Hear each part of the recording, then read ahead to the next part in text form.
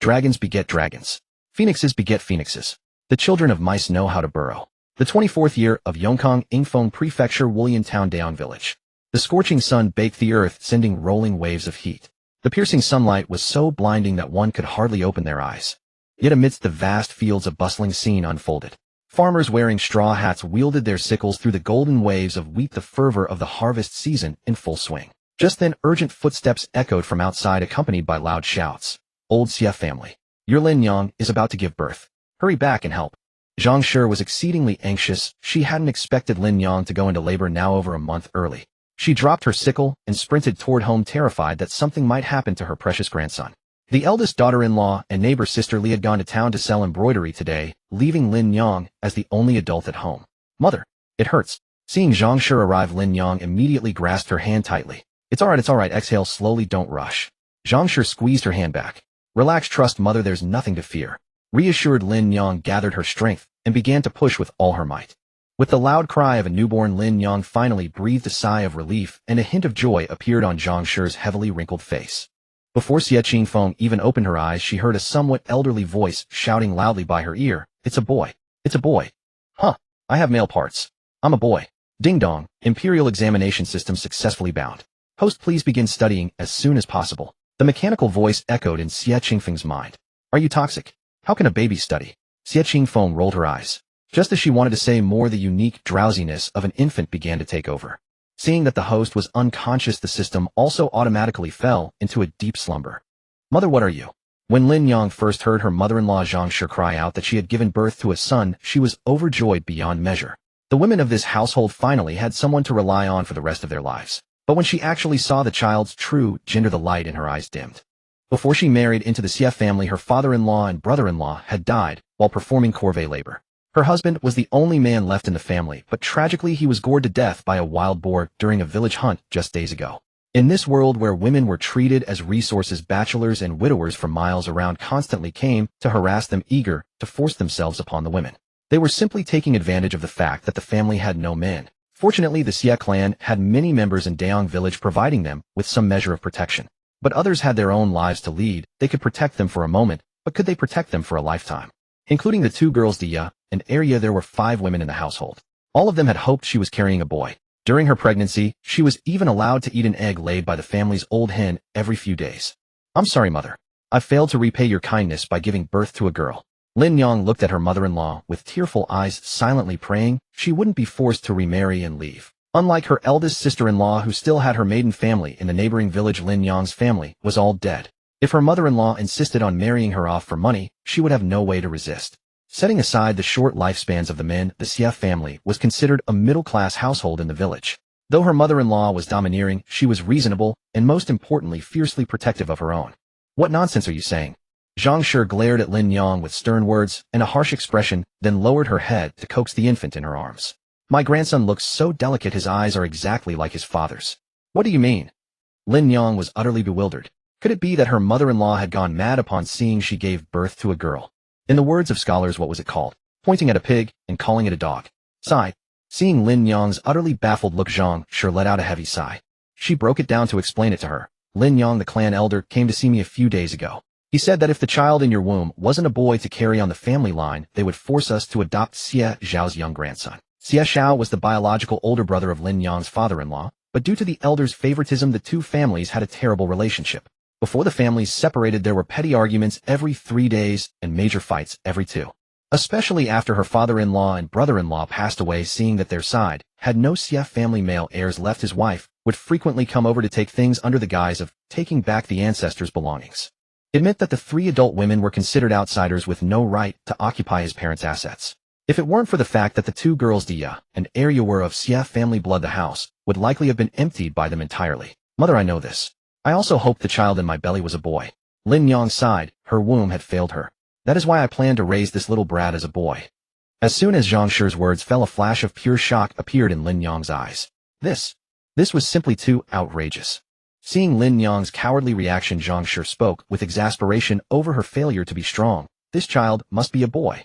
Despite how prosperous Zhang Shi's maiden family seemed in the village now, 30 or 40 years ago during the famine, her family had fled as refugees from the neighboring province to Daong village. Back then she was just a little girl. Exchanging children for food was not uncommon on the refugee trail. She herself had almost been sold by her own biological mother to be eaten as two-legged sheep. In a few years Dia and Arya would also be married off. By then her husband's branch would have no bloodline left, and they would undoubtedly be driven out by Xie Zhao's family next door. The commoners of the Xingyuan dynasty had two obligations: one was taxation, and the other was corvée labor. For corvée labor, every household had to provide an adult male for grueling work such as building water conservancy projects.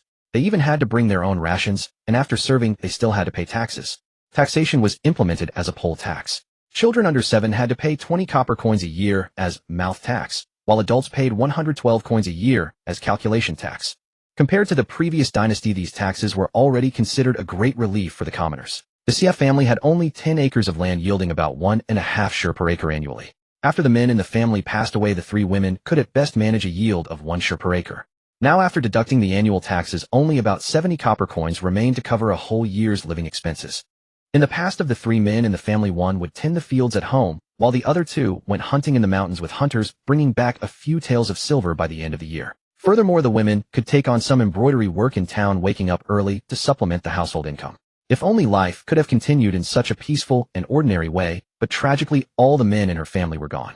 After the elders passed away, the 2 brothers could not reach an agreement, and in the end the clan chief intervened. The Xie Zhao family inherited 40 acres of fertile land, while her family inherited this 2-courtyard stone and brick house worth 20 taels of silver. The division was fairly equitable as the calculated values were roughly the same. But Xie Zhao always felt that he had been shortchanged, especially his wife Wang Sanmei, who kept a constant eye on their family's affairs.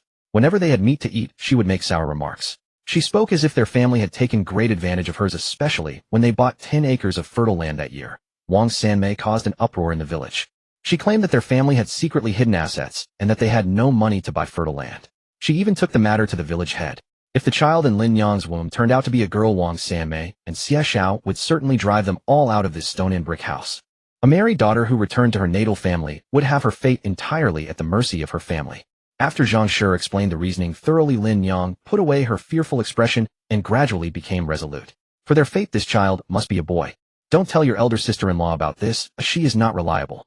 From now on, tasks like changing diapers and bathing that could reveal the child's identity must be done by us personally, and we must never entrust them to others. You must also change your mindset. This child is a boy. Zhang Shi urged her again not to slip up. Mother, I understand, Lin Yang replied, knowing the gravity of the situation. Once exposed, what awaited them was utter ruin. After hearing Lin Yang's response, Zhang Shi lowered her head and continued coaxing Xie Qingfeng in her arms. While doing so, she took a mushroom-shaped soft carving, strung it on a cord, and placed it in Xie Qingfeng's crotch area. Mother, what is this? Lin Yang hadn't expected her mother-in-law to have such a trick up her sleeve, and a blush spread across her cheeks. Seeing Lin Yang's shy expression, Zhang Shi couldn't help but spit. If you don't recognize this, then how did this little brat come about? Don't play dumb with me. She had carved this thing for 7 or 8 months using the root of the cloudpod tree from the mountain. It was soft, and when the child grew older, she would replace it with a larger one. Xie Qingfeng had been fast asleep, but when her grandmother spoke, spittle splashed onto her face, waking her up. Thus forced to listen to the entire conspiracy, she couldn't help but scream in her heart, ah, a disastrous start. A disastrous start. If only she could have transmigrated into a man's body. Disguising as a man meant she would have to tread on thin ice for the rest of her life, never allowing anyone to discover her true identity. Moreover, from the conversation between Zhang Shi and Lin Yang, this family probably had no money to send her to school. In her previous life, she loved history and had a fairly detailed understanding of the imperial examination system. This was completely different from the later college entrance exam. Pursuing a scholarly career was truly arduous. Furthermore, there were academic cliques that monopolized books, preventing those below from studying. It was hard for a poor family to produce a successful candidate, but those so-called poor families were not ordinary poor families. At least one of their ancestors had served as an official or passed the shortstory exam. In the hierarchy of scholars, farmers, artisans, and merchants, that stratum belonged to the scholarly class, which was half the ruling class. The family she had transmigrated into was merely a farming household, and a rather impoverished one at that. It was truly too tragic. Host, please begin studying as soon as possible and start the main quest. Otherwise your soul will be immediately destroyed by the imperial examination system. The system, seeing Xie Qingfeng awake, immediately issued the task. I can't be bothered with you. Destroy it if you want. Xie Qingfeng was the kind of rebellious person, the more he was pushed, the more he would contradict. His life motto, a worthless life, indifferent to life and death, if you don't accept it, just fight. Seeing Xie Qingfeng's attitude of giving up the system's mechanical voice, became somewhat flustered. Then what must the host do to start studying? It no longer had the energy to support finding another host. This was the last chance. If Xie Qingfeng gave up, the entire system would be reclaimed and destroyed by the main god system. No matter what, I won't start studying, Xie Qingfeng said lazily. Disguising as a woman to take the imperial exams was a death sentence. To die early or die late, death was inevitable. Anyway, in his previous life, he was also killed by a car. Alone with no one to collect his body, living or not living made no difference to him. Then won't you consider your grandmother and mother? The system began to play the emotional card. If you die now, their fate will be very miserable. The system was telling the truth. In this man-eating society, if Zhang Shi and Lin Yang did not have Xie Qingfeng as a boy to rely on, their fate would certainly be very tragic. Xie Qingfeng could still hear the lullabies Zhang Shi and Lin Yang sang to him. He felt a moment of silence inside, but did not show it to the system. Instead, he answered nonchalantly, "So what? What does that have to do with me? I've only met these two women once." The system was also at a loss, not expecting that it had misjudged. Although Xie Qingfeng was an orphan, her compassion value was the highest in that world, with extremely strong empathy, and she was very hardworking. It had found many hosts for this world, and all of them had failed without exception. Those with great talent didn't work hard, underestimated the cruelty of the imperial examination system, and ultimately couldn't even leave Dayang village. Those who worked hard had poor empathy and only cared about their own enjoyment, becoming corrupt officials who oppressed the people. Xie Qingfeng was the most suitable person for the imperial exams according to its comprehensive evaluation, but who knew he would be such a rebellious kid? Seeing that the system was silent, Xie Qingfeng let slip a bit. "What benefits do I get for helping you complete the task?" The system's tone was no longer as cold as before. Instead, it carried a hint of flattery. "Host, it's like this. If you complete the task, I can apply to the main god system to make you a tasker, granting you the right to immortality." Each system only had one chance to apply to the main god system. It had originally intended to keep it for someone it favored, but in a pinch it had no choice. Xie Qingfeng, that little brat, was too cunning. However, being cunning was not a bad thing. Later on, it would allow him to navigate the officialdom with ease. Xie Qingfeng shook his head, still tight-lipped. "I might not even be able to complete the task, and on top of that I'm going to take the imperial exams disguised as a man, big brother. The little thing Zhang Shi rigged up for me won't work. The exam inspection is very strict. If discovered, the consequences would be terrible. Zhang Shi and the others would not escape the crime of deceiving the emperor. It's better to just die now." The system hurriedly said, "This is an alternate historical dynasty, the Xingyuan dynasty. Most scholars consider strip searches to be a great humiliation and would rather die than let others see their entire bodies. Therefore, the inspection system here requires everyone to line up and change into exam-provided clothes in a designated room one by one. The exam clothes have no possibility of hiding anything. Rest assured, I've checked. The fake one your grandmother made can indeed help you conceal it. Moreover, this body has low estrogen levels and underdeveloped breasts, so it won't be discovered." Xie Qingfeng appeared tempted by what the system said, but still shook her head. "No, I still think the risk is too great. Can't you, a system, actually give me any real help?" The system quickly summoned the control panel within Xie Qingfeng's mind, revealing two major sections: the imperial examination path and the path to save the nation. Each section contained numerous books available for viewing. Xie Qingfeng shook her head. Books were merely a means to improve her abilities. The most terrifying thing was her identity as a woman disguised as a man being exposed. The system gritted its teeth and brought out its remaining energy source. "I can provide you with 3 opportunities to avoid exposure. If someone sees your body, the data will automatically install a false image in their eyes. Deal. 5. No, my energy is running low. Only enough for 3. Fine, 3 it is." Xie Qingfeng pouted and opened the imperial examination path to see what books were available. Upon entering the system space, she was greeted by a vast collection of books. There were the Great Learning, the Doctrine of the Mean, the Analects Mencius, the Book of Songs, the Book of Changes, the Gongyan Commentary on the Spring and Autumn Annals, and the 13 Classics with annotations. Xie Qingfeng tried to take out a copy of Area, but couldn't. The system noticed Xie Qingfeng's dissatisfaction and quickly jumped in to explain. "You need to first learn to recognize characters, then study foundational texts like the Sanzi Jing by Jia Xing and Xianzi 1. Only after mastering these can you unlock the next batch of books." "Oh, okay." Xie Qingfeng had no objection to this. You can't become fat from one bite. She needed a solid foundation before moving on. Time in the system space flowed differently. 1 day outside equaled 3 days inside. As Xie Qingfeng began learning to read characters in the system space, Zhang and Lin Yang outside watched her sleeping face with melting hearts. Her long, dense lashes gently rested over her closed eyes. Her skin carried a faint rosy luster. Her nose was delicate and refined, and her lips were soft, full, and childishly endearing. It was easy to see she was a true beauty in the making. What a delicate-looking child. Zhang was an uneducated countrywoman, and this was the most poetic phrase she could muster. She had once passed by Scholar Sun's house and heard him use that word to praise a young boy. But that boy wasn't even 1/10,000th as delicate as her own grandchild. Truly, one needed a beautiful wife to have beautiful children. Lin Yang was beautiful, so this child was beautiful too. Zhang thought to herself. By the way, mother, how about we give the child a humble name? A humble name would make the child easier to raise. Lin Yang's maternal love surged forth. She was a first-time mother, terrified this fragile little creature might not survive. Fine. But as for the formal name, Zhang clapped her forehead, as Lin Yang reminded her. She handed the child to Lin Yang and hurried to her room to retrieve a slip of paper. The paper reads Xie Qingfeng. Mother, what is this? Lin Yang looked at the characters on the paper, unable to read them. Zhang patted her chest. She couldn't read either, but she was used to being assertive in front of her daughter-in-law and refused to show weakness. Mumbling indistinctly, she said Xie Qingfeng. What? Lin Yang hadn't heard clearly and asked Zhang to repeat it. Xie Qingfeng. Zhang repeated it once more and scooped the child back into her arms. I went to the temple last month especially to have this name prayed for. It just sounds so cultured. Yes, you're so thoughtful, mother. The name is truly beautiful. Lin Yang looked at her mother-in-law with admiration, hoping to become a woman like her one day. But for a humble name, let's just call him Goer. Zhang quickly came up with it after a moment's thought. We can't think of fancy formal names, but there are plenty of rustic ones around here. Wonderful. Our family will call him Xie Goer. Lin Yang thought it was perfect. Just as the two women were celebrating, a loud, cheerful voice came from outside. Mother, I heard my sister-in-law gave birth to a boy. This woman was Zhang's eldest daughter-in-law, Li Duan. Yes, it's a boy. Zhang responded loudly. But the baby Xie Qingfeng in her arms was woken up by the booming voice. She hadn't wanted to wake up, but her infant instincts forced her to burst into loud cries. The consciousness deep in her mind pulled her back from the system space to the real world. Oh, don't cry, grandma's precious grandchild. Zhang quickly stood and began to rock Xie Qingfeng. When Li Duan heard her mother-in-law's affirmation, she entered the room with a smile on her lips and joy radiating from her entire being. Finally, we can hold our heads high. When I went to town today, that venomous woman Wang Sanmei from next door cursed our family for not having descendants. If the ox cart hadn't been about to leave, I would have pulled out every hair on her head. Hearing Li Duan's words, Zhang proudly held Xie Qingfeng and said, Our family finally has a boy. We don't have to be wary of her scheming to drive us out. Tomorrow when I wash clothes, mother will take you to reclaim our dignity. Good. I'll listen to you, mother. I'll bring back everything she took from our house these past months.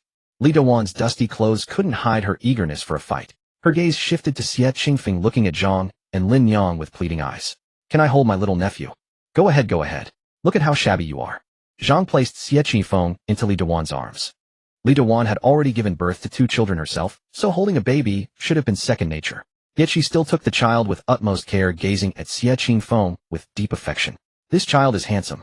When he grows up, girls from all the neighboring villages will be lining up to marry him. Hearing her praise of his appearance, Xie Qingfeng proudly stretched out his little legs. Whether in her past life or this one, she was a beauty lover.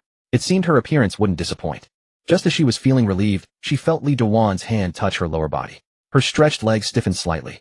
If she weren't a newborn who hadn't yet mastered eyelid control, she would have rolled her eyes to the sky. Li Duan felt the soft object, and her smile stretched from ear to ear. Zhang saw her shameless delight, took Xie Qingfeng back into her own arms, and laughed scoldingly. Shameless. I don't care. Our family won't fall apart, and I'm happy. Li Duan sniffled, her face full of smiles. Meanwhile, Lin Yang had been holding her breath when Li Duan reached out to touch, but thankfully, they had successfully passed it off. Mother was truly amazing. To think she could create such a realistic prop. In the 27th year of the Yongkang era, cluck, cluck, cluck, cluck, the chickens scratched the ground in the courtyard, flapping their wings, stretching their necks, and staring at the grains in Xie Qingfeng's hand with round black eyes. Xie Qingfeng wore coarse cloth garments, somewhat worn at the collar and cuffs, yet the simple attire could not conceal her delicate features. Her large liquid eyes were like a clear shallow stream, like sparkling dewdrops embedded in her rosy cheeks, bright and lively. Xie Qingfeng scattered the husks from her palm onto the ground. The chickens rushed over and began fighting for the food. After feeding them, she squatted on a small stone block, resting her chin on her little hands, and sighed. 3 years had already passed. At first, she had immersed herself in crazed learning from the system, planning to gradually reveal her talent for reading to her grandmother Zhang Shi. But in Dayang village, she had not seen a single word, let alone a book. She had also miscalculated that her family were ordinary farmers with no one literate. If no one could read, then a little child suddenly knowing characters would surely be regarded as a monster and burned at the stake by the villagers. The most important thing was that the family was too poor. They could only afford meat once a year. Her mother would fret for half a day if she used a bit too much salt in cooking. Education was a luxury for a peasant family. Xie Qingfeng sighed again. She had not sighed as much in her entire previous life as she had in these days. What a sin. You little brat, I'll slaughter you today. Wang Sanmei next door suddenly shrieked. Where's the bowl of water spinach in my cupboard? You ate it all. I'll beat you to death today. No one can stop me. What a sin, what a sin. As her words fell, the sound of a bamboo hat being bent and pots and pans crashing to the ground came from next door, mingled with a child's crying. What sin did I commit in my past life to be cursed with a bastard like you? Even if the Jade Emperor himself came, he couldn't stop me. Your mother will have to kneel when she comes back from work. Then came a stream of foul and vulgar abuse. Serves them right. Zhang pushed open the door and entered carrying a hoe, a gloating look in her eyes. That woman next door finally has her nemesis. She once wanted to let her gluttonous grandson be adopted into our family. Even the village idiot wouldn't agree to that request. Zhang had once envied Xie Xiao next door for having 5 grandsons, but now she didn't envy him at all. After her husband died, Xie Xiao's family should have been much better off than theirs, since they had 40 mu of fertile fields. But who would have thought that Wang Sanmei and Xie Xiao were both getting thinner and hadn't bought any new clothes in years. It was said that last New Year's Eve they didn't even have meat. Even though her own family had little income, at least they had some pork during the new year, which gave them a bit of hope. Moreover, Xie Xiao's 5 children never seemed to have enough to eat, and every few days one could hear the sound of stealing and scolding next door. Over the years, whenever Xie Xiao's family had something to eat, his grandsons would steal it all. If those grandsons had been filial, it wouldn't have mattered that they suffered a bit when young, as they would have grown up to be 5 able-bodied laborers who knew how they were raised. Not one of the 5 grandsons was filial. They only cared about their own stomachs, never saving anything for their elders who worked hard outside, and their mouths were always full of foul language. The child is father of the man. When they grew up, Xie Xiao's family would truly reap their reward. Her own Qingfeng was much better. Though not yet 3 years old, she already knew how to care for others. Whenever Zhang boiled an egg for her, she would be reluctant to eat it, hiding it away and secretly giving it to her grandmother when they slept together at night. She was so considerate that Zhang's heart melted, and she would take out snacks from her pocket to feed her every few days. As soon as she entered the door, she saw her own child squatting on the stone block, blinking her big eyes at her and calling her grandma in a soft, sweet voice. Zhang's heart melted. In a few quick strides, she picked up Xie Qingfeng and hugged and kissed her granddaughter fiercely. Xie Qingfeng, faced with her grandmother's enthusiasm, raised her head with a resigned expression. She had already gotten used to the women in the family looking at her with shining eyes and then smothering her with affection. After the adults returned home, Arya had already prepared the meal. On the table were 4 vegetable dishes, dull in color, as if their souls had been drained. The greens and beans lay wilted in the plates, offering no crunch, as tasteless as plain water, leaving only a faint bitterness on the tongue. Their staple food was steamed buns. They looked like buns, but were not made from refined flour as in later times. They were made from a coarse grain resembling millet. In the Shenyuan dynasty, this coarse grain was cheap. 1 coin could buy 7 or 8 jin. But the buns made from it were as rough as sand, hard to chew and swallow, each bite feeling like a blockage in the throat. Xie Qingfeng still couldn't get used to this food. Once she went to the kitchen to help cook, but Arya chased her out, saying she was too young and might get burned. Xie Qingfeng was the apple of the family's eye. If she got hurt, everyone would be frantic. She gave up on helping in the kitchen, and indeed, she was only 3 years old, too small, and would only be a hindrance. But she really couldn't bear to eat such terrible food anymore, so she offered to guide Arya in cooking. Arya doted on this younger brother endlessly and gladly agreed. As long as Xie Qingfeng didn't work, making him happy made her happy too. Even though the adults in the family favored Xie Qingfeng, Arya still liked her little brother very much. Back then, the wicked woman next door had called some men to carry things away, and they were as fierce as demons. Their usually domineering and heroic grandmother had stood by in silence, letting them take their belongings. Their mother kept sighing while she and her sister cowered behind her, trembling. When third uncle was around, that wicked woman next door had never dared to be so brazen. Even at her young age, she realized the importance of having a male heir in the family. At that time, the village rumored that if third aunt's child was not a boy, she and her sister would be married off poorly. Wang Lizhi from the next village always looked at her mother with a lecherous gaze. It was as if he was waiting for her mother to be driven out. Since her little brother was born, Wang Lizhi hadn't dared to come, and all the rumors in the village disappeared. It was as if they had suddenly transformed from lower-class people to normal ones. But she was willing to make Xie Qingfeng happy, but that didn't mean she could let him do whatever he wanted. He told her to put in so much oil, enough for 4 or 5 days of cooking, and to add salt, as if his life depended on it. Arya's heart ached, and she quickly waved him away to play by himself. Xie Qingfeng was chased out of the kitchen again by Arya. She shrugged. Now she finally understood why the family's food was so bad. But there was no helping it. They were peasants, poor. But Xie Qingfeng was not one to resign to fate. When she was a little older, she would surely find a way to make money in this godforsaken place. At the Xie family's dining table, there was no rule of silence during meals. Mother, you have to admit, Goer's taste is far better than ours. Today I went to town to sell our embroidery, and several wealthy households came to buy the handkerchiefs we stitched. Li Dawan's voice brimmed with excitement as she placed the money pouch on the table. It was heavy, containing 51. Good. From now on, let's prepare more patterns for Goer to choose. Whichever he picks will embroider more of that design. Zhang nodded with satisfaction. Her little Goer was truly a blessing star. Ever since he came to their home, life had been getting better and better. Here, go or have another steamed bun. Seeing Xie Qingfeng's arms and legs were much smaller than those of other children his age, Li Dawan's heart ached, and she placed her own steamed bun into his bowl. This child was wonderful in every way except that he barely ate. It was truly worrying. No, Aunt Goer is full. Xie Qingfeng patted his slightly rounded belly and answered in a childish milky voice. All right. Disappointed, Li Dawan retrieved the steamed bun and was about to say something more when the sound of gongs and drums outside interrupted her. Clang, clang, clang came 3 rapid beats of the gong, signaling that someone in the village had passed away. Though the gong alone couldn't tell whose family it was, Zhang, Li Dawan, and Lin Yang all stood up simultaneously, ready to leave their unfinished meal and go help. Zhang had just instructed Deya to stay home and take good care of her younger siblings when she sighed, turned back, and scooped Xie Qingfeng into her arms to take him along. She had just learned that it was third granduncle Xie Shou who had passed away. Xie Shou was an elder of the Xie clan known for his fairness and integrity. Everyone respected him. When the last male of their household died, it was he who decreed that the Xie clan should extend extra protection to the women of their branch. Zhang held him in high esteem, and upon hearing of his death, she could not suppress a pang of grief. Grandma, do I have to go too? Xie Qingfeng asked in a childish voice, bewildered. She had never even met this man. Did she have to attend his funeral immediately? She had been hoping to return to the system space after the meal to review the previous day's lessons. After Zhang's explanation, Xie Qingfeng understood why she had to go at once. In her past life, she had been alone, without family or ties.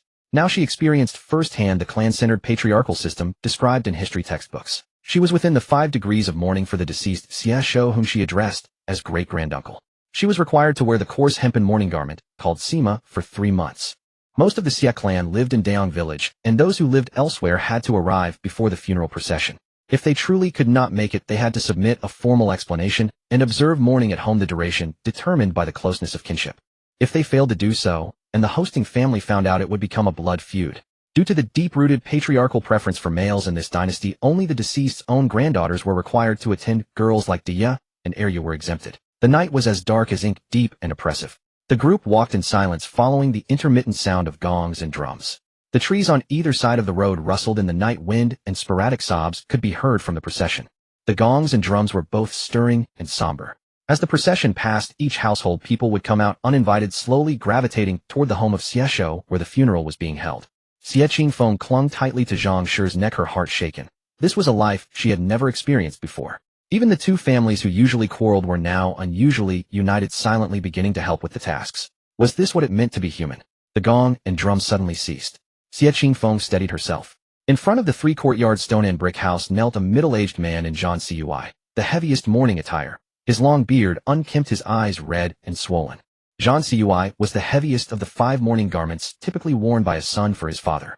The upper garment was draped over the chest, and the lower garment was a skirt. It was made of the coarsest raw hemp cloth, and the mourning period lasted 3 years. She understood at once this must be the person her grandmother had mentioned, Xie Zhang, the son of the late great-granduncle. Seeing the vast procession arrive, Xie Zhang did not rise, but instead clasped his hands in a gesture of respect toward the crowd. An elderly man of higher seniority in the group lifted Xie Zhang to his feet, and the entire group accepted his bow. Even though Xie Zhang was a Shiotsai scholar, he still had to kneel and thank the villagers who had come to help. That was the custom. Go, you go with Grandpa Xie Xingfeng now, and don't cause him any trouble. Grandma is going to help in the back. Zhang set Xie Qingfeng down, placed her little hand in Xie Xingfeng's, then bent down to give her instructions. According to tradition, women were not allowed to help in the main hall. Since Xie Qingfeng had to go to the hall to pay her respects, Zhang could only ask Xie Xingfeng, a clansman of the Xie family, to look after her child. All right, don't worry, Grandma. Xie Qingfeng patted her chest to reassure Zhang. Sister-in-law, rest assured. I will bring your little goer back to you safe and sound. Xie Xingfeng scratched his head with a slightly sheepish look. After Xie Qingfeng and Xie Xingfeng disappeared from their sight, a flicker of worry crossed Lin Yang's eyes. This was the first time Xie Qingfeng had left their side with someone else, and she seemed hesitant to speak. What if Xie Xingfeng discovered that goer was actually a girl? Zhang was far bolder than Lin Yang. She shot Lin Yang a disdainful glance. Don't make such a cowardly face. Goer will be fine with Xie Xingfeng. Although she had never been educated, she had fled famine with her parents as a child and had seen much of the world. Her little goer was an exceptionally clever child, mature beyond his years. He understood reasoning after a few repetitions, and he had started talking early. She had told him not to reveal to anyone that he was a girl, and she was sure he would keep the secret. Moreover, goer would have to face the world sooner or later. Hiding and concealing would only arouse suspicion. It was Lin Yang's timid nature that was more likely to expose a flaw for others to seize upon. Yes, sister-in-law, don't worry too much. No matter how you look at it, Goer is a boy and he'll need to interact with men more in the future. Otherwise, if he always stays with us women, what if he becomes too effeminate? Li Dewan took Lin Yang's arm, agreeing with Zhang Shi. Lin Yang sighed. She hoped she was just being overly anxious. Aren't you afraid of me? Xie Qingfeng looked down at Xie Qingfeng, putting on a stern expression to scare him. Xie Qingfeng, having worked the fields for years, was burly and sturdy. His face was tanned dark by the sun, and he wore a thick, bushy beard. Other children would burst into tears at the sight of him. Even his own children were somewhat afraid of him, and he rarely held them lest they start crying and annoy him. Xie Huai's little brat showed no fear at all. Instead, his big round eyes stared at him with curiosity. Not afraid. Xie Qingfeng tilted her head, stood still, and reached out her hand towards Xie Qingfeng. Grandpa, carry me.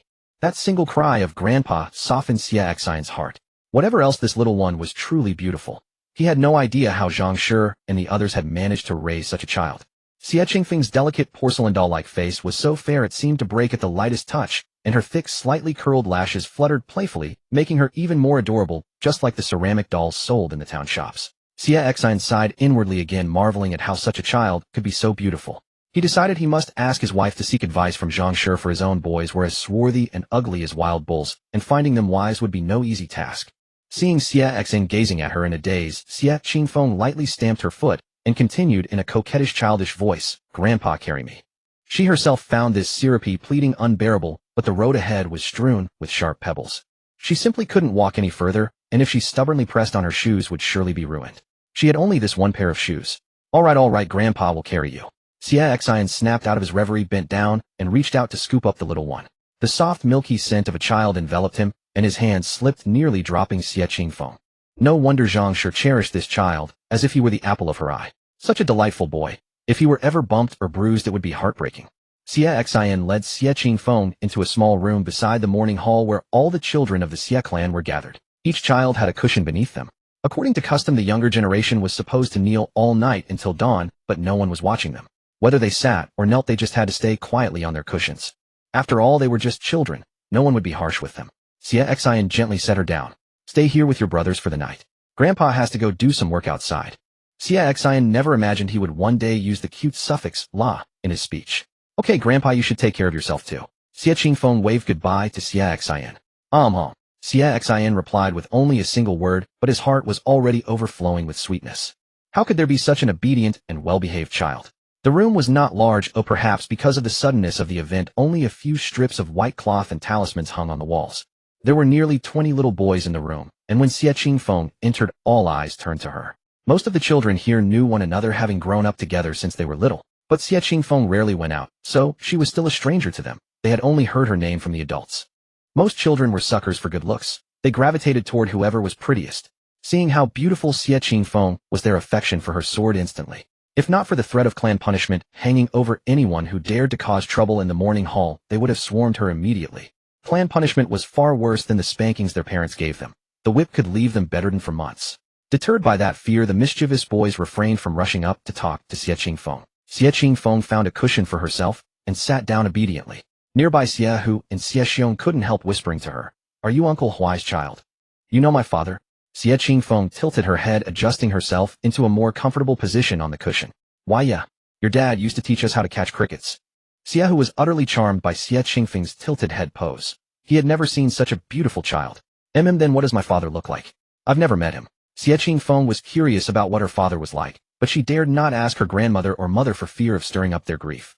Xie Xiong also wanted to talk to the lovely Xie Qingfeng, so he rushed ahead of Xie, who Uncle Huai was a great man, tall and mighty, over 9 feet tall. My dad said he could hunt a wild boar all by himself. He was the bravest man in Daong village. At the mention of the wild boar, Xie Hu tugged at his younger brother's sleeve to remind him. Wasn't Uncle Huai the one who was trampled to death by a wild boar? Xie Xiong caught his brother's hint, and his voice gradually faded. Xie Qingfeng was lost in thought. Since her father was over 9 feet tall, she probably wouldn't be too short, at least around 5 feet 6 or so. Suddenly a gust of wind swept dust into her eyes, and she couldn't help rubbing them. To Xie Xiong and Xie Hu, this looked like Xie Goer was crying. For some reason their hearts ached too. Although their own fathers were strict, they still loved them. Xie Goer had never even seen his father since birth. How pitiful. Goer, from now on you stick with us. Look in Daong village who would dare bully you. Xie Hu patted Xie Qingfeng's shoulder, vowing solemnly. Yeah. Xie Xiong echoed. Thank you, brothers. Children's friendships were truly strange. After just a few chats, they were already swearing to protect her. Xie Qingfeng couldn't help but smile. That single brothers completely won over Xie Xiong and Xie Hu. Xie Goer was just too adorable. Goer, little brother, what do you want to be when you grow up? Xie Xiong and Xie Hu were such chatterboxes. Their topics jumped from things that flew in the sky and ran on the ground straight to the future. Who might want to be the top scholar? Xie Qingfeng naturally wanted to take the imperial examinations. She began to chant a nursery rhyme. Take the imperial exam, become the top scholar, the whole family laughs with joy, become an official, and get rich. Life is truly wonderful. Xie Xiong and Xie Hu scratched their heads wanting to say something, but hesitating. Although everyone knew this rhyme, none of the village children took it seriously. Just as the two brothers were wondering how to dissuade, Xie Qingfeng Xieda, one of the 5 sons of Xie Zhao's family, snorted coldly, truly a naive child with no idea of the world's heights. The imperial examinations are not for just anyone. What do you mean by that? Xie Hu and Xie Xiong, both tall and sturdy, immediately left their cushions and stood before Xieda. How dare they mock their newly adopted little brother right in front of them? Am I wrong? Great Uncle Xie Zhang passed the county examination at 18 and the provincial examination at 28. Everyone thought he would surely become a high official, but in the end, Xieda's words were cut short by an adult who entered the room to fetch something. What's all this noise? Everyone quiet down. Do you want your fathers to come in and give you a beating? The room fell silent instantly. Xieda shut his mouth. This talk must not be heard by the elders, or else a beating would be inevitable. Xie Hu and Xie Xiong also returned to their seats. After the adult left, Xie Qingfeng asked curiously, brothers, what did Xieda mean just now? Xie Hu and Xie Xiong didn't want to bring up the matter either, but they feared their newly accepted brother might go astray, so they answered softly, Great Uncle Xie Zhang is the son of our great-granduncle, the one kneeling at the door when we came in. I heard from my mother that Great Uncle Xie Zhang was quite the celebrity in his youth. He was the top scholar of our county. Do you know what top scholar means, Goer? It means first place. The county magistrate even personally gifted a plaque engraved with farming and studying family to Great Uncle Xie Zhang's house. At that time, the glory and grandeur were unmatched in all the villages around. Although Uncle Xie Zhang didn't pass the county-level imperial examination until his second attempt, he still managed to become a shortstory, the only one in our Daon village. His reputation alone brought us great prestige. If he ever became a jiren, the tax collectors wouldn't dare to bully us, and we could bask in his glory. But it seemed that fate was against Uncle Xie Zhang. He never succeeded in the higher-level examinations. If it were me, I'd have returned to town to teach with the title of shortstory. The expenses for traveling, lodging, and paper were enormous, 20 or 30 taels of silver each time. Uncle Xie Zhang's hair turned from black to white, and he is now nearly 60. They had only one son, so our late great-uncle had to work tirelessly to earn money for him. It was a bottomless pit. They sold their house and land, and our poor great-uncle never enjoyed any comfort from Uncle Xie Zhang before his death. Look at this funeral. It's hardly fitting for a scholar's family. I heard from my mother that Uncle Xie Zhang might only have 1 tael of silver for the burial. A shortstory title, though prestigious, didn't grant officialdom or a government salary. It only conferred limited privileges such as not kneeling before officials and being exempt from corvée labor and partial land tax. If a shortstory pursued further examinations, it required substantial financial support. Passing the jiren exam would bring wealth and officialdom, with local magnates offering economic backing. But the jiren exam was extremely difficult. Only 1 in 100 shortstory might succeed. Yet becoming a shortstory was no easy feat either. The sunk cost was too high, and most refused to return to teaching or become secretaries, choosing instead to continue their scholarly pursuits. The majority of shortstory repeatedly failed, yet persisted until they drained their family fortunes. Hence the term impoverished scholar has long been associated with them. After finishing, Xie Hu sighed and patted Xie Qingfeng on the shoulder, saying in a low voice, Goer, don't follow Uncle Xie Zhang's path. We all know your family's situation. Aunt Lin can't afford to have you struggle like that. We're honest folk. Why don't you become an accountant with me? I'll look out for you. Thank you, brother, Xie Qingfeng replied, sweetly stuffing the peanuts Zhang had given her earlier into Xie Xiong and Xie Hu's pockets. Xie Xiong and Xie Hu, being mere children, had never experienced such worldly wisdom. They grinned from ear to ear, promising to always protect Xie Qingfeng. After listening to the two boys, Xie Qingfeng sighed softly. With Uncle Xie Zhang's cautionary tale, her grandmother and mother would surely be even more opposed to her taking the imperial examinations. But while she was only 3 years old, she would enter the system space and study first. To be honest, the books in the system space were numerous, yet well organized, including past exam papers from this dynasty along with all the relevant texts. 3 years outside equated to 6 years in the system space. She had already mastered basic introductory texts like the 3-character classic, 100 family surnames, 1,000-character classic, Yoshua Qianlin, and 1,000 poets, all memorized along with some obscure books related to the exams. Next came the most challenging 4 books and 5 classics. When she accessed them, she found them extremely abstruse. The system only provided the texts without any annotations, leaving her to decipher them alone. Alas, if only she had a teacher to guide her. The system silently admired Xie Qingfeng as she began studying. If it had a physical form, it would have applauded vigorously. It had indeed underestimated her. Xie Qingfeng's talent was greater than it had imagined. Excluding her waking hours, she had spent less than 4 years in the system space. In that time, she had learned a new script from scratch, achieving proficiency. Truly remarkable. Moreover, Xie Qingfeng possessed an indomitable spirit. Whenever she encountered a difficult concept, she would never abandon it, but would persist until she mastered it. She would memorize several obscure passages even without understanding them. Exactly. She committed them to memory directly. This completely astonished the system. At first, the system sneered at her method of memorizing without comprehension. What use was memorization if you couldn't grasp the meaning? Her achievement points remained stagnant, and she seemed to be wasting effort. But miraculously one day, she suddenly had an epiphany. The achievement points for those books skyrocketed, unlocking new categories. The system was astounded. This was Xie Qingfeng's unique learning method. What did it matter if she couldn't understand everything immediately? She would memorize them, trusting that one day she would suddenly comprehend. She always believed that education is delayed and that accumulation precedes brilliance. The eastern sky began to pale. Xie Qingfeng woke up in her own home, and Arya was tiptoeing to cover her with a quilt. "Sister, where is Grandma?" "They went to help at Great Uncle's house early this morning. It's just us two at home." Arya stopped covering her and asked, "Little brother, are you hungry? There are 2 steamed buns warming in the pot." When Arya mentioned the buns, she swallowed surreptitiously. "I'm not very hungry. You take one, and I'll have the other," Xie Qingfeng said, patting her head affectionately. A 3-year-old child reaching up to pat a 7-year-old's head was comical, but at that moment no one found it odd. Arya had long been used to her little brother's touch. Even as a baby, he seemed to love her hair. Hearing that she would get a bun, Arya was overjoyed. She skipped out of the room to fetch the buns from the pot. Xie Qingfeng stretched, feeling her legs numb from sitting on the cushion the night before. "Little brother, I heard Grandma say this morning that she might send you to school," Arya said, munching on her bun. "How wonderful. Our family will finally have someone who can read." Everyone from Daong village who could read had moved to town and prospered. They became true city folk, quite different from country bumpkins like them. Her little brother would one day become a literate city dweller too. "Really, Arya? Are you sure?"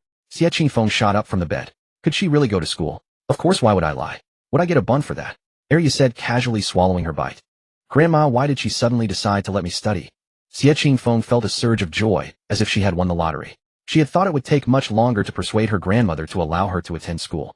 After all, the villagers of Daong village spent their days toiling in the fields, backs bent under the scorching sun. Though they aspired to education, knowing that all pursuits are inferior except that of scholarship, they simply lacked the means to support it. The family truly had no money to spare. Moreover, seeing how Uncle Xie, once such a brilliant scholar, had ended up, they were even more averse to sending their own children to study. They merely hoped to have children who would obediently help them till the land and later care for them in their old age. This meager family fortune could not afford the gamble. As for Xie Qingfeng's question, Arya had no idea how to answer, as she had only accidentally overheard Grandma muttering to herself when she returned that morning. Seeing that Arya seemed unreliable, Xie Qingfeng shoved the half-eaten steamed bun into Arya's hand and rushed off eagerly to find Zhang. "Where is Grandma? I'm going to ask her now." Arya, delighted to have another bun, smiled with her eyes crinkling. "Grandma and Mother are both at the back hill vegetable garden picking vegetables to send to Uncle Xie. If you go now, Goer, they might still be there." Every household in Daong village had carved out a small vegetable patch in the hills behind their houses to grow seasonal vegetables. Though it violated official regulations in this remote and impoverished area, who would bother about a few commoners planting vegetables behind their own homes? Xie Qingfeng dashed to the vegetable garden. Zhang and Li Dawan were chatting while picking vegetables. Seeing Xie Qingfeng run over with rosy cheeks, exceedingly adorable, they immediately stopped their work and lifted her up. "Goer, you're awake. Have you eaten the steamed bun?" Zhang said, while wiping the sweat from Xie Qingfeng's forehead. "Yes, I woke up and ate the bun." Though Xie Qingfeng was burning with curiosity to know if Grandma truly intended to send her to study, she obediently answered Zhang's questions first. This child, how can she be so endearing? Li Dawan looked at the exquisitely delicate Xie Qingfeng and felt envious of Lin Yang. If only this child had come from her own womb. "Grandma, I heard from Arya that you want to send me to study." At these words from Xie Qingfeng, both Zhang and Li Dawan were stunned. A flicker of complexity passed through Li Dawan's eyes. Had her mother-in-law actually said that? Though Goer's birth had saved her, and Dia and Arya sending Goer to study was still a matter that required careful consideration. The expense of supporting Goer's education was considerable. In a couple of years, Goer would be older, and all the women in the family were counting on him to work the fields and cultivate more land so they could finally rest. If Goer went to study, the household expenses would increase while income dwindled. That simply wouldn't do. She still had Dia and Arya to marry off. If all the money went to Goer's education, what about their dowries? Facing Xie Qingfeng's burning gaze, Zhang rubbed her nose. She hadn't expected Goer to learn about this. She had only boasted to Wang Sanmei next door this morning she hadn't truly intended to send Goer to study. Last night the clan leader had brought Xie Zhang to borrow money from them. Though Xie Zhang was a Xiozai, few in the clan were willing to lend to him. His family had already accumulated debts in the village to support his continued studies, and now he wanted to borrow more. No one dared to take the risk. Even though he swore he had settled down and planned to open a private school to earn money and repay the villagers, few believed him. What if he went to the provincial capital for the imperial examinations again? He repeatedly assured them it wouldn't happen. This was for his father's funeral expenses. Zhang sure couldn't understand why Xie Zhang couldn't even afford his father's funeral and had to borrow from others. But despite the other clan members' reluctance to lend to Xie Zhang, she felt she had to.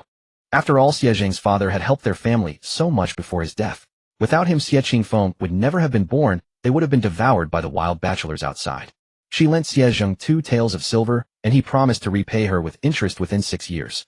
Since he was a son, he had to observe 3 years of mourning for his father, during which time he could not take on disciples. At that time, Xie Zhang also offered his creditors a choice. If they couldn't wait in the 4th year, they could send their children to study at his school, using tuition fees to offset the debt. After leaving Xie Zhang's house, Wang Sanmei grumbled discontentedly. What's the use of studying? Is he really unable to repay the debt, so he's forcing us to send our children to his school? From the look of him, he doesn't seem like someone who can actually run a private school. Could this bastard really be unable to pay back? Zhang sure had never gotten along with Wang Sanmei. Hearing this, she snapped back. He has an official rank, you know. How dare you insult a scholar? Believe me, I'll go tell Xie Zhang right now, and he'll report you to the magistrate. You'll be thrown into prison, understand? Other people might not know why Wang Sanmei wanted to lend money to Xie Zhang, but Zhang sure knew perfectly well. Next year the clan would hold a sacrifice ceremony, and they needed a man to carry the big flag and dance in front, hoping the ancestors would bless them with good weather. The man who carried the flag would receive 1 tael of silver as a reward. Carrying the flag had its own requirements. One had to be strong and also perform the dance well. Most importantly, only the head of a prosperous household with many children could qualify. Her family had given birth to 5 boys in the past 2 years. Of course they would fight hard for that 1 tael of silver. In truth, 1 tael of silver was the least of it. The main thing was face. All the Xie clan members from the town would come back to watch. And the one who carried the flag was chosen by the clan leader. Since the leader asked everyone to lend money to Xie Zhang for the funeral, and her family wanted to curry favor with the leader, they naturally jumped at the chance to lend. When Wang Sanmei was bluntly rebutted by Zhang, sure, her complaining abruptly ceased. Though she complained out loud in her heart, she was still quite afraid of Xie Zhang being a scholar. Not to mention other things, a Xiozai had the right to directly meet with the county magistrate. The highest official she had ever seen in her life was the village head. Though Wang Sanmei was afraid, she didn't show weakness in front of her old rival Zhang Shi. She stiffened her neck and retorted, "You're so generous, why don't you have the guts to send your Xie Goer to study?" Zhang Shi immediately shot back, "I do have the guts. So what? I will send my Goer to study." Little did she know that Arya had overheard the whole thing and went back to tell Go that he could go to school. "Grandma, can I really go to school?" Xie Qingfeng's voice rang out again beside Zhang Shi. Zhang Shi stroked Xie Qingfeng's head and asked, "Does our Goer want to study?" "Yes, Grandma, I do." Xie Qingfeng nodded earnestly, her eyes clear and bright. Zhang Shi hesitated for a moment, then slapped her thigh and said, "Good. Grandma will send our Goer to school." As Zhang Shi's words fell, Li Dawan's eyes widened for a few seconds, staring at her mother-in-law in disbelief. Is Goer really going to school? Zhang Shi kissed Xie Qingfeng's little cheek again and patted his back. "Goer, go play. Grandma and Auntie have work to do." "Okay." Xie Qingfeng cheerfully bid farewell to Li Dawan and Zhang Shi, then skipped out of their sight. Li Dawan, being a straightforward woman who couldn't hide anything, put down her work, walked straight to Zhang Shi, and sat down. "Mother, are we really letting Goer go to school?" "Yes," Zhang Shi sighed, pounding her lower back. "At least with reading he'll understand reason. Knowing characters, he can find work in the city, unlike us clodhoppers who spend our whole lives dealing with the land." She knew Li Dawan would have objections and think she was being partial, but she truly was partial. Goer was a girl, and this old woman was forcibly altering his life, making him bear the burden of the entire family alone. Don't think it's easy now when he's young. When he grows up, he can't marry and have children, and he'll have to support these old women. The whole family relies on this male heir to survive. Since he wants to study, let him study. After reading and learning characters, his future work will be easier. Seeing that Zhang Shi had made up her mind, Li Dawan had no choice. After all, Zhang Shi was her mother-in-law, and the family's money was in her hands. When Li Dawan married into the family, she had only brought a few quilts, and she herself didn't have much money. She knew that sending Xie Goer to study was irreversible, and she had no decision-making power, but she still resented spending money on Goer's education. If it was just learning a few characters, that was fine, but if it was to send him to the imperial examinations, she would not agree. Throwing money into the water at least makes a sound, but the imperial examinations are a bottomless pit. Look at how the family of Xie Zhang next door has been ruined. They only cared about face, not substance. They even had to borrow money for their own father's funeral. What a disgrace to the title of scholar. Li Dewan stepped forward to massage Zhang Shi's shoulders. Mother, I'm not saying we shouldn't let Goer study. What I mean is, what if Goer wants to pursue the imperial examinations? No, it won't happen. Mother knows what she's doing. Our Goer isn't cut out for that. Zhang Shi shook her head, able to assure Li Dewan on this point. Are you joking? Her Xie Goer was a girl. Disguising as a boy was already shocking enough, but participating in the imperial examinations, that would be a crime punishable by extermination of 9 clans. She dared not. Only then did Li Dewan nod in agreement, and continue picking vegetables with a smile. Zhang Shi shook her head at Li Dewan's demeanor. This eldest daughter-in-law wasn't bad at heart, but she was narrow-minded, only seeing the small gains in front of her. In her opinion, if Li Dewan didn't want to remarry in the future, she would have to rely on her Goer for a living. Big Ye and Second Ye would both marry out eventually, which mother-in-law would allow her daughter-in-law to bring her mother along. If Li Dewan returned to her natal family, her fate would be even worse. Ever since her eldest son died during corvée labor, her family had been harassing them. They had accepted 10 taels of silver from Wang Lizi to marry Li Dewan to him. This Wang Lizi was not a good man. He frequented brothels, and according to rumors, he had a bunch of despicable tricks and enjoyed abusing women. If it hadn't been for her Zhang Shi inviting the Xie clan chief to protect her that day, she wouldn't know where she'd be now. If she were Li Dewan, she would pray day and night for her Goer to live a long life and always shelter them. At the village entrance. Yo, isn't this the Xie family's Goer? How did your grandmother let you out today? Ding Xuexing spoke to Xie Qingfeng while hoeing the ground. This child was a rare sight. He didn't know how Zhang Shi raised her, but she was more delicate than any other village child. Uncle Xuexing, Xie Qingfeng called out smoothly. After leaving the vegetable garden, she had been pondering ways to make money, and had unconsciously walked to the village entrance. The weather was scorching hot. Sweat rolled down Xuexing's dark skin. He climbed onto the ridge and carried Xie Qingfeng to the shade under a tree to rest. You're so tender-skinned. If you get as dark as us, your grandmother would probably be furious. Hurry and hide in the shade. Okay, thank you, Uncle Xuexing. Xie Qingfeng squatted on the ground pulling weeds and continued thinking about what work could earn her some money. What's going on in that little head of yours?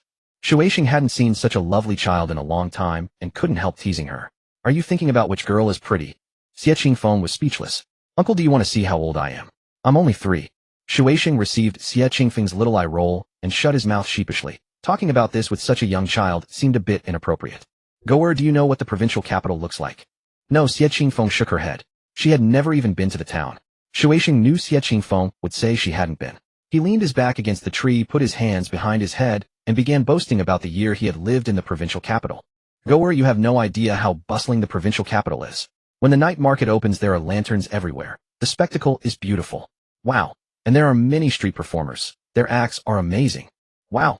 After saying so much, Xuexing's mouth was dry. He took the water pouch from his waist, took a big gulp, and then handed it to Xie Qingfeng to drink.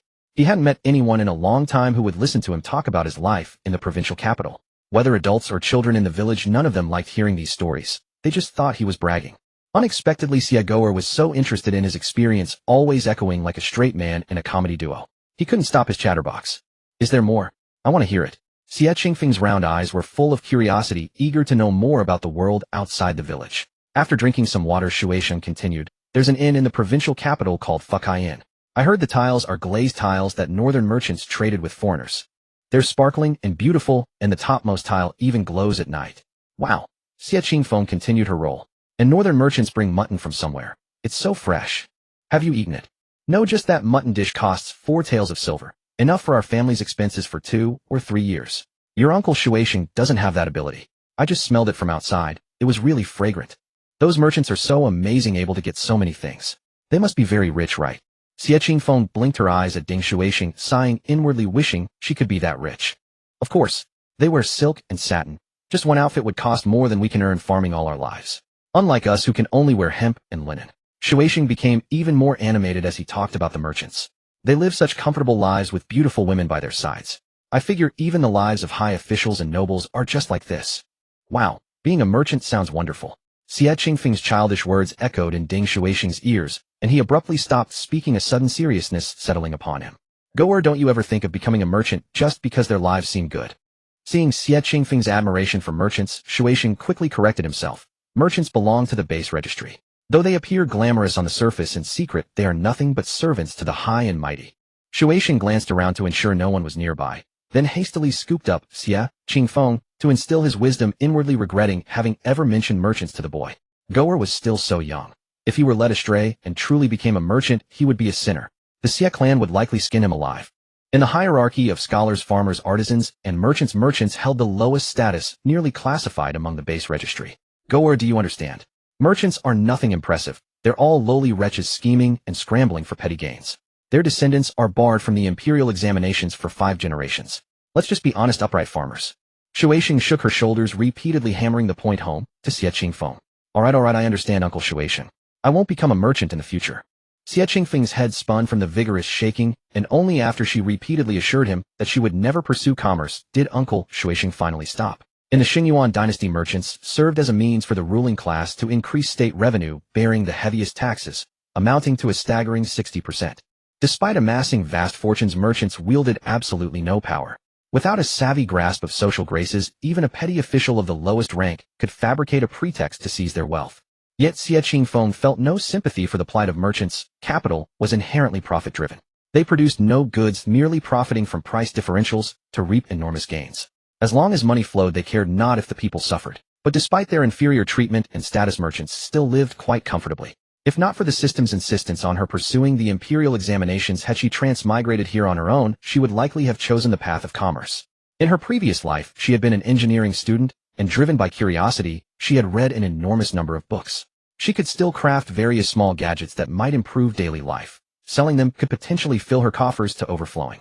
Yet if she were to walk the path of the imperial examinations, these inventions absolutely could not be revealed before she grew powerful enough. Otherwise, she might be relegated to the merchant registry. Xie Qingfeng clutched her head. This was so difficult. Evening inside the house.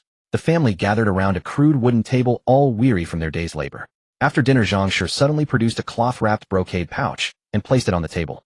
It was heavy with considerable weight to it. Mother, this is... Li Dawan was somewhat bewildered. Zhang cleared her throat. This is all of our family's money right here. 20 taels of silver in total. Count it for yourselves. With that, Zhang poured out the loose silver pieces and small ingots, several of the former bearing bite marks and grime. I've decided to send Goer to school. Let him study for 3 years. No sooner had Zhang spoken than Lin Yang was stunned beyond words. Her own child would have the chance to attend school. This was something she had never dared to imagine. A child born from her own womb would be educated. She felt dizzy, unable to believe what her mother-in-law had said. Mother!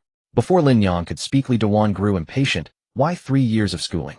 Zhang noticed Li Dawan's discontent, but merely raised her eyes. And how many years do you think Goer should study in your view? 1 year is enough? Just learning to recognize characters will do. Why spend so much money? Li Dawan seethed inwardly. Her mother had been right. Without a son, she was bound to be bullied. Her husband had passed away, leaving her with only Daya and Arya in the Xie household, and now they wanted to send that Xie Goer to study for 3 whole years. She had assumed that morning that her mother-in-law meant a brief period of study, just to learn some characters. Never had she imagined it would be for so long. Li Dawan knew her mother-in-law had lent Xie 2 taels of silver, thinking those 2 taels might cover Goer's first year's tuition, reasoning that the money would be spent anyway. So letting the boy study was acceptable. Who would have thought it would be 3 whole years? There was no justice in this world. Study was a bottomless pit. Tuition alone cost 2 taels a year, not to mention books, paper, and brushes. All of it was expense. What could anyone possibly learn from just 1 year of schooling? Is scholarship so easily acquired? Zhang shook her head.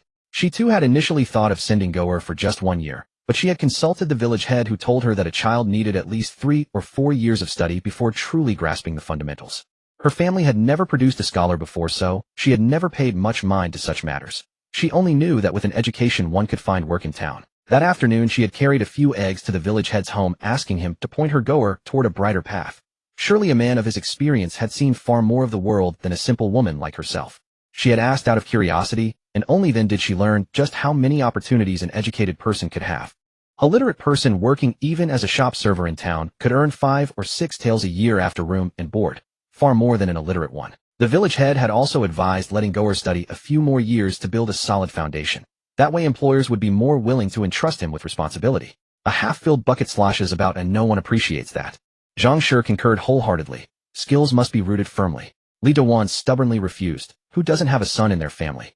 Schooling is so expensive. If everyone goes to study, who'll work the fields?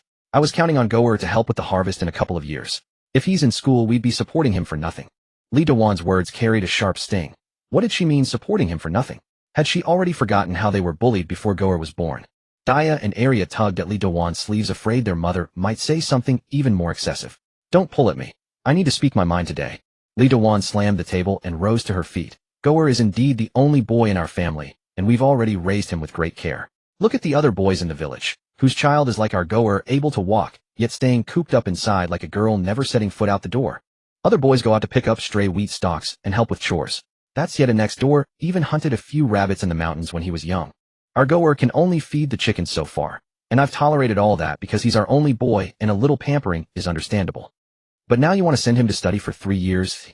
It would drain our family's entire savings. Scholars can't carry a load or lift a hand, and in 2 years Daya will be married. Are we supposed to send her off with nothing? Li Dowan's voice grew louder with each word, spittle flying. The houses in the village stood close together, and it was mealtime. Everyone had nothing to do. Hearing the commotion, the neighbors grabbed their rice bowls and hurried into the yard to watch the show. Not wanting to miss any gossip, they were content to even eavesdrop through the door. Zhang Shi was nearly infuriated by Li Dowan's words. Goer was only 3 years old. What work could he possibly do? He was the only son in the family, and she pampered him accordingly. What was wrong with that? Next door, Xie had already been 5 or 6 when he went hunting rabbits in the mountains with his father, yet Li Dowan conveniently forgot that. Moreover, Xie was tall and sturdy. And what about her goer's frail constitution? Not to mention Xie's physique alone could rival 2 of her goer. Li Dowan, you dare raise your voice again. Zhang Shi's anger was now provoked by Li Dowan. Family scandals should not be aired in public. What was she trying to do by shouting so loudly? Why wouldn't I dare? Xie Yong is dead. Do you think you're still my mother-in-law? Calling you mother is out of respect. You even want to use the money I earned to pay for your goer's schooling. Dream on. Tomorrow I'm taking Daya and Arya back to my mother's house. Li Dowan showed no fear. Upon hearing their mother's words, Daya and Arya tightly clasped hands. They did not want to go to their grandmother's house. Those older male cousins at their grandmother's house always looked at them with lecherous eyes. Moreover, every time they visited they had to cook for the entire household, and after all the work they weren't allowed to sit at the table. They could only eat a few vegetables by the stove. Staying at their grandmother's meant endless chores, and if they did poorly they'd be scolded as useless girls. They loved being at home and never wanted to go to their grandmother's house again. Fine, Li Dowan, since you've said that I won't speak of past favors. You can leave right now, but Daya and Arya are Xie family descendants. I will never let you take them away. Zhang Shi pulled Daya and Arya behind her. Xie Qingfeng, witnessing this scene, was utterly bewildered. How had this family war erupted so suddenly? Still, Li Dowan had always treated her kindly, and she didn't want this family to fall apart over schooling. She quickly rushed to hug Zhang Shi's leg. Grandma, please calm down. And is just speaking in anger. Goer doesn't need to study now. He can earn his own money to study when he grows up. Hearing these words, Zhang Shi grew even more furious. Her own grandson wanted to study, yet he faced such obstruction, and it wasn't even Li Dowan's money being spent.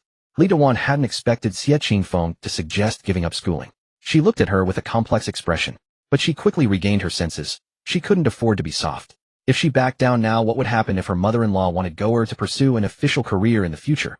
She refused to live the rest of her life like Xie Zhang's parents in the village. Fine, then return all the money I've earned from my embroidery work over the years. Li Dowan was certain that since only the 3 of them in the family could earn money, her mother-in-law would never let her go. Seeing Li Dowan talking about separation, Lin Yang quickly grabbed her hand. Sister-in-law, don't get agitated. I'll earn the money for Goer's schooling myself. My own son won't use the family's shared funds. She had already been pondering ways to earn money when she first heard her mother-in-law mention sending Xie Qingfeng to school. If worst came to worst, she could sell that thing. Lin Yang, who are you trying to fool? If Goer goes to school, Zhang Shi will definitely secretly subsidize you. Isn't that still using the family's shared money? Li Dowan flung Lin Yang's hand away and plopped down on the ground, shrieking like a shrew. My poor Xie Yong died during corvée labor. All these years I handed my earnings to the family thinking his mother would leave them for Daya and Arya. But instead she's favoring the little grandson for his schooling. Grandson is a grandson, but granddaughter isn't human. Now that my husband is dead, my mother-in-law starts bullying me, a daughter-in-law, without a son to rely on. Heaven above, open your eyes and strike down these ungrateful people with lightning. Daya and Arya were terrified by their mother's outburst. She looked exactly like their grandmother. Li Dowan's voice was loud, and the villagers outside, drawn by the noise, began gossiping around the house. Lin Yang's anger was also ignited by Li Dowan. She stood up, flung open the door, and retorted without backing down. You say mother favors my Goer. Has Daya or Arya ever gone without food or clothing in this household? Ask yourself. How many families treat their daughters and sons equally in food and clothing like ours does? Let me remind you. Last New Year, mother made new cotton-padded jackets for both Daya and Arya. Because funds were tight, my Goer had to wear last year's. How dare you claim mother is biased? We all do the same work. Have I ever slacked off when you've been doing embroidery? Or have I ever shirked when it's time to work in the fields? No one expected the usually gentle Lin Yang to erupt so suddenly today. Even a clay figurine has its temper. If Li Dowan had confined her complaint to Goer's schooling, she would have been the beneficiary and had no ground to stand on.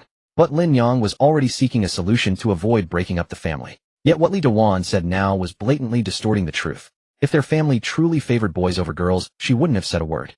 The key point was that they treated Daya, Arya, and Goer equally. The villagers holding their rice bowls nodded in agreement. Indeed, everyone in the village could see how each household fared. Lin Yang was right. Although her family had only one boy, Goer, Daya, and Arya were not neglected. In fact, they were dressed better than many other little girls in the village. In some families, girls had to wear hand-me-downs from their brothers and couldn't even sit at the table to eat. Since all the villagers are here, I'm not ashamed to have you witness this.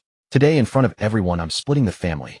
Zhang sure slammed the table decisively. The situation had escalated beyond reconciliation. Li Dewan was startled by her mother-in-law's demeanor, lying on the ground in a daze, her head buzzing. Split the family. She only wanted to stop Goer from studying. How had things spiraled this far? She didn't want to leave the Xie family. Deep down, she knew Zhang Shi was a decent mother-in-law. From the first day she married, and Zhang Shi hadn't imposed strict rules on her like other families did. She kept the household orderly and was fiercely protective of her own. In daily life, she wasn't truly biased. She treated Daya and Arya well, occasionally giving Goer small treats, but Daya and Arya had also enjoyed plenty of snacks in their childhood. The mention of splitting the family caused a stir among the villagers. They didn't even bother going home to refill their bowls, afraid of missing such a spectacle. Wang Sanmei and Xie Shou's family next door were especially attentive. Splitting the family was great. It meant one less laborer for their household, and they'd love to see how they'd manage the field work. Coincidentally, the village head was present, and Zhang Shi asked him to preside over the matter. Village head, our family isn't exactly splitting. My son Xie Yong is dead, so Li Dewan can't be considered part of our family anymore. I'd like to ask you to bear witness. We'll calculate the value of Li Dewan's labor over the years and her dowry and return it to her in cash. The village head stroked his beard and sighed. Why must you do this? A few more mouths in the house would make it livelier. Back when the Xie family had their great division of property, the village head and the Xie clan chief were both present and knew their situation well. If Li Dewan were to leave, the family would lose another laborer, and they still had to support Xie Qingfeng's schooling. The days ahead would not be easy. The most important thing for a family is unity, pulling together to make the family prosper, Zhang said resolutely. If someone in the family harbors disloyalty, can it still be called a family? Besides, just because I want to send my boy to school for a few years, Li Dewan makes a huge fuss for the whole village to hear. If something even bigger comes up later, what would happen then? Zhang's reasoning won the approval of the villagers who had gathered. Indeed, what she said made sense. Several women who were already mothers-in-law grew even more indignant than Zhang. If you ask me, Zhang, you've been too soft as a mother-in-law. You let your daughter-in-law walk all over you. In our household, Li Dewan would have long been thrown into a pig cage. Exactly. Her mother-in-law has been so lenient with her, and instead of being grateful, she dares to interfere with the future of the family's only heir. She truly doesn't know what's good for her. And now you're still giving her money. In our house, she'd be kicked out with her things immediately. She wouldn't get a single coin from us. The surrounding chatter made Li Dewan feel at a loss. Her earlier words about leaving had been spoken in anger, relying on the belief that Zhang wouldn't let her go. It was just a threat. Who would have thought Zhang would be so firm and actually let her leave? But now she was stuck in this position. If she backed down to Zhang now, where would her pride go? She could always go back to her natal family. Her mother had once said she would find her a good match, not someone like Wang Lizhi again. Fine. Then settle the money with me right now. Li Dewan's tone weakened slightly. If we're to settle, let's do it cleanly so you can't accuse us of bullying you later. Zhang began calculating the money from the day Li Dewan married into the family. When you married and you brought only 3 quilts. Our family gave your family 4 taels of silver as betrothal gift. Over the years, I've also paid your poll tax, which amounts to 1 tael of silver. As for your work for the family, your embroidery is worth 2 taels of silver. Zhang paused, then said, all told, you still owe our family 3 taels of silver. But even though you didn't give us a boy, I'm quite satisfied with the 2 girls. I'll write off that debt and add 6 taels to give you 8 taels in total. The villagers watching were amazed. She was giving that much. Some families didn't even have a single tael of silver left over at the end of the year. Giving a widow such a sum. Zhang of the Xie family was truly a generous person. Li Dewan hadn't expected to get so much money. 8 whole taels of silver, all for herself. At this point, staying with the Xie family didn't seem so bad, but she could take the 8 taels and marry someone else. If she could bear a boy, wouldn't her life be secure from then on? Li Dewan, do you have any objections? The village head turned to ask. He thought this was more than enough. The Xie family had done their utmost and treated Li Dewan quite well. No objections. Li Dewan waved her hands repeatedly. How could she have any objections? It was so much money. No one knew better than her the actual situation of the Xie family. Their total cash was only 20 taels, and giving her 8 taels was truly generous. Li Dewan looked at Zhang with even a hint of excitement. Mother, this. Zhang quickly refused. Don't call me mother. If you have no objections, let the village head draw up a contract written in black and white, and we'll go to the authorities to transfer your household registration. Li Dewan bit her lip. Fine. Since things had come to this, they might as well part ways amicably. At least she had 8 taels of silver and could still marry again with her fertility intact. Among the onlookers, several villagers secretly calculated whether they had any bachelor relatives. Li Dawan looked sturdy with a broad waist and big hips, and she had 8 taels of dowry. If one married Li Dawan, wouldn't the family become rich overnight? Alright, it's in triplicate. Come and press your fingerprints. The village head placed the prepared contract before them. Zhang pressed her fingerprint without hesitation. Li Dawan gritted her teeth and did the same. Xie Qingfeng sighed. It was destiny. She and her aunt-in-law were simply not meant to stay together. She was no saint. Li Dawan's words earlier had been deeply hurtful, and she had harbored resentment for long. Besides, she was a girl disguised as a boy, and the system only allowed her 3 mistakes. Living with Li Dawan day in and day out, if those 3 chances were used up, then she, her grandmother, and her mother would face utter ruin. Li Dawan packed her belongings and returned to her natal family. The villagers, having no more excitement to watch, dispersed. The dishes on the Xie family's table had gone cold. Suddenly, being one person short felt odd. Zhang picked up a withered piece of celery from her bowl and put it in her mouth. Arya, what do you think of how I handled your mother? Daya, already 12 and sensible, picked up her bowl and said, Grandmother, I have no opinion. Mother can go wherever she wants. I'll follow you. Daya had been raised by Zhang. In her childhood, Li Dawan used to beat and scold Daya, and Arya always wanting a son. If not for Zhang's intervention, Daya would have drowned herself in the river long ago. It was only after her father passed away that Li Dawan became much more restrained and treated the 2 sisters better. She was young, but not stupid. She knew who truly cared for her grandmother or her mother. If Li Dawan had had a son, her life would have been even harder. Arya hesitated. She had little memory of her early childhood, being only 7, so she didn't answer Zhang's question. Lin Yang, what about you? What's your opinion?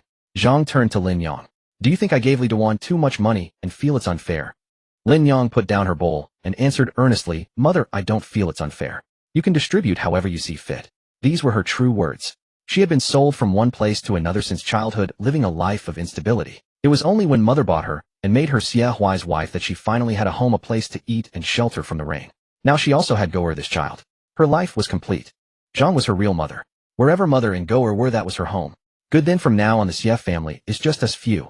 Let's focus all our efforts on making a better life. Goer, I'll send you to school. I hope you won't disappoint me. One day we'll go to town and find good work so your grandmothers can enjoy a peaceful life. Alright. Goer will definitely let grandmother enjoy a peaceful life. Xie Qingfeng clenched his fist, promising Zhang.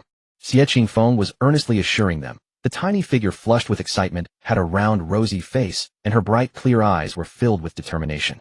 Her small hand clenched into a fist, her voice childish, but because she was so young, these innocent words were not taken seriously by the adults. Instead, they teased her. What about us, Goer? Dia pretended to be unhappy. You only want to let grandma enjoy a comfortable life, you're not taking us. Xie Qingfeng's face flushed bright red, and she quickly said, Sister, of course there's you too. I will definitely make you all live a good life. Alright. My Goer will make our family better and better.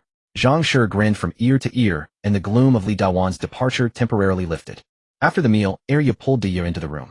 Sister, Mother really left. What should we do? Arya's eyes were filled with panic. She hadn't dared to show it at the table, but now alone with her sister in the room, she finally confessed her vulnerability. Dia sat on the Kong, picked up her embroidery, and began to stitch. We'll just deal with it as it comes. Sister, why aren't you worried at all? Arya snatched the embroidered insole from Dia's hands. Mother really left. Look, there's nothing of hers in the room anymore. And then Dia looked at the anxious Arya, puzzled why she had such strong adoration for Li Dawan when they were the ones who had been beaten the most as children. When father was still alive, Li Dawan even stuck needles into their bellies, claiming it would attract a son. If grandma hadn't been strong-willed and kept mother in check, they might have met the king of hell long ago. What can we do to make mother come back? Arya looked at Dia expectantly, hoping for a solution. Maybe we can secretly go beg grandma later. Mother was just acting rashly a moment ago. Dia didn't answer directly.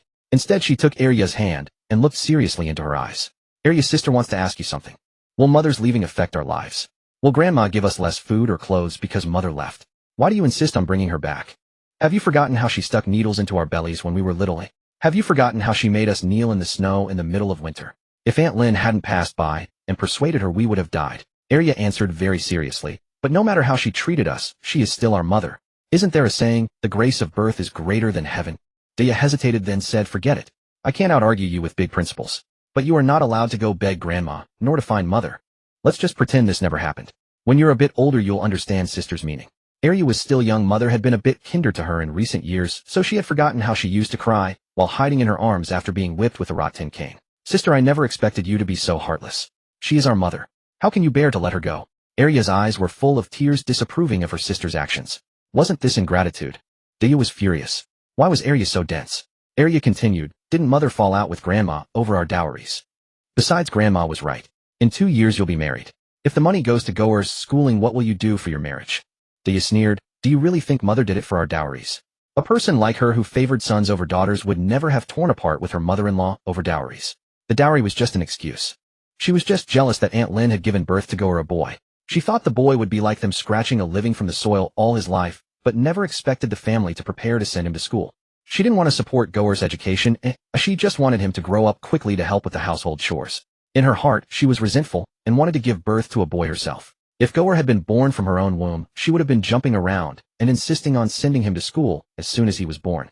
If Li Dawan truly cared about her and Arya, she would have said she would take them with her just now. She had probably already planned her escape. If she took the 2 girls, it would be harder for her to remarry. Last time they went to the maternal home, grandmother had been gossiping in her mother's ear, saying she would never again introduce someone like Wang Lizhi to her. Grandmother said she had been blinded by greed at the time, and if given another chance, she would definitely kick Wang Lizhi out. The most ridiculous thing was that mother actually believed it. At that time, who in Daong village didn't know that grandmother had brought Wang Lizhi to the Xie family to demand someone? If grandma hadn't firmly protected mother, and even called out the Xie clan chief, who knows where mother would be now? Otherwise, who else could she be doing it for? We are her own flesh and blood. How could she not care for us? Arya insisted on her own view. She pushed Dia away, unwilling to talk to her, and strode out of the room.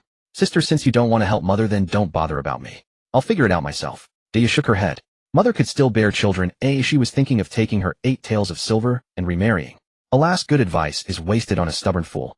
Let Arya hit the wall herself. She would come back once she got mother's heartless reply. Dia picked up the embroidery on the Kong again and began to stitch. For her, having her little brother Goer go to school was a good thing. What did mother know? Having a literate younger brother in the family brought face. Her future marriage prospects would be easier to negotiate. If her maternal family wasn't strong, what use was it to bring a large dowry? It simply couldn't be protected. With one less laborer in the household, the most obvious difference was that the farm work increased.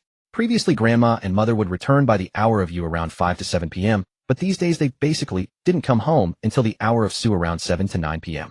Dia would help in the fields during breaks from cooking, and Arya and Xie Qingfeng also did what they could to assist with the farm chores. Yet no matter how hard the whole family worked the land, after paying all kinds of exorbitant taxes and levies, barely enough was left to keep them from hunger and cold. But they never once complained of hardship or fatigue. During dinner, they still dreamed of tightening their belts to support Xie Qingfeng through his studies, hoping for a better life when they could find work in the town. Xie Qingfeng was their only hope. Don't you bother me, Arya shouted at Dia from the stove, then wiped her tears and ran out the door. Xie Qingfeng, who was feeding the chickens in the pen, looked utterly bewildered. The 2 sisters usually got along so well. Why had they suddenly quarreled? Since she was born, Dia and Arya had never had a fight.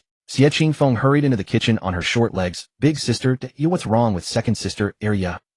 Dia crouched down and stroked Xie Qingfeng's soft hair. Arya is fine, she just had a little spat with me. Don't worry, go back to feeding the chickens. I need to start cooking. Yesterday, Wang Sanmei deliberately gossiped loudly at her doorstep, saying that their mother was going to marry the son of a big tavern owner in town and live a life of ease.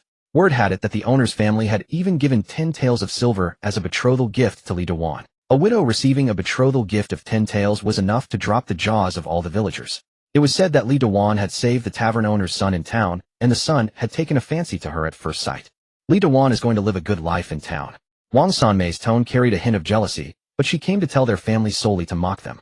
The implication was that she was leaving this miserable home to enjoy happiness, and with their family's fortunes declining, without Li Dawan, they might not even be able to pay the grain tax in a few years. Grandma and Aunt Lin ignored her, letting the gossipy Wang Sanmei wag her tongue.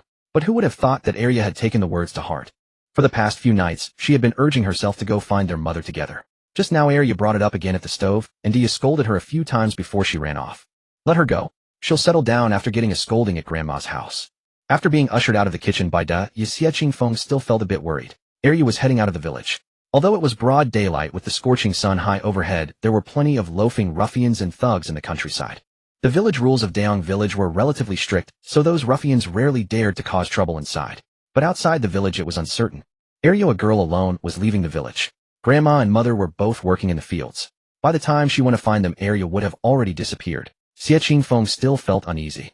After all, she was technically a boy, and had the system with her. With her around, nothing too bad should happen, so she quietly followed behind Arya out of the house. This was Xie Qingfeng's first time leaving the village alone. Not knowing how long she had followed Arya, her clothes were soaked with sweat, the gray cloth darkening. Only when she saw a large stone engraved with Nyosher village did Xie Qingfeng realize where Arya was headed. Li Dawan's maiden home was in Nyosher village, and Arya was coming to find her. Arya felt someone was following her, but every time she turned around there was no one. Strange. Could it be that she was so hot she was hallucinating? Her pace unconsciously quickened. She just had to reach Grandma's house and find her mother. Li Dawan's family home was easy to recognize. It was the only rammed earth house in the village. Nyosher village was even poorer than Daong village. Most other villagers lived in thatched huts. The horse-drawn carriage parked in front of the wooden door had just left when Arya arrived right after. She spotted her grandmother, and the others standing at the door grinning from ear to ear. She waved at them. Grandma, I've come to see you. Arya's grandmother Li instantly froze her smile. Every wrinkle on her face was deeply embedded like tree bark. You little money loser, why are you here? As she spoke, she glanced toward the direction the carriage had gone. After making sure no one was watching, she grabbed Arya's arm and dragged her into the house. I came to find my mother, Arya said with a smile.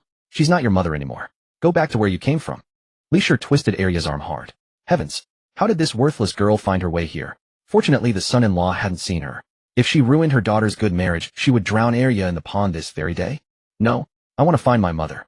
Arya struggled to break free from Li grip, but how could a little girl's strength match that of a woman who worked the fields daily? Unable to break free, Arya shouted toward the room where Li Dawan was staying. Mother, I'm Arya. I've come to find you. Shut up, little bitch.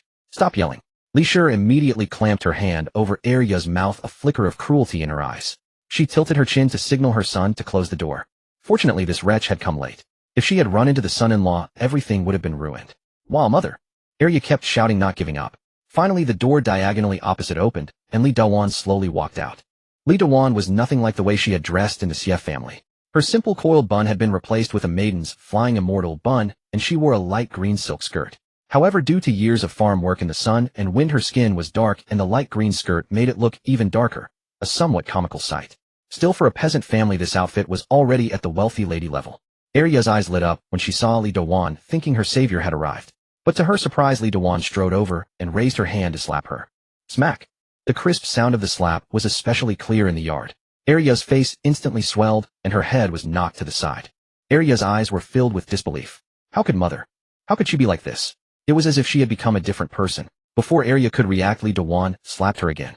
Her voice carried a vicious tone. Bitch! If you ruin my marriage, I'll send you straight to the brothel outside. Do you believe me? Get lost. Don't come looking for me again. I'm not your mother anymore. You're a Xie now, not me. Arya didn't know how many slaps her mother had given her. She just felt her face burning hot. She tried to break free, but her grandmother Li had her hands firmly locked in a grip. The scorching heat wave swept over the people standing in the yard. Then Arya's second uncle suddenly said something that made her heart sink. How about we send this bitch to the brothel right now? I have an acquaintance at the brothel. This girl looks quite fresh and pretty, as she should fetch a few silver taels. What do you think? Sister, the second uncle said, looking at Li Dawan. Li Dawan was going to be a city person now. In the past they had done wrong by her, and he hoped she could help him out in the future. Once she enters the brothel, I guarantee she won't be able to escape. She'll never come looking for you for the rest of her life. Li Dawan's eyes flickered with hesitation. After all, Arya was the child she had carried for 10 months. That kind of brothel is no place for a human being. The private brothel is different from the official one. Oh, it's cheap. Those who go there are all mud-footed peasants. When life treats them poorly, they like to seek pleasure in the brothel. Most of them carry diseases, living for the day as if there's no tomorrow. No woman in the brothel lived past 30, most died of venereal diseases. If Arya were sent to the brothel. In the moment, Li Dawan closed her eyes and said yes. Arya's pupils dilated. She never imagined her mother could be so heartless. Mother, why are you doing this to me? I am your child. Arya screamed heartbreakingly. Stop wasting words, come with me. The first uncle took a rope from the woodshed which had been used to tie up livestock last year and looped it around Arya's body, pulling it tight. Arya, having done manual labor, struggled desperately and almost managed to break free. But fists cannot defeat four hands. Arya was still tied up. The second uncle groped her wantonly with a lecherous smile. Sister, then I'll take this girl off your hands. Li Dawan frowned. Why are you dawdling instead of sending this girl to the brothel now? The second uncle laughed in a way that made Arya feel sick. Either way, she's going to the brothel, so why not let her uncle have some fun first? No, mother, no. Arya tried to awaken what little maternal love remained in Li Dawan with her desperate eyes and heartrending cries. But Li Dawan turned her head away, merely saying flatly to her younger brother, do as you please. Send her to the brothel as soon as possible to avoid complications. All right, thank you, sister. The second uncle, having obtained Li Dawan's consent, rubbed his hands together excitedly. Seeing this, the first uncle immediately raised his hand and said he wanted to join in. Arya closed her eyes, her heart sinking into an ice cellar. She shouldn't have disobeyed her sister, she shouldn't have come to find her mother. She regretted it. Is there anyone who can save her? She would never dare to do that again. Knock knock. A knocking sound came from the wooden door. Those inside became flustered. The first to panic was Li Dewan. She grabbed Li Shi's arm. Mother, what do we do? Could it be Su Lang and his people coming back? They couldn't have heard something, could they? Don't panic. First gag this little wretch and lock her in the woodshed. It might not be the Su family. All right, mother. I'll go back to my room and wait. Li Dewan lifted her skirt and hurried back into the room. Who is it? The second uncle and first uncle opened the door and found no one outside. Looking down, they saw a child who only reached their waist. Hey, isn't this Xie Goer from the Xie family? Not worth fearing. Xie Qingfeng, seeing Arya go in to find her mother, thought the mother and daughter would have much to talk about, so he crouched behind a tree outside to wait. But after nearly an hour had passed, no one came out. Seeing that the sky was getting dark, he had to go back for dinner, so he came to knock and ask if Sister Arya would be staying overnight. If Sister Arya wasn't staying, as the little man of the Xie family, he must take on the responsibility of escorting her. He would wait a bit longer at Arya's grandmother's house. This must be Sister Arya's uncle. Greetings. I'm here to find Sister Arya. Xie Qingfeng made a clumsy, almost teasing bow, knowing one must observe propriety outside. Oh, it's Goer. Come in. The people in the courtyard, upon hearing it was Xie Qingfeng, couldn't help but sigh with relief. The door was suddenly shut tight and bolted. This. Uncle, can you take me to see Sister Arya? Not knowing how to address him properly, Xie Qingfeng simply called him uncle, following Arya's lead. Sure. The second uncle clapped his hands. Then, trussed up like a hostage, Arya was dragged out by Li Shi and Li Shi's husband. Goer. The moment Arya saw Xie Qingfeng, tears streamed down her face and the grievance in her heart gushed out like a spring. Xie Qingfeng's heart skipped a beat at the scene. Damn this. Something's wrong. What are you doing? However, he didn't show fear. Instead, he put his hands behind his back and spoke sternly. Can't you see? We're going to sell the two of you, of course. The second uncle looked Xie Qingfeng up and down. This kid has fine skin and tender flesh. He looks more fun than a woman. The rich and powerful love to play with boy prostitutes in private. This Xie Goer might even fetch a higher price than Arya. Xie Qingfeng cursed inwardly, but he knew he had to stay calm. How dare you? Xie Qingfeng's aura suddenly turned icy. According to Article 180 of the Sacred Yuan Dynasty's law, those who traffic in human beings shall be executed immediately after the extreme penalty, and their relatives within 3 generations shall be implicated. You dare to openly abduct innocent citizens. The mountains are high and the emperor is far away. Who can govern us here?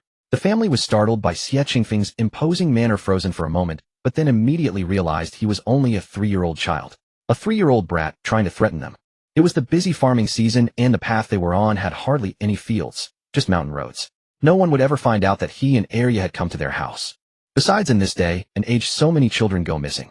Who cares about a peasant's child? To get the yamen to accept the case, you'd have to spend dozens of silver taels, or no one would bother with you. Are you sure no one can stop you? When I left, I told my eldest sister Dia that I was coming to your house. If Arya and I don't return, they will definitely come looking for you. Xie Qingfeng's tone grew colder. This family was not only utterly ignorant of the law, but also extremely bold. The Li family remained unperturbed. So what? Would your family dare to come? I'll make sure they never return either. Just your grandmother and those few women. Don't make me laugh my teeth off. At this moment, Li Dewan also came out of the house to echo, my brother is right. Goer, if you don't struggle, you'll suffer less. The Li family members slowly approached Xie Qingfeng, trying to grab him. Xie Qingfeng frowned, shifting his steps and retreating. His small frame darted around like a slippery loach, making it hard for the Li family to get close to him. You dare? Xie Qingfeng shouted as he ran. If something happens to Arya and me today in your house, my grandmother and mother might not be able to deal with you, but my master Xie Zhang will not let you off. These words finally made the Li family stop in their tracks. You know Xie Zhang, right? He's the first scholar in all the villages around here. A few days ago, my grandmother took me to formally become his disciple. My master is still in mourning, but he told me to come and learn characters tomorrow. If I don't show up tomorrow. Only when Xie Qingfeng invoked Xie Zhang's name did the Li family hesitate. For no other reason than that they dared not gamble. The Zhang and Lin Yang of the Xie family were nothing to fear. The Xie clan might have a say in Daong village, but in their Nyoshi village, what was the Xie family? A mere fart. If they dared to come knocking, the people of Nyoshi village were not to be trifled with. But Xie Zhang was different. Though poor, he was a Shoutsai scholar. He held the privilege of not kneeling before officials, and could even directly petition the county magistrate. No one could be sure whether he would stand up for Xie Goer. If he truly filed a lawsuit at the county yamen, then these common folk would not dare to provoke him. Seeing that the Li family was also undecided, Xie Qingfeng proactively offered a way out. And you watch me grow up. Sister Arya is your own child. We were a family before, and of course we are still a family now. Please, in consideration of our past relationship, let us go. Look, you're about to go to town and live a good life. That dress of yours is truly beautiful. We might never in our lives wear clothes of such fine fabric. If Arya and I disappear and master and grandmother come looking your life, Won't be easy either, right? Li Dawon twisted her handkerchief. Indeed, she had lived side by side with Zhang Shi for over 10 years and Xie Goer was her very life. Zhang Shi had expelled her from the Xie family, but out of consideration for their years of kinship, had given her 8 taels of silver as a decent settlement. If Xie Goer were to come to harm under her care, it would indeed bring her trouble. She was going to town to become a city lady, as she couldn't let these lowly wretches entangle her. Enough. I'll let you off today. Li Dawon waved her hand, signaling her family to release Arya. Then her tone turned harsh. I'll let you leave today, but don't come looking for me again. Otherwise it won't be settled as simply as today. Xie Qingfeng clasped his fists toward the Li family. Aunt Xie, I promise you from now on we go our separate ways. Bridges are bridges, roads are roads. And we will never interfere with each other. His movements were unhurried, his small body straight as an arrow without a trace of fear. Fine, you may go. Xie Qingfeng swiftly helped Arya up and left the Li household. As the backs of the two siblings grew distant, second uncle licked his lips in disappointment. Just letting them go like that. What if they come back and cause us trouble? Li Dawon shot her brother a glare. What else can we do? What if Xie Zhang stirs up trouble with the county magistrate? Are you going to rot in jail? When Xie Qingfeng claimed to have already become Xie Zhang's disciple, Li Dawon was actually somewhat suspicious that the boy was lying. But as she observed, it didn't seem false. When she left the Xie family, this boy hadn't spoken so refined. Just now Xie Goer indeed had the air of a scholar. She estimated that the matter of apprenticeship was about 90% certain. Her wedding was imminent, and at this critical moment, she absolutely could not get entangled in any lawsuit. She had heard that Su Lang's family even had servants attending them. She was about to become a noble lady herself. Wouldn't dare. Second uncle shrank his neck. If one went into that prison, ordinary people could hardly get out. Even if they survived, they'd be flayed alive. All right, let's go inside and eat. The Su family came and didn't even touch a single chopstick. Our family hasn't made such a good feast in a long time. It won't taste good if it sits too long. Li Shi saw her son's worthless demeanor in front of Li Dawon and couldn't bear to look, quickly urging everyone to go inside and eat. But although her son was useless, her daughter was accomplished. After all, her daughter had real ability. She had managed to latch onto the Su family. The son-in-law's father was the manager of the Huanghua restaurant in town. Who in Wullian Town didn't know the Huanghua restaurant? After her daughter married, and she would be the leading mistress of the household. Even if she casually gave her younger brother a position, even as a waiter in the restaurant, he could earn plenty of silver. Her Li family would become townsfolk too. It was all thanks to her own womb. The cicadas on the trees chirped in waves, their sharp and urgent cries piercing the sultry air as if to penetrate one's eardrums. Xie Qingfeng with his small frame supported Arya as they walked farther and farther away. Only when the Li family's house was out of sight did he heave a sigh of relief, the heavy stone in his heart finally falling. Sister, let's rest a while. Xie Qingfeng was only 3 years old. This body was clearly exhausted from walking so far, his breathing becoming heavy. All right, Arya agreed repeatedly. She hadn't thought it through. She should have carried Goa. Now Xie Qingfeng's status in her heart was incomparably lofty. She had always thought that as the elder sister, she must protect her younger brother. But at her most desperate moment, Xie Qingfeng's small figure suddenly appeared before her like a beam of light. From now on, her younger brother Goer would be the most important person to her, the one she would protect with her life. Although Goer's forehead was already covered with beads of sweat as big as beans, his little hand remained tightly clutching her sleeve. When negotiating with them at their grandmother's house, there was not a trace of retreat in his eyes, as if he intended to hold up a piece of the sky for her with his small body. Arya collapsed under the tree, only now calming down. She was about to lift Goer onto her lap when she discovered that his back was completely soaked with sweat. His light gray clothes had turned dark gray. They had clearly reached the shade, and she felt a chill, yet Xie Qingfeng's forehead was still pouring sweat. Arya touched his little hand and found that it was trembling uncontrollably. Goer seemed to be shaking with chills. Goer, how do you feel? She asked with a trembling voice, rubbing Xie Qingfeng's ice-cold hand repeatedly, but found that she couldn't warm it up at all. After sitting down, Xie Qingfeng felt his head dizzy and heavy, wanting to sleep. He could hear Arya chattering in his ear, but couldn't make out what she was saying. He waved his hand to make her quiet, but found he couldn't utter a single word. The next second he lost consciousness. Goer. Xie Qingfeng's body went limp, instantly terrifying Arya. She didn't dare delay, picked up Goer and ran home. She ran faster than she ever had in her life, her eyes brimming with tears. If anything happened to Goer, she would never forgive herself for the rest of her life. Although it only took a quarter of an hour to run home to Arya, it felt like several years.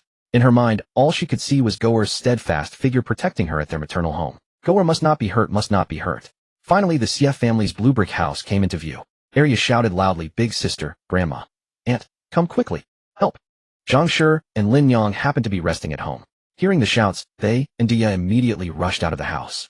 At first glance, they saw the two children in a miserable state, the younger brother lying unconscious on Arya, while Arya's face was swollen beyond recognition. The two children looked as if they had fled from some catastrophe. It was utterly terrifying.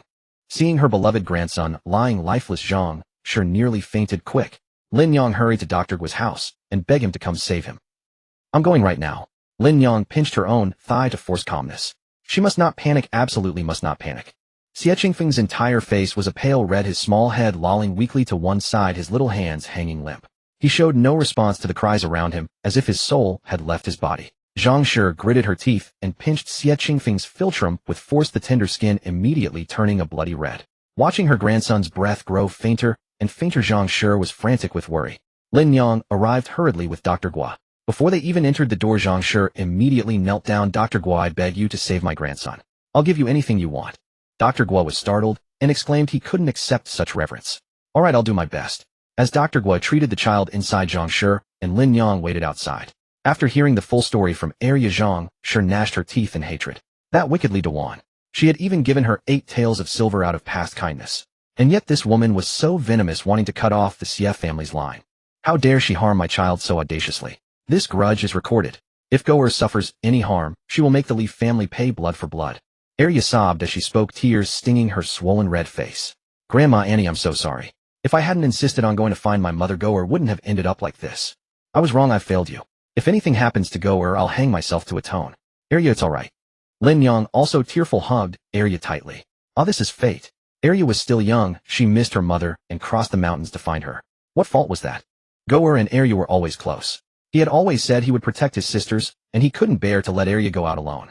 Goer was not wrong either. The one at fault was Li Dewan, that venomous-hearted woman, and the Li family who had no respect for the law. Zhang Shi had wanted to scold Arya, but seeing her swollen, frightened face, she felt a pang of pity. In the end, she only muttered, Ba, and prayed to Guanyin for protection. With a creak, Dr. Guo pushed open the wooden door of the room. Zhang Shi and the others rushed forward to ask about the situation. Dr. Guo put away his silver needles and said with a frown, Auntie, your Goer has a weak constitution. The harsh sun outside inflicted severe heat stroke, a case of excessive yang heat. I have already used acupuncture to expel the heat. I've written a prescription. Administer it at midnight during the Chou period. If he wakes by the Chun period, there will be no danger. If he doesn't wake, then prepare for the worst. After Dr. Guo said this, Zhang Shi staggered a few steps, barely able to stay on her feet. Dr. Guo, I beg you, please save my Goer. He's still so young. I beg you. Zhang Shi was nearly voiceless, her body hunched, her gaze hollow. What if her Goer never woke up again? He was her very lifeblood, her sweet, adorable Goer. Dr. Guo was just an ordinary physician, he had done all he could. The rest was up to Xie Qingfeng's fate. Lin Yang was also grief-stricken, but seeing her mother-in-law on the verge of collapse, she quickly composed herself, wiped her face, and forced a steady tone, Dr. Guo, we understand. Are there any other precautions we should take? After Dr. Guo listed the precautions, he took his leave.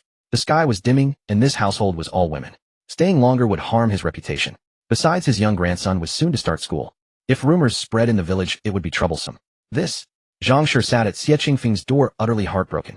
She truly didn't know what she had done wrong to be punished so severely by heaven. One man after another in the family had passed away, and now her granddaughter, disguised as a boy, was about to leave too. It was all her fault that Goer was in this state. If she hadn't made Goer dress as a boy, perhaps he wouldn't be in this life-or-death situation. Could it be that the village gossip was true, that she was cursed to bring death to her husband and son? Mother! Mother! Seeing Zhang Shi's dazed expression, Lin Yang immediately slapped her across the face to snap her out of it. Back then the village fool Zhang had gone mad in just such a way and become simple-minded. Mother was their pillar, she absolutely could not lose her wits. After the slap, Zhang Shi's eyes gradually cleared. No, she couldn't let herself be defeated. Goer still had a chance to live. The bright moon hung high as night deepened. Occasional dog barks and frog croaks drifted through the window, while the Xie household unusually lit every room with candles. It's been almost an hour. Why hasn't Goer woken up? Could something really be wrong? Zhang Shi's eyes were dark and sunken, her fingers clutching tightly at her clothes. As soon as Zhang Shi's words fell, Xie Qingfeng's finger twitched. He slowly opened his heavy eyelids, his pale wan face showing confusion. Grandma. I'm thirsty. He's awake. He's awake.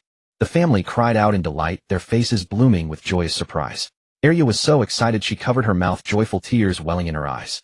Zhang Shi's taut face relaxed instantly, a smile spreading uncontrollably across her lips. My good grandson. You're finally awake. Wait, Grandma will fetch you some water right now. Dia and Arya exchanged glances, seeing in each other's eyes the relief and joy of a weight lifted. Xie Qingfeng gulped down several mouthfuls of water like a little calf, which made Zhang Shi's heart ache. That child had truly suffered. By the way, where's Sister Arya? Xie Qingfeng stopped drinking midway, remembering that before he fainted, he wasn't at home. Goer, I'm here. Arya's tears wouldn't stop. I've wronged you. Xie Qingfeng hurriedly wiped her tears, but they only flowed more. In the end, he could only awkwardly ask her not to cry. It's fine. We're family, there's no need for all this blame. I'm actually glad I went along. Xie Qingfeng shuddered at the thought of what might have happened if he hadn't followed, his eyelashes trembling slightly. Sister in the future goer will study hard and protect you. Annie is not good. Xie Qingfeng didn't know how to explain to a little girl who was barely old enough for first grade in the modern world that her mother didn't love her at all, and that she should be wary of her mother from now on. But Arya didn't mind Goer saying her mother was bad. Her mother had always been bad. Hearing Goer say he would protect her, she felt a warmth in her heart. She gripped Xie Qingfeng's little hand firmly and answered with determination, Li Dewan is not my mother anymore. My mother is already dead. From now on, Arya's life belonged to her younger brother Goer. Whatever he asked, she would do. Since Xie Qingfeng's last heat stroke, fainting, everyone in the family guarded him like the apple of their eye, not even allowing him to help with trivial tasks like feeding the chickens for fear that he would be exhausted again. But Xie Qingfeng's claim that his body was full of strength was met with disbelief. Arya in particular was like a shadow. Whenever she had no chores, she would follow him everywhere, before and behind. He wanted to help sweep the floor, but the broom was immediately snatched away by Arya, who ordered him back to bed for rest. Fine, then he might as well return to the system space to study. That time at the Li family, just mentioning Xie Zhang's name made the least terrified. This was enough to demonstrate the necessity of holding an official title in this era. With imperial power above all, if he did not want to be bullied and wanted to protect the women in this household, he had to achieve scholarly distinction. Moreover, the fields were not fertile, and after paying the exorbitant taxes, little grain remained. Even if he only obtained the Tongxing title, it could exempt the family from taxes, which would be good. He dared not underestimate the wisdom of the ancients. Even the Tongxing title, if compared to modern college entrance exams, would be equivalent to the top scorer in a city. The Tongxing examination consisted of the county examination and the prefectural examination. The county examination was usually presided over by the county magistrate, consisting of 4 consecutive sessions, mainly testing 4 books essays and 5-character 6-rhyme examination poems. Only after passing the county examination could one participate in the prefectural examination, which was presided over by the prefect or the governor, with roughly the same content as the county examination. Only those who passed both the county and prefectural examinations could become Tongxing. If they continued and passed the academy examination, they could become shortstory. Generally, families who intended to put their children on the path of the imperial examinations would start their enlightenment at the age of 3 or 4, and then hire various renowned teachers to instruct them. Even with the system as a cheat, Xie Qingfeng did not dare to underestimate those who had been studying since the age of 3 or 4. Snatching a piece of meat from their mouths was no easy feat. Just as Xie Qingfeng was about to empty his mind and return to the system space, Zhang came hurrying back from the fields. Goer, get up quick, Grandma will take you to town to buy books. We'll send you to school tomorrow. Upon hearing this, Xie Qingfeng sprang up from the bed. He could study openly and legitimately. He had thought he would have to wait 3 years until Xie Zhang's morning period was over. Quick, follow Grandma. Zhang hurriedly picked up Xie Qingfeng. We'll take your uncle Xie Xian's ox cart to town. He's leaving soon. Let's be quick so we don't miss it. Grandma, why are you in such a hurry? Isn't great uncle Xie Zhang still in minor mourning? Xie Qingfeng asked doubtfully. On the way to the ox cart, Zhang explained to Xie Qingfeng that the money for Xie Zhang's last provincial examination was borrowed from a shortstory in town. That shortstory's family was not very wealthy, and he planned to take the provincial examination one last time this year. So a few days ago, he came to ask Xie Zhang for repayment. Xie Zhang, who had just finished the intense mourning period, had borrowed money from the villagers for his funeral. How could he have any money to repay him? But it was that shortstory's last chance to take the exam. It would be a pity if he missed this final opportunity due to financial issues. When Xie Zhang himself took the exam, the shortstory had generously helped him. Now it was his turn, so Xie Zhang naturally felt embarrassed to hold him back. Therefore, he decided to take on students and collect tuition fees to repay the debt even before his minor mourning period ended. The Xingyuan dynasty ruled with filial piety. The intense mourning period was 3 months, during which one must live frugally, abstain from rich food and any entertainment, refrain from visiting relatives and friends, and avoid wearing red or green to show respect for the deceased. If anyone committed these taboo acts during the intense mourning period, they would not even need to be punished by the national law. The clan law alone could directly kill a person. If it was an official, they must complete the full 3-year minor mourning period. If they failed to do so and were caught, their future official career would be ruined. Even close friends would no longer associate with him. However, since Xie Zhang decided to abandon the imperial examination career and only cut short his minor mourning to repay debts, no one would criticize him. On the contrary, people would praise him for being loyal and righteous, raising money, even in the midst of mourning his father. Brother Xie Xian, wait for us. We're coming. Zhang finally spotted Xie Xian's ox cart and shouted from the intersection, afraid that Xie Xian would leave and they would miss the ride. Hurry up. We're about to leave. There were 5 or 6 villagers on the ox cart also heading to town. They complained a bit about having to wait for Zhang Shi. Coming. Zhang Shi rushed over with Xie Qingfeng in her arms. The ox cart was cobbled together from rough wooden planks with a single curved, thick log as the shaft. It had been used for so long that the surface was polished to a shine. The villagers sat on the ox cart covered with a few worn-out straw mats. Zhang Shi struggled to get on, then took out 3 copper coins from her pocket and handed them to Xie Qingfeng.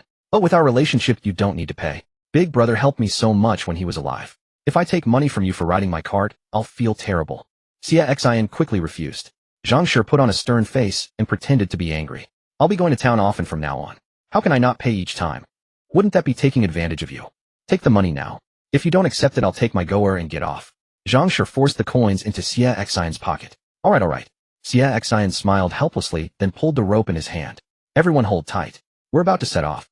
Because of the hot weather, the ox cart would not go to town during the midday sun if it usually made 2 trips morning and evening. "Sister-in-law, you haven't been to town for a long time. Why are you in such a hurry to go today?" "I'm sending goer to school. Zhang said he's taking students tomorrow. I thought I'd go to town this evening to buy some paper and pens." "Oh, goer is going to school. School is good. As the saying goes, all occupations are base, only book learning is noble. May our goer pass the Jiren examination and bring honor to the Xie family," Xie Qingfeng said with a smile. Zhang Shi quickly shook her head. "My goer is frail. He might have difficulty working in the fields. I thought if I send him to school he can find an easier job in the future." Xie Qingfeng glanced at Xie Qingfeng. With his delicate skin he indeed couldn't handle the rough work of men like them. "True. Zhang Shi, if your child got tan from farm work, he wouldn't look so good." The other aunties on the ox cart had already noticed Xie Qingfeng in Zhang Shi's arms. She rarely brought him out, so they all smiled at him with fondness. "Zhang Shi, what do you feed this child normally? How is he so delicate? He's truly beautiful." The rural women with their limited vocabulary could only repeat the word beautiful over and over. Their gazes were intense, and a few aunties even reached out to gently touch his face, making Xie Qingfeng feel so embarrassed that he buried his face in Zhang Shi's arms. The ox cart swayed along until finally reaching the town. This was Xie Qingfeng's first visit to the town since arriving in this world. Previously, he had only heard from Daya and Area that the town was far more prosperous than the village, and that if one could establish a home there one would enjoy a life of ease and comfort. Xie Qingfeng had prepared himself before coming, thinking it might not be as good as he imagined. But this was far too poor. The sanitary conditions were atrocious. The very air of the streets reeked of feces, and the foul stench from the narrow alleys on both sides assailed one's senses. The road was muddy and covered with flowing sewage. If it rained, it would gather into even larger stinking puddles.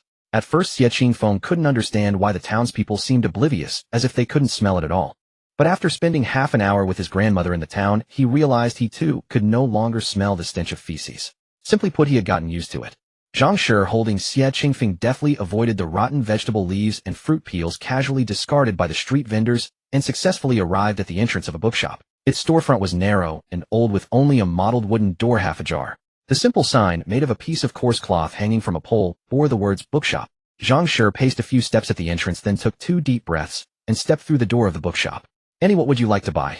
The shop assistant, seeing a customer finally enter, hurried over. "Is this your grandson? He looks quite delicate. Are you looking for books for his initial education?" Huh. What's initial education?" Zhang Shi, usually quite assertive, appeared uncharacteristically bewildered in the bookshop. The assistant patiently explained, "Initial education means teaching the child some basic principles and how to read and write." Oh, so that's what it meant. "Well, young man, I'm sending my child to school tomorrow. Which book would you recommend?" Zhang Shi set Xie Qingfeng down on the ground.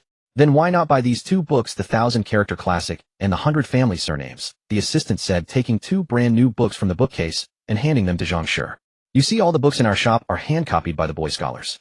The calligraphy is top-notch." Xie Qingfeng was shocked by the assistant's words. Hand-copied books? Did this world not have printing yet? Was it so backward? Books copied by boy scholars? Zhang Shi was also astonished. If her little dog were to use books hand-copied by boy scholars, would he also be blessed by the god of literature? Seeing Zhang Shi frozen in place, the assistant thought she was dissatisfied with the hand-copied books, so he quickly took out a printed book from the cabinet and handed it to her. "We also have block-printed books here, about 300 when more expensive than the hand-copied ones. Look at the paper and ink of this printed edition. They're made of the finest materials." Although Zhang Shi was plainly dressed, and not like the noble ladies, their bookshop usually catered to farming families who wanted to send their children to school. Though they were poor in daily life, they were especially willing to spend money on their descendants' education. Yes. The scent of paper and ink filled Zhang Shi's nostrils. She gently rubbed the paper a couple of times before putting it down, afraid that her calloused hands might tear such fine goods. "How much for these 2 books?" 1 tael of silver each, the assistant said with a smile. Our price is the cheapest in this town. 1 tael of silver each. That was too expensive. Zhang sure steadied her nerves. The printed ones were 1 tael, while the hand-copied ones were 700 won each. She still had to buy the apprenticeship gifts later. This was just the beginning, and she was already spending 2 taels of silver. She had only borrowed 2 taels from Xie Zhang in total. A book costing nearly a tael of silver. If he continued studying, the money would flow away like water. No wonder Xie Zhang grew poorer the more he studied. Could she really afford to support Goer through so many years of schooling? For the first time, Zhang sure felt the urge to give up. Xie Qingfeng also thought it was expensive, but fortunately he had already memorized the 3-character classic and the 1,000-character classic in the system space, so he didn't need physical books at all. He tugged at Zhang Shu's clothing to get her attention. Grandma, let's buy some paper brushes and ink sticks. The teacher hasn't told us which books to buy yet. What if we buy the wrong ones? Zhang Shu thought about it. That was true. Xie Zhang hadn't specified which books to buy. Xie Zhang should know their family situation. Goer wasn't going for the imperial exams, so maybe he wouldn't need books at all. My Goer is right. Then we'll just buy some paper and brushes. Zhang Shu picked up Xie Qingfeng and gave him a big kiss. Why is my Goer so clever? The assistant, seeing Zhang Shu being stingy and the big sale failing with only a few reams of paper bought, curled his lips and went to the counter to fetch the cheapest paper brushes and ink sticks. If they couldn't even afford the 3-character classic, this grandmother and grandson probably could only afford the cheapest items. Paper is 50 won per ream, brushes 20 won each, and ink sticks 100 won each. The assistant's tone was not as warm as before. These were a bit pricey too, but since she had come all the way to town specifically for school supplies, Zhang Shu gritted her teeth and decided to buy. Alright, give me one of each. After leaving the bookshop, Xie Qingfeng felt a bit down.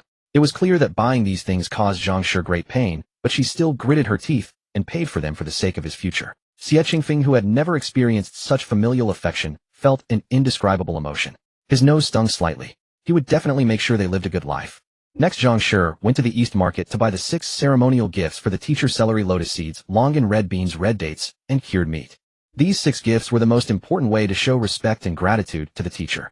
Celery represented diligence in one's studies, lotus seeds symbolized the teacher's hard work, longan meant achieving perfection, red beans represented grand aspirations, symbolizing that the student would realize their life ambitions, and red dates meant passing the exams early and achieving excellent academic results. The first few items were symbolic, while the cured meat was mainly a material token of gratitude. In the Shenyuan dynasty, many people could not afford to eat meat more than a few times a year, and cured meat was easy to preserve, making it the most practical gift. However, while Zhang Shu was haggling with the pork stall owner over the price of cured meat, Xie Qingfeng's gaze was drawn to a pile of things in the corner of the stall: pig intestines.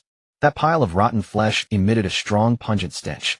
The coiled intestines were greasy and slippery, covered with unidentifiable black substances that were revolting. Semi-liquid pig manure clung to the large intestine, making it nauseating to even look at. 13 won per catty, I always buy pork from you. 14 won per catty, Annie, I really can't go lower. This little stall of mine barely makes any profit. Alas, child, you are running a business. What harm is there in giving a little leeway? I'll come back to buy from you again. Zhang Shu lifted the cured meat and sniffed it. It was precisely that smoky, fire-blemished aroma. Auntie, it's not that I refuse to give you a discount. If you were buying fresh pork, I could offer you a lower price, but this cured meat truly cannot be reduced. You just smelled it yourself. Who in these 10 villages doesn't know that my second sister's cured meat is the most authentic? Zhang Shu's brows knitted tightly, her face etched with hesitation, and a trace of helplessness flickered in her eyes. Just as she was about to agree to the vendor's price, Xie Qingfeng's childish voice rang out from behind her. Grandma, can we buy some pig intestines to take home? Hearing this, Zhang Shu saw Xie Qingfeng pointing at a bucket of disgusting-looking innards in the corner and insisting on buying them. She shook her head like a rattledrum. My precious grandson, these cannot be eaten. No matter how you handle them, they remain utterly foul. Eating this is no different from directly consuming excrement. Even the beggars on the streets of the Shenyuan dynasty wouldn't touch this stuff. What was her little dog thinking? Why insist on buying such a thing? Xie Qingfeng looked at Zhang Shu with a rare stubbornness. No, Grandma, I want to buy this. Xie Qingfeng's small frame stepped over the puddle and reached for the bucket of pig offal. He was not even as tall as the bucket, so Zhang Shu hurried over to help him lift it, afraid he might accidentally tumble into it. Heavens, why is this child so disobedient? What on earth does he need such a disgusting thing for? No, Goer, let's buy the cured meat and then go home. What difference is there between this and directly buying excrement? She even found it inauspicious. Xie Qingfeng shook off Zhang Shu's hand and stood there, stubbornly, sweat trickling down his forehead, dampening his fine bangs. The grandmother and grandson stood frozen at the pork stall, locked in a standoff. In the end, Zhang Shu could not resist Xie Qingfeng's persistence and relented. This stubborn child, I wonder who he takes after. Why is he so obstinate? How much for this bucket? The pork stall owner grinned from ear to ear, holding up 2 fingers to Zhang Shu. Annie, just give me 2 coppers. Ordinarily, they would have thrown away these pig intestines as garbage. Today they had truly encountered a fool. This Annie's grandson was utterly clueless. If her own child brought home a bucket of excrement, she would surely give him a sound thrashing. 2 coppers. Why don't you just rob me? This pile of excrement-like stuff is worth 2 coppers. I'd rather buy a meat bun. At least a meat bun is made from fine flour. Zhang Shi's shocked voice could be heard throughout the street. Then we won't buy it. Be good, go, or Grandma will buy you a meat bun later. We won't eat this. She even wondered if her little dog had gone mad craving meat. The pork stall owner's wife quickly pulled her back. All right, 1 copper. That's the lowest price. I can't just give it to you for free, can I? Zhang Shi still shook her head. Even if they gave her this bucket of blood and filth for free, she wouldn't take it. Grandma. Xie Qingfeng wrapped his arms around Zhang Shi's thigh and wheedled vigorously, rubbing his fuzzy little head against her, looking up at her with big watery eyes. This was the first time Xie Qingfeng had acted spoiled with Zhang Shi since he came to this world. She had never seen such a display, so she quickly scooped him up, calling him her precious grandson over and over. Fine, 1 copper it is. Boss lady, please use a sturdy bag to pack it up. Zhang Shi ultimately succumbed to Xie Qingfeng's sweet assault. Coming right up. The pork stall owner's wife promptly responded, deftly packing the pig intestines and handing them to Zhang Shi, afraid she might change her mind. Still, to be honest, although this woman's grandson was disobedient, his appearance was absolutely top-notch. Even the children of the wealthy and noble families in town were not as good-looking as this child. If her own child were this handsome and acted spoiled like that, she might buy him anything he asked for. Zhang Shi carried the pig intestines with disgust and climbed onto the ox cart. Whoa, sister-in-law, what did you buy? It stinks to high heaven. Xie Qingfeng leaned and then recoiled. Zhang Shi was also disgusted. Alas, don't even mention it. Goer insisted on buying this stuff, and I had no choice. Goer, why did you buy this? It's so stinky. Xie Qingfeng asked curiously. Although these kids usually rolled around in the mud, they still had some standards about filth. Uncle, eat. Xie Qingfeng's words shocked everyone, and the aunties on the ox cart covered their mouths and giggled. Xie's family, I'm not one to criticize, but even though your husband is gone, you shouldn't starve the child. At least give him some meat. Look how much he craves it. Zhang Shi's expression turned strange. Was eating meat once a year too little? Facing the sympathetic gazes of the crowd, Xie Qingfeng looked up at the sky with a resigned expression, silently letting his grandmother take the blame for not feeding him meat. He had been thinking about ways to earn money in town all along until he spotted the neglected pig offal in the corner of the pork stall, and his eyes lit up. He could make braised pig intestines. The people of the Xie dynasty had considered using pig intestines as meat, but they were too fishy and gamey. They found no way to eliminate the foul odor, and eating them was like consuming excrement. So they gave up on them, and pig intestines became the only waste product on a pig. Butchers would remove and discard them in advance. What was supposed to be thrown away ended up being sold for money, which was why the pork stall owner's wife felt she had gotten a great bargain today. The people of the Xie dynasty had no way to remove the fishy smell, but Xie Qingfeng knew how. In his modern life, he had loved pig intestines more than anything. Worried about hygiene when eating out, he would buy them from the market and prepare them himself. The moment he saw the pig intestines, he remembered the wild ginger growing in the back hills, which was essential for removing the fishy odor. Later he could buy some cinnamon and star anise in town to braise the pig intestines. Cinnamon and star anise were not expensive in the Xie dynasty. He could afford them. The marinade could also be reused.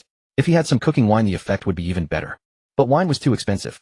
If he used it to remove the fishy smell of pig intestines, he would probably lose even his last shirt. He had actually wanted his grandmother to buy some cinnamon and star anise in town, but she definitely wouldn't agree and might even scold him. He'd better wait until a couple of days later when Grandma and the others went to work and sneak a ride on Uncle Xiebo's cart to town using his own New Year's money to buy some. Although Xie Qingfeng was only 3 years old, he already had 100 coppers in New Year's money. His mother would put the New Year's money his grandmother gave him under the Kong every year, wrapped in a cloth. Once he successfully made braised pig intestines after becoming a disciple, Grandma and Mother would understand his good intentions. Host, why can't you go back right now and make a stir-fried pig intestine dish to remove the fishy smell for Zhang Shi and the others to eat? I think there's a high chance that Zhang Shi and the others won't let you keep such a stinky pig intestine in the house. In this hot weather, the pig intestine will probably spoil quickly. The system was a bit worried. Xie Qingfeng sighed and explained, if I go back now and directly make pork intestines without the smell, it would be too obvious. System, have you forgotten that I'm still just a 3-year-old child? He was under the constant watch of his grandmother and mother. Where could he possibly learn that wild ginger can remove the fishy smell? The people of the Xie dynasty still didn't know that ginger was edible. Given the extent of Grandma Zhang's feudal superstition, she would probably send him to some immortal to exorcise evil spirits at the first opportunity. But after becoming a disciple, Xie Qingfeng would be different. He would know characters and be able to read, so he could fool Zhang into believing he learned it from books. I understand. The host is thoughtful. The ox cart wobbled back to the village. Daya and Aria were cooking at home, while Lin Yang was already waiting at the village entrance to help carry things. Zhang was thrilled to see Lin Yang. The two women, mother-in-law and daughter-in-law, linked arms and chatted as they walked ahead. Lin Yang, let me tell you, the books in that bookshop are so many I can't even count them. As soon as you enter, there's a scholarly smell, so fragrant. Zhang gestured with her arms wide open, trying to physically show Lin Yang how many books there were. Really? Mother, are there really that many books? Every time I pass by, I don't dare to look inside. Is it really that fragrant? Lin Yang was extremely curious. Xie Qingfeng couldn't help but laugh at this. His grandmother really did exaggerate. Of course, don't think the shop front is small and it's dusty, but inside the books are numerous and expensive. One book costs 1 tael of silver. There are 2 or 3 big cabinets inside, all filled with books. Zhang spoke with enthusiasm. My goodness, then this bookshop must be worth thousands of taels. Lin Yang was stunned. Exactly. No wonder people say there's a golden house in books. If one book cost a tael of silver, a whole house of books would indeed be a golden house. After arriving home, Dia and Arya stared at the bucket of pork intestines in front of them, their eyes wide with disbelief that their grandmother would buy such a thing. And brought it all the way from town. Grandma, why did you buy crap? The two sisters felt the urge to dump the bucket. The house was already starting to smell after just a moment. Xie Qingfeng hurried forward to protect his precious pork intestines. Sisters, I asked to buy them. The two sisters couldn't understand even more. Why would Goer buy such a thing? Zhang was also worried when she saw the bucket. She should not have listened to Goer's coaxing in town and bought it in a moment of confusion. It couldn't be eaten and it stank in the house. Facing the family's disapproving stares, Xie Qingfeng scratched the back of his head and gave an awkward laugh. Lin Yang frowned. Goer, you're too willful. Go dump this thing now. It's so inauspicious. I didn't notice at the village entrance and carried it all the way. I should have dumped it there. Her mother-in-law truly spoiled Go. Why buy this pile of crap? It must have been Goer throwing a tantrum in town to make his grandmother buy it. If she had gone with Goer, she would never have bought it. Xie Qingfeng moved quickly, lifting the bucket with all his strength and running outside shouting, Grandma, Mother, don't worry. I'm going to dump it right now. That's more like it. Lin Yang was somewhat satisfied with her child's behavior, but she knew that her mother-in-law spoiling Goer like this was not acceptable. She turned and urged her mother-in-law, Mother, don't spoil him too much. Scold him when needed and beat him when necessary. Zhang also knew she was in the wrong. Buying a bucket of crap for 1 coin was too absurd. If word spread to the village, they'd think she had epilepsy. Xie Qingfeng huffed and puffed as he carried the bucket to the cellar behind his room. In the Xingyuan dynasty, every household dug a cellar behind their house to store food. Villagers without mountains behind also dug cellars for storage. It was cool inside. While it was 30 or 40 degrees outside, it was only 7 or 8 degrees inside, making it the best spot to preserve the pork intestines. Xie Qingfeng looked around and placed his future fortune-making pork intestines in the deepest corner. After placing them, he dusted off his hands. Done. Goer, are you done dumping? Time to eat. Arya called from the front of the house. Xie Qingfeng quickly replied, coming. Where's the bucket? Arya noticed Xie Qingfeng hadn't brought the bucket back. He fabricated, I just put it in the woodshed. Oh, okay, that works. Go in and eat. Arya patted Xie Qingfeng's head sympathetically. Poor Goer, he wanted meat so much he thought of pork intestines. She'd have to embroider faster later to earn more money and take him to town for meat buns. When Xie Qingfeng sat down to eat, he somehow felt that the adults at the table were looking at him with loving eyes. He almost finished dinner with difficulty. The sky was just beginning to lighten when Zhang was already busy in the kitchen. Xie Qingfeng was still asleep when an excited Arya woke him. Goer, get up. Today you're going to become a disciple. Okay, I'm getting up, Sister Arya.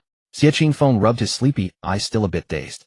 After breakfast, Xie Qingfeng, dressed in coarse hemp clothes, stood at the fence opening with his school bag, woven from bamboo strips by Dia a few days ago, waiting for Li to come out. The cool summer morning breeze brushed his clothes, making the slightly worn but neat hem flutter, yet it did not diminish his determined spirit.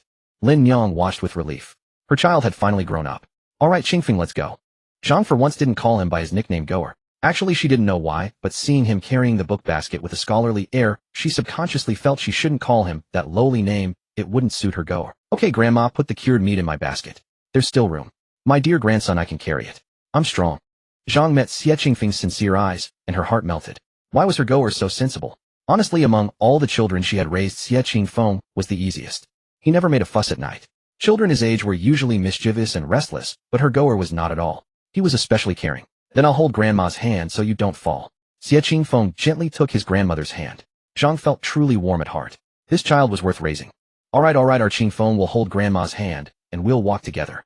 The grandmother and grandson soon arrived at Xie Zhang's doorstep. They hadn't expected so many people to come seeking learning. The stone brick house of Xie Zhang was packed with people. Xie Qingfeng counted and estimated there were 50 or 60 children. Zhang sure was somewhat astonished, involuntarily muttering to herself, with so many people. 2 taels of silver per person as tuition. If Xie Zhang had opened a private school earlier, wouldn't he be making a fortune? Some people were not even from nearby villages. Having heard that a shortstory scholar was taking students here, they specifically crossed several mountains bringing their own children to seek education. Because the town was even farther away and scholar Xie Qingfeng only charged 2 taels of silver as tuition. In town, even a Tongxing novice scholar teacher would charge 3 taels of silver per year. Most of the peasants gathered at Xie Qingfeng's house had not come with the intention of supporting their children's scholarly careers. They were all like Zhang Shi. They hoped to learn a few characters at Xie Qingfeng's place so that in the future they could find some work in the town. Xie Qingfeng even saw the poorest family in their own village. They had also arrived early carrying tuition and waiting anxiously at the door. Truly, parents' hearts are universally touching. However, when Xie Qingfeng looked up, he realized that Zhang Shi was just as nervous and uneasy as the others. The sun had not yet risen in the morning and a gentle breeze brought a hint of coolness, but Zhang Shi was sweating profusely, wiping her face with her sleeve again and again. Grandma put the basket on the ground. It's still a quarter of an hour before the Mao hour. It's not heavy. I'll hold it, Zhang Shi said, tightening her grip on the basket. Good heavens, she was about to meet Master Xie. Although by seniority Xie Zhang was her husband's cousin, she still felt a bit intimidated. Previously at the funeral, it was the clan chief who came to borrow money on behalf of Xie Zhang. She had never seen a shortstory master before. What if she made a mistake, and scholar Xie Zhang would rather return the money than accept her goer? A quarter of an hour passed quickly. The wooden door of Xie Zhang's house was opened by a man dressed in coarse cloth. It was Xie Zhang's son. Everyone could finally go in to pay respects to the teacher.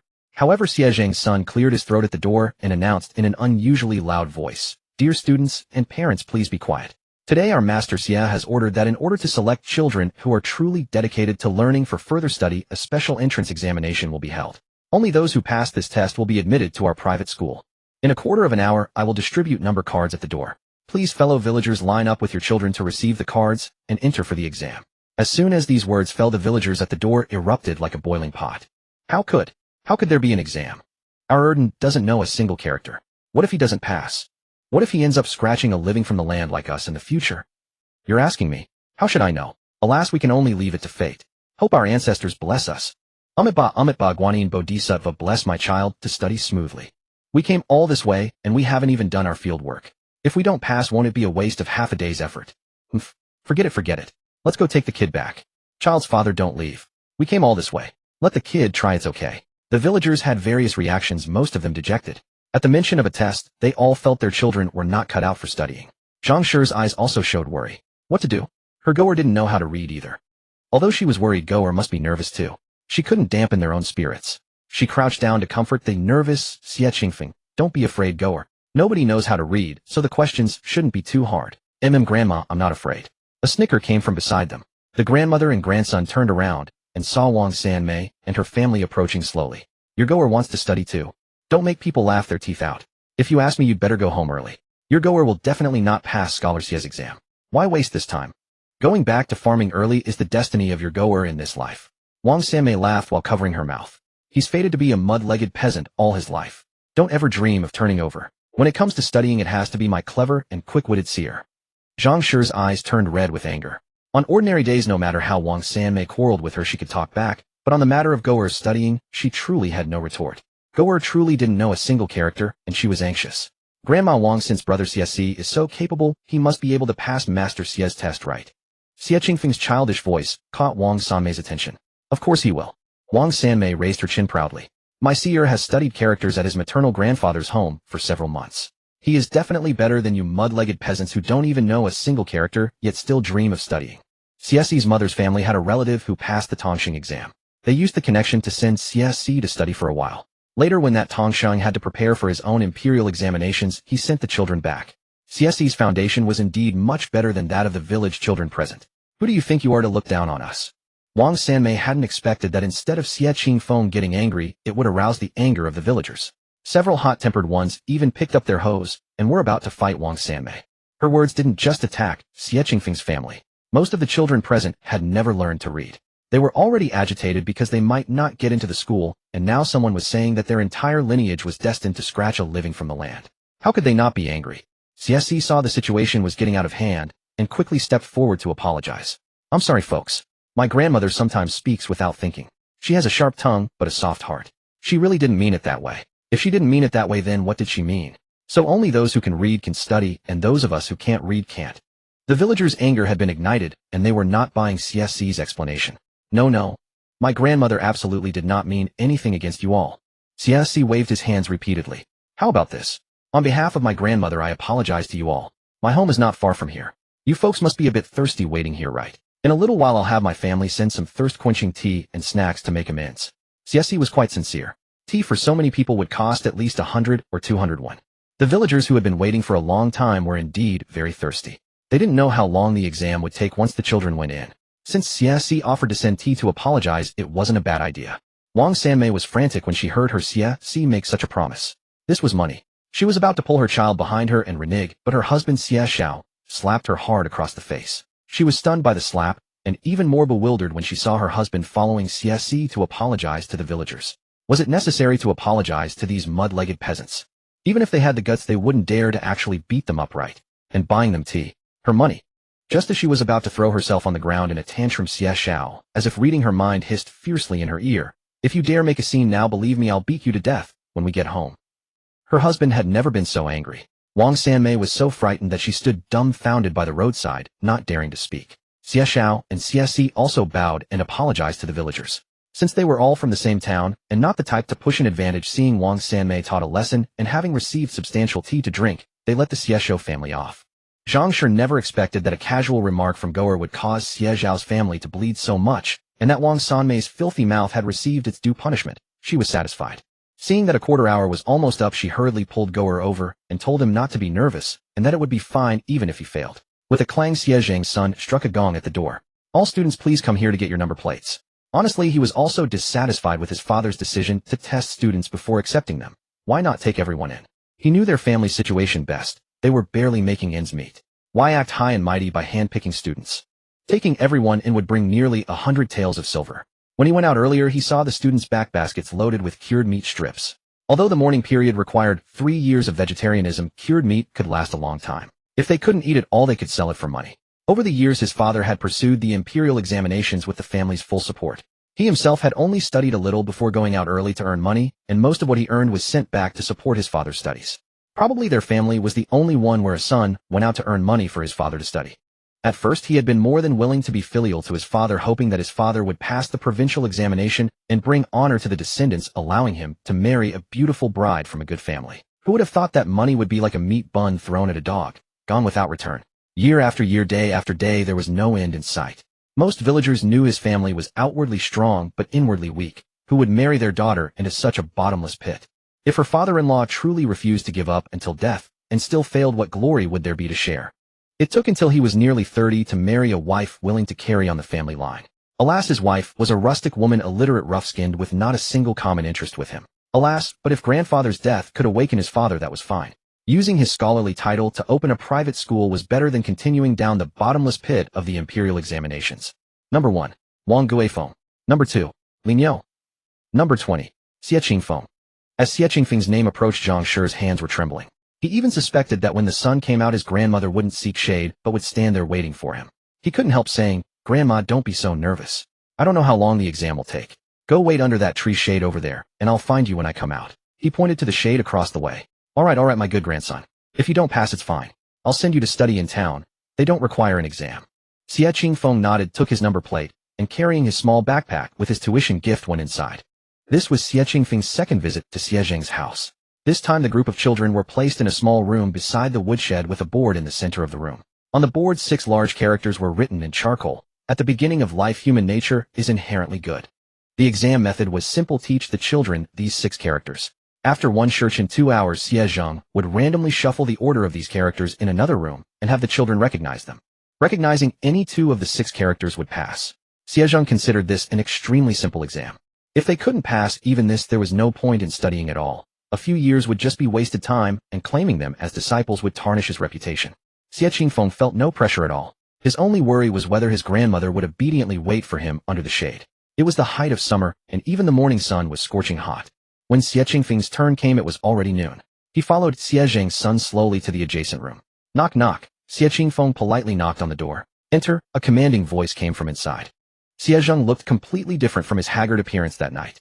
Today he wore a finely made but slightly worn long robe with a gaunt face, slightly sunken cheeks, sharp and bright eyes set in deep sockets, and fine lines at the corners that added age but not diminished his authority.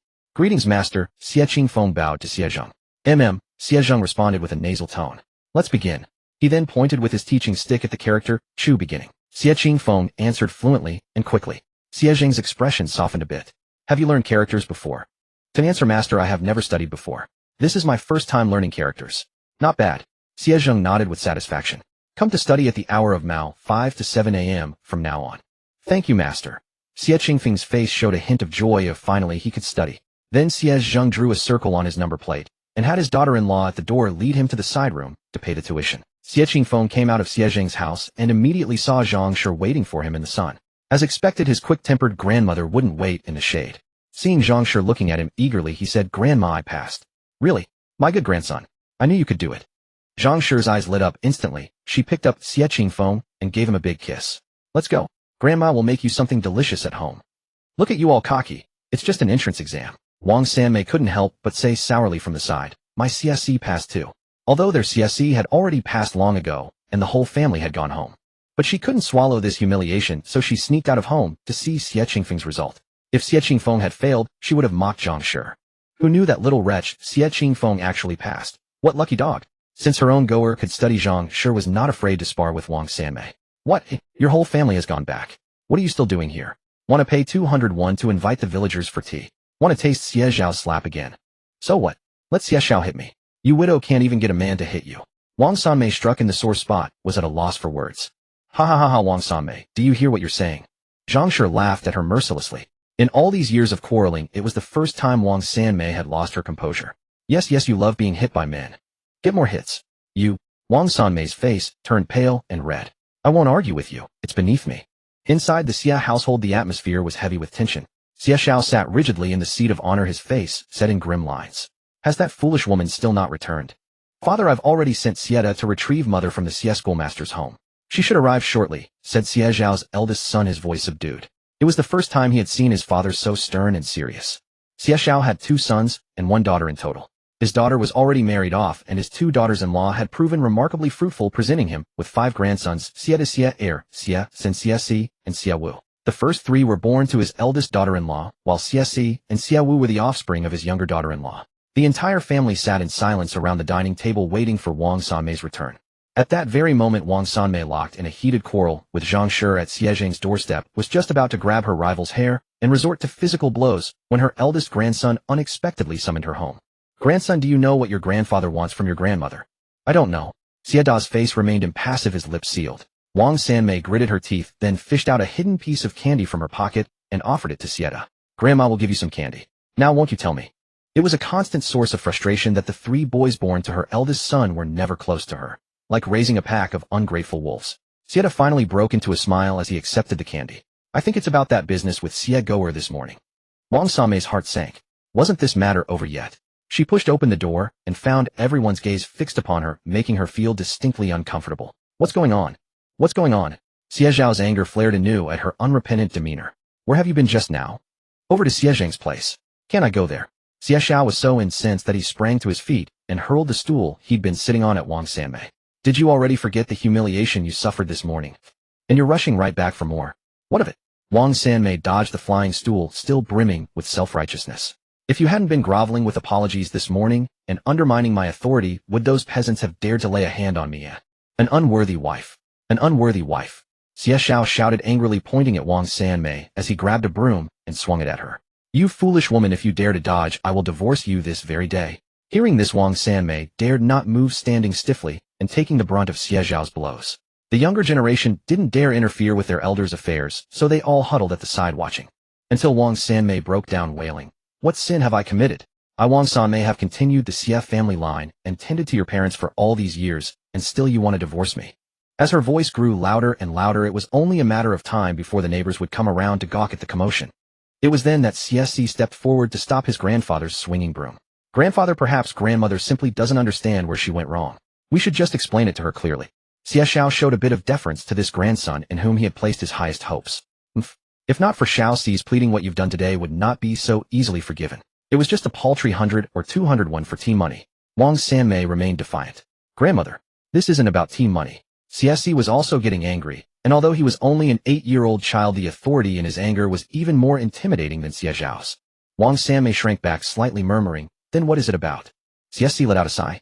Grandmother, have you forgotten that I'm preparing for the imperial examinations? What you said this morning has turned the villagers from all around against our family. My reputation will be ruined. Reputation was of paramount importance to a scholar. It was the embodiment of one's integrity and virtue. A scholar blessed with a good reputation could gain access to far greater resources. If his reputation were sullied, his future path to the imperial examinations would be completely severed. Not to mention whether the court would appoint someone of questionable morality to an official post. He wouldn't even find a single person willing to vouch for him to sit the exams. He would be denied even the qualifications to take the examination. His family had only recently made the difficult decision to devote all their resources to support his pursuit of the scholarly path. His grandfather's and maternal grandfather's hopes all rested on his shoulders. If his grandmother were to destroy all that, he would be absolutely furious. Then we just let the neighbors off. What if their boy goer studies and surpasses our family? Wang Sanmei's primary grievance was that she simply couldn't swallow this humiliation. She didn't understand long-term strategies, though she only knew that she had been competing with Zhang for half her life, and she absolutely could not allow her rival to surpass her own family. The two families had been at odds ever since they split their inheritance. Xie and Xie Xiao also couldn't swallow this resentment, but there was nothing to be done about it. That Xie goer, that bastard, is no simple creature. Xie Xiao shook his head. Today a single sentence from Xie Qingfeng had ignited the anger of the other villagers, turning their own family conflict into a clash between his family and the rest of the village. With his years of experience in judging people, though he was loath to admit it, he knew in his heart that Xie Qingfeng was no ordinary child. The boy was only 3 years old. To possess such cunning at the age of 3 was truly terrifying. Seeing his grandfather's appreciative gaze towards Xie Qingfeng, Xie retorted with defiance, "Grandfather, I've heard that Xie goer isn't pursuing the scholar's path. He's only learning to read so he can find work in town. My future accomplishments will surely far surpass his. In time their family will be far beneath ours." "Excellent, excellent, excellent," Xie Xiao proclaimed 3 times in a row. "That's the spirit. Truly a worthy grandson of mine." Hearing Xie's proclamation, Wang Sanmei's eyes brightened as well. That's right. If her grandson were to become a high-ranking official in the future, their neighbors would be theirs to crush and mold as they pleased. Even if Xie only managed to pass the county-level examination, a little sleight of hand during grain tax collection would be more than enough to give them a miserable time. She clapped her hands in delight. "Wonderful. Grandson, you study hard, and grandmother will secure your path. From now on, Xie shall have an egg every day to nourish his body." "Thank you, grandmother." Xie hadn't expected his grandmother, who was usually so stingy with food, to be willing to give him an egg every single day. This was an unexpected windfall. The other grandsons, upon hearing that Xie would be getting an extra egg every day, voiced their grievances loudly. "Grandmother, how can you do this?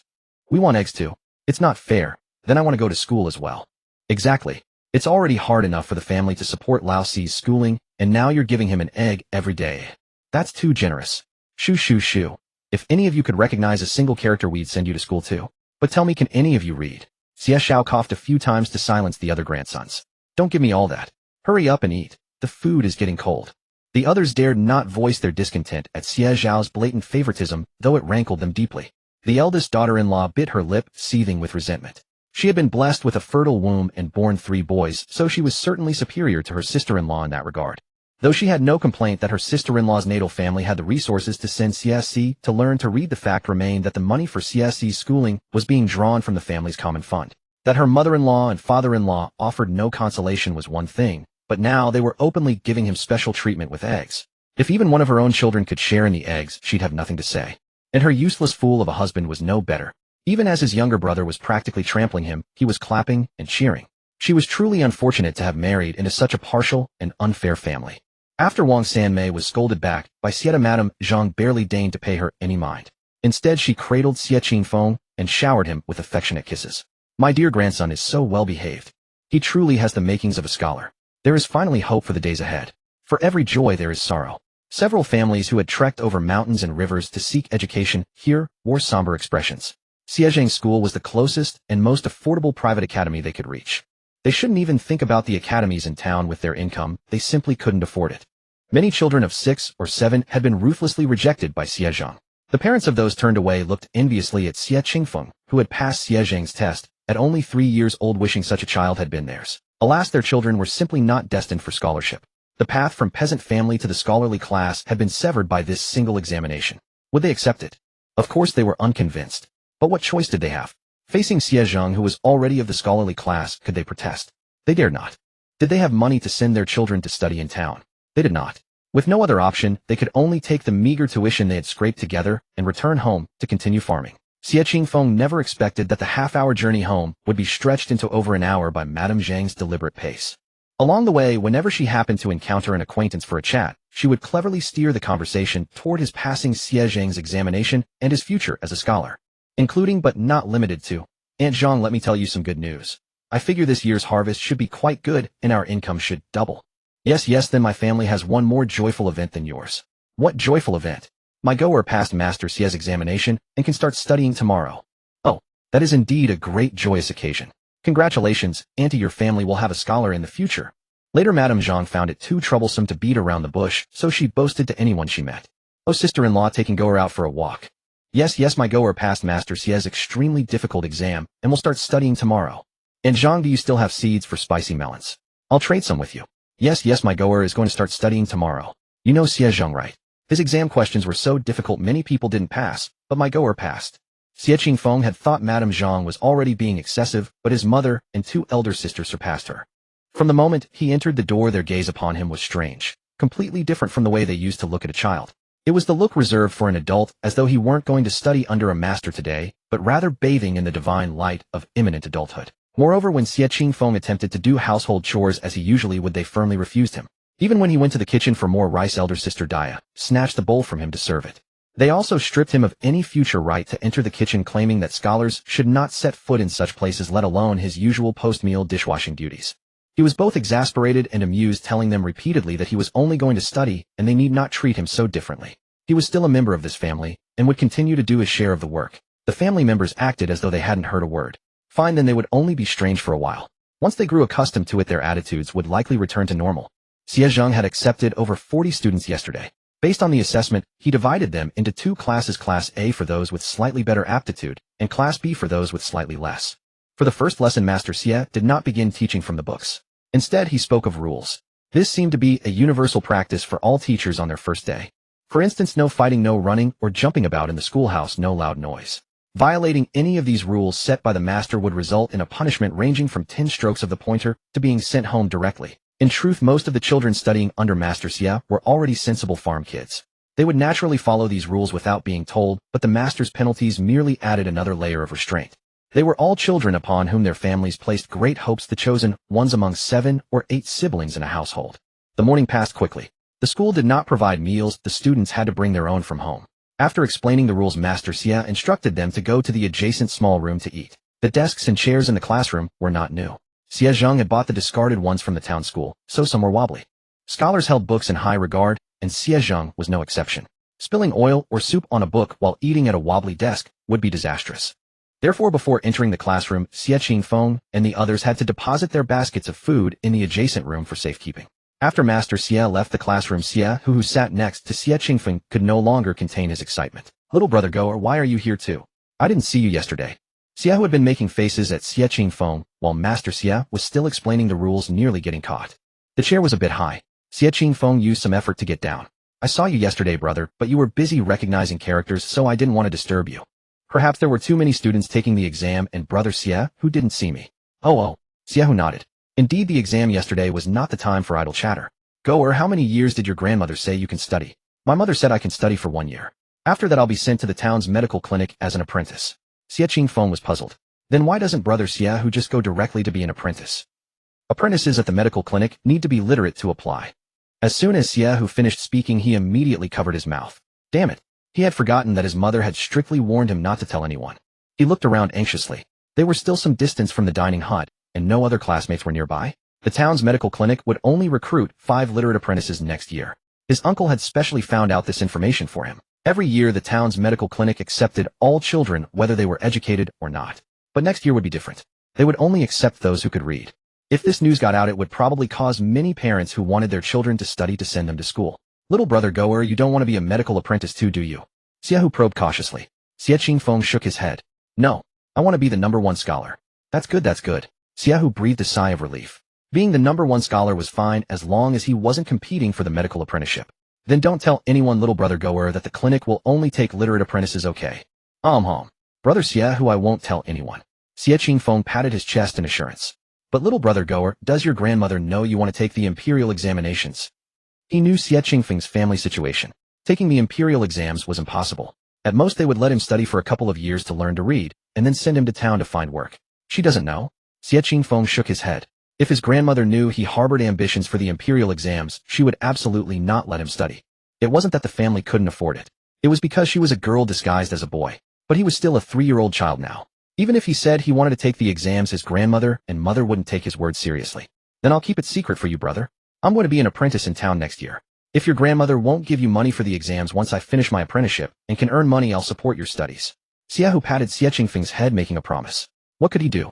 Xie was a sucker for good looks and had unexplainable affinity for Xie Qingfeng. Who could resist a soft, adorable little dumpling calling them brother? Not like his own stubborn brother Xie Xiong.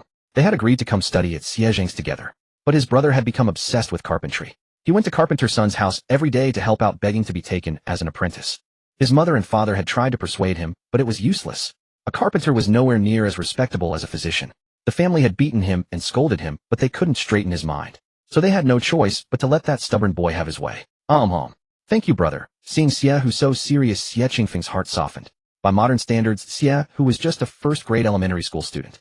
His behavior was no different from a little kid puffing out his chest and pretending to be mature, saying he would support you through school. Brother, have an egg. Xie Qingfeng opened his jar of food and placed the egg on top into Xie Hu's bowl.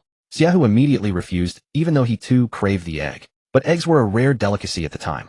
Even though every household kept chickens for eggs, they were meant to be sold. It was already a big deal for his family to have eggs once a month. Xie Qingfeng pouted, feigning displeasure. Brother Xie Hu, you are so good to me. Giving you something to eat is my way of showing gratitude. Surely you don't want me to become an ungrateful person, do you? Xie Hu had never heard such talk. If he didn't eat this egg today, he would be making Xie Qingfeng a bad person. He quickly ate the egg. Alright, I'll eat it. Big brother will have your back from now on. The school only gave them half an hour to eat. Lessons would resume immediately after the meal. In the private schools of the Xinyuan dynasty, there was no such thing as a break between classes.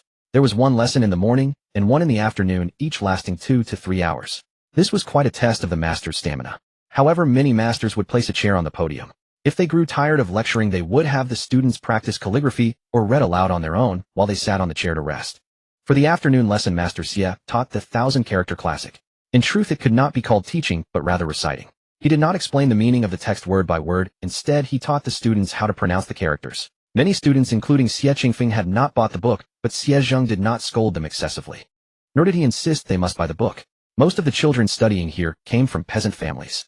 A book cost nearly 1 tael of silver. It was already a strain for the family to afford the tuition. Buying the book was indeed a hardship. Xie Zhang simply used a charcoal stick to copy the first half of the 1,000-character classic onto a slate, allowing the students to learn the characters slowly.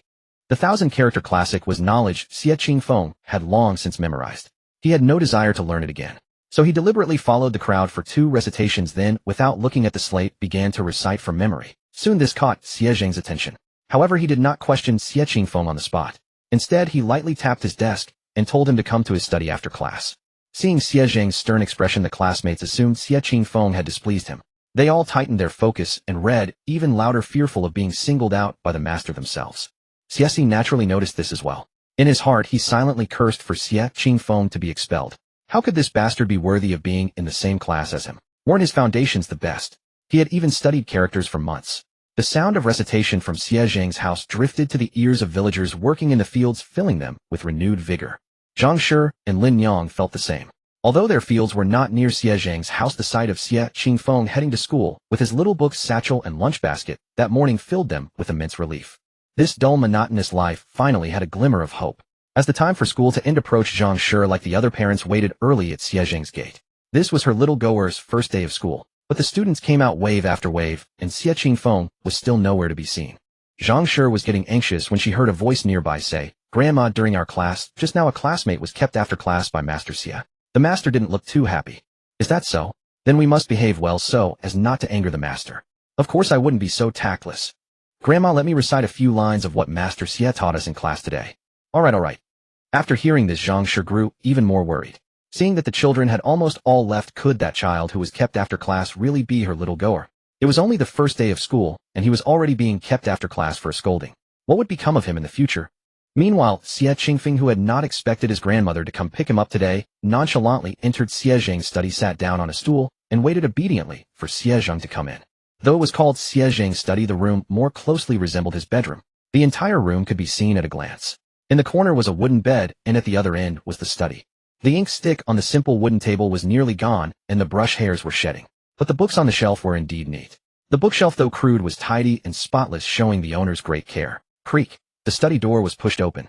Xie Qingfeng immediately got down from the stool and performed the student's salute to Xie Zhang.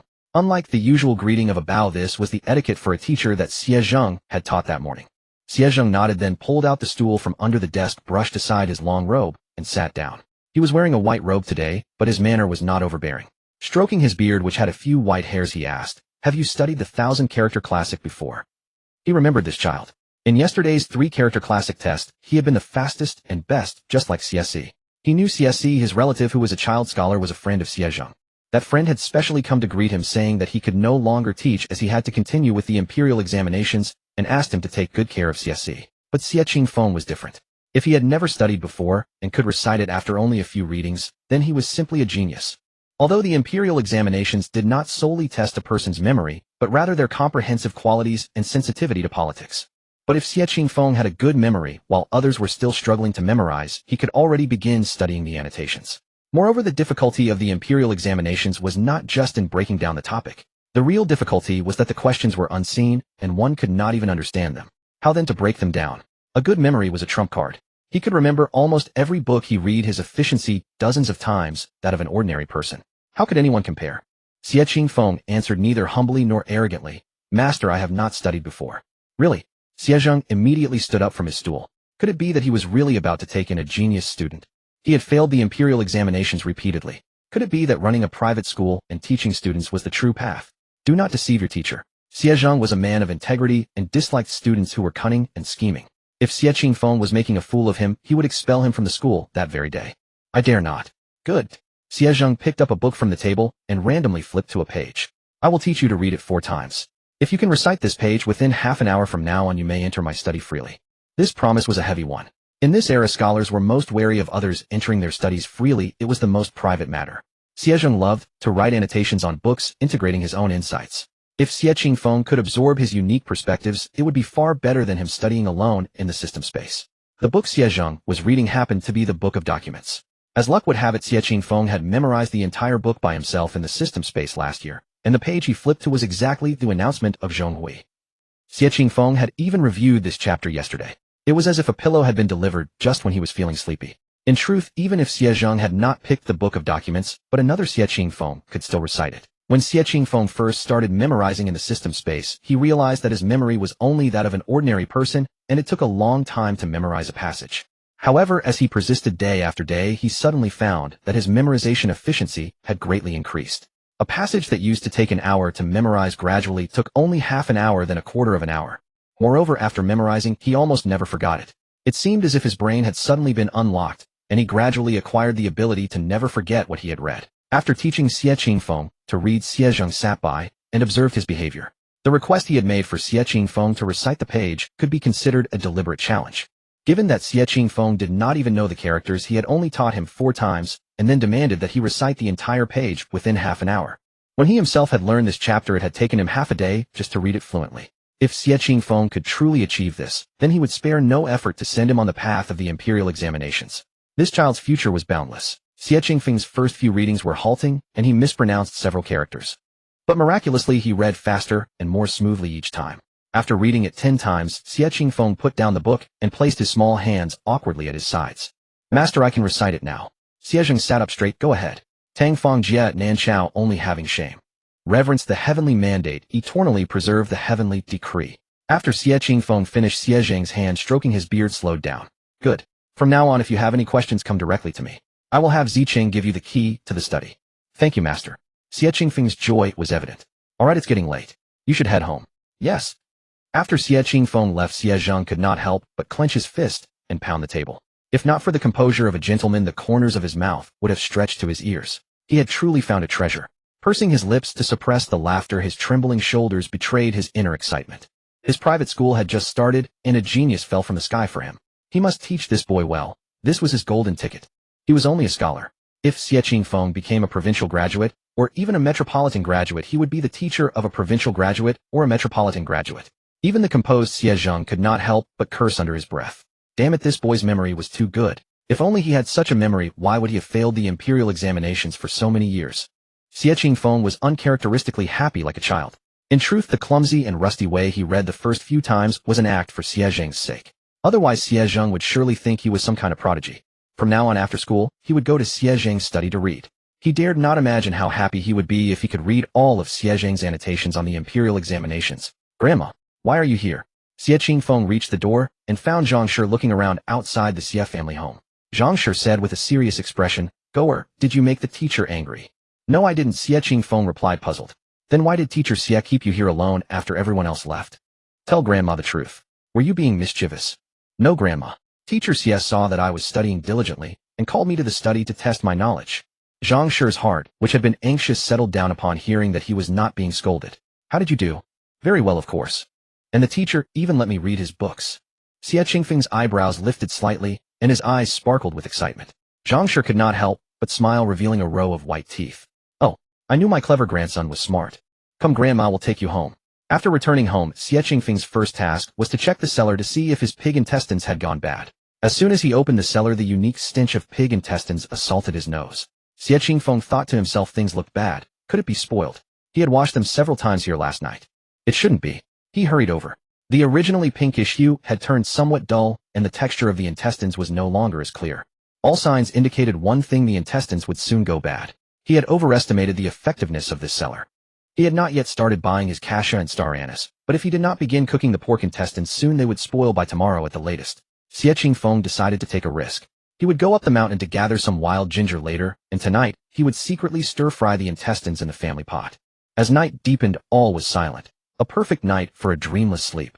Yet a pungent, stench-filled odor shattered the tranquility. In her slumber, Zhang Shi first caught a faint, peculiar smell that disturbed her rest.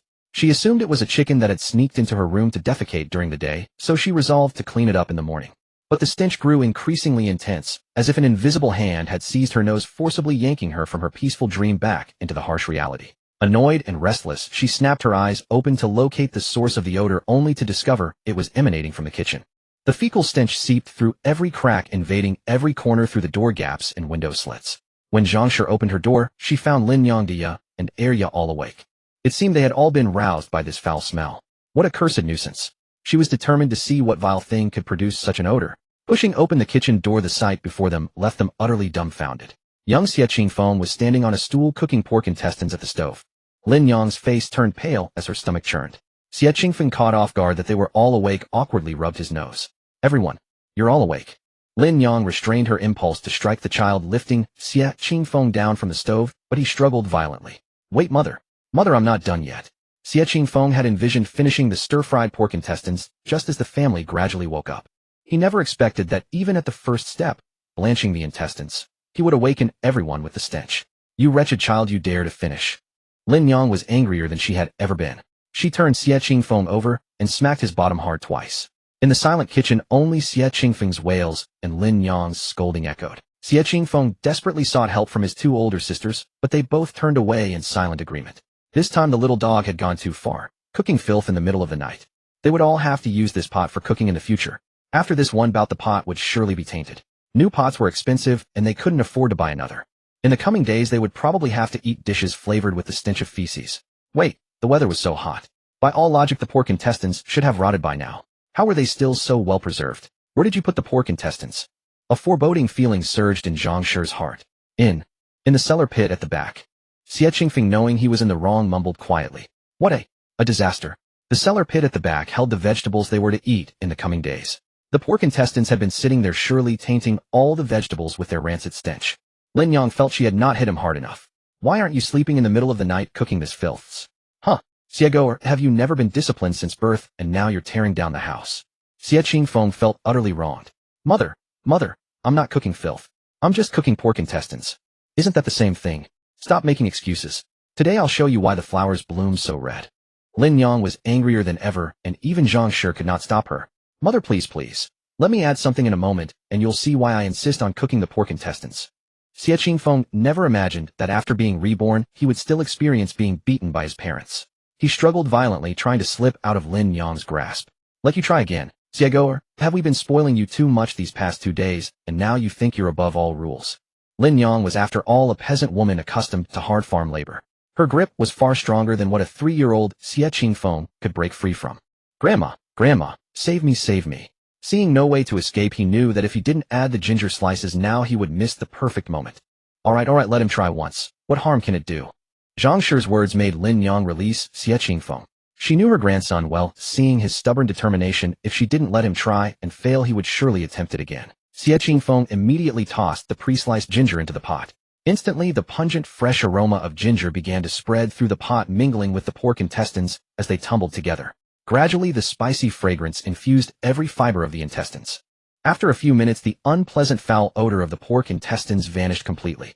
Seizing the right moment, Xie Qingfeng scooped the intestines out of the pot and discarded the blanching water. The women of the household thought it was over, but to their surprise, Xie Qingfeng swiftly poured oil into the pot. Zhang Shi's heart ached at the sight. So much oil would have lasted them 4 or 5 days. But Xie Qingfeng was as slippery as an eel, and before anyone could react, he tossed all the pork intestines into the pot with lightning speed.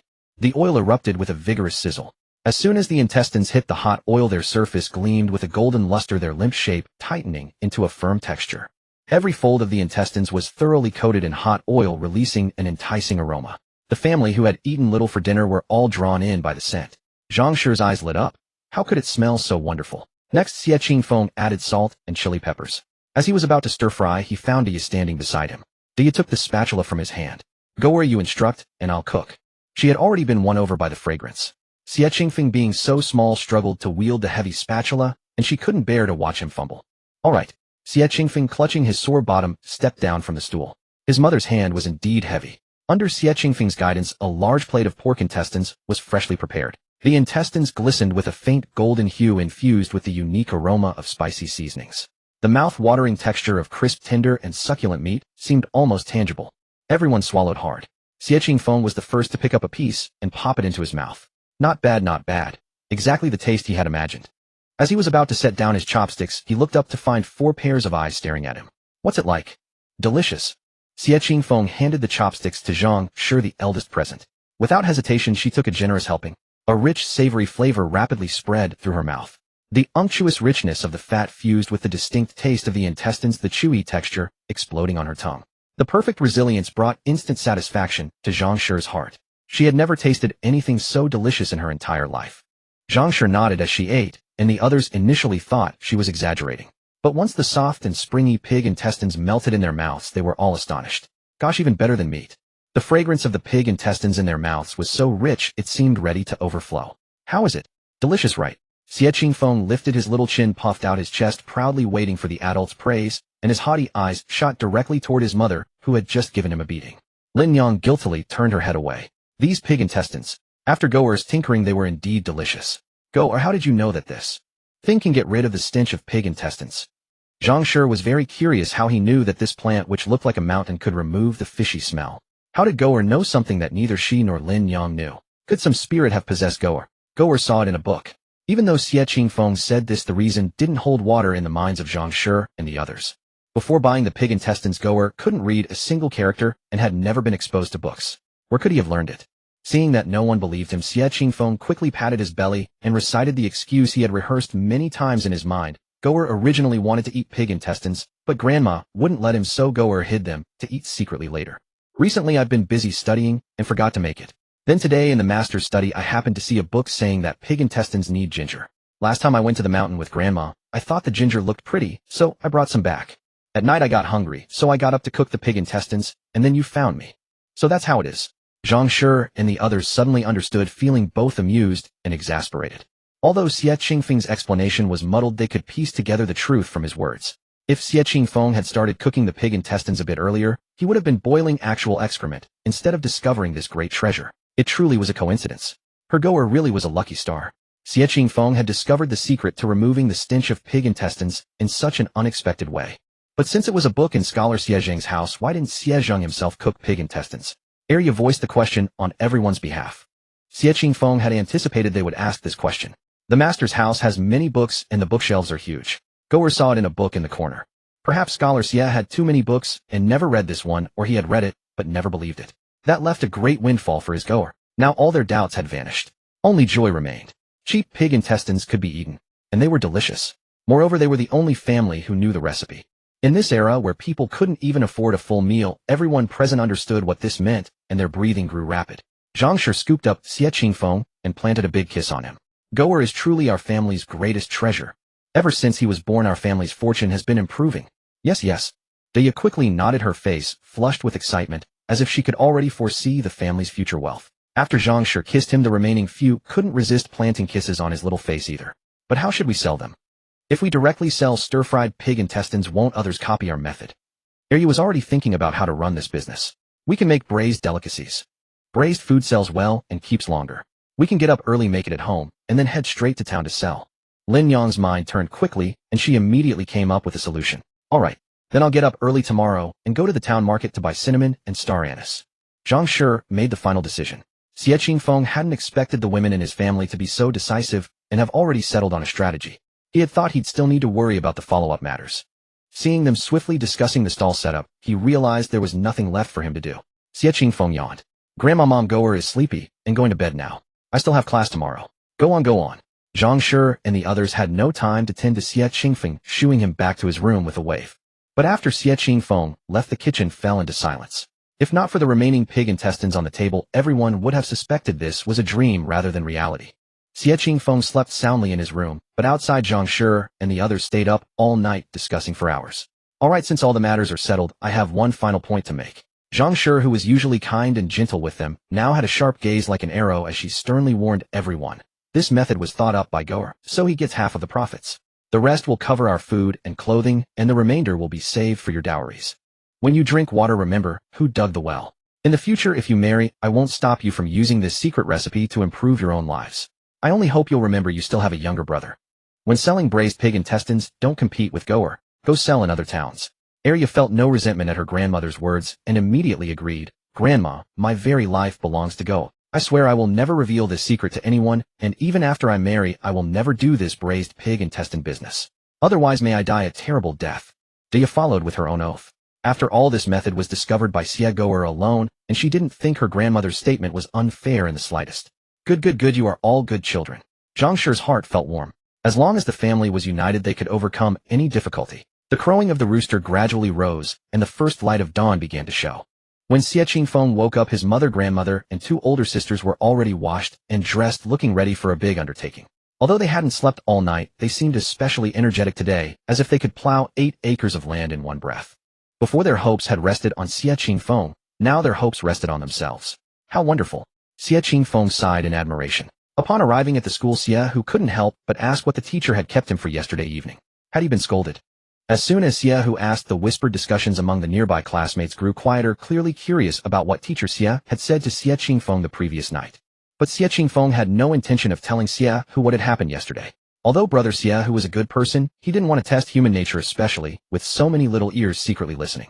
People worry about inequality, not scarcity. The teacher said I often get distracted while studying, so he told me to focus more. Oh, so that's it. Xie, who immediately sat up straight. If you got distracted while studying, you'd be kept after class. He couldn't afford to get distracted. Class time arrived. Zhang walked in holding a teaching cane. Today we continue with the 1,000-character classic. The day's lessons passed swiftly, and after class everyone was eager to return home.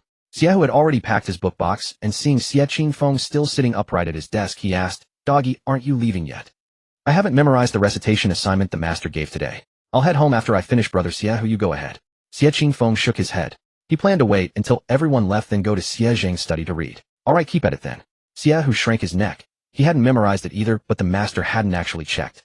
Doggy really was determined to take the imperial exams. He could sit at the desk for so long. He lacked such patience. After the morning class, he was already drowsy, and he had arranged to go fight crickets with Aniu from the neighboring village. Meanwhile, Xie, hearing Xie Qingfeng say he hadn't finished memorizing, sneered. Some people just don't have the talent. Don't force it. If it takes this long to memorize a little bit. None of your business, Xie Qingfeng replied, without even a glance. Mind your own affairs. Xie wanted to say more, but Xie, who stepped in front of him, rolling up his sleeves. You want to fight? Given Xie's frail build, he couldn't withstand a single punch from Xie. He instantly lost his steam and left with a final threat. If you dare hit me in the school, I'll tell the master tomorrow and get you expelled. Xie snorted through his nose, dismissing the threat entirely. After Xie and Xie left, the classroom was empty. Xie Qingfeng then packed his book box and headed to Xie Zhang's study. The books in Xie Zhang's bookcase were arranged with great care. local customs, general histories, poetry, and more, all neatly organized with corresponding labels. Xie Qingfeng could easily pick any book he wanted. He opened the book of documents that Zhang had tested him on last time, starting from the first page. So, this was how a scholar truly trained in the imperial examination system thought. It was quite different from what he had initially understood. He read with an insatiable thirst, realizing there were other ways to approach problems. After reading for about 2 hours, noticing it was nearly mealtime, he tidied up and left Master Xie's house on his own accord. Though Master Xie had allowed him free access to the study, he couldn't be greedy. In matters of conduct, one must observe propriety and restraint.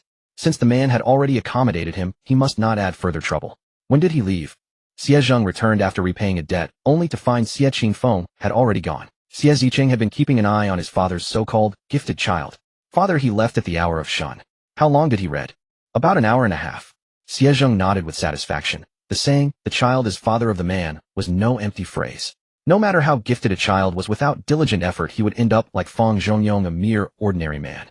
Xie Qingfeng indeed had a fine character. When Xie Ziqing had been 3, he couldn't even read the 3-character classic. What a stark contrast.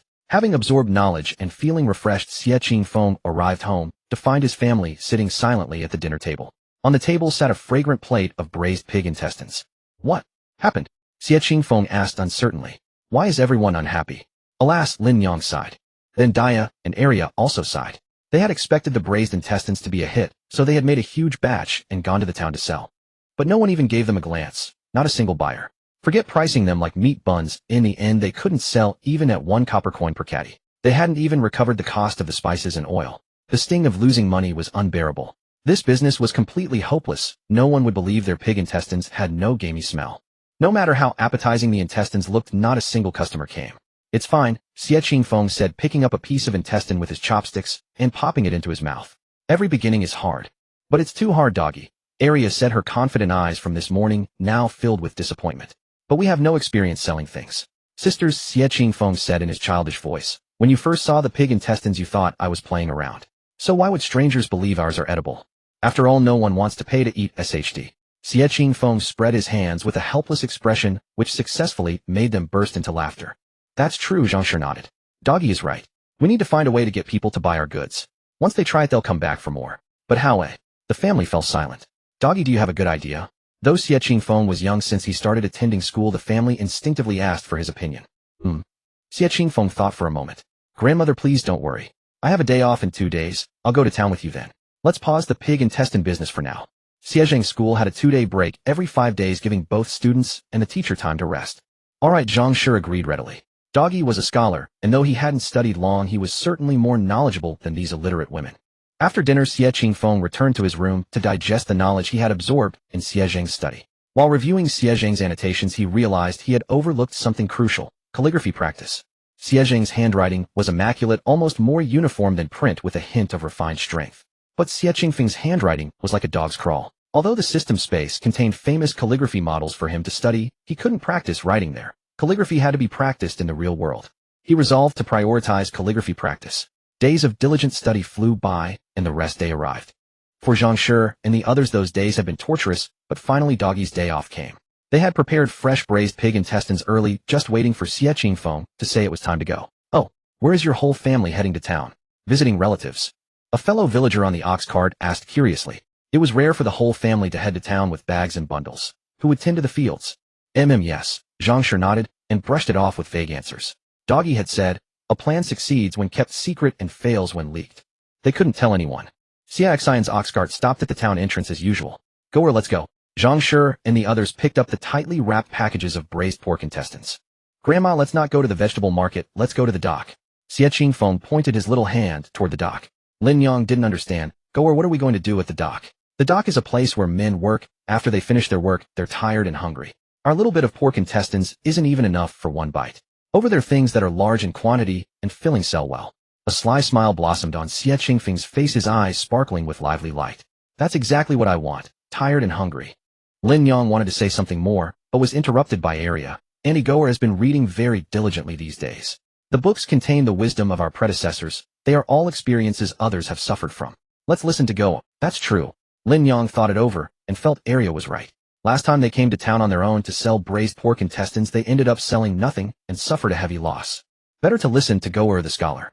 Xie Qingfeng hadn't expected the identity of a scholar to be so useful. His family actually revered him that much. He had even prepared a whole speech in his mind on the ox cart to convince his family. Who would have thought it wasn't needed at all? The stone slab road on the dock had become uneven and pitted from countless footsteps and heavy loads. Piles of goods were waiting for the laborers to move. Xie Qingfeng and his family arrived in the morning just as the laborers were starting work. But the breakfast vendors by the dock were already packing up to go home. Seeing this, Daya felt a bit discouraged. Are we too late? If we want to sell, we should have come in the morning. Now the laborers have already started working. It's okay, big sister, Xie Qingfeng comforted. Let's set up the stall first. Since we're already here, don't say discouraging words. Let's work. Zhang sure knew the importance of morale.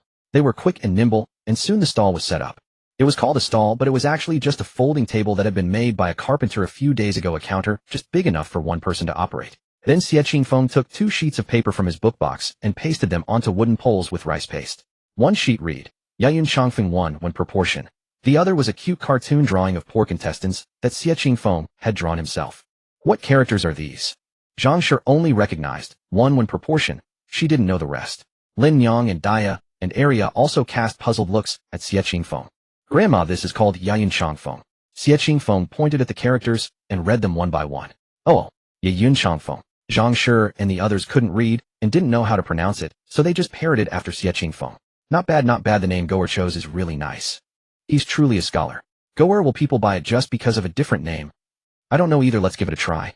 Xie Qingfeng didn't dare to guarantee it, but there were not only laborers coming and going on the dock, but also many merchants and scholars.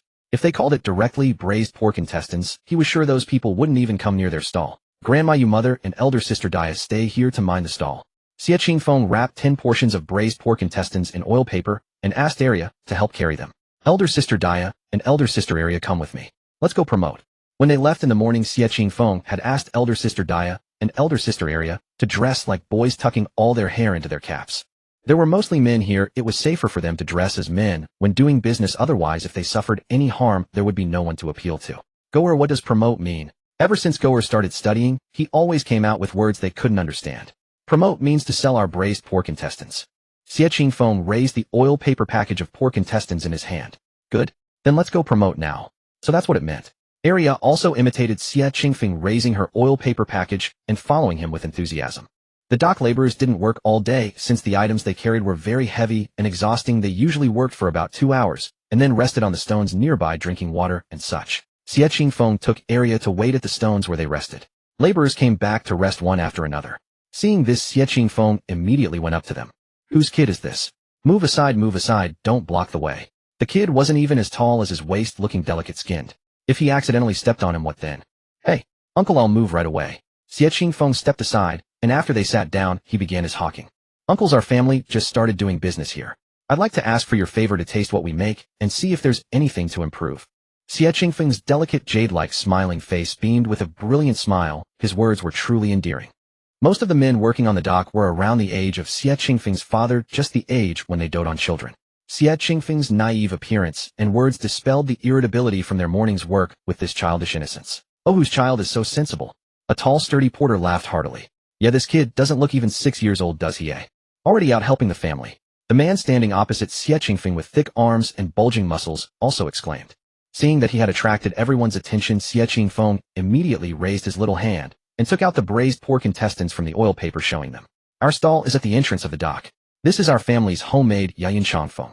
Uncles and elders, please have a taste. The porter who had spoken first wanted to encourage Xie Qingfeng. Kid, give me one, I'll buy a portion to try. But when he came closer and saw what was in Xie Qingfeng's oil paper, his expression changed, and he quickly covered his nose.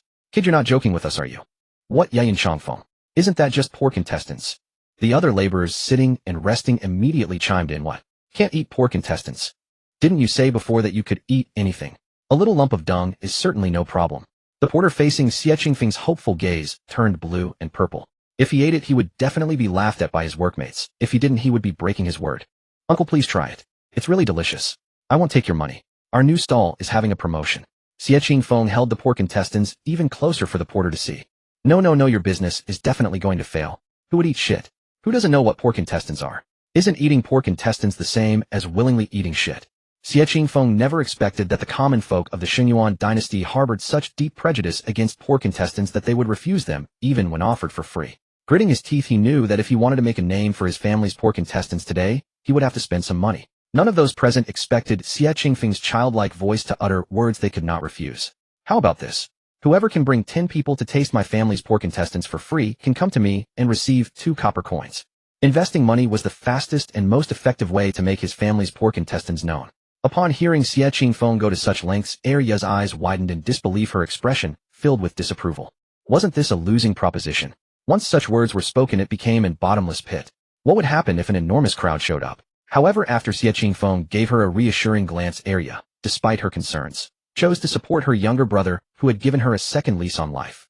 Boy, are you telling the truth? You're not deceiving us, are you? 2 copper coins might not seem like much, but these laborers could only earn 10 coins a day from hauling goods. If they could simply bring 10 people to taste the pork intestines and receive 2 coins in return, they would gladly do it 1,000 times over. Rest assured, uncle. My family stall is right nearby, and we plan to do business here. Besides, I'm right here. You all are too numerous for me to run away. To prove his sincerity, Xie Qingfeng took out 2 strings of coins from his inner pocket and placed them on the ground. When you bring people to my elder brother's stall to taste, I will be right here counting. Once 10 people have tried it, I will pay you. With his sincerity laid bare, son Dayong, one of the laborers, was the first to step forward. All right, you've got courage, boy. Wait here while I go fetch my brothers. The others remained rooted to the spot. Xie Qingfeng looked far too young. If they ate and he cried and refused to pay, what then? Only the simple-minded son Dayong would believe a child. Yet his influence among the laborers was considerable, and within minutes he had gathered 10 brothers. Brother, we really get 2 copper coins for bringing 10 people to eat the pork intestines. His brothers, though skeptical, still followed son Dayong over. That's right, uncle. Please give it a try. Xie Qingfeng hurried over to the burly man on his short legs. I'm not boasting. My family's braised pork intestines are truly fragrant with not a trace of any unpleasant smell. Fine, let me taste. This burly man had fled his homeland with his family during a famine, drinking his own urine when desperate. What was pork intestines to him? He had expected it to be terrible and gamey, but to his surprise the unique texture captivated him instantly. Firm yet chewy, with an addictive quality. Tender and juicy within, with a faint peppery fragrance on the outside, the rich aroma of pork intestines and spices spread through his mouth. There was not a hint of any off-putting smell. Delicious.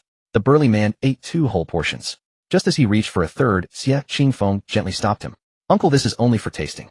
If you finish them all, others won't get a chance. I hope you understand.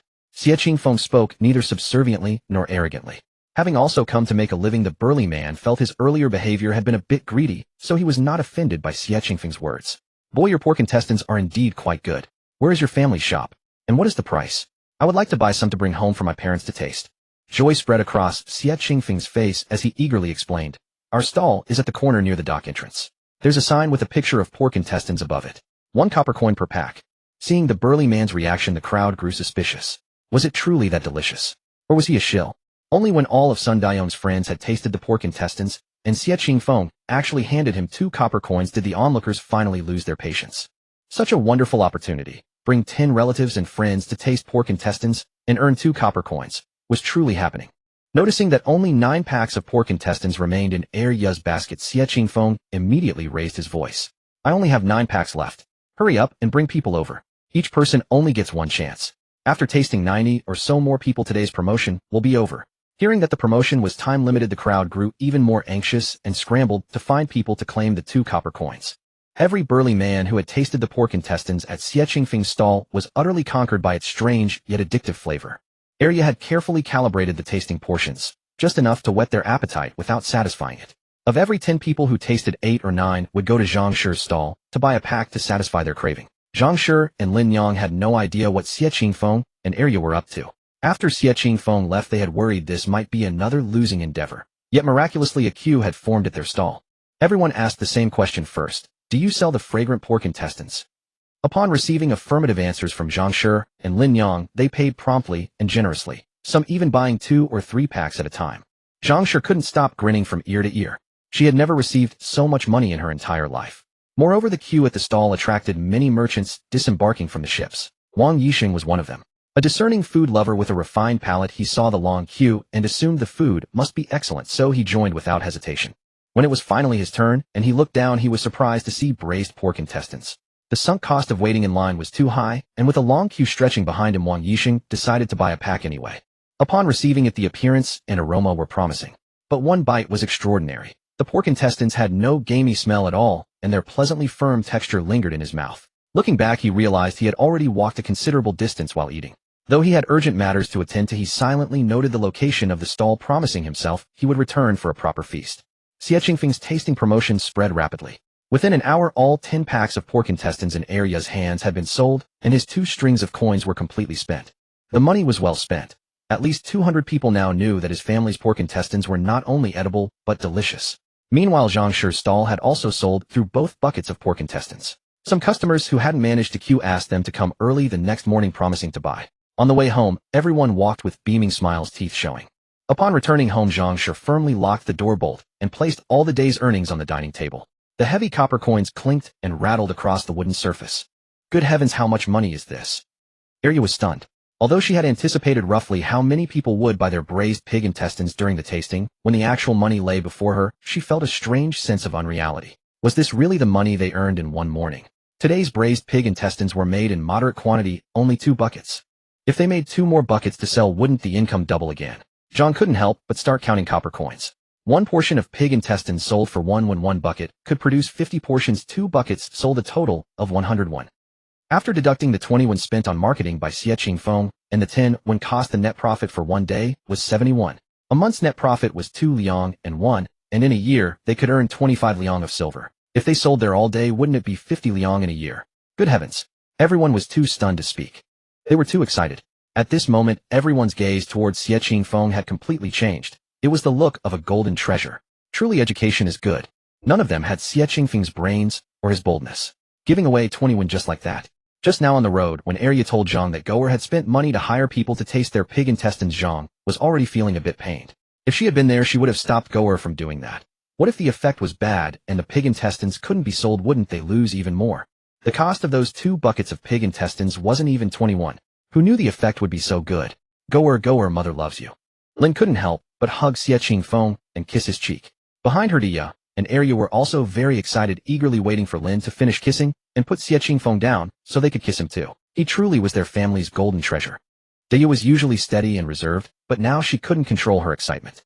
Since Goer was born and came to their family, not only had the malicious, covetous glances from outside disappeared, but now they also had money. Xie Qingfeng hadn't expected that paid tasting would lead to such a high purchase conversion rate. He had merely borrowed a marketing strategy from a certain software in his previous life. Their own braised pig intestines, even in later generations, would only be a slightly delicious food. But they couldn't be too happy too early. This crazy buying spree might just be everyone trying something new. The income, when things settled down later, would be the stable revenue. Is everyone hungry? Zhang took out meat buns wrapped in oil paper from her bundle and placed them on the table. Today let's splurge a bit. Meat buns for dinner. Great. Dia and Arya, after all, were still children. Hearing that they would have meat buns for dinner, they jumped with joy. Even Xie Qingfeng's eyes held a hint of anticipation. Since coming to this era, he had eaten meat only a handful of times. During the New Year, Zhang would only buy a caddy of meat to treat the family, which would be divided into each person's bowl with little left. Being able to eat meat buns to their heart's content today was even better than the New Year. Indeed, having money in hand made all the difference. Wasn't the motivation to earn money to give family a better life? With the first bite of the meat bun, Xie Qingfeng felt that their braised pig intestines could sell even better.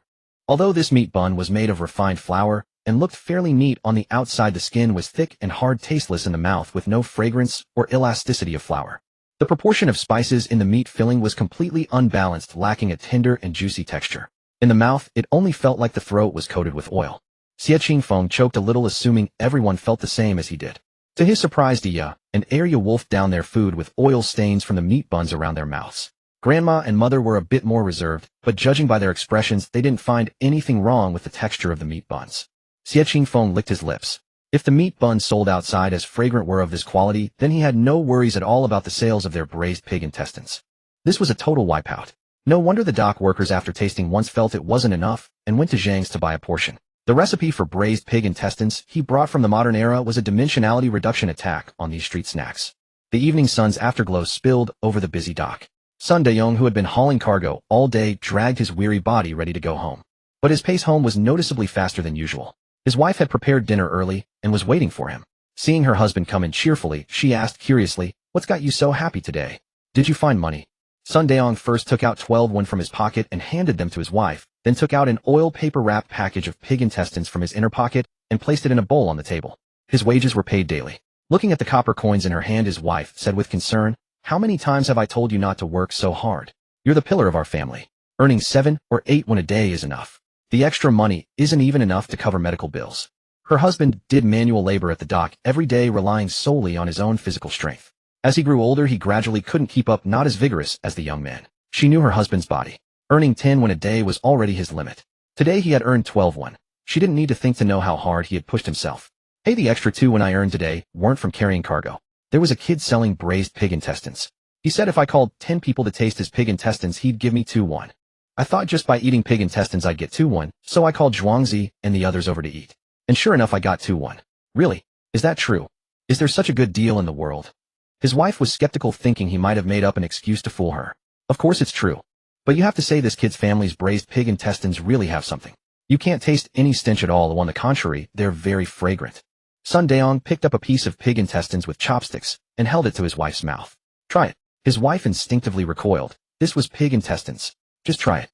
Sun Daong stuffed the braised pig intestines into his wife's mouth. The savory, fragrant, and chewy taste exploded in her mouth.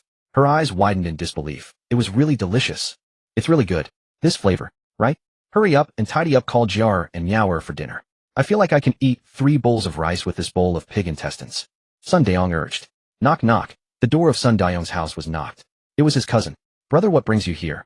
I had a fight with my wife. Good brother, I'd like to stay at your place for the night. Sure, come in. Brother, have you eaten? I'll give you something delicious, something you've never tasted before. Sun Daong eagerly boasted about the pork intestines he had just bought. Sun Daong's elder brother sighed. Haven't eaten yet. That shrew is ferocious. I accidentally broke a bowl, and she kept nagging endlessly. I talked back a few words, and we ended up quarreling. If I hadn't left tonight, she would have taken the child and run back to her parents' house in the middle of the night. Don't worry, tomorrow morning I'll have your sister-in-law go and help mediate. A family should prioritize harmony. Sun Daong didn't know what else to say at that moment. Alright, that would be a great trouble for your wife. What trouble? We're family. But brother, you didn't go to a brothel, did you? How could I dare? Heaven is my witness, all my money is handed over to your sister-in-law. Otherwise, why would I come to bother you so late at night? Sun Daong's elder brother continued, sighing. I don't even have money to stay at an inn. Sun Daong felt a bit of sympathy, but he didn't want to pry too much into his brother's domestic affairs, so there was some awkwardness. I'll forget about that shrew. Little brother, what was it you wanted to give me to eat?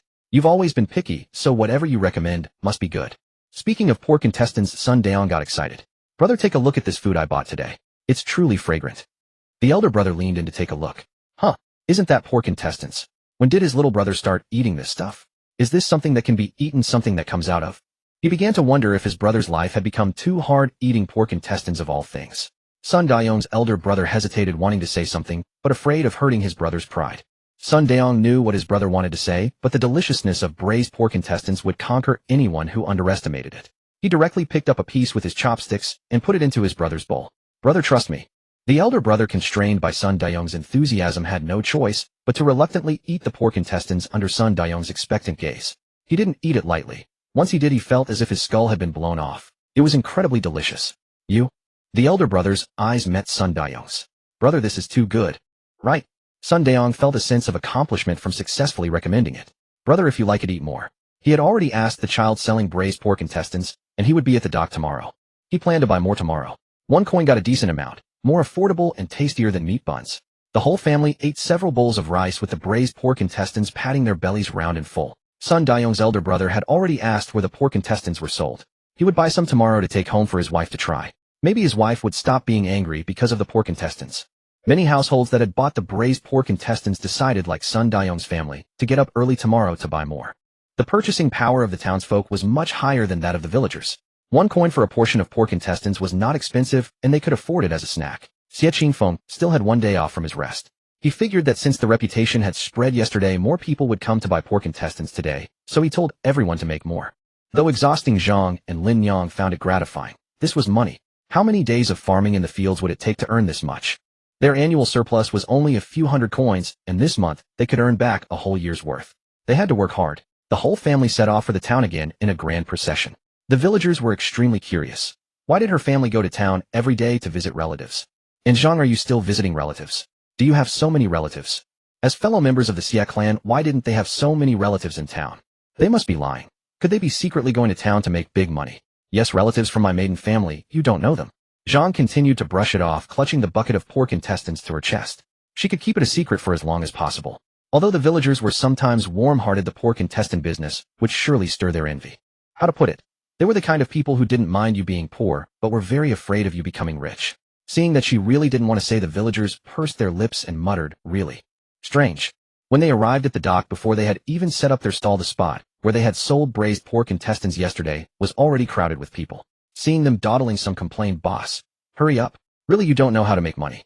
Hurry, hurry. Coming. Zhang and Lin Yang swiftly set up the stall, while Dia and Arya wrapped the pork intestines in oil paper. Xie Qingfeng was in charge of collecting money and maintaining order. The family divided the work clearly and worked together in harmony.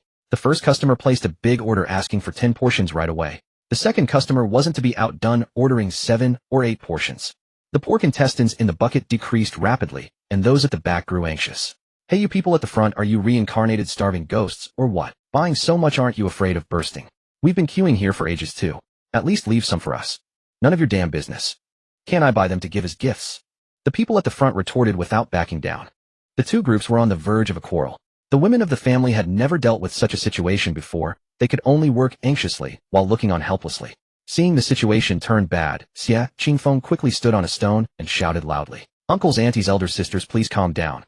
Our family's pork intestines are favored by everyone. I understand your eagerness to buy. How about we limit each person to 5 portions? That way those at the front can still buy them as gifts, and those at the back can get a taste too." Xie Qingfeng's idea took care of both the front and the back, making it a fairly balanced compromise. Those at the front wanted to buy again next time and didn't want to end up empty-handed when they were at the back, so they didn't insist on immediate gain. Those at the back were naturally satisfied since getting something was better than getting nothing. The customers in line were full of praise for Xie Qingfeng's idea. Whenever they reached the front, they would compliment Zhang on her son, saying he was truly a child who had come to repay their kindness. If this child was nurtured well in the future, his prospects would surely be limitless. Zhang and Lin Yang were all smiles. Who would refuse praise for their own child? They also felt that Goer was the best child. There was no better or more sensible child in the world than her Goer. They had brought 4 buckets today, and all were sold out before noon. How wonderful. Xie Xian's ox cart wouldn't return to the village so soon. With money in her arms, Zhang waved her hand grandly. "Come on, let's go shopping." When it came to shopping, it completely liberated human nature. Usually when they came to town, they would complain about prices being too high and dared not buy anything. Today, with over 100 copper coins in her pocket, she could finally experience the feeling of being wealthy. Zhang, sure seeing this, imagined that from now on they would have such income every day, and her heart pounded with excitement. The first thing was to buy several bolts of cloth to make new clothes for everyone. Their clothes had been worn for many years, always patched up to last another 3. After buying clothes, they went to the market and bought 2 jin of pork to stir-fry, feeling even more joyful than during the New Year. Especially Arya, who held sugar-coated hawthorn skewers in both hands, hopping along as she walked. The family had laughed more in this period than in all the previous years combined. They also bought a small inkstone for Xie Qingfeng. Originally, Zhang sure wanted to buy him the 3-character classic and 1,000-character classic, but Xie Qingfeng firmly refused, showing great resistance. He said he had already memorized both books in class and didn't want them at all. So Zhang sure settled for buying him an inkstone instead. Thinking of how mature Xie Qingfeng was at such a young age, Zhang sure couldn't help but wipe her tears. Whose child was like hers, worrying endlessly for the adults all day? He was only 3 years old. Precociousness shouldn't be this extreme. Actually, Xie Qingfeng simply thought it wasn't worth buying those 2 books. They had gotten up early to braise pig intestines, toiled and yelled to sell them, and earned only a little over 100 coins, while those 2 books cost nearly 2 taels of silver. It was too uneconomical. Better to memorize with his brain. It's cheap. The pig intestine business at home gradually stabilized, and Xie Qingfeng's scholarly life also settled into tranquility. In just half a year, with Xie Zhang occasionally giving him extra lessons in Xie Zhang's view, he had already finished all the introductory books ahead of his classmates. At the year's end, heavy snow fell in flurries like willow catkins blown by the wind, covering streets and rooftops with white. Knock, knock. The door of Xie Zhang's house was knocked. Who would come to our house in such heavy snow? Xie Zhang's wife wondered, then told her son to open the door. Zicheng, go open the door. As soon as Xie Zicheng opened the door, he saw Xie Qingfeng standing at the entrance carrying large and small bundles of festival gifts. He wore a thick cotton-padded jacket and a fluffy rabbit fur hat that covered his ears tightly, but his delicate face was still red from the cold. "Qingfeng, why are you here?" Xie Zicheng truly hadn't expected Xie Qingfeng to come bearing gifts in such heavy snow. Hearing that Xie Qingfeng had arrived, the teacher's wife hurriedly called out, "Come in quickly. Come in quickly." When she saw Xie Qingfeng with his nose red as a small carrot from the cold, she was heartbroken. "Why did you come to deliver gifts in such weather? It's so cold outside. You might catch a chill." "It's fine, my mother bought me a new cotton jacket this year. It's thick. Not too cold." As he spoke, Xie Qingfeng took out a firestone from the gifts.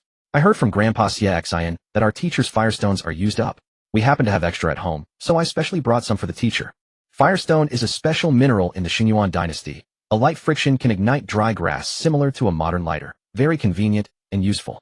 Oh my, thank you so much. The teacher's wife was full of affection and gratitude. Indeed, they were in dire need of it. It was her negligence. She had noticed a few days ago that the firestone was running low but had been too lazy to go buy more. It wasn't until the day before yesterday that the firestone ran out completely that she started to worry. She thought about going to town to buy new ones only to find that Xie Qingfeng had stopped work and wouldn't go to town for several days. Without firestone, sleeping at night became a misery. The charcoal fire in the kitchen for cooking had to be tended to during the night, fearing it would go out and leave everyone without food. Firestone wasn't expensive, but no household would stockpile extra on purpose, and they were too embarrassed to borrow from neighbors. Xie Qingfeng's delivery of firestones truly solved their urgent need. Even Xie Zicheng, who was usually somewhat indifferent to his father's students, was a bit moved this time. Qingfeng, why don't you stay for dinner tonight? No, Xie Qingfeng quickly waved his hand. My grandmother and the others have already prepared my meal. When I left, they specifically told me to come home to eat. By the way, where is my teacher? All right. Indeed, during the new year one should have the reunion dinner with family, so Xie Zicheng didn't insist further. Father is reading in the study. You can go in directly. Okay, thank you, senior brother Zicheng. Xie Zhang's house was not large, and in the heavy snow it was quiet. Xie Zhang had already heard Xie Qingfeng's voice from the study. As Xie Qingfeng was still at the study's door, he asked him whether he had been reviewing his lessons well at home recently. Master, I finished reading the book you asked me to take home last time, Xie Qingfeng reported truthfully. Indeed, having a teacher was beneficial. Previously, reading alone in the system space had been very inefficient. Since reading the annotations in Xie Zhang's bookshelf, he felt enlightened. Good. Then let me test you. Only after knowing where to stop can one be settled. How do you understand this sentence from the Great Learning? Xie Qingfeng thought for a moment and replied. I believe Master Zhang wanted to tell the world the most important principle of conduct to achieve the ultimate good. One must clearly understand the limits of one's goals, know one's abilities, not be insatiably greedy, know when to stop and when to act, and not blindly pursue goals. Only by clearly setting one's goals and not being greedy can one become settled. After saying this, his heart skipped a beat. His answer. Was it not a reflection of Xie Zhang himself? Xie Zhang, having passed the county exam, was still unsatisfied, greedily aiming for the provincial exam, yet lacking the ability, always falling short by a small margin. If he had given up after failing the provincial exam, he wouldn't now be borrowing money from villagers, even for his father's funeral. Xie Qingfeng tentatively looked up at Xie Zhang's expression, but found him calm, as if he were just testing his lessons as usual. Little did he know that Xie Zhang's next words would make his scalp tingle. Then how do you, Qingfeng, view my repeated failures in the provincial exam? This was indeed hard to answer. Xie Qingfeng smiled wryly, bowed to Xie Zhang, and said, forgive this disciple for being rude. It's fine, just state your opinion. Xie Zhang waved his hand. This disciple believes that those involved in a matter are often caught in the middle, easily losing sight of gains and losses. Men are not sages who can be without fault. Xie Qingfeng meant that when people are in the midst of events, they naturally lack the clear perspective of an outsider. How could Xie Zhang have known beforehand that he wouldn't pass? Moreover, the status of a provincial scholar is vastly different from that of a county scholar. Having failed so many times, the sunk cost was high. What if he passed next time? Xie Qingfeng also gave Xie Zhang a way out. He wasn't a sage, so even if he was wrong, it was understandable. After Xie Qingfeng finished speaking, Xie Zhang's gaze toward him suddenly turned sharp. He said nothing, and the atmosphere instantly froze. Then Xie Zhang burst into hearty laughter, his thick beard trembling slightly with the sound. The former resentment and disappointment in his eyes were replaced by a newfound magnanimity. It seemed that years of unfulfilled ambition had dissolved into that laughter. Good? Well said. He who is embroiled in affairs forgets personal gain and loss. After laughing, Xie Zhang turned and went to his study to fetch another calligraphy copybook for Xie Qingfeng.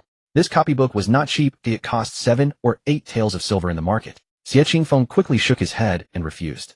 Master, I cannot accept this, but it is too precious. Take it. Xie Zhang said sternly, pressing it firmly into Xie Qingfeng's arms. If you doubt, you are disobeying your master's orders. Use this to practice your dreadful handwriting. It's truly atrocious. Then, thank you, master. Xie Qingfeng's lips curled upward, a clear arc of joy, and his fair face showed a hint of childishness. This was the first time in all his teaching that Xie Zhang had seen Xie Qingfeng so childlike. He suppressed the smile at the corners of his mouth to maintain his stern teacher's dignity. After Xie Qingfeng left Xie Zhang's home clutching the copybook, the smile on his lips still hadn't faded. It wasn't really because Xie Zhang had given him a calligraphy copybook, but because he had sensed the change in Xie Zhang's attitude toward him. Xie Zhang had verbally granted Xie Qingfeng free access to his study to read, showing great trust, but Xie Qingfeng always felt that Xie Zhang harbored a certain wariness toward him. If he accidentally made a mistake or said something wrong, Xie Zhang would immediately bury him into Yang village. After the master's wife saw Xie Qingfeng out, she looked at her husband's stern expression and couldn't help but complain. Qingfeng is such a good and sensible child. If you're still not satisfied, I truly don't know what kind of disciple you want. No one knew him better than his wife. She had long noticed that her husband had a favorable impression of Qingfeng, but lacked warmth.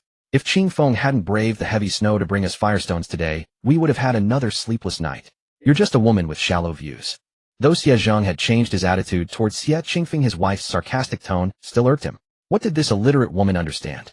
Xie Qingfeng was the most talented child in the imperial examinations that Zhang had ever seen.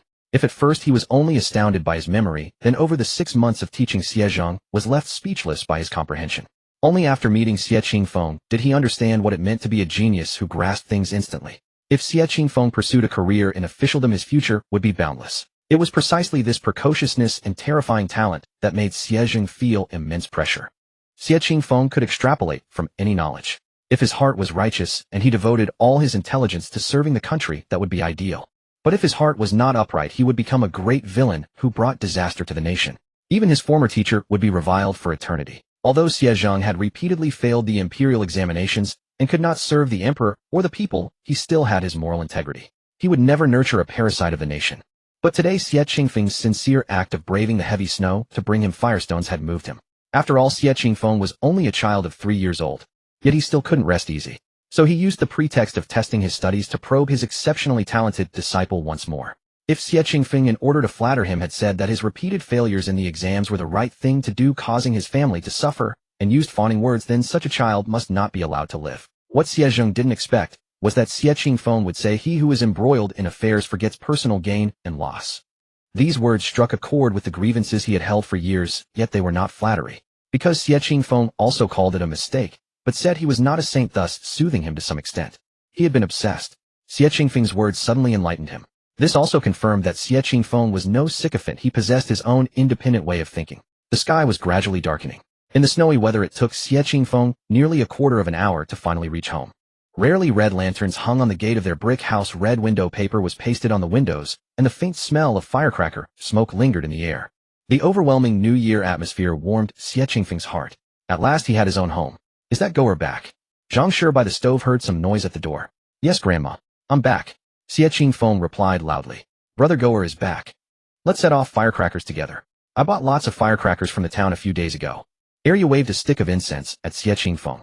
"Great." Lin Yang watched the children running and laughing in the yard, a smile blooming on her face and her eyes growing warm. Goer, Dia, and Arya's firecrackers sparkled and crackled, each explosion bringing peals of joy. The stove simmered with fragrant meat, they wore warm cotton clothes, and the children played wildly outside. What more could one ask for? Last year she had been counting coppers and patching clothes repeatedly. She never imagined this year would be so prosperous. She had never worn such thick cotton clothes, she wasn't cold at all. This was the best New Year she had had since her husband passed away. Lin Yang, thinking that every year from now on could be as happy, quickened her pace of making dumplings. After the New Year's Eve dinner, the lamplight in the main hall flickered as everyone sat around the table chatting. Arya let out a satisfied burp and said happily, "Grandma, Aunt, this is the happiest New Year I've ever had. I wish it could be like this every year." "Of course we will have such years every year. Our braised pig intestine business will keep getting better." Dia, also full, replied with a slightly protruding belly. "What if the braised pig intestine business goes bad?" As soon as Arya said this, Zhang Shi frowned and interrupted, Ba. What are you saying?" "It's New Year's." Ba. Sorry, Grandma, I misspoke." Arya quickly covered her mouth.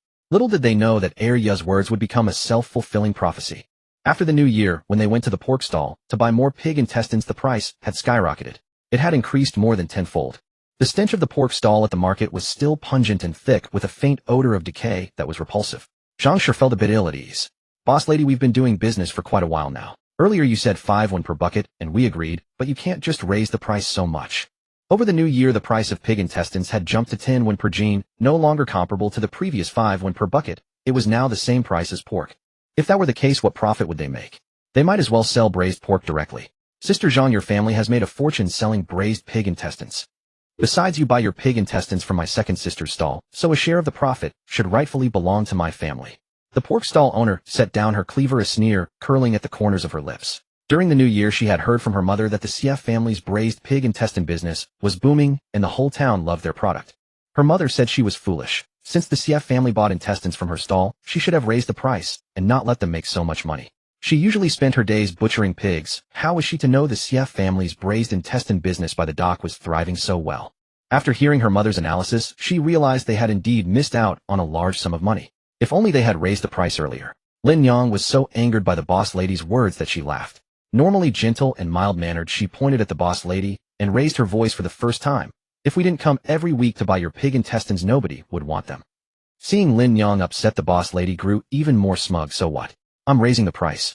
Even if nobody buys them, I won't sell them cheaper to you. Since pig intestines sold so well, 10 won per gene was definitely not their bottom line. If the Xie family wanted to continue their intestine business, they would have to buy from her second sister's stall. Zhang quickly calculated the costs in her mind. If pig intestines were 10 won per gene, then selling a portion for 1 won would definitely mean a loss. To keep the business going, the only option was to raise their prices. The only place in town selling pig intestines was the second sister's pork stall. If she raised prices, they had no recourse. If they wanted to buy from a neighboring town, they would have to ride an ox cart for a day or two. Even if it were just a waste of time, going to the neighboring town required obtaining a travel permit from the government office. Petty officials were hard to deal with. For common folk like them, dealing with the government was 1,000 times difficult. According to Xie Qingfeng, getting a travel permit cost 1 tael of silver each time. That would be even more of a loss. Just as Zhang was about to grit her teeth and agree, Xie Qingfeng suddenly spoke up. Boss lady, we don't want them anymore. Grandma, let's go home. The whole family stared at Xie Qingfeng in shock. How could Goer say such a thing? Were they really going to give up the pig intestine business? Let's all listen to Goer. Let's go home. Goer was more prudent than they were and had broader knowledge. They would go home and hear what he had to say. Xie Qingfeng had grown accustomed to them buying supplies from the pork stall after selling all their intestines on weekends, so every Sunday, he would specially wait for them at the town entrance for a while. Today, seeing the Xie family returning empty-handed, he asked in confusion, "Sister-in-law, aren't you selling braised pig intestines tomorrow?" Zhang forced a bitter smile and said, "Today when we went to the stall to buy pig intestines, the boss lady suddenly told us she was raising the price to 10 won per gene." Xie Qingfeng's jaw nearly dropped. The price was almost the same as pork. He immediately came to their defense. Pig offal used to be something nobody wanted. This boss lady is really unscrupulous, raising the price on a whim. And by so much. She must be jealous of your success. Exactly. Isn't this just bullying? The villagers sitting nearby also put on indignant expressions, but theirs were not as sincere as Xie Qingfeng's. Instead, they carried a hint of schadenfreude. So what will you do now? Are you really going to stop selling pig intestines? Oh, we don't know yet. Zhang sighed, glanced at the child in her arms, then stared blankly into the distance. Once home, everyone eagerly gathered around the table to hear what Xie Qingfeng had to say. Were they really going to give up the braised intestine business just because the cost had risen? They would be so unwilling to let it go. Yet the answer Xie Qingfeng gave was indeed to abandon the braised pig intestine business. Goer, why? Why should we give up? Can't we just raise our prices? Raising prices won't help, it's only a temporary fix. Xie Qingfeng pursed his lips and tapped his fingers lightly on the table. He had long anticipated that the braised intestine business wouldn't last, but hadn't expected it to end so soon. Even if the pork stall owner hadn't caused trouble, their braised intestine business wouldn't have gone on forever. As everyone knew, pig intestines had always been too smelly and unpalatable, but throughout the entire Xingyuan dynasty, only his family knew the secret recipe to remove the odor. An innocent man may suffer punishment because of his treasure. But since the problem had already shown signs, it was time to bring out the plan he had long contemplated. That boss lady's greed is boundless. Grandma, think carefully. Last time she raised the price, we agreed, and this time she's even more brazen, raising it nearly tenfold. If we accept 10 won per gene, then what if next time she asks 20 or 30 won per gene? Besides, most of our customers are common folk.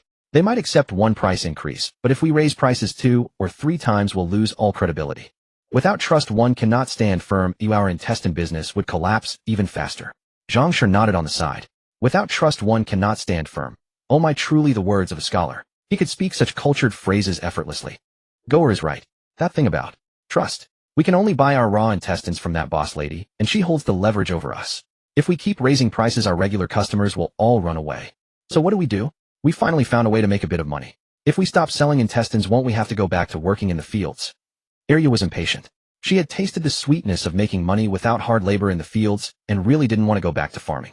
It wasn't that she couldn't endure hardship, but the returns from field labor were too low. After paying the grain tax and covering their yearly expenses, the surplus from a year of exhausting work was less than the profit from 2 days of selling braised intestines. Sister Arya, don't worry. After Xie Qingfeng revealed his plan, Zhang hesitated. Will this method work? Xie Qingfeng was absolutely certain it was the most stable and best approach. Grandma, trust me. Let's make one final big haul. All right. Grandma believes in Goer. Then let's do it that way. Dia and Arya also believe in Goer. Mother believes in her son too. The laborers who usually gathered at Xie Qingfeng's stall were already crowded, eagerly waiting for the braised pork intestines. Some stood on tiptoes craning their necks to see if the Xies were coming, while others paced impatiently, rubbing their hands and grumbling about the crowded queue and the family's tardiness. What's going on? Are the Xies not selling braised pork intestines today? A man in the crowd, growing restless, couldn't help but voice his doubt. No way. After a hard day's work, the only thing I look forward to is those braised intestines to lift my spirits. Without them, how am I supposed to get through my days? You said it. I got up extra early today just to come to the dock for some braised intestines. My kid loves them the most. If I go home empty-handed, there'll be hell to pay. Take it easy. Maybe something came up today, a more level-headed person in the line interjected. The Xies never miss a day unless it's a holiday. Look, here they come. The crowd watched eagerly as they approached, some even pulling out their coins in anticipation. But to their disappointment, Zhang and the others were unusually empty-handed, without the usual buckets of pork intestines. Where are the intestines? Where are all those fragrant intestines? They looked behind, expecting someone else to be carrying them, but there was truly nothing. Xie Qingfeng had Arya set up the folding table, then climbed onto it with his small limbs and shouted, "Everyone please quiet down. May I have a word? I'm truly sorry to have you all come all this way for nothing. But we had no choice. The price of raw pork intestines has gone up, and we can't afford them anymore. So from now on, our family will no longer be in the braised intestine business." The moment these words fell, the laborers and early risers below erupted in an uproar. Pork intestines are stuff nobody wants. How could the price go up so high you can't afford it? Didn't you make a lot of money last year? Someone shouted from the crowd. Alas, we're just not capable enough. Yesterday, we went to ask at Ermiai's place. The intestines are now 10 won per gene. We run a small business, and with such a steep increase in the cost, we simply can't manage. The Xies hung their heads, looking as wilted as eggplants hit by frost, and the crowd felt too ashamed to blame them for stopping their sales. 10 won per gene. That was outrageous. Truly jaw-dropping. If they had continued selling at 1 won a portion, they'd have lost a fortune. They were all peasants at heart, who would do business at a loss. The Xies were indeed in a tough spot. But so were they. No more braised intestines from now on. Many of them were lucky to taste meat even a few times a year, and those delicious intestines were like a salvation for their souls. For just 1 when the whole family could savor a bit. Alas, just as everyone was at a loss, Xie Qingfeng made another announcement that rekindled their hope. We've decided to auction off our recipe for braised pork intestines. Since we can't continue this business, let someone more capable take it over. But we've been selling here at the dock for so long, and we've grown attached to the folks of our town. So whoever buys our recipe can charge whatever they like in other towns, but here in our town the price must not exceed 5 won per portion. Hear, hear. The crowd cheered with approval. The Xies truly cared for them, even thinking of their loyal customers when selling the recipe. They didn't care who ran the business as long as the product remained cheap and tasty. This afternoon at the hour of Shun, we'll hold the auction right here. With the time set, the people in line spontaneously spread the word. Especially to the town's 2 biggest restaurants, Fumantian and Fulai. These 2 were fierce rivals. Ever since Xie Qingfeng's braised intestines had taken the town by storm, they'd been mulling over whether to buy the recipe from the Xies. In truth, they were just branch establishments of the provincial Fumantian and Fulai restaurants, whose main locations were in the capital. The reason they hadn't yet approached the Xies to buy the recipe was their uncertainty about whether the noble patrons in the capital would fancy such a humble dish as pig offal. It wasn't as simple as renaming the intestines to something elegant like Yayun Shangfeng. There were countless delicious folk recipes out there, buying them all would cost a fortune. But to their astonishment, Xie Qingfeng had seemingly lost his mind and decided to sell the recipe, and through an auction no less. When it came to a business rival, they had to compete. Even if they didn't use the recipe, they couldn't let the opposing restaurant get their hands on it. That would be a loss of face. At the hour of Shun, the auction for the recipe began promptly at the dock. The auction was a crude affair. Xie Qingfeng handed each bidder a white placard. Each raise of the placard increased the bid by at least 10 taels of silver. 100 taels. A merchant who'd tasted the intestines at the dock, smitten by the flavor, immediately made an offer. 200 taels. 300 taels. The price jumped by 100 taels each time, astonishing the onlookers. So this was an auction.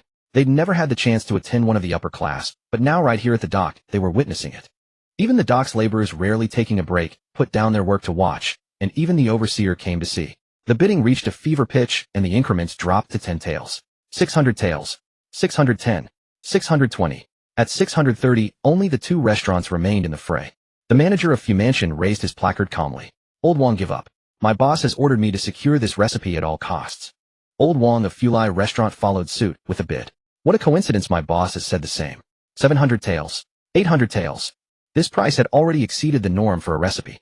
Old Wang stroked his beard thoughtfully. Any higher, and it would be sheer foolishness. If a recipe over 900 taels failed to yield results, he'd surely be blamed. It was clear to all that the manager of Fumantian was about to win the recipe. Xie Qingfeng didn't care which restaurant got his recipe. Seeing the price soar to 800 taels, he grinned from ear to ear, far exceeding his expectations.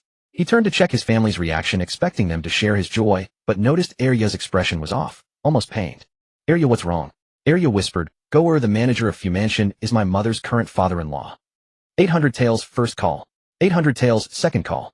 Zhang, counting on her fingers on the stage, shouted. This recipe should undoubtedly fall into the hands of the Fu Mansion restaurant. Just as she was about to call the third time, the steward of the Fulai restaurant suddenly raised the price. 1,000 taels. Wow. The crowd below erupted in commotion. This is an astronomical price, isn't it? 1,000 taels. That's a full 200 taels more. Is the steward of Fulai restaurant out of his mind? Is he still drunk? Or has he suddenly been possessed? The steward of Fu Mansion was so startled, he nearly fell off his stool. Has this old Wang taken the wrong medicine? Although this braised pork intestines tasted decent, it's not worth spending 1,000 taels on. This? Steward, are you sure? 1,000 taels. Zhang Shi's voice trembled as she spoke. 1,000 taels. Zhang Shi's voice trembled as she spoke. If not for Lin Yang supporting her, she might have collapsed. In fact, Lin Yang was also unsteady on her feet. This was 1,000 taels of silver. She had never dreamed that this recipe could earn 1,000 taels. Money that several generations couldn't earn even by abstaining from food and drink. And just a recipe for braised pork intestines earned that much. I'm sure. Later, please come with me to the money house. I don't carry that much cash on me. We'll go directly to the bank to handle the transaction. Steward Wang said very politely. Is there anyone else who wants to bid? The crowd fell silent. 1,000 taels first call. 1,000 taels second call. 1,000 taels third call. Deal. The steward of Fu Mansion was utterly baffled. Spending 1,000 taels to buy this braised pork intestines recipe. Is he out of his mind? Or is he desperately trying to steal the spotlight? His boss had only approved 800 taels for him to buy the recipe. If Fulian had added just a few dozen taels, he could have paid extra out of his own pocket to secure it. But directly adding 200 taels. In the eyes of the Fu Mansion steward, this old Wang was simply insane. He absolutely refused to believe that old Wang's boss would approve a budget of 1,000 taels for such a recipe. Could the rival be plotting something? Or is there something strange about this braised pork intestines recipe? Congratulations, old Wang, for spending 1,000 taels to buy this braised pork intestines recipe. The Fu Mansion steward deliberately emphasized the words 1,000 taels, as if mocking steward Wang for being a fool. I wonder how many you'll have to sell to recoup the cost. Naturally, steward Wang of Fulai restaurant caught the sarcasm in his rival's tone. That's our own business at Fulai, no need for the Fu Mansion steward to worry. You'd better take care of your own son. Others might not know the dark secrets of his family, but he did. Did he think that by marrying his son to a village woman, he could cover up the fact that his youngest son was a plaything for men? The Fu Mansion steward gritted his teeth, anger almost bursting forth. Just as he was about to curse, he thought of his eldest son's imperial examination prospects, and his rage was forcibly suppressed in that instant. A stiff smile was forced onto his face. Fine then, I wish Fulai restaurant even greater success. The steward of Fulai restaurant merely replied indifferently. Thank you, we certainly will. Oomph. The Fu Mansion steward snorted coldly and left with a flick of his sleeve. Just a recipe for braised pork intestines, and it actually sold for 1,000 taels. This braised pork intestines became an absolute sensation in Wulian town, even spreading to other towns. Those who had always insisted that braised pork intestines were food for the lowly couldn't help but wonder what it tasted like to fetch such a sky-high price. After the 1,000 taels were in hand, the Xie family was still immersed in a surreal sense of unreality. This was really a 1,000 tael banknote. Zhang gripped the large banknote tightly with trembling hands. Goer, what should we do with this money? Xie Qingfeng was also excited. Is this the feeling of sudden wealth? Grandma, why don't we first take out 50 taels for daily use and deposit the rest in the bank? If we need it for anything later, we can withdraw it. Otherwise, if we take all 1,000 taels home, it's really not safe. The banks of the Xingyuan dynasty were quite reliable, all uniformly managed by the government, similar to modern banks. The common people also trusted the government-run banks. Goer is right. There's no safer place than the bank. Lin Yang also agreed with Xie Qingfeng's idea. If a pickpocket stole that 1,000 taels, they would be furious. This amount of money was truly beyond Xie Qingfeng's expectations. Although theft and robbery were severely punished in the Xingyuan dynasty and legal protections existed, he still felt they should go back and seek the clan leader's protection. Although many members of the Xie clan were poor, from what Xie Qingfeng had observed over the years, there were quite a few clan elders with some savings. Otherwise, they couldn't afford to set up so many tables for each sacrificial ceremony. A single sacrificial ceremony cost 100 or 200 taels of silver. At Fulai restaurant, the main hall was crowded with people, the noise rising and falling. As soon as the steward returned to the building, a waiter bowed to him and said, "Steward Wang, the boss is waiting for you on the second floor." "I know. I'll go up right away." When Steward Wang shouted the high price of 1,000 taels, he knew that he would be summoned by the boss upon his return. Old Wang explained. How did you spend 1,000 taels? The boss of Fulai restaurant in Wulian town was a 40-year-old middle-aged man with 2 small mustaches beside his philtrum. He was a notorious tightwad. Steward Wang replied respectfully, Boss, I initially planned to follow your instructions and buy the recipe for no more than 700 taels. But that little boy from the CF family suddenly whispered something about deodorization. To be honest, boss, my mind exploded at that moment. If that recipe can remove the stench of pork intestines, it can definitely remove the odor of more pungent ingredients. Then we'd make a fortune. This recipe can also be offered to the 6th prince. If the higher-ups don't want it, didn't you mention last time that the big boss complained that the mutton we serve in the mansion was too gamey for the prefect's taste? If this recipe can eliminate the heavy smell of mutton, wouldn't we gain more favor in the prefect's eyes? The restaurants in the capital couldn't reach that far and wouldn't meddle in their affairs. They only came to collect fixed dividends each year. The Yingfeng Prefecture branch of Fulai restaurant had to ingratiate itself with the prefect to survive in Yingfeng Prefecture. Otherwise, other restaurants would replace them in no time. The boss of Wulian town, who had looked somewhat reproachful at the steward, burst into laughter after hearing his explanation. Excellent. Old Wang, you've truly lived up to my training all these years. You've improved. This matter is well handled. If the prefect really looks upon us favorably, your monthly salary will be doubled for the next 3 months. Thank you, boss. Meanwhile, the steward of Fumintian, and having swallowed his anger at Old Wang's place, returned home and was even more infuriated when he saw the widow Li Dewan, whom his youngest son had married. What are you wandering around the yard for? Get back to your own courtyard. Li Dewan felt wronged. Didn't her father-in-law see that she was carrying a laundry bucket? This yard was the only way to the laundry room, and her bucket held the family's clothes. Father, I was just going to... Before she could finish, the Fumintian steward waved his hand impatiently. I don't want to hear your excuses. Get out. Don't be an eyesore in front of me. Yes. Li Dewan performed a somewhat awkward bow, then picked up her laundry bucket and returned to her own courtyard. Unexpectedly, on her way back, she encountered her mother-in-law's maidservant. Though the maid was dressed in a light green narrow-sleeved jacket and skirt, standing beside Li Dewan, one could hardly tell who was the mistress and who was the servant. Young madam, the lady instructed you to deliver the clothes to the laundry. Why have you come back again? Li Dewan was not only inferior in appearance, but also far weaker in presence. Miss Xiaohuan, I just went out and met my father-in-law. He told me to return to my own courtyard and not to go out. All right, since the master says so, then madam, you should go back to your room and not come out in the coming days. Xiaohuan's thin lips were tightly pressed together, and she spoke very quickly. Every sentence sounded normal, but to Li Dewan's ears they felt like sharp thorns, making her uncomfortable. By the way, young madam, after all, you are the legitimate wife of our family. From now on, please stop using that rustic word, and it sounds shameful. Li Dewan quickly apologized. I'm sorry. I mean, I'll change next time. Young madam, just remember for next time. All right, give me the bucket. I'll help you deliver it. A faint smile curled at the corners of Xiaohuan's mouth. It was not a kind smile, but one tinged with mockery and sarcasm. After Xiaohuan left, Li Dewan spat at her back several times in anger. Every time Xiaohuan looked at her, her eyes were always slanted with a sharp and sour look. Who did she think she was looking down on? She was at least a commoner by birth while you were a slave. What right did you have to put on airs? But Li Dewan only dared to say these things behind Xiaohuan's back. After Li Dewan married into the family, no one in the household thought highly of her. Especially the eldest brother and his wife. They looked at her as if she were some filthy thing. Except for calling her sister-in-law, on the wedding day, they never spoke to her again. She had thought she would enjoy a comfortable life here, but little did she know that her mother-in-law would call her over every day to enforce household rules. Before, in the CF family, Zhang Shi had never imposed any rules on her. She slept according to her own habits, waking up whenever she pleased. If Li Dewan got up late, Zhang Shi would go out to work alone. But after marrying into this family, she had to kneel at her mother-in-law's door every day before dawn to pay respects, serve her mother-in-law, to get up and dress, and listen to her teachings. She never had a full night's sleep. She remembered one day, when she accidentally overslept, her mother-in-law punished her by making her kneel under the scorching sun for 4 hours. Her knees almost gave out. Although she now had a maidservant Wana to help her, Wana used to work under her mother-in-law. Being assigned to serve Li Dewan, she was unwilling and did not serve her wholeheartedly. Wana was a favored maid of her mother-in-law. Li Dewan could not discipline her for fear of incurring even more vicious punishment from her mother-in-law. She could only treat Wana like a bodhisattva, doing minor tasks herself as much as possible. No mistress had ever been so pathetic. Li Dewan actually missed her days in the CF family. To be fair, Zhang Shi had treated her quite well. Young madam, you're back. Wana and a sturdy man were just coming out of Li Dewan's husband's room.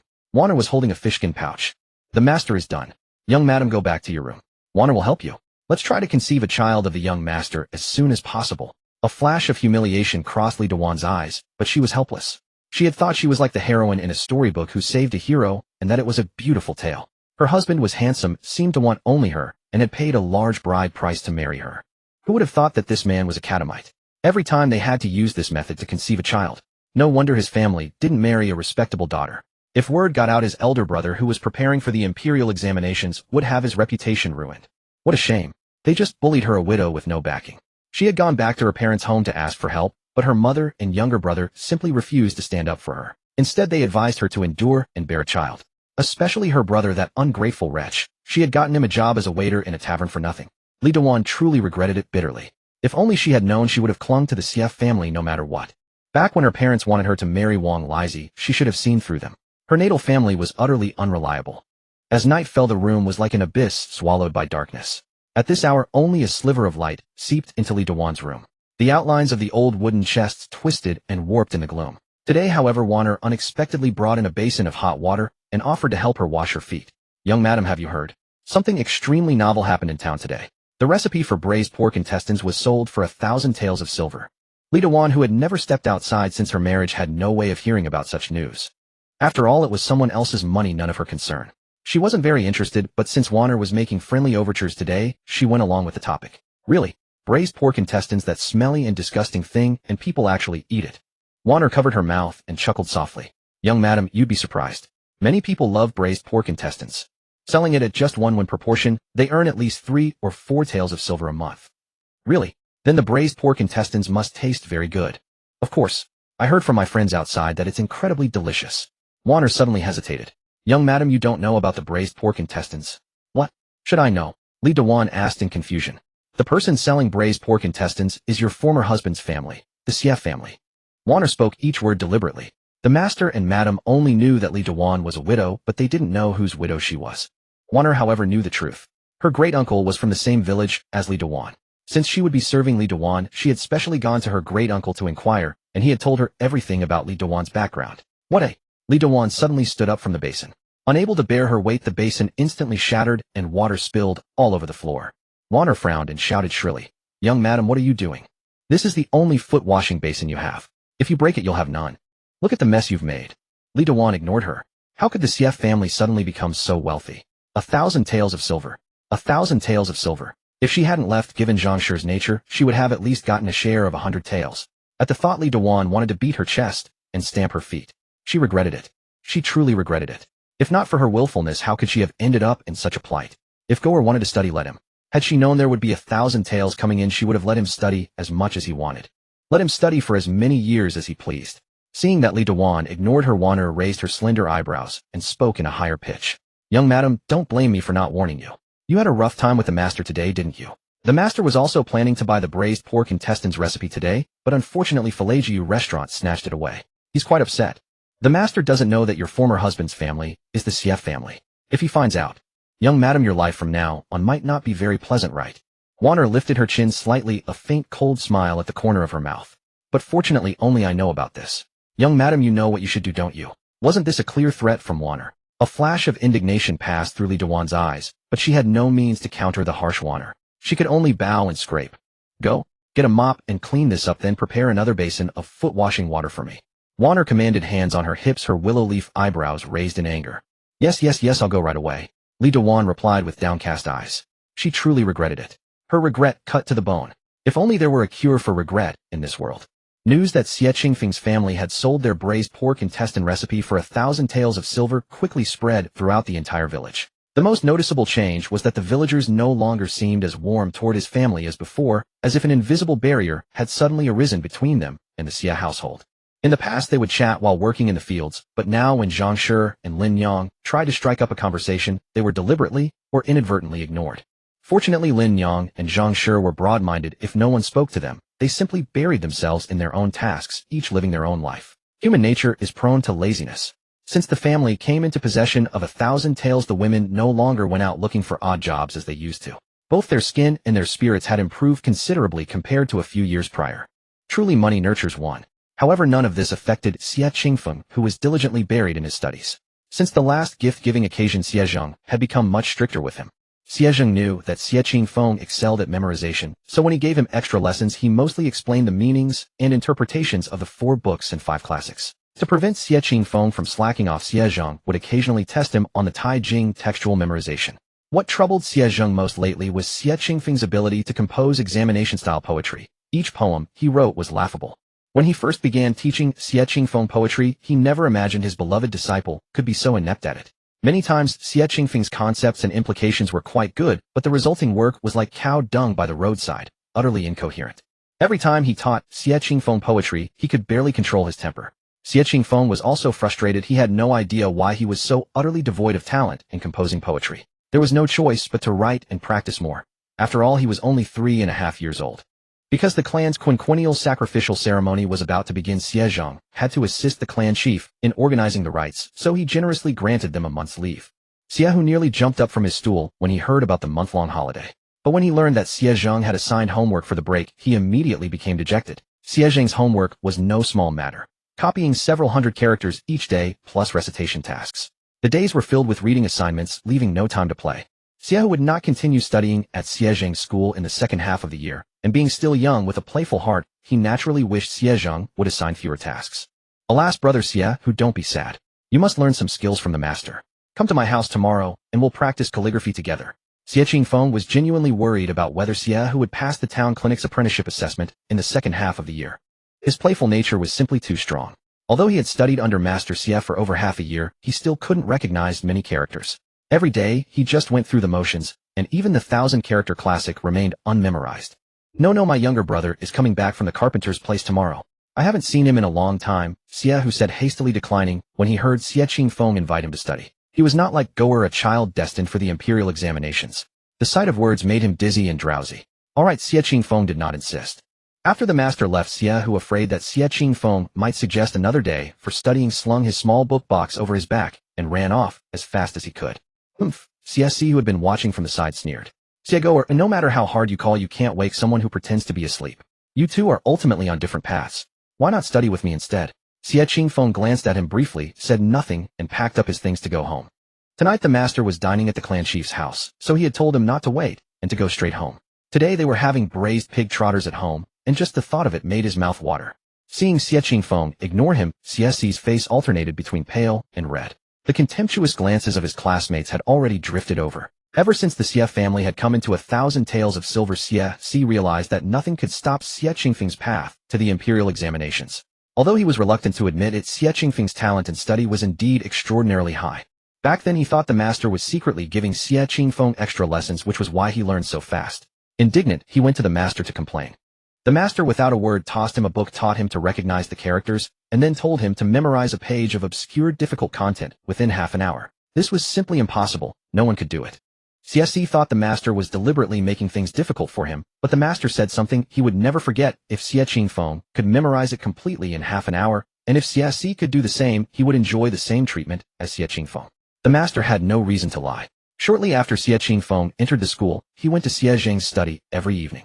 If not for his natural talent, a child without connections or money like Xie Goer would not have made Xie Zhang voluntarily offer extra lessons. That night, Xie couldn't sleep at all. He decided to ingratiate himself with Xie Qingfeng. Given Xie Qingfeng's cunning and ability, being his friend would surely bring more benefits.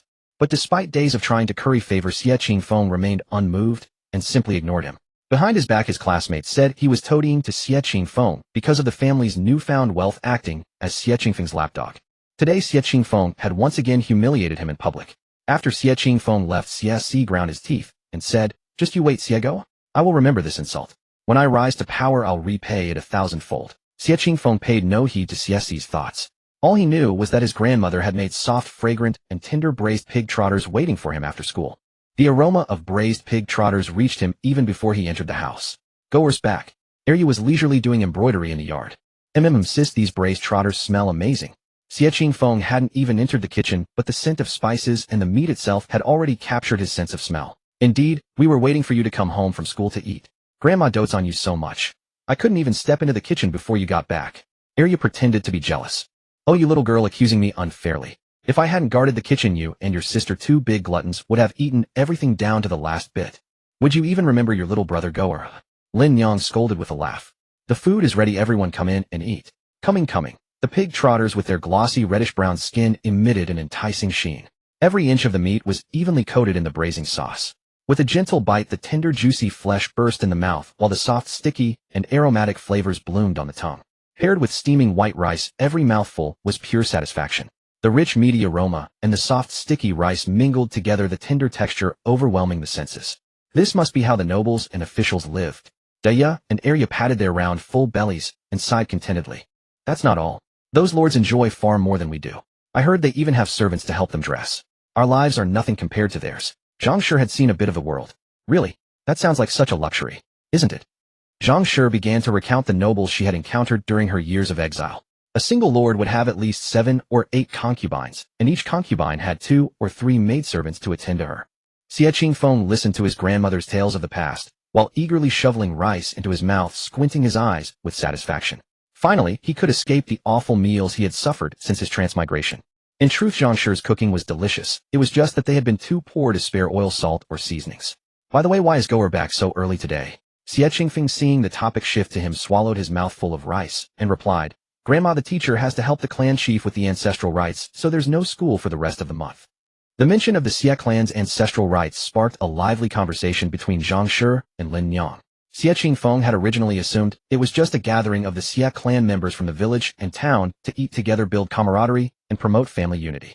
Little did he know that it was all because of the Jiren scholar who had emerged from the Xie family over a decade ago. No wonder everyone placed such importance on the triennial mountain worship and ancestral rites. They all wanted to curry favor with this esteemed Jiren. Wullian Town had produced quite a few Shiozai over the years, but only 2 Jiren. One of them was Xie of the Xie family.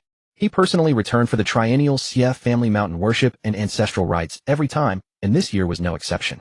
For this occasion, the clan would reserve a pig, a sheep, and several chickens and ducks from the butchers a month or 2 in advance. For the poorer members of the Xie clan, this mountain worship was the time they got to eat the most meat. Ashamedly, what Zhang Shi, Lin Yang, Dia, and Arya looked forward to most was also the triennial mountain worship and ancestral rites. Since Xie the Jiren footed the bill, the budget was generous, and they could even take home leftovers.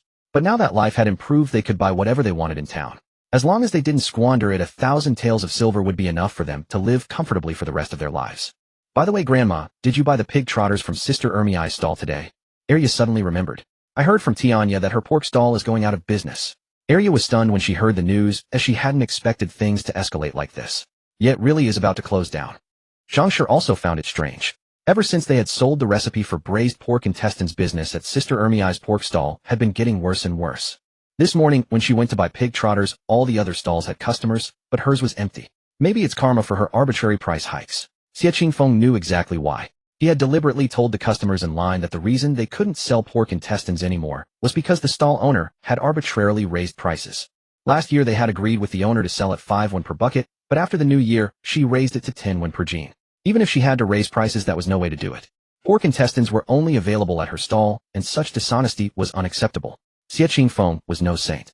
Business was like a battlefield. Since she didn't want him to do business, he wouldn't let her do business either. Most of the common folk in town loved his family's pork intestines. They were cheap and delicious. Now Fulai Tavern's pork intestines were priced at exactly 5 won a portion. What used to be freely available at 1 won a portion now cost 5 won. The one to blame for this 5-fold price increase was the owner of Ermiai's pork stall. She was the only one selling pork intestines in town, but she wasn't the only one selling pork. As if by unspoken agreement, everyone stopped buying pork from her stall, and naturally her business dwindled.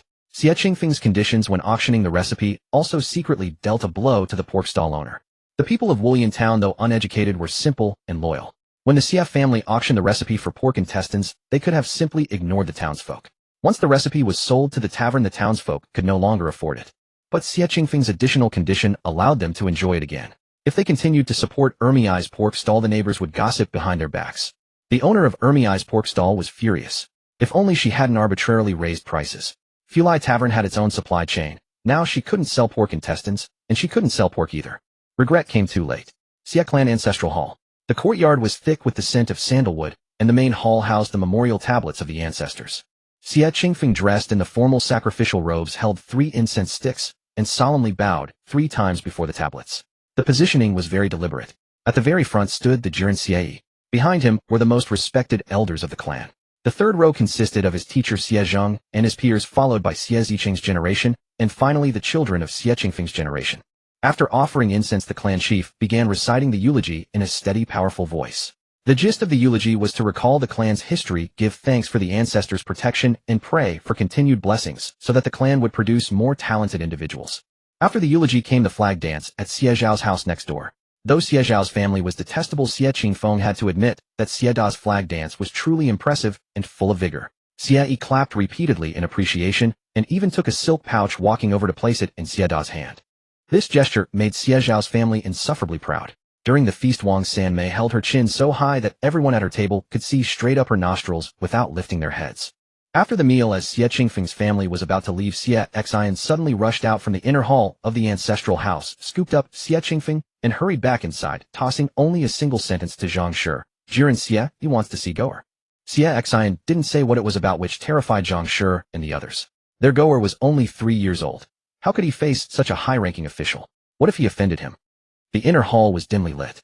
In the center stood an old octagonal table with intricately carved legs, and the walls were adorned with portraits of the ancestors. Beside the octagonal table stood Xie Zhang, while the seat of honor was occupied by Xie Yi. He wore a deep blue long robe with elegant cloud patterns embroidered on the edges and a dark black gilt belt around his waist, ostentatious yet tinged with a hint of vulgarity. Earlier, Xie Qingfeng had been too far away to see Xie Yi's features clearly. Now that he was closer, he noticed that his face was actually rather gaunt, but his high cheekbones and habitually narrowed, elongated eyes made him appear fuller in the face. Are you Xie Qingfeng, the beloved disciple of Xie Zhang? Yes, this junior greets the Honorable Jiren Xie Yi.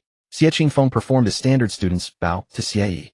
Facing Xie Qingfeng's salute, Xie Yi remained utterly impassive, neither allowing Xie Qingfeng to straighten up nor uttering a word. Qingfeng, this is the county sheriff of Yingfeng Prefecture, Lord Xie Yi. Xie Zhang gently guided Xie Qingfeng upright, signaling him to rise. By seniority, Lord Xie is your second granduncle. Most Jiren were not directly granted official positions. That Xie Yi had managed to obtain the post of county sheriff, though only a lowly 9th rank office, still held some authority, proving he was not without ability.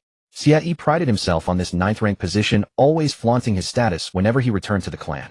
Greetings to the county sheriff, second granduncle. Perhaps because Xie Qingfeng had addressed him correctly by his official title, Xie Yi's expression softened slightly, no longer so stern. You have a decent appearance. I hear from Xie Zhang that you have a talent for studying. This official shall test you to see if your master exaggerates. Xie Qingfeng replied with neither humility nor arrogance, yes. Only the utmost sincerity under heaven can order the great principles of the world. As if seeing their lungs and liver. What use is that? The questions Xie Yi posed were merely basic content from the great learning and the doctrine of the mean. Xie Qingfeng answered them all, accurately demonstrating that his foundation was quite solid. Adequate. Xie Yi nodded slightly, but he had not called Xie Qingfeng over to truly test his knowledge nor to examine his eidetic memory. He took a light sip of tea. I hear from your master that your calligraphy is somewhat lacking. I happen to have acquired several famous calligraphy copybooks, so I'll give them to you. A flicker of joy crossed Xie Qingfeng's face. Thank you, county sheriff, second granduncle. But the next words Xie Yi spoke to Xie Zhang ignited a surge of fury in his heart. Your apprentice is good talent, but you must know not to act like Xie Yun, pushing on when you know it's impossible. Some things if fate decrees you will have, if fate denies, do not force it. Xie Yun never had my luck of passing on the first try. Your uncle indeed passed away too early. He ruthlessly salted the wounds of Xie Zhang, not only repeatedly bringing up his multiple failures in the examinations, but also mentioning his deceased father, insinuating that Xie Zhang was unfilial. Xie Yun was Xie Zhang's courtesy name. Was he not blatantly mocking Xie Zhang for repeatedly failing the exams? The successful gloating over the defeated was nothing but kicking a man when he was down. Xie Zhang's expression remained unchanged, as if accustomed to it. Instead, he smiled and responded, Indeed, I cannot be like someone who strives tirelessly only to end up with nothing. To be so humiliated by a former classmate in front of his own disciple. This was a complete loss of face for the master. Xie Qingfeng drew a sharp breath, his hand clenched tightly within his sleeve. Such humiliation. Xie Zhang, standing beside, Xie Qingfeng tugged at his sleeve, signaling him to restrain himself. But Xie Qingfeng was not so impulsive. Though Xie Yi was only a 9th rank official, he was in charge of the entire county's public security and judicial affairs. How could a mere peasant boy with no status dare to provoke him? A simple trap thrown into the prison could destroy his entire family. Could Xie Yi freely mock Xie Zhang precisely because he saw that Xie Zhang had abandoned the imperial examinations to teach in a private school, never to rise to his level again? And Xie Zhang could only stand silently listening to the Jiren's so-called instruction. That was in truth an insult. After finishing his mockery, Xie Yi summoned several clan elders one by one to discuss the upcoming ancestral rites. The white-haired elders stood hunched to one side, while he remained firmly seated in the master's seat. This was the allure of becoming a scholar official through the imperial examinations. After leaving the inner room, Xie Qingfeng wanted to say something to comfort Zhang, but Zhang instead reassured him, telling him not to worry and to take the copybooks back to practice calligraphy. The copybooks given by a Jiren would certainly be of high quality. Xie Qingfeng clenched his fist, then released it. The sky, which had been scorching under the sun, quickly turned overcast. Fearing rain, Dia and Ariel went back first to collect the grain they had laid out to dry, leaving Zhang Shi and Lin Yang outside to wait for Xie Qingfeng. As soon as he emerged, the two women of his family gathered around, asking what the Jiren Xie had summoned him for. The surrounding Xie clan members also pricked up their ears. If Xie Qingfeng gained the favor of Jiren Xie, his future would soar. A few people shot envious glances. Why couldn't such good fortune come to them? They hoped that Xie Qingfeng, being only a child of 3, would be foolish enough to offend Jiren Xie. Xie Qingfeng answered quickly. The Jiren didn't say anything else, he just encouraged me to study hard. So that was all. The Xie clan members waiting outside scattered like birds after hearing Xie Qingfeng's words. They had thought the Jiren had given the boy a bright future. It was only empty words. Good. If Xie Qingfeng's family had not only sold for 1,000 taels of silver, but also gained the favor of Jiren Xie, they would have been truly envious to death. 3 years passed in a flash. Zhang Shi gently placed a bowl of soup beside Xie Qingfeng's desk. Go or remember to drink it later. Xie Qingfeng responded indifferently. Zhang Shi tiptoed out and closed the door softly. Lin Yang asked in a low voice outside, has Goer not finished studying yet? Zhang Shi, still at the door, replied in a whisper, not yet, it looks like he'll be up until the Z hour again. Lin Yang sighed, but felt helpless. Ever since that ancestral rite, Xie Qingfeng had studied with a diligence that broke hearts to the point of forgetting food and sleep. At first everyone was very pleased, but as time went on they were all worried sick. Goer was still so young, yet the calluses on his hand from practicing calligraphy were thicker than those of the women who had worked for over a decade. He rose at the first quarter of the Mao hour and slept only at the Z hour. Not even an immortal could endure such punishment. They wanted him to give up studying. After all, the family had plenty of money now, they could find some casual work in town, and as long as they didn't squander it they would have enough for a lifetime. But Xie Qingfeng was adamant. Once his grandmother forcibly took away his books, and he was so angry that he didn't speak to Zhang Shi for 2 whole days. This drove Zhang Shi frantic. She called out, my child, all day long. From then on no one dared to touch Xie Qingfeng's books. In Zhang Shi's words, this child was a stubborn mule. She had never met anyone more obstinate than Xie Qingfeng.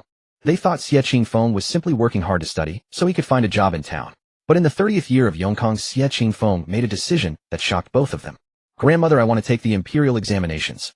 Xie Qingfeng dropped this bombshell at the dinner table with casual nonchalance. No, I disagree. Zhang Shi was the first to slam the table, followed by Lin Yang's opposition. How could Xie Goer take the imperial examinations? Had she forgotten that she was a girl? If a woman was discovered taking the exams, the entire clan would be executed. How could this be allowed? Absolutely not. Xie Qingfeng, don't even think about it. It's impossible. Zhang Shi cut off the discussion with finality, unusually using Xie Qingfeng's full name. Her ancestors had been common folk for generations, and never had they dared to do anything so audacious. Had Goer grown too comfortable with the easy life? Grandmother, I beg you. Xie Qingfeng's eyes were deep and bright. He had always been sensible, never making any requests over the years. This was the first time he had begged them. Dia and Arya exchanged glances.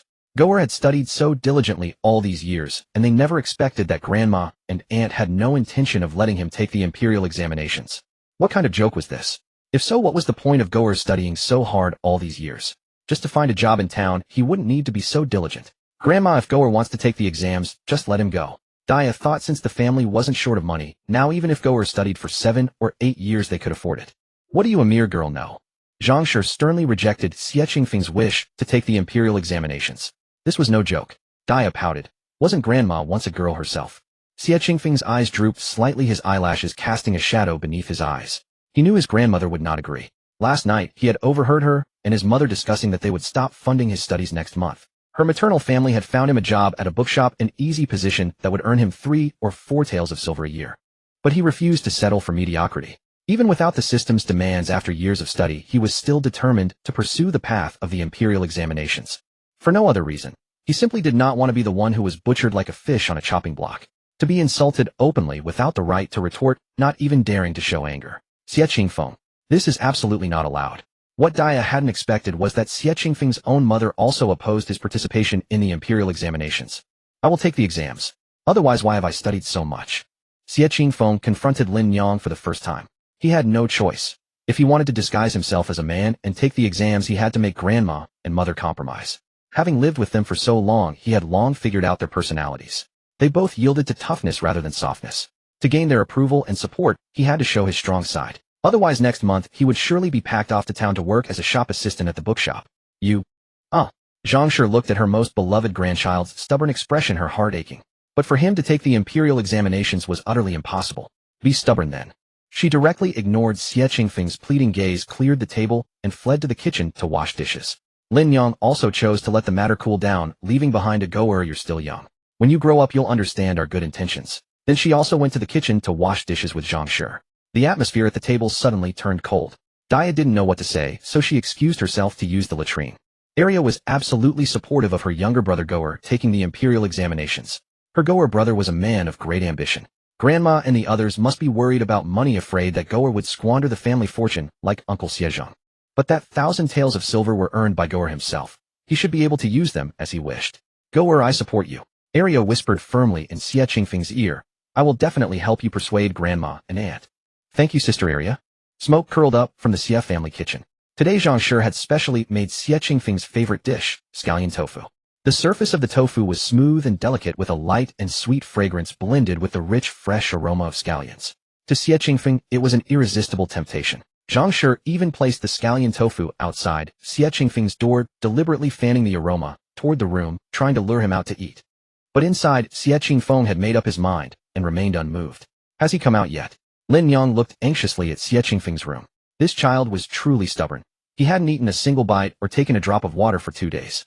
Zhang Shi was equally worried. She shook her head. Goer still hasn't come out. I told you before, he's just like his father, a stubborn fool. He had bolted the door from the inside so tightly that no one could get in. If it had been the old rotten wooden door, it would have been easy to break open, but just a few days ago they had repaired Goer's room, and now the door was solid as a rock. What if Goer locked himself inside and starved himself to death? At that moment in Xie Qingfeng's room, Goer, eat quickly, eat quickly. I just stole some meat from the kitchen. I only took a little bit. Grandma and Aunt won't notice. Arya took advantage of Zhang Shi and Lin Yang returning to the kitchen to stuff food through the gap in Xie Qingfeng's window. Thanks, sis. I won't eat. Xie Qingfeng's lips were pale, with hunger, his voice weak. Goer, listen to your sister. You're in a terrible state right now. Please eat something, okay? Arya coaxed him gently. Goer had never suffered such grievances before. Grandma and the others were really going too far. If he wanted to take the imperial examinations, why not let him? It wouldn't hurt. No, sis, go back and eat. Don't worry about me. Xie Qingfeng's face was as pale as paper, his usually lively eyes dim, his steps unsteady. The energy in your body is insufficient to sustain life functions. You will soon fall into unconsciousness. The system warned in Xie Qingfeng's mind. Finally he could faint. Xie Qingfeng's thin shoulders slumped, his head suddenly drooped, his figure swayed a few times, and then he crashed to the ground. Xie Qingfeng was truly at his wit's end. He could understand his grandmother and mother's fear, but if he didn't take the path of the imperial examinations, the system would surely eliminate him. If he could just die like this, that would be fine. But now the whole town knew his family had 1,000 taels of silver.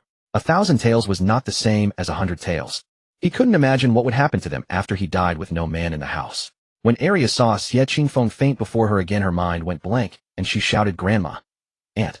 Come quick! Goer has fainted. Zhang Shi and Lin Yang, who had been watching closely, immediately rushed to Xie Qingfeng's door. They rammed it several times, but couldn't break it open. They were sweating with anxiety. Arya suddenly pointed to the window in Xie Qingfeng's room. There was a small hole at the top. She could crawl through and open the door from inside. Click! The door opened from inside, revealing Xie Qingfeng lying as pale as death. Zhang Shi nearly burst into tears, and Lin Yang was already sobbing. Dia, being the fastest runner, had already dashed off to fetch Dr. Gua. Dr. Gua hurried over, and upon learning that this was the cause of Xie Qingfeng's fainting, frowned disapprovingly. His body hadn't recovered from the heat stroke last time, and now you let him starve himself, draining his kidney qi. Zhang Shi's lips trembled as if to speak, but in the end she could only let out a sigh. Dr. Gua, please save my Goer once more. Lin Yang, seeing Xie Qingfeng's face as pale as paper, could barely contain her emotions. She knelt weakly on the ground, and upon hearing Dr. Gua's words became even more panicked. Their family situation had just barely improved. Heaven must not take her child back. I will do my best. Dr. Gua was astonished by Xie Qingfeng's pulse. It was a classic sign of excessive worry and deficiency of both qi and blood. Fortunately, he still had some wild ginseng rootlets that could boost his qi and blood. As for the price, he heard that the Xie family had sold a prescription for 1,000 taels of silver, so he could make a profit from this. How is it? How is it? Dr. Gua, is my little brother Goer okay? As the door opened, Arya was the first to rush forward and ask for the result. Dr. Gua took out paper and brush from his medical box, wrote a prescription, and said unhurriedly, Your little brother's condition is not optimistic. His physical condition is even worse than when I last came. He needs careful nursing. You must not provoke him into refusing food and water again. If that happens again, not even I nor the heavenly king himself could save him. Although Xie Qingfeng had only fainted due to hypoglycemia, this symptom was quite a tricky disease for Dr. Guo, whose medical skills were limited. So even if Dr. Guo wanted to sell his wild ginseng rootlets, his words were not particularly exaggerated. Then what should we do? Dr. Guo, you must save my little brother. Well, I have some wild ginseng rootlets that can greatly replenish vitality. Go fetch them and decoct them for your brother to drink, and with my acupuncture we can try to slowly regulate his condition. Dr. Guo stroked his goatee and said, but these wild ginseng rootlets are a bit expensive. After all, they are ginseng. It's fine. No matter the cost, we'll buy it.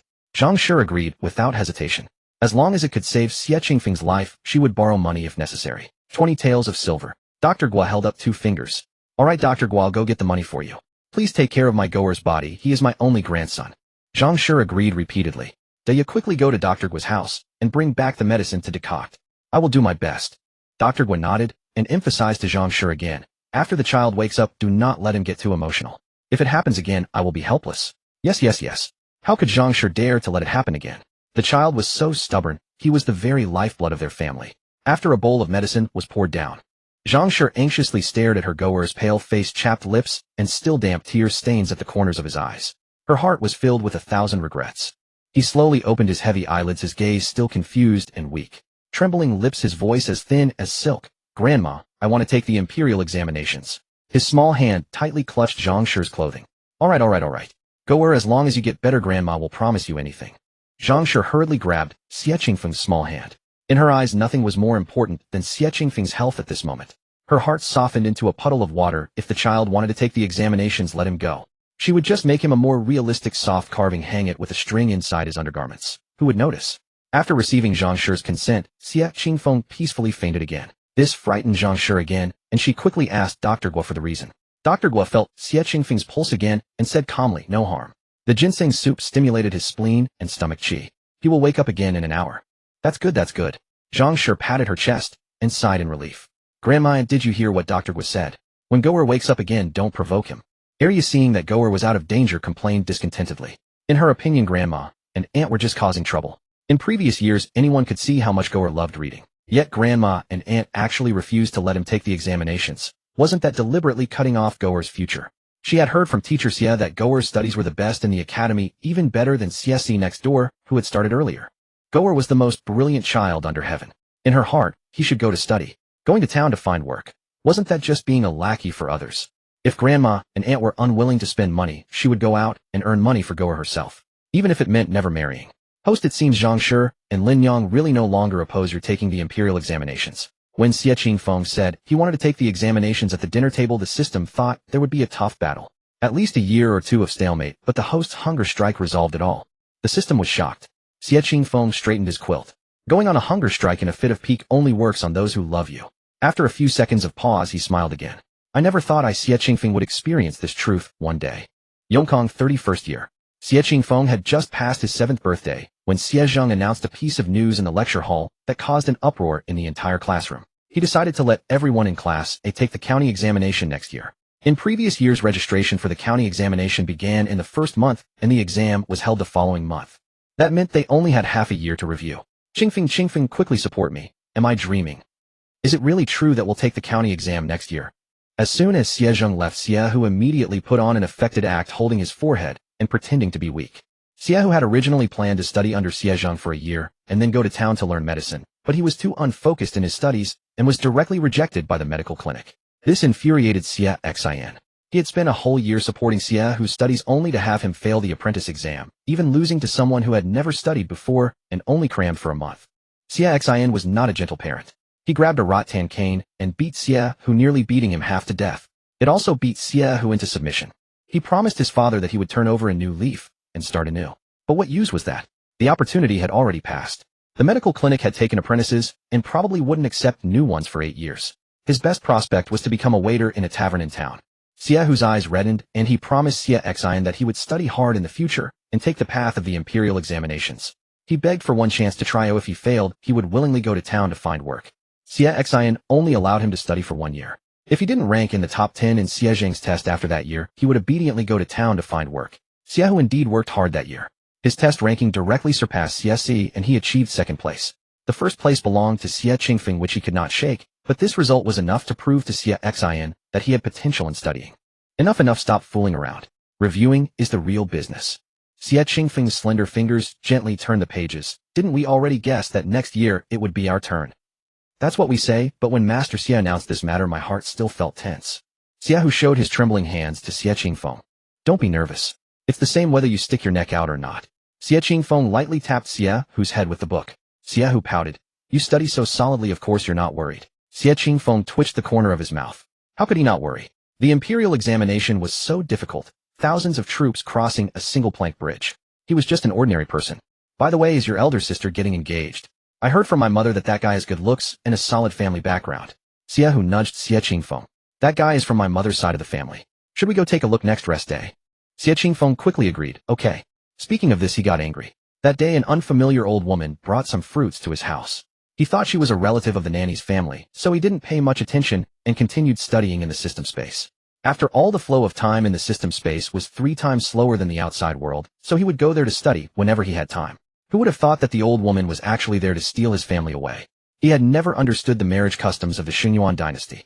Who knew that here there were only 2 steps? That day the old woman came to propose the match, and after finishing, she led elder sister Daya out to take a look at the male party. After the viewing, if the two took a liking to each other, the next time the old woman came would be for the betrothal gift. In total it took less than a week. That was too hasty. He only learned of this matter at dinner on the 3rd day after the proposal, when Grandma was discussing Daya's dowry. At that moment he was completely bewildered. What were they talking about? Why couldn't he understand anything? After he understood, he firmly opposed. How could they decide so quickly? Who knew what kind of man that was? His character quality and abilities were all unknown. What if he liked to cheat? What if he liked domestic violence? But Grandma and Mother both said his objection was invalid. For thousands of years, everyone had matched this way. That boy was considered a fairly outstanding, honest man in their area. His family owned 40 mu of farmland, and he had 3 older brothers and 1 younger sister. The brothers all had jobs in town. The sister was not yet married, and he himself worked as a tailor in town. He alone had a surplus of over 10 taels of silver a year. His family background was above average. If it weren't for the fact that Goer Xie Qingfeng's nickname was studying and had potential, and the family had 1,000 taels in savings, they wouldn't have approached Daya. They had to seize the opportunity. If such a good man were snatched away, they would be sick with regret. No, Xie Qingfeng still disagreed. It was too hasty. How could family background be the standard for judging a person? At least they should spend some time together and see if they were compatible. Grandma and Mother's view of marriage completely shocked Xie Qingfeng. But Madame Zhang and Lin Yang said it was normal. Back then your mother and father got together this way. Life is made through living it. After marriage there's plenty of time to get along. Xie Qingfeng wanted to say more, but turned and saw elder sister Daya's shy face. Well, they really had taken a liking to each other. But Xie Qingfeng still felt uneasy, thinking he should go take a look at his future brother-in-law. So when Xie suggested it, he immediately agreed. Qingfeng, where are you 2 brothers going? Xie Xian hadn't seen Xie Qingfeng for a long time. The last time they met was on an ox cart 3 years ago. He hadn't expected him to have grown into such a scholar's bearing. Although Xie Qingfeng wore a plain long robe, his figure was tall and slender like a tough and refined bamboo swaying in the wind. His facial features in particular were exquisite and cute as a child, but now they had a heroic air with starry, deep and bright eyes. Xie Xian clicked his tongue. Indeed, good-looking children grow up to be no less attractive. Seeing his own dark-skinned grandson Xie beside him, he became angry. Others in long robes looked elegant, but he looked like a monkey that had stolen a long robe. If Xie knew his grandfather described him like that, he would probably be angry for 3 days and nights. How was he like a monkey in a stolen robe? With Xie Qingfeng's pale and skinny appearance, how could that compare to his own daily muscle training and masculinity? Grandpa Xie Xian, may I ask Xie to accompany me to town to see my future brother-in-law?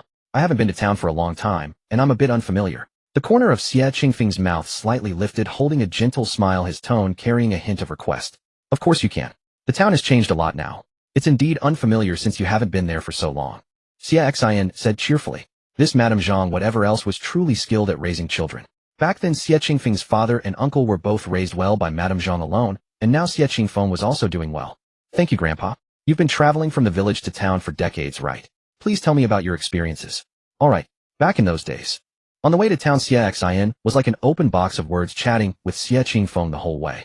Many things from his youth that even Xie, who had never heard, were poured out to Xie Qingfeng. Xie, who was dumbfounded on the side. Had Xie Qingfeng just conquered his grandfather like this? When he was little, he had begged his grandfather to tell stories of his youth, but he had been impatient. Who on earth was his real grandson? After Xie Qingfeng, and Xie who got off the ox cart Xie Xian was still not satisfied.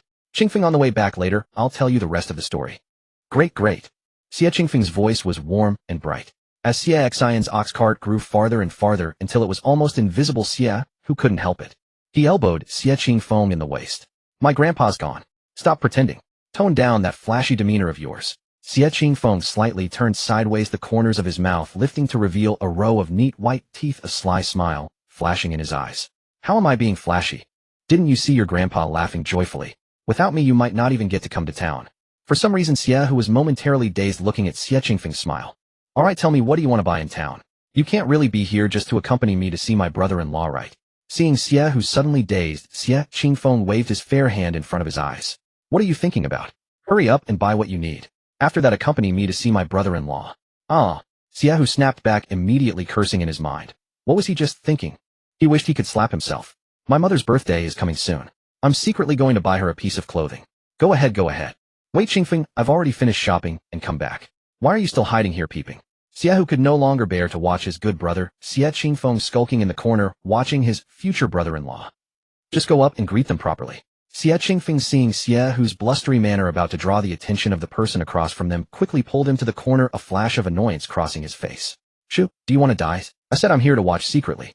Xie, who glared at by Xie Qingfeng, shrank his neck and dared not speak too loudly. Then Qingfeng, just staring like this won't help us see anything, will it?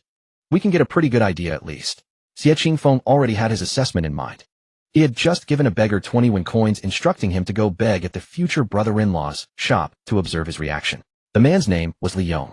Though his appearance was unremarkable, his heart was kind. Faced with the filthy beggar who had stumbled into his shop, he showed no anger, only silently handed over a few copper coins. Xie Qingfeng had stood watching for nearly an hour. Whether the customers entering Li Yong's shop were wealthy or poor farmers, Li Yong treated them all equally. His character was decent. A person of good character has his own bottom line. If eldest sister married him, she would not live poorly. As a match for my eldest sister he would do. Just as Xie Qingfeng was about to turn and head home, a string of sharp curses rang out from behind him. A woman dressed in silk, her skirt embroidered with peonies, was gripping the beggar's collar with one hand and lightly covering her nose with a silk handkerchief with the other. Her shrill curses were unbearable to hear. Hey, you ungrateful beggar, how dare you beg at our shop? Today my son was kind and gave you a few copper coins. But I am not someone to be fooled. Open your dog eyes and remember, never come to this shop again. Look at your own status. You setting foot in my shop makes me sick with disgust. Hearing his mother's voice from inside the tailor shop, Li Yong immediately stepped out. Mother, what are you doing? The sun outside is fierce. Let's go inside and take shelter from the heat. Only then did the sharp-tongued woman release the beggar's collar, lift her chin slightly, and brush off the dust from her hands. She spoke earnestly to her son. My dear, you are too soft-hearted. Those beggars are filthy to look at. If they dirty our cloth, we can't afford to compensate them. Why let them into our shop? From now on, drive away any beggar you see. Do you hear me? Li Yong, facing his mother's reprimand, could only keep nodding and promising that he would never let beggars into the shop again. Xie, who watched in fury, his youthful temper surging as he wanted to charge forward and beat the woman senseless, but Xie Qingfeng held him back. Qingfeng, can you really stand to watch this? I cannot bear it, Xie Qingfeng said in a flat voice. Then why did you stop me? Hitting someone is illegal. Her eldest son's father-in-law is a constable at the county yamen. We cannot afford to provoke them. Though a county yamen constable was no great official, they held the power of arrest, making them the lowest rung of law enforcement. Yet they were the most troublesome to cross. The king may be easy to meet, but the little demons are hard to deal with. Constables were exactly those lowest-tier little demons that ordinary people encountered. Most preferred not to make enemies with them. Otherwise they would demand festival money, or routine fees for work, or even protection money, just for existing. If you refused to pay, they could find some pretext to lock you up for 10 or 15 days, and you would learn to behave. Inside the county jail you would not be treated as kindly as you were outside. They could beat you or curse at you at will. Xie, who let out a long sigh. Xie Qingfeng quickly caught up with the departing beggar, muttered an apology in his heart, and pressed a string of coins into his hand. The beggar had been bewildered at first, but seeing that Xie Qingfeng truly meant to give him so much money, his face visibly lit up with joy. He quickly stashed the silver into his inner pocket. Today was truly lucky. He had a fool not only giving him 21 to beg at a predetermined shop, but also handing him an entire string of coins. Truly lucky. If only every day could be this fortunate. The old beggar stroked his disheveled ash-gray hair tangled with dirt, completely unfazed by the woman's mockery. Upon returning home, Xie Qingfeng recounted everything that had happened that day to Zhang Shi and the others. Li Yong's mother was no easy person to deal with. But Lin Yang was unconcerned. So what? Her mother is merely a bit harsh. As long as that boy himself is decent, that's what matters. Zhang Shi, however, held the opposite view. That won't do. If the mother-in-law is difficult, eldest you will surely suffer after marriage. Lin Yang, do you think all mothers-in-law in the world are as easy to get along with as me? Zhang Shi began to recall the past. Do you think your grandmother was an easy person to deal with? When I first married into our family, I had to kneel at the doorway for 3 or 4 hours before I was allowed inside. She claimed she was just teaching me discipline and respect. I gritted my teeth and endured it, and I outlived that old woman. If it weren't for her constant sowing discord, why would our family and the Xie family have cut off all ties back then? Lin Yang and the 2 younger sisters had never heard Zhang Shi speak of the past before. They had no idea how much suffering a difficult mother-in-law could bring. So I disagree with letting our eldest Ye marry into that family. But this ultimately depends on eldest Ye's own wishes. If you truly favor that Li Yong, then go ahead and marry him. Zhang Shi felt it was important to respect eldest Ye's own choice. Eldest Ye kept twisting her handkerchief in silence. In truth, she and Li Lang had known each other for quite some time. Every time she went to deliver embroidered goods, she would pass by his shop, and over time, they had grown familiar. When he had come to propose last time, he had already spoken to her about it. Xie Qingfeng saw his eldest sister's shy and hesitant demeanor and knew she would marry. He spoke firmly. Eldest sister, if you wish to marry him, your brother does not oppose it. But remember, this home will always be yours. If you ever suffer any wrong, come to me immediately, and I will stand up for you. Eldest Ye was his kin, but he could not interfere too much. He had done what he could. Though he personally disapproved of the match, the decision ultimately belonged to her. Neither grandmother nor mother could make that choice for her. Besides, whether her future life would be bitter or sweet remained to be seen. Arya, hearing Goer speak thus, grew anxious on behalf of her sister. With both grandmother and Goer giving such clear hints, why not simply call off the engagement?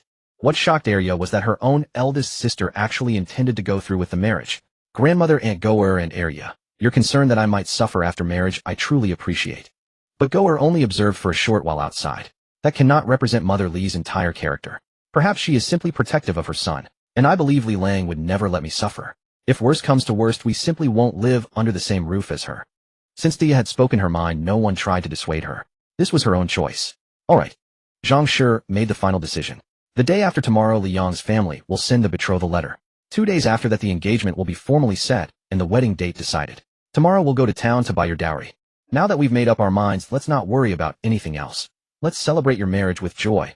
May our eldest daughter's life grow more prosperous each day. May she bear 2 children in 3 years, and may her descendants fill the hall.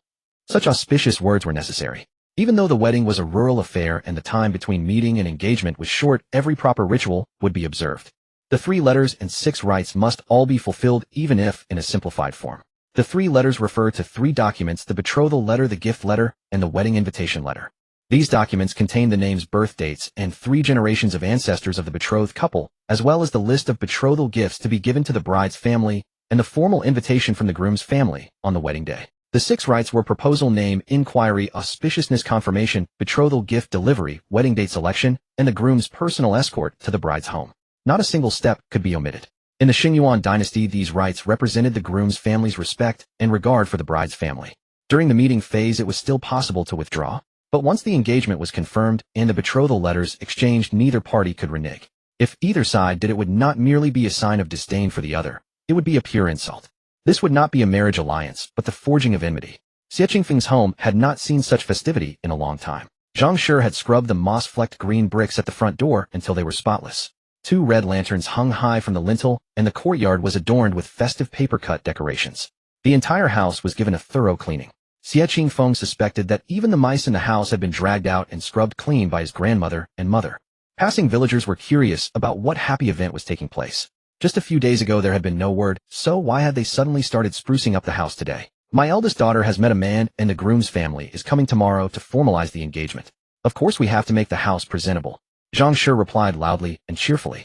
Oh, it's settled so quickly. The passing auntie exclaimed in surprise, then nodded in understanding. Yes, indeed, your eldest daughter is of the right age to marry.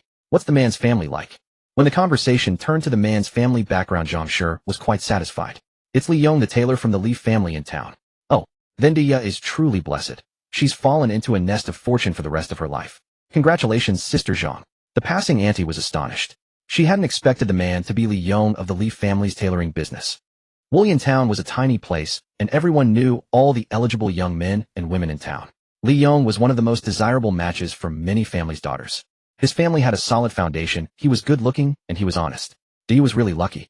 The Zhang family had been blessed with one piece of good fortune after another in recent years. First they had a son, then they sold a prescription for 1,000 taels of silver, and it was said that their little Qingfeng was quite scholarly. Now they had found such an excellent husband for Dia. Truly they had stumbled upon a stroke of incredible luck. If only such fortune would come to their own families. Several of the women watching secretly wondered if the family's ancestral graves were especially well positioned and whether they should consider moving their own. Zhang, sure seeing the women she usually chatted with coming over to offer congratulations, smiled so widely her eyes crinkled into slits. Thank you everyone. Tomorrow is our engagement ceremony. If you have time, please come and join the celebration.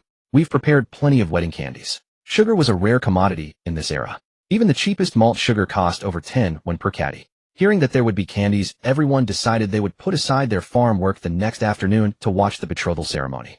Next door, Wang Sanmei was green with envy. If not for her precious grandson, Xie holding her back, she would have gone out to say some sour words. Once inside, Zhang Shi resumed her command, even ordering Xie Qingfeng, who usually studied in his study, to come out and wipe the stools. Xie Qingfeng thought occasional manual labor was good for both body and mind. Usually he wasn't allowed to help with the housework. The long-awaited day of the engagement finally arrived. The Xie family's main door was thrown open. Zhang Shi had assigned Xie Qingfeng to watch outside. As soon as Li Yang's family's carriage and horses arrived, he was to call for the trumpeters to welcome them. The Xie family, all dressed in their finest, sat in the main hall waiting. To save face, Zhang Shi had splurged on silk garments for everyone, spending a full 10 taels of silver. It pained her heart, but she warned them not to ruin the clothes. They could be worn again during the new year. Crackle pop. The sound of trumpets rang out from outside. The groom's family had arrived. As the only male descendant of the Xie family, Xie Qingfeng rose and went to the gate to welcome them. Li Yong, dressed in a magnificent red silk robe and holding a pair of wild geese in his hands, walked at the front. Behind him, his brother and sister-in-law carried the gifts. Greetings, brotherly, Xie Qingfeng said with a bow. He did not address him as brother-in-law, yet, as that would only be proper after the wedding. It was a matter of etiquette. So this is Qingfeng. What a handsome lad. Li Yong was seeing Xie Qingfeng for the first time. He knew Dia had a younger brother, but Dia herself was not particularly striking, so he hadn't thought much about Xie Qingfeng's appearance. Meeting him today, he was utterly surprised by how extraordinary he looked.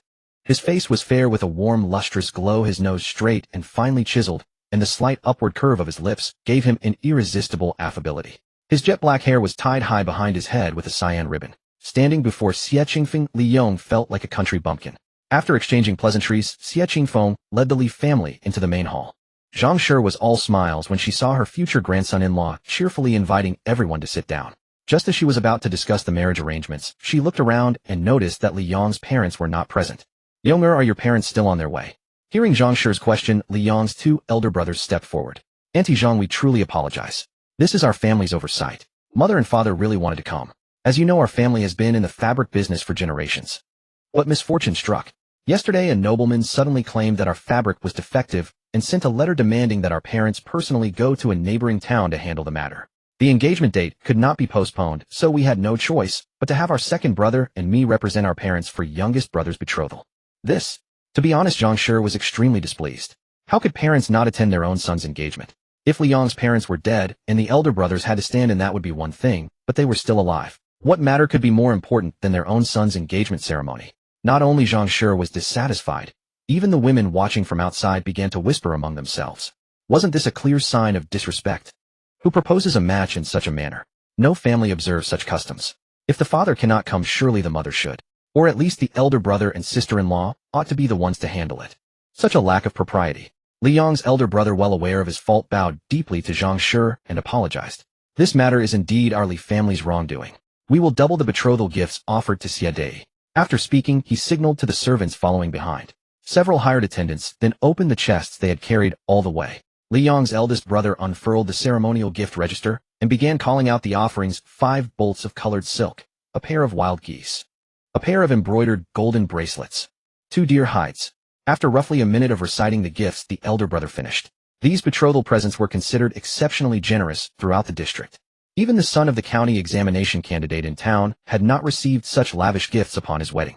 With both jewelry and furs on display, the village women, listening on the sidelines, gradually shifted their stance in favor of the Li family. Such generous betrothal gifts demonstrated the groom's side sincerity. Seeing Zhang Shi and the others still hesitating, they nearly urged them to accept on the spot. Bring that golden tortoise son-in-law home to us. In their minds, a daughter married out is like spilt water. Every advantage should be reaped while there is still something to gain. Xie Qingfeng snorted coldly and swept his sleeve in a sharp gesture. Leon, do you take my Xie family for fools? Second sister read aloud our eldest sister's dowry list. How could the parents be absent when the marriage certificate was submitted? Is doubling the betrothal gifts sufficient compensation? What kind of family does he think the Xie family is? Even in clay figure has its limits of patience. If word ever spread that the Xie family's eldest daughter could be taken away on the day of the marriage certificate submission solely through the power of silver, would people not think his two elder sisters were courtesans? The village women watching the spectacle from the sidelines urged them to accept, but if the Xie family truly agreed, they would surely gossip behind their backs regardless. Does he take the Li family for some ignorant, greedy household that can be swindled with a few coins? Very well. Arya, who had long been unable to contain herself, eagerly raised her voice and began reciting her elder sister's dowry list: 1 jade ruby scepter, 2 lambskin embroidered jackets, 4 golden neck rings. The items Arya recited left the surrounding villagers utterly numb with shock, their jaws nearly dropping to the ground. Zhang had truly spared no expense. Dai's dowry was worth no less than 200 taels of silver. The Li family's total betrothal gifts did not even reach 100 taels. Dai's dowry was twice the value of their entire offering. Although their family had sold Arya's marriage contract for 1,000 taels, no one believed Zhang would have spent much on Dai's dowry. After all, she still had Xie Qingfeng's son to consider. They could not have imagined such a staggering amount. The most astonished of all was Dai herself. Upon hearing Arya recite her dowry list, she covered her mouth in a gasp of disbelief. Her heart filled with complicated emotions as she gazed at Go. That day when her grandmother had called Goer into the room, it must have been to discuss her dowry. She never expected Goer to be so generous with her. He had given her, his elder sister, every ounce of dignity she deserved. Li Yong's eldest and second brothers exchanged pale and flushed expressions.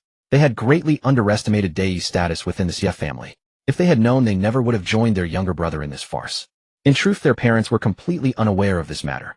Their mother favored the daughter of Scholar Lu from town and had been corresponding with that family all along. When Li Yong's eldest and second brothers had first been approached by their younger brother, their initial reaction had been, "This is madness.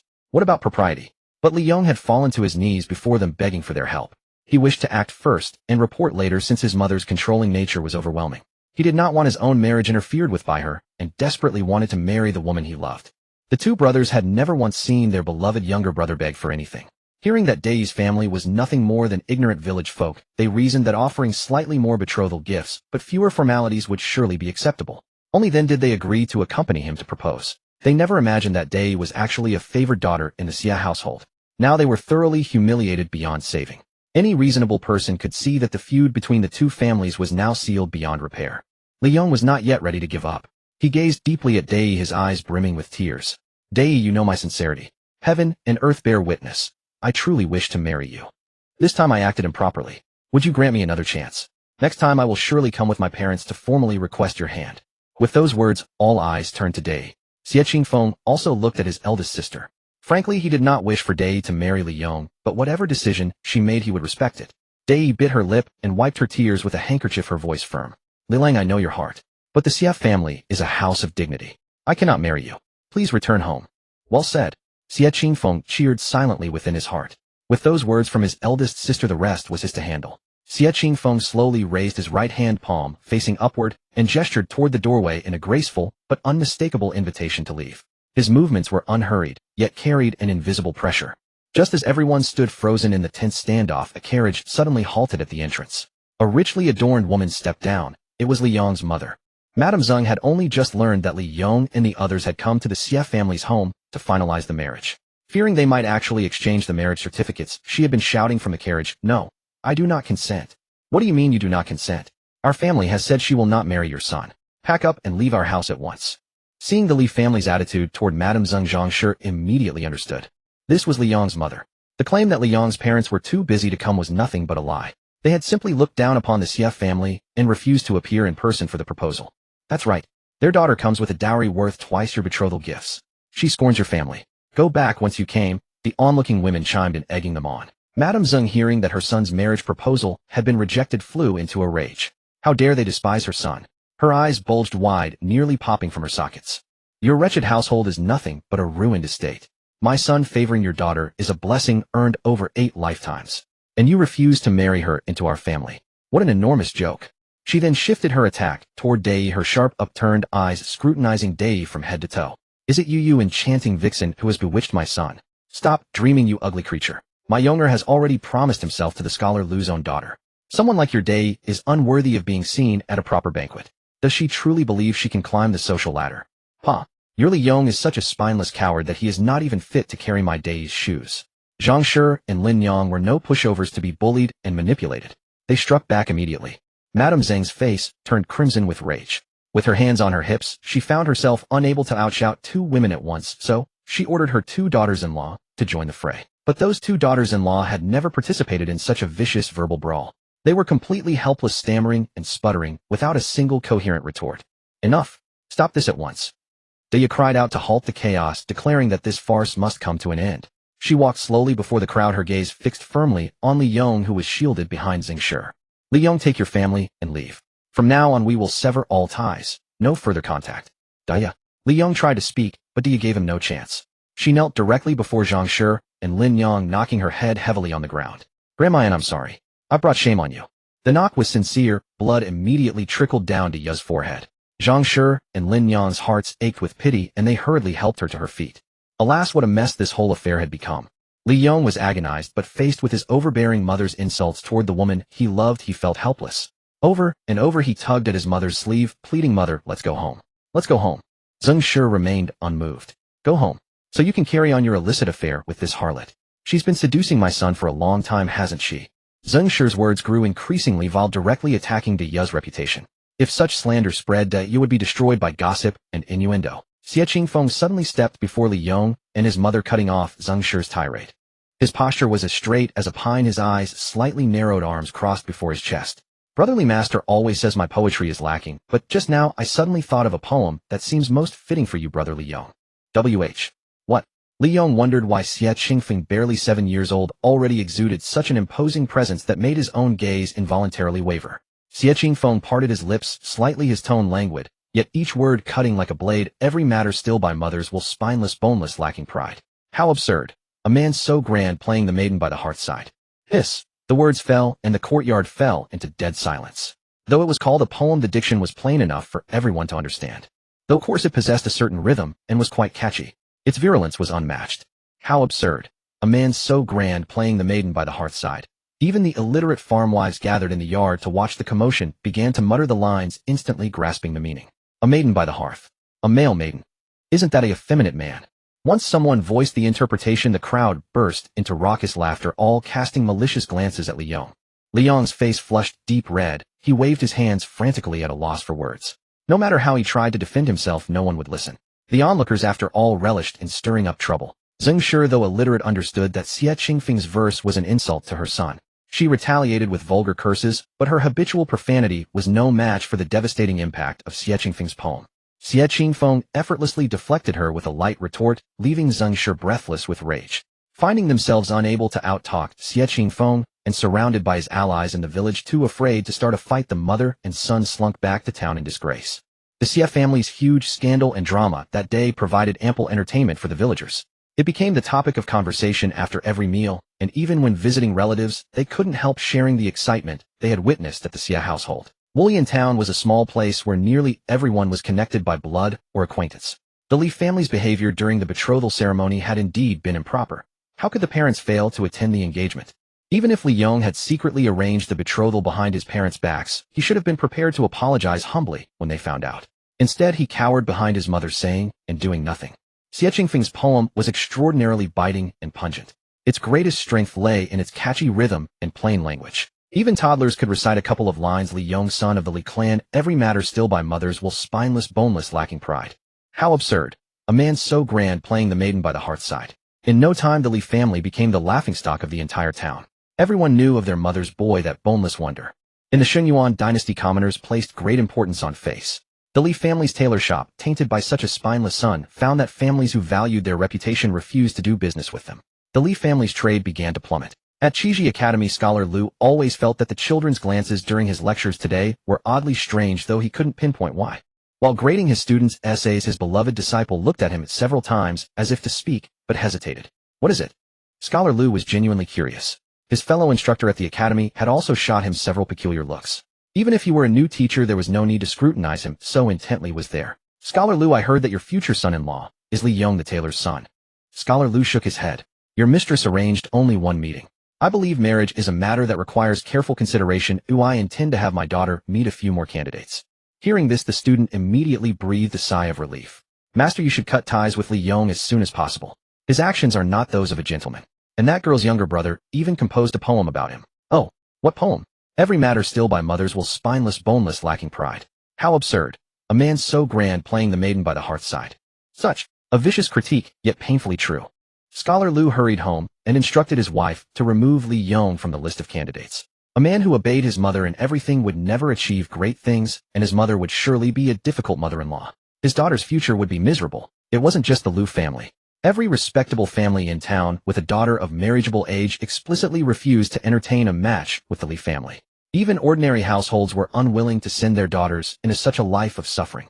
When Li Yong's mother received the message from the Lu household, the fury she had been suppressing since Xie Qingfeng's poem finally erupted. Aya, her shrill voice pierced the calm air. I'm so furious. Beside her, Li Yong's father appeared indifferent, calmly pouring himself a cup of tea. Calm down. How can I calm down?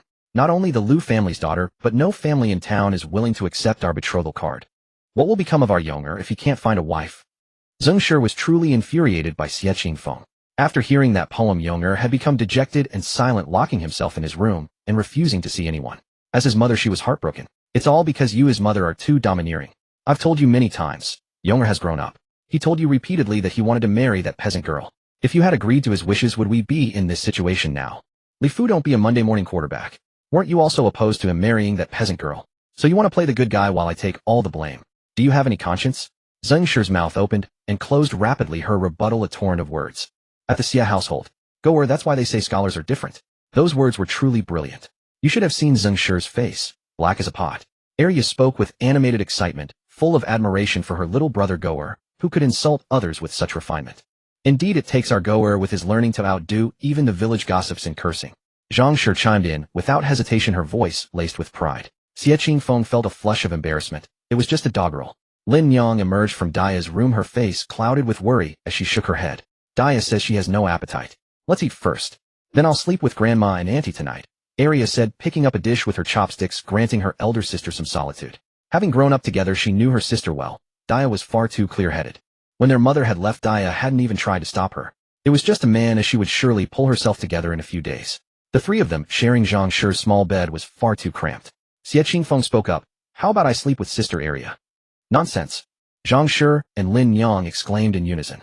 Boys and girls above 3 years old must not share a bed. You two are both grown now. If word got out that siblings still sleep in the same room, what would people say?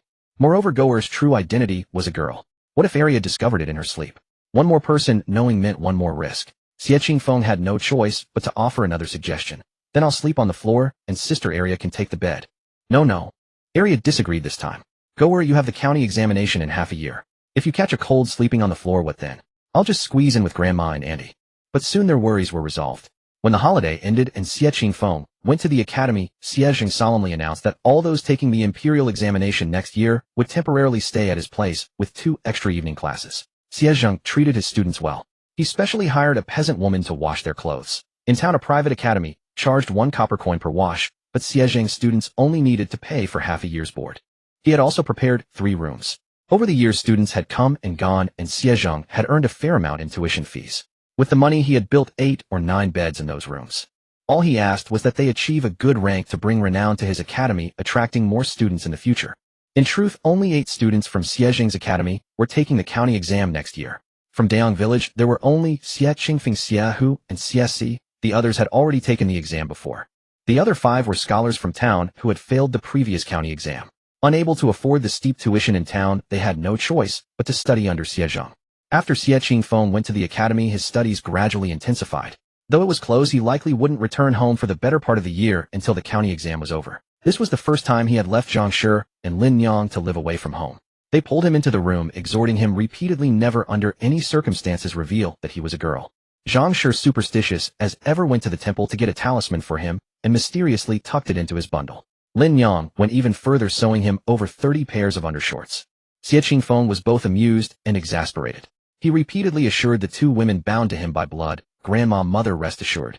Goer sleeps with one eye open. Zhang Shi's lingering melancholy was instantly shattered by Xie Qingfeng's playful remark. You? Always clowning around. Truth be told, deep down, she had never really wanted her Goer to pass the exam. If he failed with the 1,000 taels of silver, he could live an easy life. Ever since Xie Qingfeng moved into the academy, the house felt strangely empty.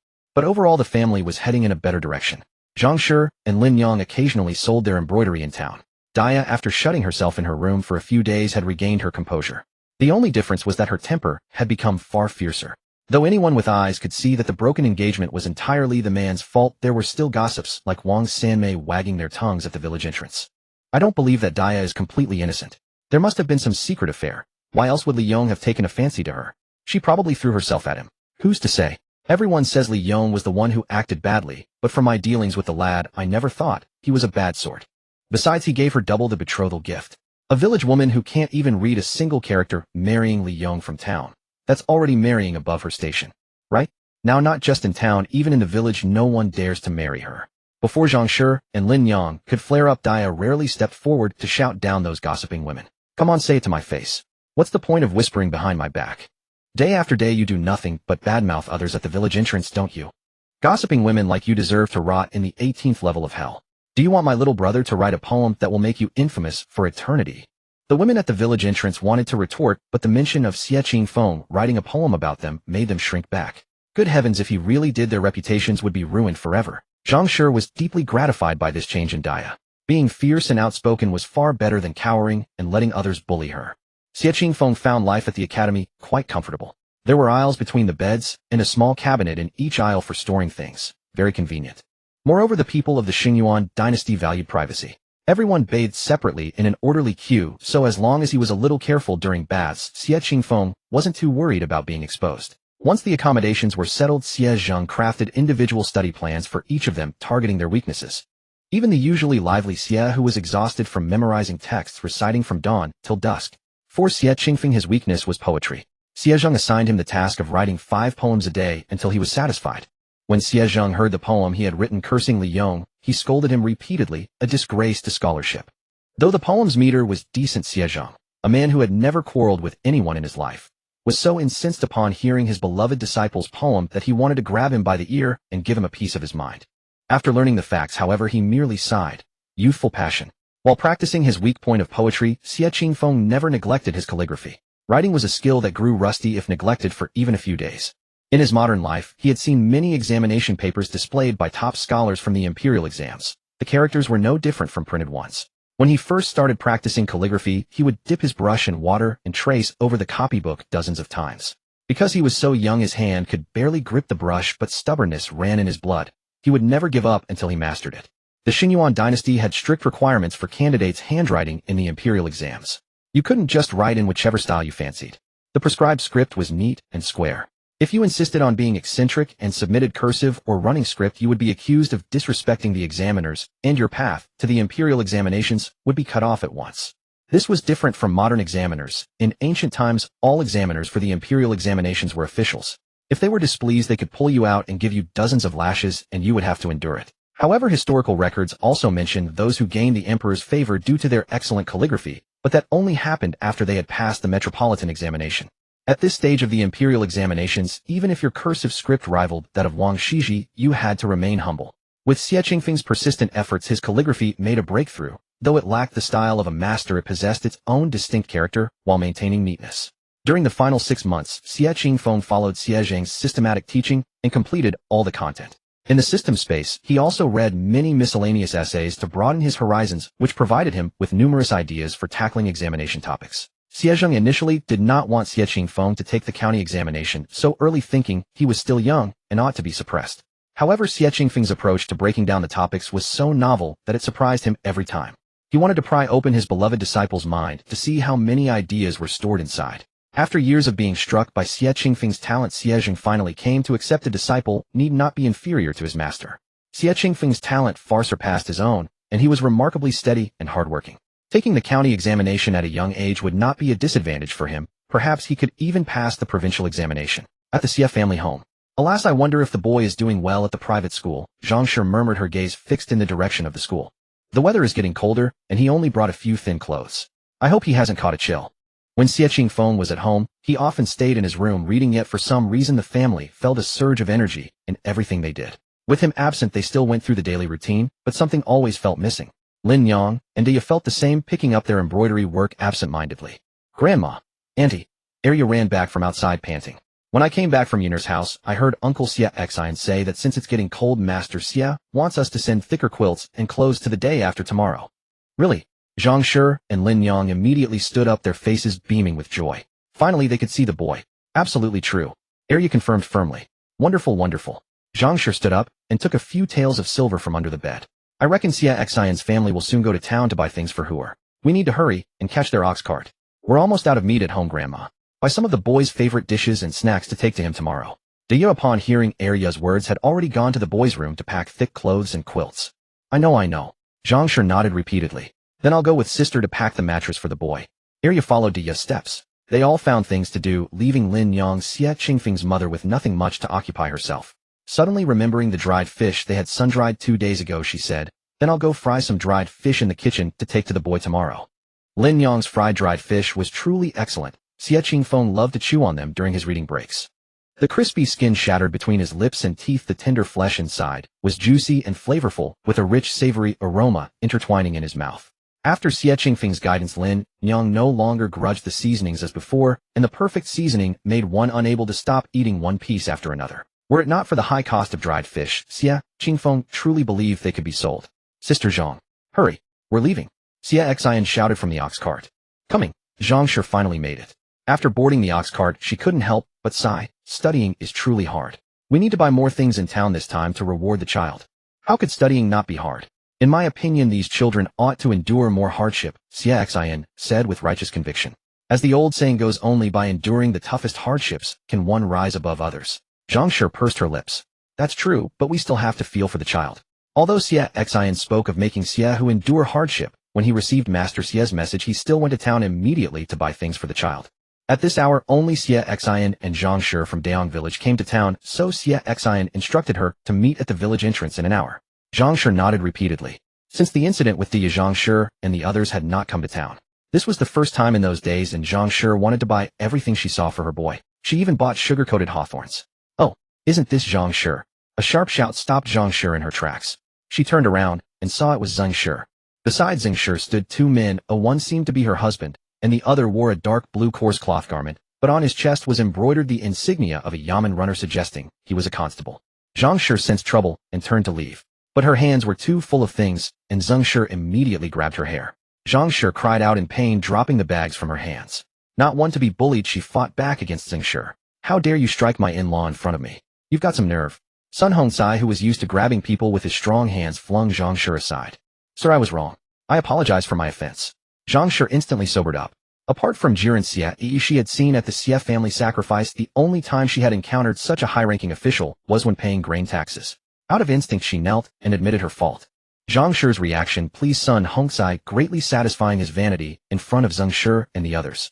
Sun Hongcai sized her up and said, so it was your grandson who wrote that poem that made us lose face for months? Yes. Zhang Shi dared not say much, as she could only lower her head and show weakness. People like them peasants could do nothing but show weakness. The boy was preparing for the imperial examinations. Their family could not afford to offend anyone with power. A slight lift of their foot could crush them. I was planning to go to your house myself to see how capable your grandson is, Sun Hongcai said, kicking Zhang Shi to the ground. The foul mud on the ground immediately stained Zhang Shi's hair, clothes, and shoes. Her face hit the ground, and her mouth was filled with bitter, muddy water. Seeing Zhang Shi in such a wretched state, Zhang Shi lifted her chin and slapped her hard. How dare a commoner like you curse us? Do you know that my son taking a fancy to your daughter is a blessing for you? Zhang Shi's eyes were squeezed out of shape by the swelling flesh, her cheeks bulging high, revealing a terrifying purple-red palm print. She was struck speechless. The vegetable vendors nearby all lowered their heads, afraid that the bullying might turn on them. All right, hand over some protection, Silver, and I'll let you off. Sun Hongcai sneered, dusting off his hands contemptuously. Did you hear what my in-law said? Hurry up and hand over all the silver on you. With Sun Hongcai behind her, Zhang Shi's tone toward Zhang Shi grew even sharper. Yes. Zhang Shi tried to speak, but her swollen lips made it difficult, so she mumbled, I only have this left after buying things for my grandson today.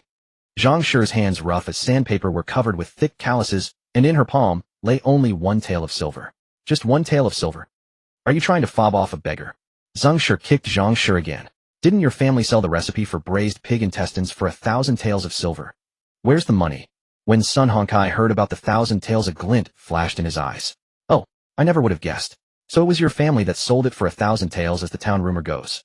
Hearing the interest in Sun Hongcai's voice, Zhang Shi's heart skipped a beat. She quickly begged, "Your Honor, our money has to support my child's studies. The path of the imperial examinations is hard, and after counting, we have little savings." Sun Hongcai hesitated for a few seconds upon hearing the word study. "Zhang Shi, is your grandson taking the county exam this year?" "Yes." Zhang Shi nodded hurriedly. "Studying is indeed quite expensive," Sun Hongcai said dryly. "Fine, I won't take your money. Keep it for your grandson's studies." "Thank you, Your Honor." "Thank you."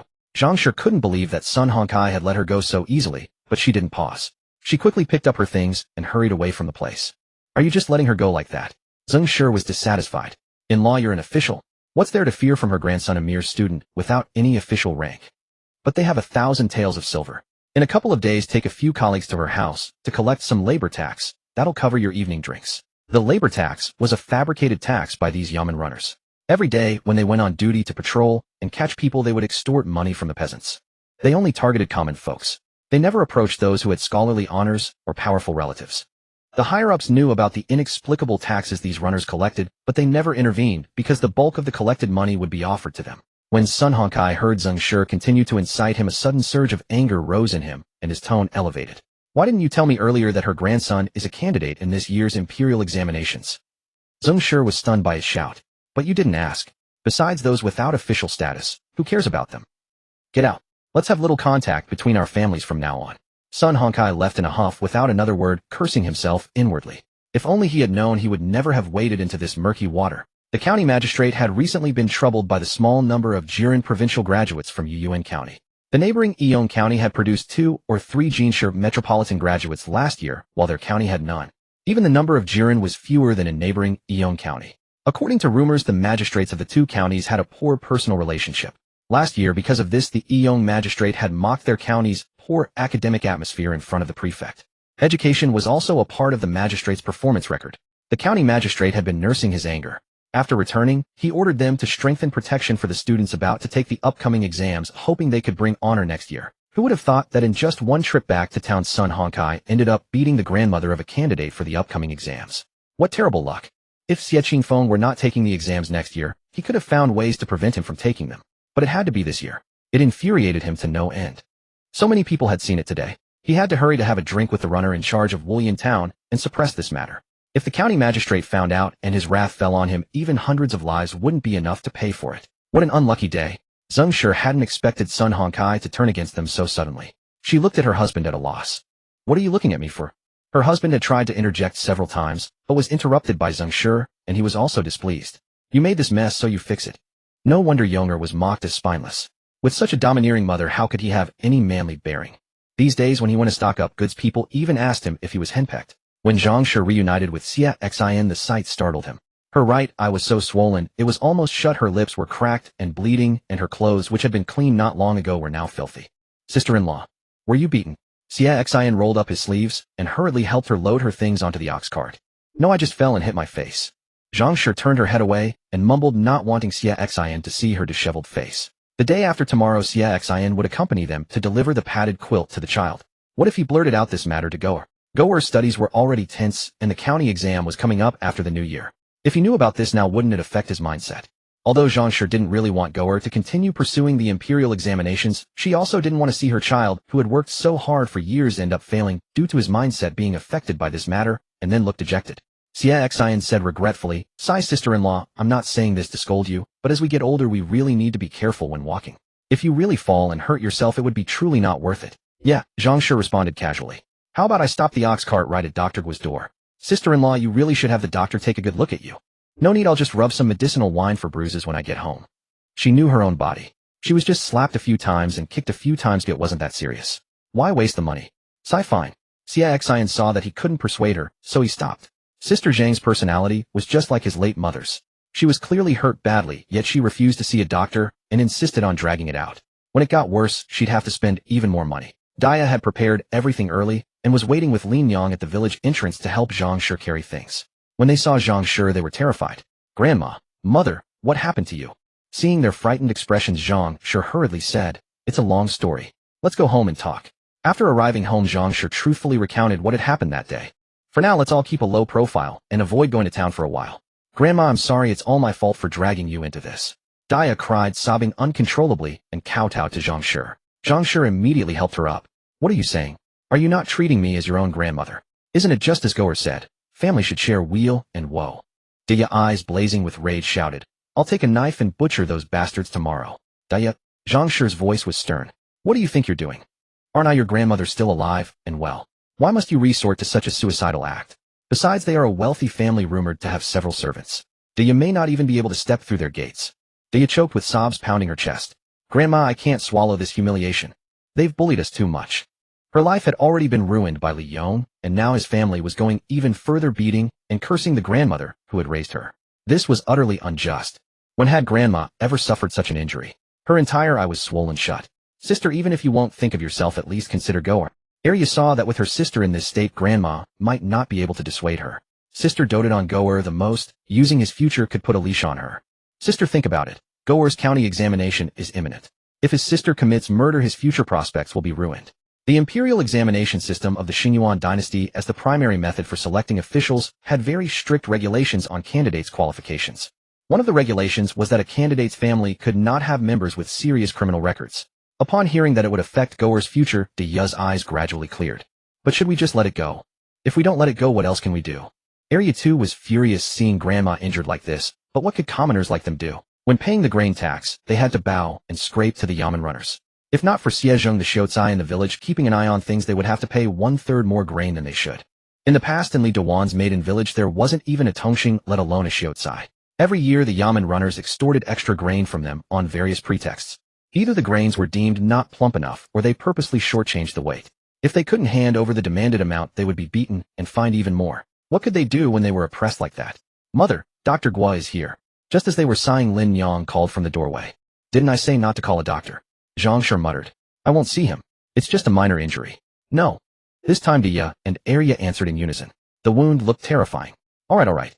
Seeing that Diya's emotions had calmed down and she wasn't as hysterical as before, Zhang Shi agreed to let Dr. Gua examine her. Mostly superficial wounds. Nothing serious. Just rest well these days and avoid heavy labor. After finishing his pulse diagnosis, Dr. Gua prescribed some topical medicine and left. I told you it's nothing serious. Just a few scrapes. Zhang Shi laughed, but winced as it pulled at the corner of her mouth. Lin Yang and the others sighed in relief after hearing it was not serious. It's better to be reassured after seeing the doctor. Then the day after tomorrow you go deliver things to Goer. Keep this matter from him for now and don't let him worry and affect his studies, Zhang Shi instructed. Lin Yang and the others agreed with Zhang Shi on this point. They absolutely could not affect Xie Qingfeng. But Goer is perceptive. Mother usually dotes on him the most. If all of us go except Mother, he will definitely become suspicious. Lin Yang said as she applied medicine to Zhang Shi. How about this? Tomorrow Arya and I will go, and Dia will stay home to take care of Mother. Good. Qingfeng, I see my grandfather and father. I'll go over there. Xie, who spotted Xie Xin in the crowd at once. I see my mother too. Xie Qingfeng hadn't been separated from them for so long, a truth be told he missed them. But when he approached, he saw only his mother and Arya. Mother, where are Grandma and Dia? Lin Yang put down the winter quilt clothes and some snacks she had brought for Xie Qingfeng. Grandma was hoeing in our backyard the other day and accidentally tripped. Dia is at home taking care of her. Off. Worry rushed into Xie Qingfeng's eyes. Arya quickly added, we called Dr. Gua to see her. He said it's nothing serious, just a sprained ankle. Just apply some ointment, and it'll be fine in a while. Don't worry, go. Hearing that it was nothing serious, Xie Qingfeng finally relaxed, but still gave detailed instructions. Tell Grandma to stay in bed these days, and not get restless and go out to work. A sprain takes 100 days to heal. Understood. After responding, Lin Yang continued telling Xie Qingfeng what she had packed for him. She had also fried a lot of dried fish which he could share with his classmates. Good, thank you, Mother. Xie Qingfeng felt as if he had returned to the days of his past life, when he boarded at school, but this time was different. In this life, he had a warm family care and reminders. Although the conditions were worse than in his previous life, if he had to choose again, he would still choose this place. You should also wear more clothes at home. Now that our family's circumstances have improved, don't be reluctant to spend money. Buy what needs to be bought. Seeing that the teacher was about to call for assembly, Xie Qingfeng quickly finished what he had to say. Sister Arya, you have to supervise them for me. Okay. Lin Yang watched Xie Qingfeng's back as he carried his luggage toward the school. Her heart felt like an overturned 5-flavor bottle, and for some reason tears streamed down her face. Her Goer had always been such a sensible child. Late at night, Xie Qingfeng tossed and turned unable to sleep. He wondered how badly Grandma had actually fallen. He couldn't tell anything from the expressions of his mother and Arya. The family had always hid the bad news and only reported the good. No, he still couldn't rest easy. He would ask the teacher for leave tomorrow and go back to see for himself just to be at ease. Grandma, I told you to just stay in bed and rest. I'll do the cooking. Dia, seeing that Zhang sure couldn't stay idle and had come to the kitchen to help add firewood, said helplessly, "You said Goer is stubborn. If you ask me, his stubbornness comes from you." "Ah, I didn't hurt my body. It's just a little pain on my face. What's wrong with doing a bit of work?" Zhang sure muttered as she threw the last piece of firewood into the stove. Dia was about to turn around and scold Zhang sure, but when she turned she saw an unexpected person. "Goer, how did he come back? Grandma, how did your face get like this?" The moment Xie Qingfeng returned, he saw Zhang Shi's swollen eye and the slap mark on her face. His tone was icy. "Who hit you?" "Goer." Zhang Shi forced a smile, trying to brush it off. "I got into a fight with Wang Sanmei next door yesterday." "Wang Sanmei next door? What a big black pot to carry." "You have to admit that Wang Sanmei has quite a strong grip." Xie Qingfeng didn't believe it. If it had been a fight with Wang Sanmei, they would not have united to keep it from him. The only possibility was that Li Yang's family had brought someone they couldn't afford to provoke to cause trouble. It was the father of Li Yang's wife, wasn't it? Zhang Shi alone couldn't have such audacity. Only her son-in-law, who served as a yamen runner, would dare to be so arrogant. Seeing that Xie Qingfeng had hit the nail on the head, Zhang Shi could only force a wry smile. Having a dog that was too clever wasn't always a good thing. "Doggy, there's really nothing serious, don't worry." Zhang Shi turned 360 degrees to show Xie Qingfeng what she considered a not serious wound. Dr. Gui said it's just a superficial injury. Her swollen face had long lost its original contours. Bruises of blue and purple spread recklessly beneath the puffy skin, her eyes squeezed into thin slits. If one looked closely while she spoke, one could feel the corners of her mouth twitching. Zhang Shi deliberately put on a comical expression to try to ease Xie Qingfeng's mind, but her efforts seemed both ridiculous and pitiful. "Grandma, don't talk. Just rest well." Xie Qingfeng's throat moved slightly, a monstrous killing intent surging within his heart. He gently smoothed the white hair that had fallen from Zhang Shi's temple. Grandma was only in her 40s, yet she already had white hair. All right." Zhang Shi tried to smile at her doggy, but the movement pulled at her wound and made her hiss in pain. Xie Qingfeng grew even more anxious and quickly asked, "Grandma, have you applied the medicine? Do you need to put on some more?" "No need, no need." Zhang Shi waved her hand repeatedly. "Dia just put some on for me." After Dia placed the vegetables from the pot into a bowl, she said with deep apology, "Doggy, I'm sorry. It's my fault that Grandma got hurt. It's all because I trusted the wrong person. If it weren't for this matter, their family wouldn't have invited such disaster. It was all her fault." Before Xie Qingfeng could say anything, Zhang Shi heard Dia start blaming herself again and couldn't help but grab her ear and scold loudly. "Didn't I say yesterday that a family must share weal and woe? Did you let that go in one ear and out the other? You've grown wings and now you've started ignoring what I say, haven't you? I told you it's just a scratch, nothing serious." After saying this, Zhang Shi gave both Xie Qingfeng and Dia a slap on the back. "Enough. Let this matter be over. Neither of you is allowed to mention it again, nor seek revenge in secret. Do you hear me?" The children had spirit and were filial, unable to bear seeing their grandmother bullied like this, which did bring Zhang Shi some comfort. But they were still an ordinary family. Though she was an uneducated woman, she understood that commoners should not fight with officials and could not win against them anyway. She had no great ambitions in this life, only hoping that her children would grow up healthy and safe. Xie Qingfeng replied absent-mindedly. "Yes." Dia also responded. "Qingfeng going to the classroom so early?" It was barely light when Xie, who after taking a midnight pee and about to go back for more sleep, noticed that Xie Qingfeng had already dressed and was ready to study. Xie Qingfeng nodded.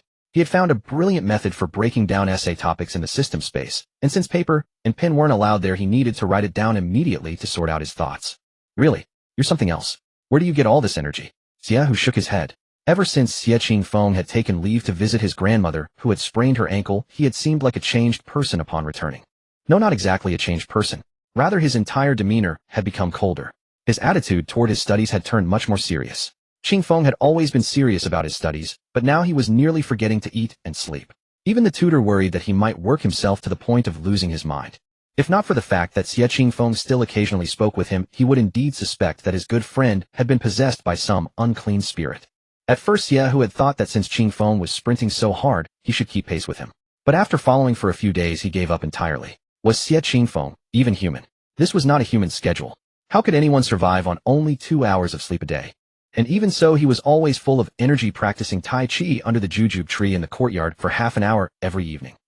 At first, Master Xie kept nagging him not to study so intensely, but the boy would only agree verbally and continue his habits unchanged. Seeing that he showed no signs of physical trouble and that his relentless drive had single-handedly boosted the entire class's study atmosphere, even the second class, which had no intention of taking the imperial exams, began to study earnestly.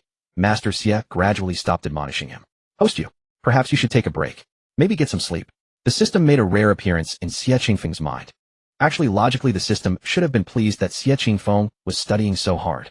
After all, the more effort the host put in, the higher the chance of completing the mission. But Xie Qingfeng's reckless study style was truly terrifying.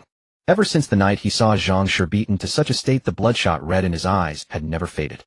And from that very night, Xie Qingfeng had begun studying day and night without rest. The system didn't know how vast Xie Qingfeng's mental stamina was, but according to the human limits in its database, he had long surpassed the maximum. It genuinely feared that Xie Qingfeng's mental stamina would collapse at some moment. A mental collapse was no joke. Among all the hosts the system had ever parasitized, Xie Qingfeng was the one with the highest IQ, the highest diligence, but also the most stubborn temper. Since learning that Zhang had been beaten by Sun Hongcai, he had listened to Xie Zhang's lectures during the day, then practiced calligraphy, and wrote essay breakdowns at night. He barely slept, spending most of his time in the system space reviewing past exam papers. Although resting in the system space allowed Xie Qingfeng's physical brain to stay in a sleeping state, it did not allow his spirit to rest. The system could vouch that in the past half-month Xie Qingfeng's actual mental sleep time had been less than 24 hours. If his mental stamina were to truly explode, it would be all over. No. After saying this single word, Xie Qingfeng resumed his state of absorbing knowledge. Only he himself knew that he had been harboring a pent-up force these days. The moment he had seen his grandmother beaten to such a state, the fury in his heart had not subsided for even a second. If he had an official rank. If only he had an official rank. He would go straight to their door and pick a fight with Sun Hongcai and the Li family. No. If he had a rank, Dai's marriage would at least be better. The man's family would treat her with more respect. Sun Hongcai would never have dared to beat grandma like that. But he had no rank. He could only cower and apply medicine to grandma's wounds, and even seeking justice would be nothing but a death trip. This time in the county examination, he would not only pass as a Tong Sheng, he would also claim the first place. He would achieve a brilliant result. Having been the fish for so long, it was his turn to become the chopping board. I never expected time to fly so fast. Xie sighed as he opened the book, then seeing that Xie Qingfeng was merely practicing calligraphy, he interrupted without ceremony. Qingfeng, don't you think time passes quickly? We'll be registering for the county exam in a few days. Xie Qingfeng shook his head. No, brother Xie, if you keep chatting with me while the master is out, and he catches you, just wait for his cane after class. He didn't find time passing quickly at all. Rather, he only sensed the gradual thinning of his clothes. The winter in Wulyan Town wasn't particularly long this year, and after the new year the temperature slowly warmed up. The charcoal braziers in the classroom had long been removed. He hadn't expected the county exam registration to come so soon. At the mention of Xie Zhang's cane, Xie curled his lips and dared not speak further. Half a month ago Xie Zhang had stopped teaching new material, letting the students review their weak points on their own. Daytime classes had all turned into self-study sessions. With the county exam approaching, the students understood the gravity of the situation, so Xie Zhang only occasionally glanced into the classroom. If anyone was still caught chatting without self-discipline, Xie Zhang's long cane was no joke.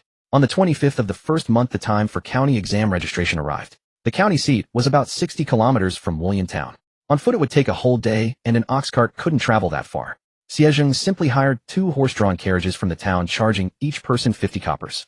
The carriages were faster but cramped and bumpy. One carriage seated 4 people, but with Xie Qingfeng's group and Xie Zhang there were already 5. The road from Wulyan Town to the county was rugged and uneven. In fact, by modern standards, it couldn't even be called a road. Every rotation of the wheels over the gravel brought violent jolts. The passengers in the carriage were tossed up and down as if caught in surging waves. To save money, Xie Zhang had hired the cheapest carriage. The wheels clattered over the bumps and the body of the carriage kept creaking loudly. As soon as Xie Qingfeng got off, he felt dizzy and nauseous, his stomach churning, as if he might vomit his very organs. In his previous life, he couldn't understand why people with motion sickness felt like retching at the smell of leather. Now, having experienced it firsthand, he was humbled. Just the smell of the cheap paint on the wood made him want to throw up. After arriving at the county seat before registering at the county office, Xie Zhang directly took them to the Fulai Inn, where he met 4 men wearing long robes and headscarves. Brother Xie, long time no see. Your academy is thriving. One of the men dressed in a pale white robe with a light blue sash clasped his hands to Xie Zhang. Not at all, not at all. Who can match Brother Zhang's elegance? I heard that your private school produced a Tong student 2 years ago. Xie Zhang returned the greeting with a gesture of equal respect.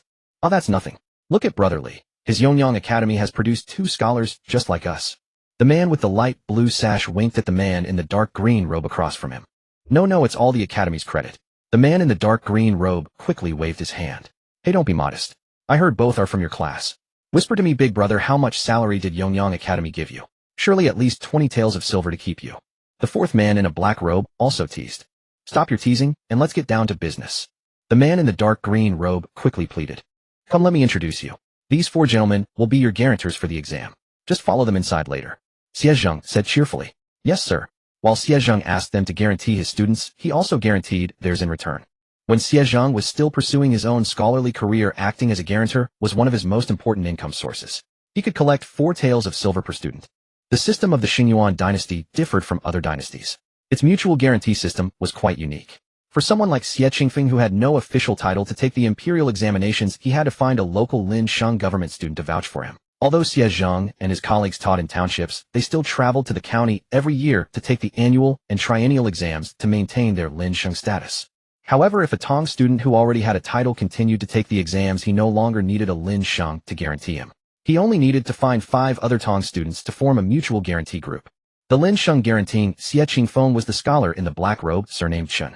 Each Lin Sheng could only guarantee 3 people, and those 3 could not be taught by the same teacher. So he could only follow Chen Xiuzai to the county office's Ritual Affairs Bureau.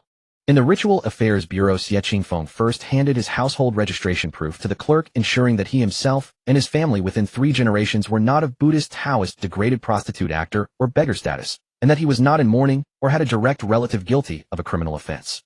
Anyone who dared forge household registration and forcibly take the imperial exams would be considered guilty of treason and subject to execution of the entire family. After the clerk confirmed Xie Qingfeng's household registration, he respectfully handed the guarantee document to Chen Xiuzai to sign. After Chen Xiuzai signed, Xie Qingfeng had to fill in his family details again, such as his grandfather's name and his family's occupation. This further prevented anyone from forging household registration. After filling it out, the clerk gave Xie Qingfeng a ticket which contained his basic information, but most importantly his physical features.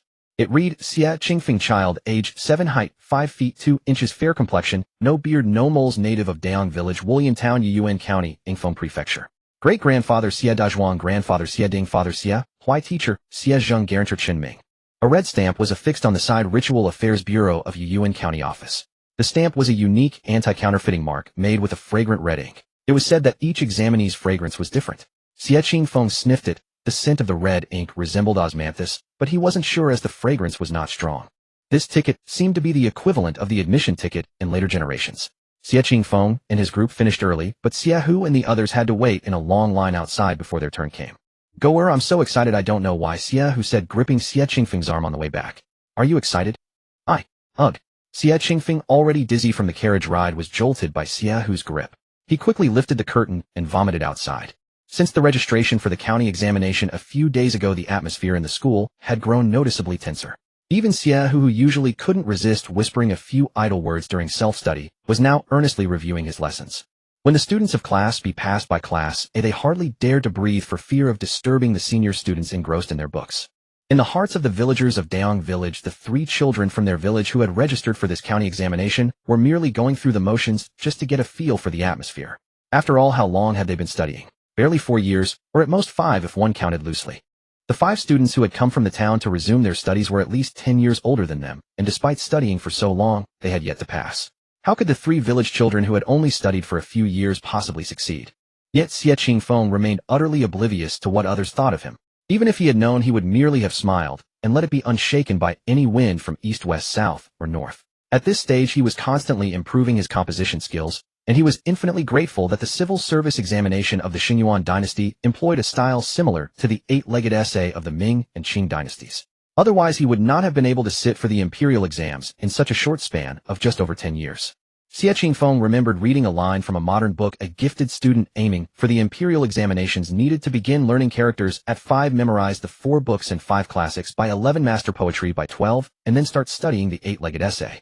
Even with all that, success was not guaranteed. That was why Xie Zhang, who had become a shortstory at 18 in the village, was already considered a man of considerable talent. During the Ming and Qing dynasties, there was a prodigy from the Lin family of Hoguan known for their emphasis on education. Lin Yinshi, who became a shortstory at 9 and a jinshi at a mere 16, leaving everyone in awe. In fact, the Xingyuan dynasty had no shortage of such education-oriented families. Take Yiyuan County, where Xie Qingfeng lived, for example. The Lei family hired private tutors to establish a clan school offering free instruction to the children of their lineage. Without the system acting as a cheat, granting him a 3-fold time dilation in the space and an infinite supply of books, it would have been nearly impossible for Xie Qingfeng to pursue the path of the imperial examinations. Although the heavily exam-oriented 8-legged essay was later criticized for stifling academic thought, to Xie Qingfeng at this moment, it was like a refreshing rain in a drought. As the top science student in the Gaokao of province, test-taking skills were precisely what he excelled at. The defining characteristics of the eight-legged essay were its fixed format with content strictly confined to the 4 books and 5 classics, and the writing had to completely mimic the tone of the ancients, allowing no room for free expression. The length of sentences and the rise and fall of tones in the eight-legged essay had to be balanced, and the writing had to be compact, leaving no excess space.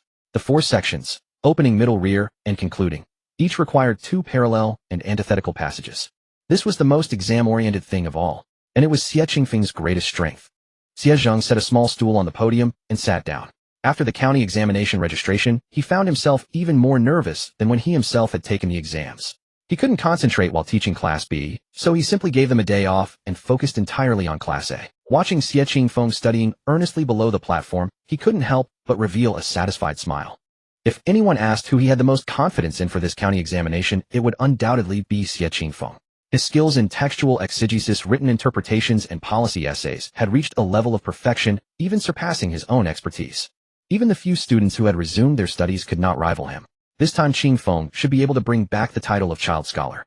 The thought of being the teacher of a 7-year-old child scholar made Xie Zhang's lips involuntarily stretch toward the back of his ears. For days before the county examination began, Xie Zhang took his 8 students to the county seat to familiarize themselves with the environment. The carriage arrived quickly, but Xie Qingfeng still couldn't get used to such a bumpy ride. He vomited again and again along the way. This time Xie Zhang did not take them to a high-class inn like Fulai Inn, but to a shabby inn far from the examination grounds. It wasn't that Xie Zhang didn't want to book them a better inn, but every year during the county examination season the prices of decent inns would skyrocket, sometimes increasing tenfold or more, especially the Tianzino. One room at Fulai Inn which had risen to 1 tael of silver per night, and even ordinary rooms cost several hundred coppers a night. Xie Zhang knew well the financial situations of his students.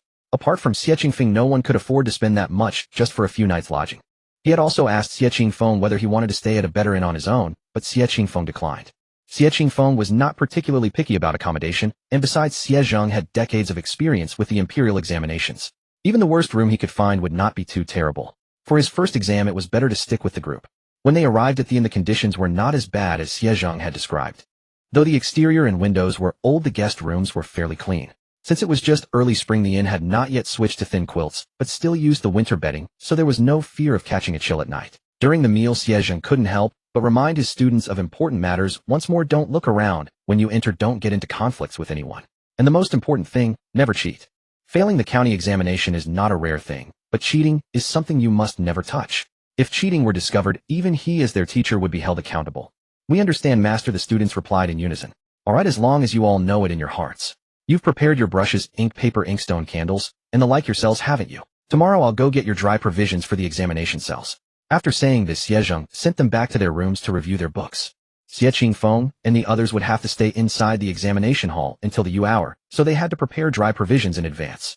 In previous years, the county examination had consisted of 4 sessions, but this year the magistrate of Yuyuan County was determined to select outstanding candidates to bring him glory at the prefectural examination, so he added a 5th session. The difficulty of passing had increased significantly compared to previous years.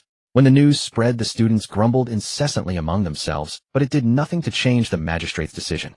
Whether the county examination had 4 or 5 sessions was entirely at the magistrate's discretion. The early morning of the 2nd month still carried a biting chill.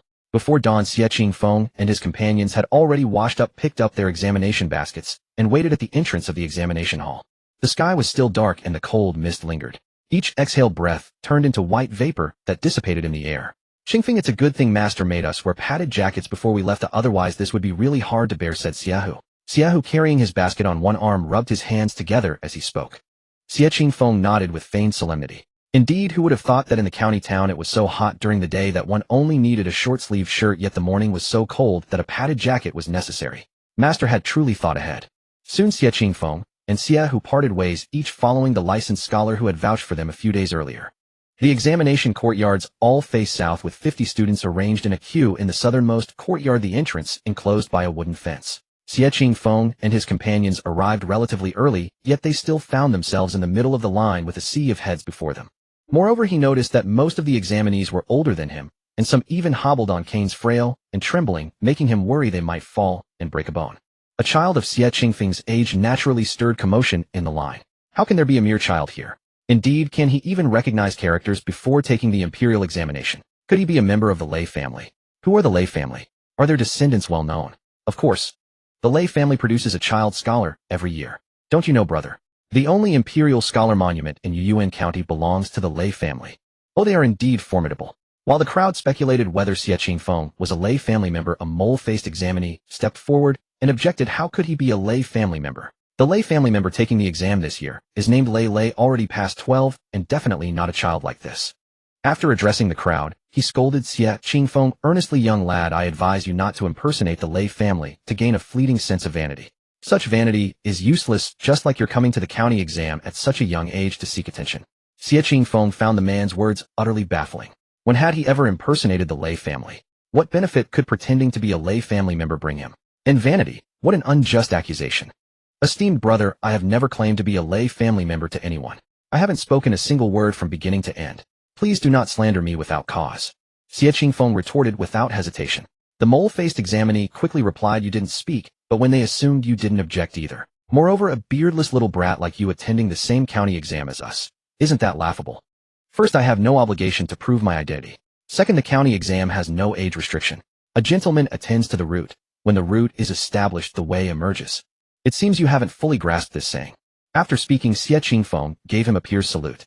This quote from the Analects meant that a gentleman should focus on the fundamentals, and then virtue, and the way would naturally arise. Thus, Xie Qingfeng subtly mocked the mole-faced examinee for lacking a solid foundation and for failing to embody fundamental virtue. What amused the onlooking examinees most was that Xie Qingfeng offered a peer's salute to a man old enough to be his father. You. The mole-faced examinee, knowing he was in the wrong, stammered for a while, before finally spitting out sharp-tongued, and stormed off. You have quite a way with words, praised Chen Xiaozai, who had been watching Xie Qingfeng's rebuttal. He never expected that Xie Zhang, who was usually silent, could teach such a student. Xie Qingfeng replied modestly, master flatters me. The line moved quickly, and soon it was Chen Xiaozai's turn to guarantee his identity. After his endorsement, the clerk would again verify Xie Qingfeng's ticket before allowing him to proceed. If the guarantor had any objection to the candidate, soldiers would immediately detain the candidate for further verification. If substitution was discovered, both the substitute and the cheater would be paraded through the streets in Kang. If the substitute or cheater held a scholarly title, it would be revoked immediately, and in severe cases they would receive 50 strokes of the cane. After confirming his ticket, Xie Qingfeng had to enter a cramped room to change into the official examination uniform, with only 5 minutes allowed. The room was so narrow that turning around would make his face touch the wall. Fortunately, Xie Qingfeng had prepared by wearing simple inner clothes under his cotton coat, easy to remove. He could not wear underwear. All clothing had to be stored with the officials. The exam garment was barely a piece of clothing. 2 large pieces of cloth stitched together with holes for head and limbs. It was yellowed and smelled sour, making Xie Qingfeng suspect the county had never washed it. The shoes were also provided by the exam hall, cloth shoes with translucent soles that were uncomfortable to walk on, clearly shoddy. Nevertheless, this attire made it very difficult to smuggle cheat sheets unless hidden in the basket or hair.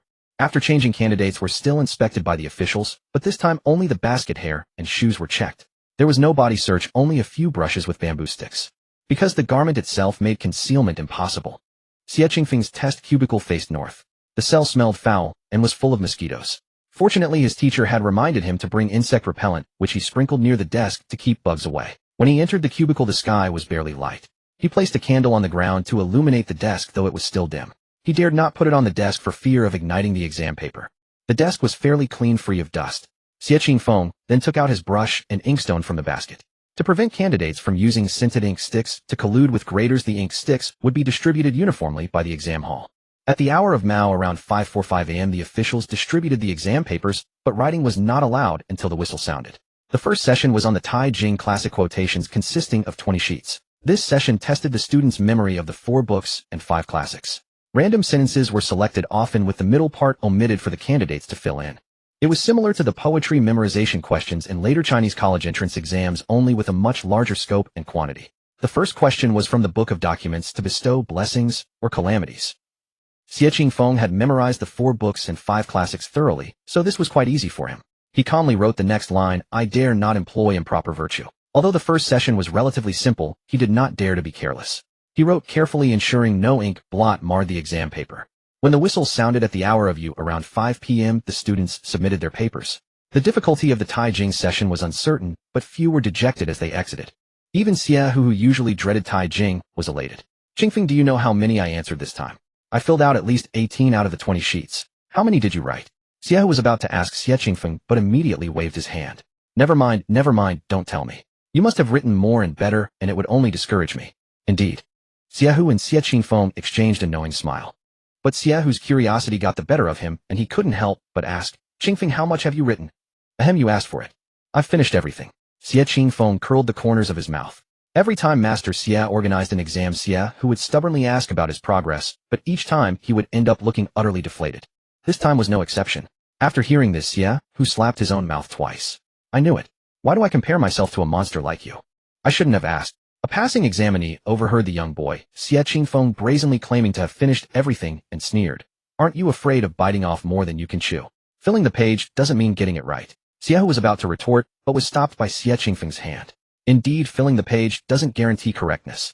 The examinee, seeing Xie Qingfeng's modest and gentlemanly demeanor, felt a pang of shame and left after cupping his hands toward them. Qingfeng, why didn't you let me retort? Xie, with his fiery temper, couldn't stand any slander against his good brother. Filling the page doesn't mean it's right, but not filling it definitely means it's wrong. Did he have to throw a sarcastic remark while passing by? Xie Qingfeng gently patted Xie's back to soothe him. Brother Xie, I know you're standing up for me, but the most important thing now is to go back and study. Let's avoid conflicts with others for now. He knew Xie's temperament well.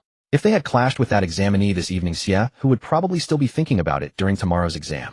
Then Xie wouldn't be able to give his full focus to the second exam. All right, Xie sighed helplessly and pouted. If you ask me, Qingfeng, your temper is way too soft. You're easy to bully.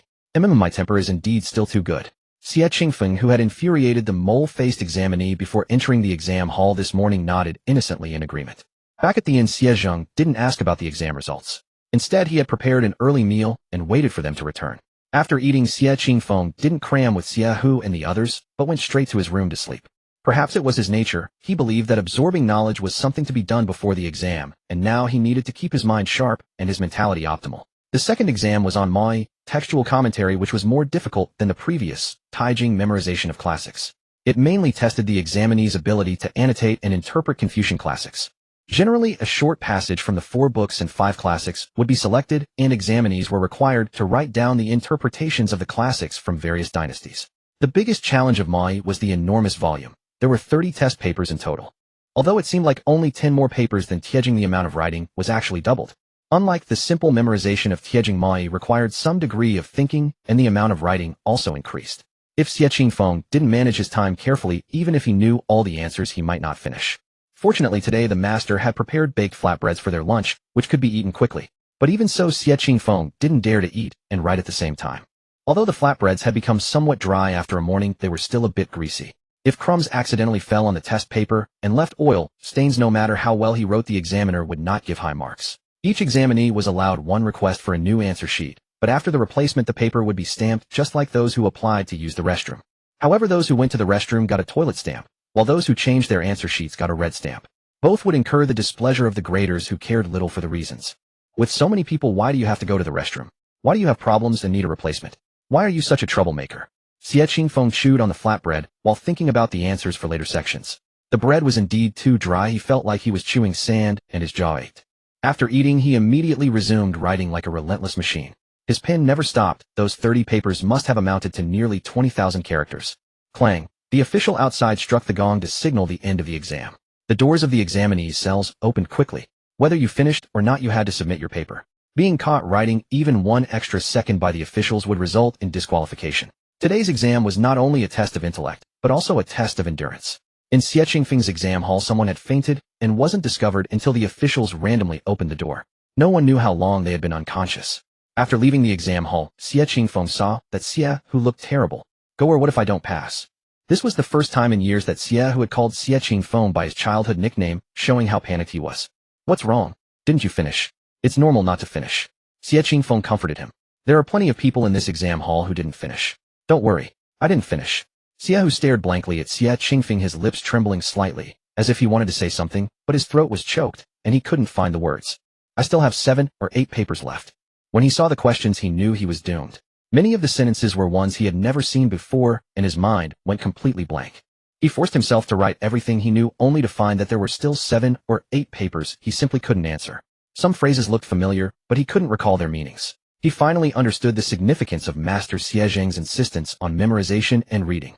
Some of the Mai questions had been covered in class, but others were from other Confucian classics. I'm doomed. Xie's hands were trembling.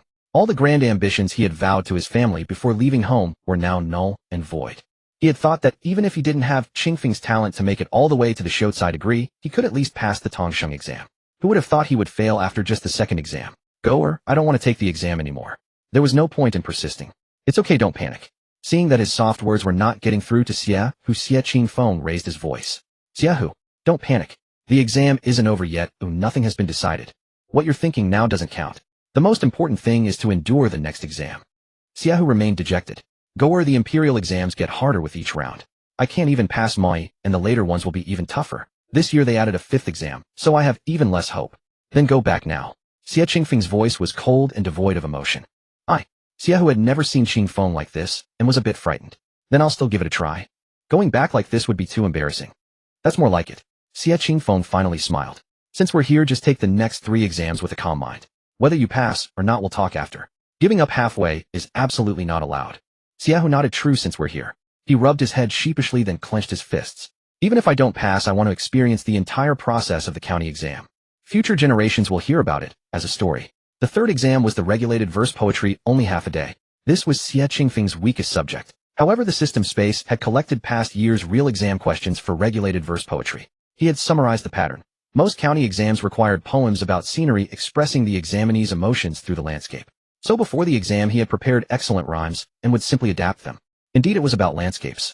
To be safe, Xie Qingfeng still wrote several drafts on his scratch paper, then selected the most satisfactory one and transcribed it. The winding paths reveal ever-new scenes, emerald waters, and verdant mountains frequent the eyes. I wish to ride the wind and chase the sun and moon and return still in the prime of youth. Xie Qingfeng also did quite well in the 4th exam on the classics. However, during the 5th exam, when the examinees left the hall, many were almost dragging their feet. No one had expected that the 5th exam would still be on the dark meaning questions. Taking the dark meaning exam twice, most examinees were barely holding on. Even Xie Qingfeng's fingers grew numb from writing. The county exam results would be posted in over half a month. Many candidates from far away or with comfortable means chose to wait in the county for the list. Xie Qingfeng and his companions were not too far away, so waiting in the county for the results would be a waste of money. Better to wait back home. On the way back, the carriage was still bumpy, but this time no one spoke. Xie Qingfeng was too busy vomiting profusely to speak, while Xie knew he had bombed the exam and didn't want to talk. Zhang saw his students so serious and didn't dare ask how they did. After getting off the carriage and arriving at the school, he simply announced a half-month break, letting them go home and rest. Since they started preparing for the county exam, they hadn't even gone home for the new year, spending all their time at the school. Qingfeng. Xie Qingfeng was packing his bed sheets and bedding when he heard Xie calling him from behind. He looked back in confusion. I might not come to the school after half a month. Xie's eyes brimmed with tears, and he tried to force a smile, but the expression was uglier than crying. If nothing unexpected happens, my county exam is completely ruined. The 5th exam was still on the dark meaning, and he was utterly incapable. As soon as the questions appeared, he recalled his panicked self in the 2nd exam. His hand holding the brush was unsteady, and during transcription, he accidentally dropped several ink blots on the exam paper. He asked the official for another set of answer sheets, but even after transcribing again, time was still insufficient. The red seal was stamped, but he hadn't finished writing. His county exam was completely doomed. In fact, it wasn't just the dark meaning, his classics exam was also poorly written. Although he usually ranked high in the school, this time, he was competing against so many excellent students from the entire county. With his performance, there was no doubt he would be eliminated. Xie Qingfeng didn't know how to comfort him, so he asked dryly, then what will you do if you don't study? I don't know either. I'll go back and discuss with my grandfather first. Xie still scratched his head. He didn't know what to do either. His earlier promise to his grandfather that he would definitely become a child scholar had become an empty boast. His family had already supported his studies for so many years. Since he didn't pass this time, he felt too embarrassed to tell his parents he wanted to try again.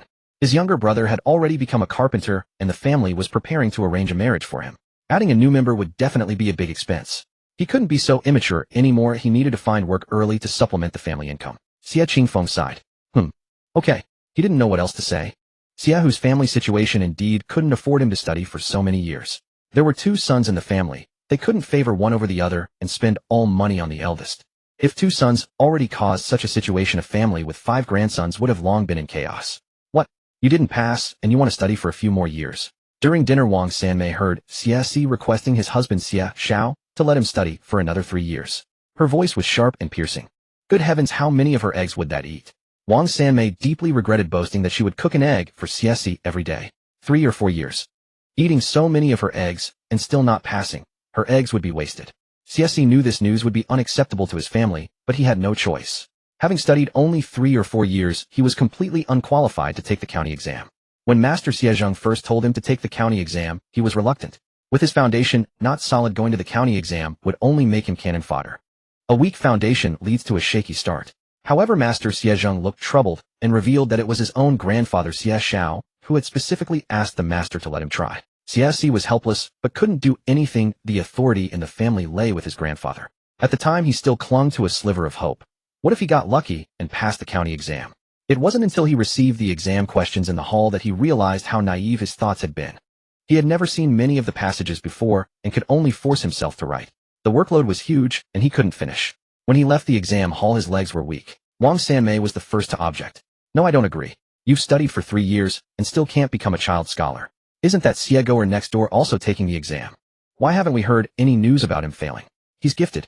Understand. He can memorize passages after reciting them a few times. Your grandson can't. So he needs to study for a few more years, understand? Xie had been relatively calm, but when Wang Sanmei mentioned Xie Qingfeng, he lost control. Ever since entering Xie Zhang's private school, he had always regarded Xie Qingfeng as a goal to surpass. But as time went on, he realized that Xie Qingfeng was an insurmountable mountain. His talent was truly extraordinary. Whatever the master taught, he could infer the rest, and was extremely diligent. Although reluctant to admit it, Xie had to acknowledge that the youngster was even more hard-working than he. He simply couldn't compare. Wang Sanmei was stunned by Xie's outburst. At this moment, her eldest daughter-in-law spoke up, a rare occurrence. Xiaoxi, it's not that Grandma doesn't want you to study, but you should also show us some returns, right? This money, thrown into the water, would at least make a sound.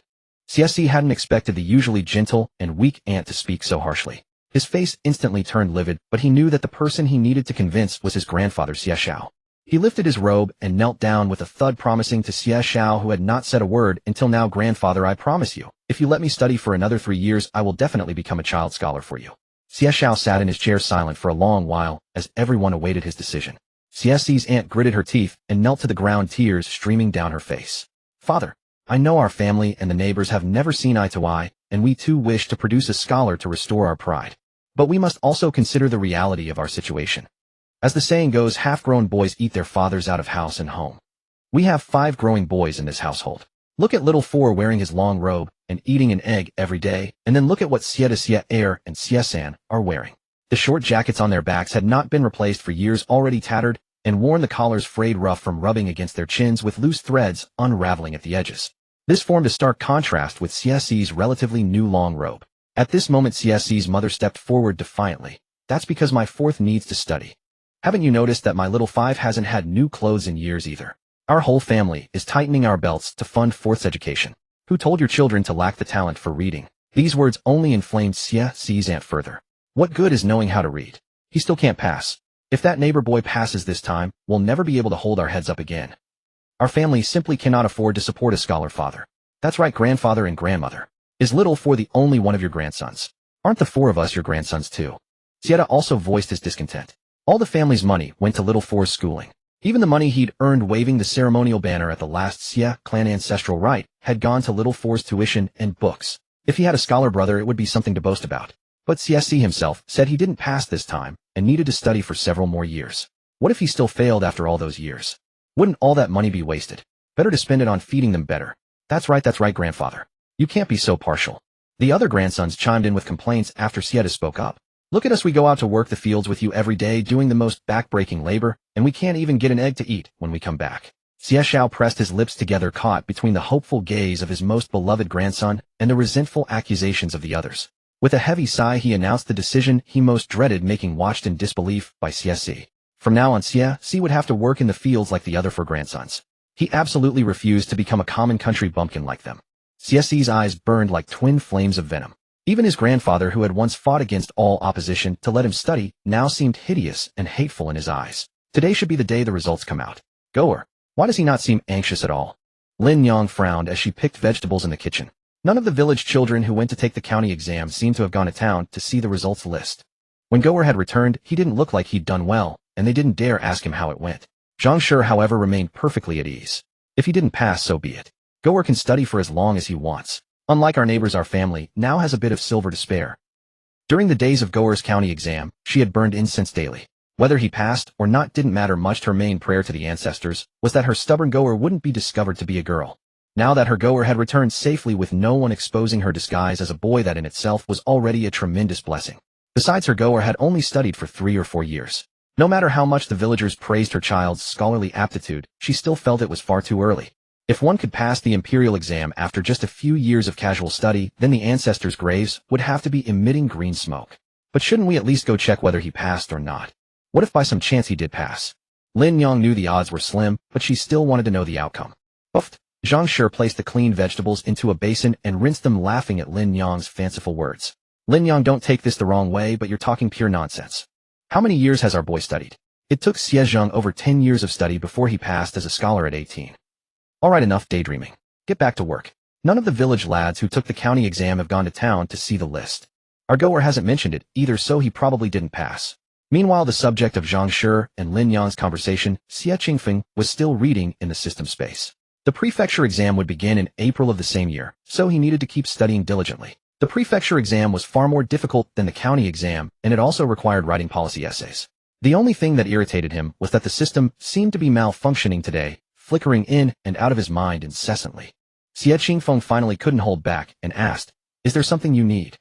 The system, not wanting to disturb its host while he was reading, had hesitated several times. Now that he finally asked, it said, "Host, today the county exam results are released. Would you like to go check?" "Huh? Results come out today? That fast? Why didn't you remind me earlier?" Xie Qingfeng hadn't expected half a month to pass so quickly, and the results list was already out. The system said in a aggrieved tone, "I thought you knew." It had been marveling at how composed its chosen host was, only to realize Xie Qingfeng had simply forgotten about it entirely. "Should we go to town to see the list?" "No need. It's too late to catch a carriage to town now. We can go tomorrow, and it won't be too late," Xie Qingfeng said unhurriedly. After finishing the exam, he was already confident he would pass. He just didn't know what his ranking would be. The thought of rankings made him a little nervous. After all, this was the first exam of his imperial examination journey. He couldn't focus on his book anymore, so he decided to leave the system space and rest for a while. The entrance to the county office's ceremonial hall was packed with people, all students and their families who had come to see the results list. The noise was a constant swell of voices. "Hey, stop pushing. You tell me to stop pushing, but why are you pushing me in? Dang." At the hour of Chun, an official struck a gong and announced loudly, "The results are posted." The list was hung high on the announcement board of the ceremonial hall. The red paper rustled gently in the breeze with names arranged in order of rank from right to left. Xie Zicheng squeezed through the crowd, looking at the list, complaining to himself. Father was so stubborn he insisted on coming to town personally to see the results. At nearly 60 years old, how could his old bones withstand such a crush? Wasn't that why he as the son was running up and down on his behalf? Wouldn't it have been better to just stay in the village and wait for the students to come with news? What a pointless trip. Still, despite his grumbling, Xie Zicheng's eyes searched the list for the names of his students from class Jia. This year's county exam only admitted 40 candidates. Fierce competition. Besides Xie Zicheng, a candidate who couldn't find his own name on the list was weeping bitterly, lamenting that this year's 5th session had included a text exegesis test. Xie Zicheng spotted the name Jiang Wenshi at 25th place at a glance, and joy surged in his heart. This was the student who had returned to class Jia for remedial study 2 years ago. Father's first-year county examination results are out. If one passes, our reputation will spread. After seeing Jiang Wenshi's name, Xie Zicheng continued looking to the right, 24th, 23rd, 22nd, 10th, 9th, 8th, 5th. When he saw that none of his private school students' names appeared up to 5th place, Xie Zicheng actually didn't want to look further ahead. He didn't think his father could teach students ranked this high. Even in his own day, he had never ranked this high. This time he brought 10 students to the exam, and having one ranked 25th was already quite good in the county. 4th, 3rd, 2nd, none appeared. Indeed, none. Just as Xie Zicheng was about to take one last look and leave first place, Xie Qingfeng. Xie Qingfeng. Xie Qingfeng. Xie Zicheng wiped his face, widened his eyes, and looked again. It really was that kid Xie Qingfeng. Oh my goodness. First place. Top scholar. Xie Zicheng was extremely excited and immediately ran back to report the good news to his father. On the way back, he lost one shoe without noticing. What's wrong? Why so urgent? Xie Zhang was waiting at the inn for Xie Zicheng. Seeing him with one bare foot, he looked a bit disdainful, but judging by his excitement, he guessed that one of his students had passed. Who passed? Xie Zicheng, panting heavily and leaning on the table, said, Jiang Wenshi. Jiang Wenshi ranked 25th. Jiang Wenshi, Xie Zhang nodded. He studied extremely diligently. On ordinary days, it was indeed reasonable that he passed at 25th. The next words that came out of Xie Zicheng's mouth made Xie Zhang stand up abruptly from the table. Xie Qingfeng, first place. Xie Zicheng had run so fast that he still hadn't caught his breath, still panting. Really? Zhang grabbed Xie Qingfeng's shoulders and asked excitedly, really the top scholar? Absolutely true. I checked several times. Xie Qingfeng didn't expect that his father, despite his age, still had such a strong grip, pinching his shoulder painfully. There's no mistake about the name, right? Zhang confirmed again with his son. No, I checked. He's 7 years old. If not our Qingfeng, then who? Xie Qingfeng's tone was still excited. Zhang still felt a sense of unreality. Could he really have taught such a young top scholar? He went to the list himself and looked again and again until he confirmed it really was Xie Qingfeng. Good. Wonderful. Zhang's tears streamed down his face as if the grievances of many years of failing the exams were being released here. It seemed that fate had its own design. Finally, there was something to prove himself. Xie Qingfeng, county top scholar.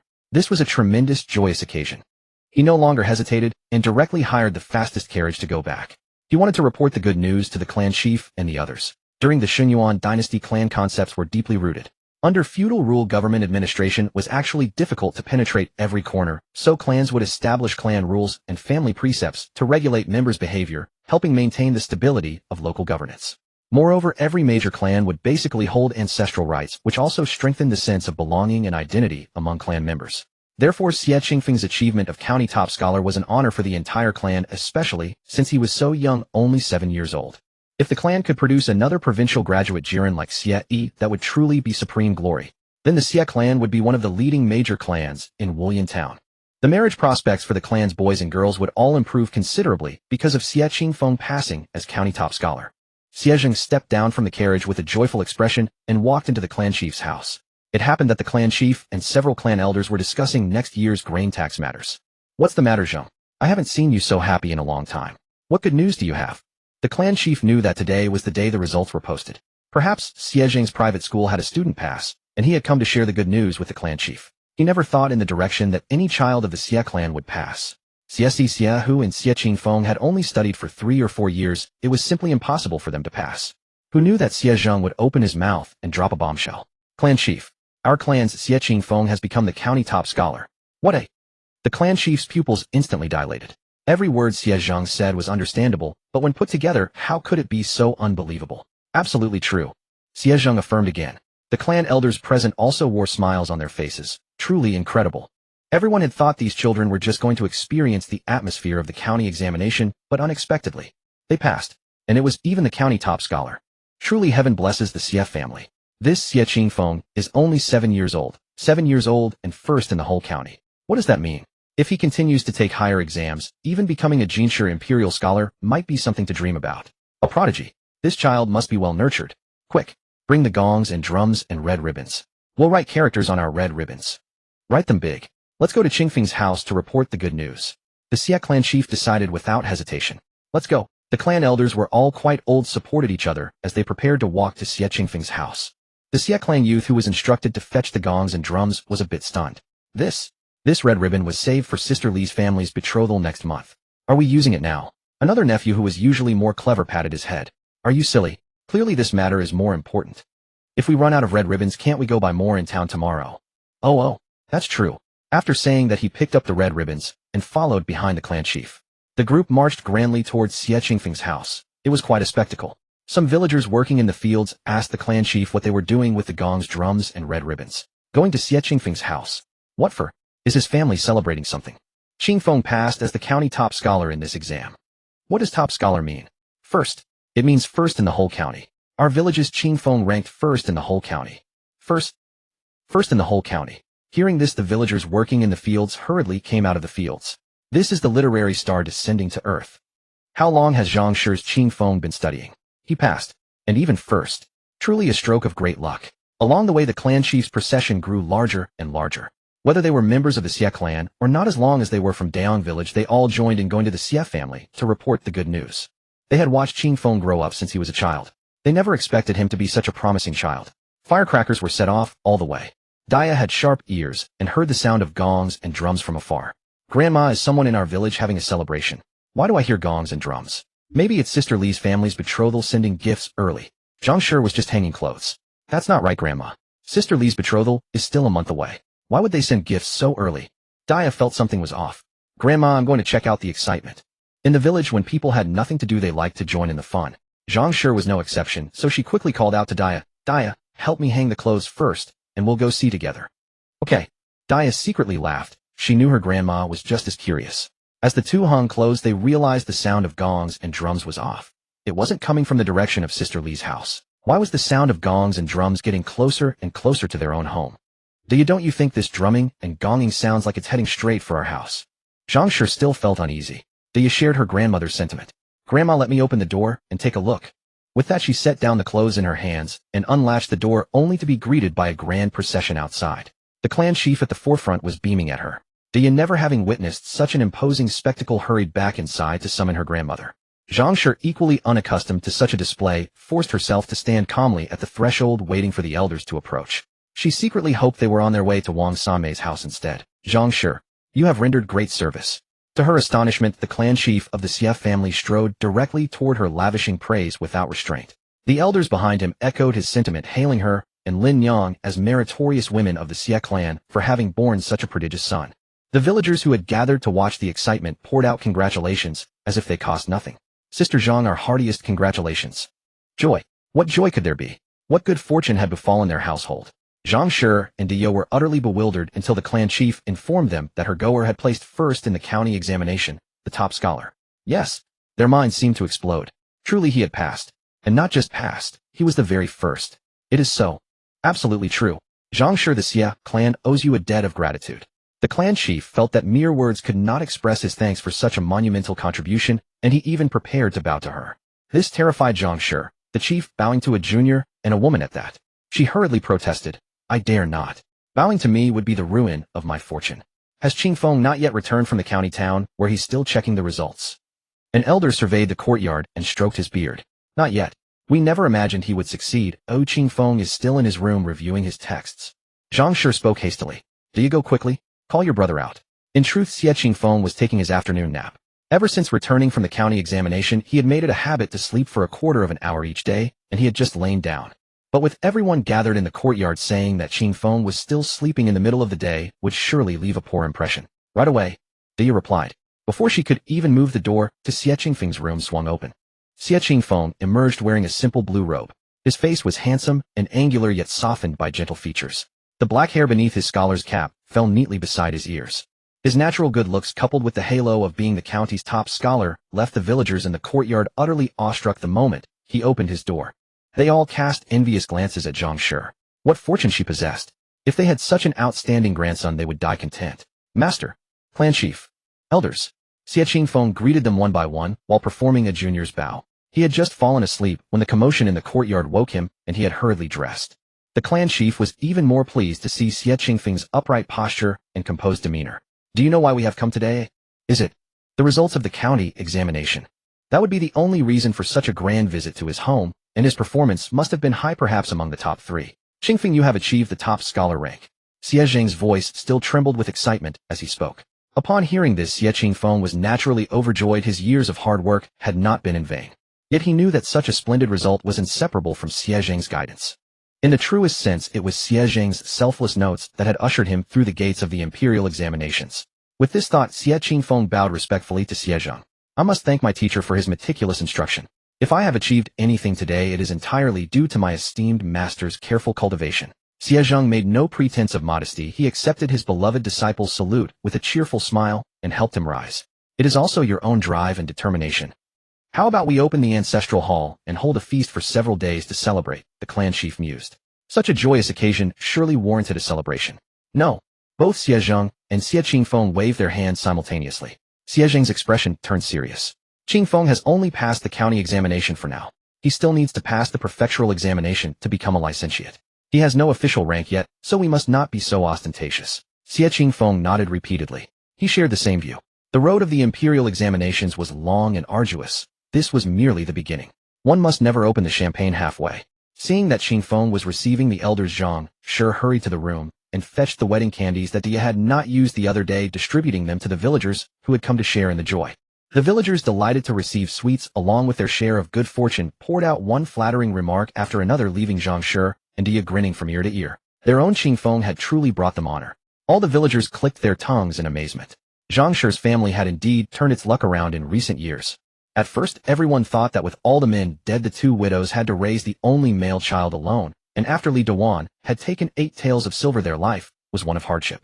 But then fortune smiled upon them. They stumbled upon a recipe for braised pig intestines and sold it for 1,000 taels of silver. Although some in the clan were a bit envious, they were not without a sense of justice. After all, they were fellow clansmen, and they secretly helped ward off the greedier parasites. Who would have thought that this child Qingfeng was truly a blessing sent to repay their kindness? First in the county examination. Their village, nay their entire town, had never produced a child who ranked first in the county examination. While everyone was immersed in joy, a knock came at the door. It was 4 yamen runners. May I ask if Xie Qingfeng of Daong Village, Wulian Town, Yuyuan County, Yingfeng Prefecture, is here? The runner read from the red paper in his hand. I am he. Xie Qingfeng stepped forward slowly. May I ask, sir? So this is our county's top scholar. What a handsome young gentleman. The runner holding the red paper praised. We have been sent by the county magistrate to deliver a message and a reward. Yes. Upon hearing these words, Xie Qingfeng sighed inwardly. Such was the feudal society. When those above bestowed gifts upon those below, even if it was merely a reward from a 9th-rank magistrate, one had to perform the full kneeling obeisance to express submission and respect. But just as he was about to kneel to give thanks, a runner helped him up. Top scholar Xie, the county magistrate has specifically instructed that you need not kneel. Yes, I thank the magistrate. The runner with the red paper cleared his throat. Behind Xie Qingfeng, only Xie Zhang remained standing. The rest of the villagers, including the clan chief and elders, knelt in a row. Be it known that this county scholar named Xie Qingfeng possesses extraordinary talent and profound learning. He has labored diligently in his studies with unwavering determination and has taken the first place in the imperial examinations, truly a rare talent. In recognition of this, we award him 20 taels of silver, 1 mo, yin shu, yin inkstone, and 100 knives of yin jinsu paper. May he continue to strive forward, refine himself without ceasing, and climb even higher on the path of learning. Thus the proclamation was read, and the reward was presented. After the leading yamen runner announced the reward in a loud voice, he turned to Xie Qingfeng and said, Top scholar Xie, the county magistrate requests your presence at the yamen tomorrow. He wishes to discuss some matters with you. Understood. Thank you, brothers. Xie Qingfeng pulled a small embroidered pouch from his inner pocket and discreetly slipped it into the runner's hand through his sleeve. The weather is hot, and you've come all this way. This is just a small token of my appreciation. Please have some tea on me. Oh, how could we accept this? This is simply our duty. The runner's face had been rather stern moments before, but after weighing the pouch in his hand, a smile instantly spread across his features. With so many villagers watching, we're not the sort to take bribes.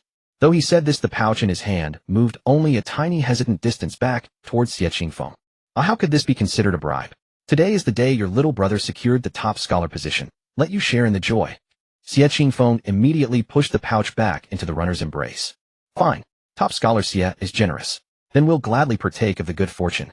As he spoke, the runner lowered his voice and whispered, I heard the county magistrate plans to test your knowledge tomorrow. Every year the summoning of scholars by the magistrate revolves around this matter. Since top scholar Xie is so savvy, a few words of advice won't hurt. Indeed, indeed. Thank you, brother. Xie Qingfeng immediately understood the runner's meaning. These men worked in the yamen daily and were bound to catch wind of things. All right, top scholar Xie, we still have to deliver news to the next household. We'll take our leave now. Wishing you great success in your studies and a bright future in the imperial examinations. The runners clasped their fists to Xie Qingfeng and departed. After they had walked some distance from Xie's home, the plumper of the 4 runners nudged the one who had accepted the money and said, Brother, let's see how much top scholar Xie gave us. That pouch didn't feel light, did it? Always so impatient. The runner who had taken the money said, though he couldn't resist opening the pouch. 4 taels of silver. So much.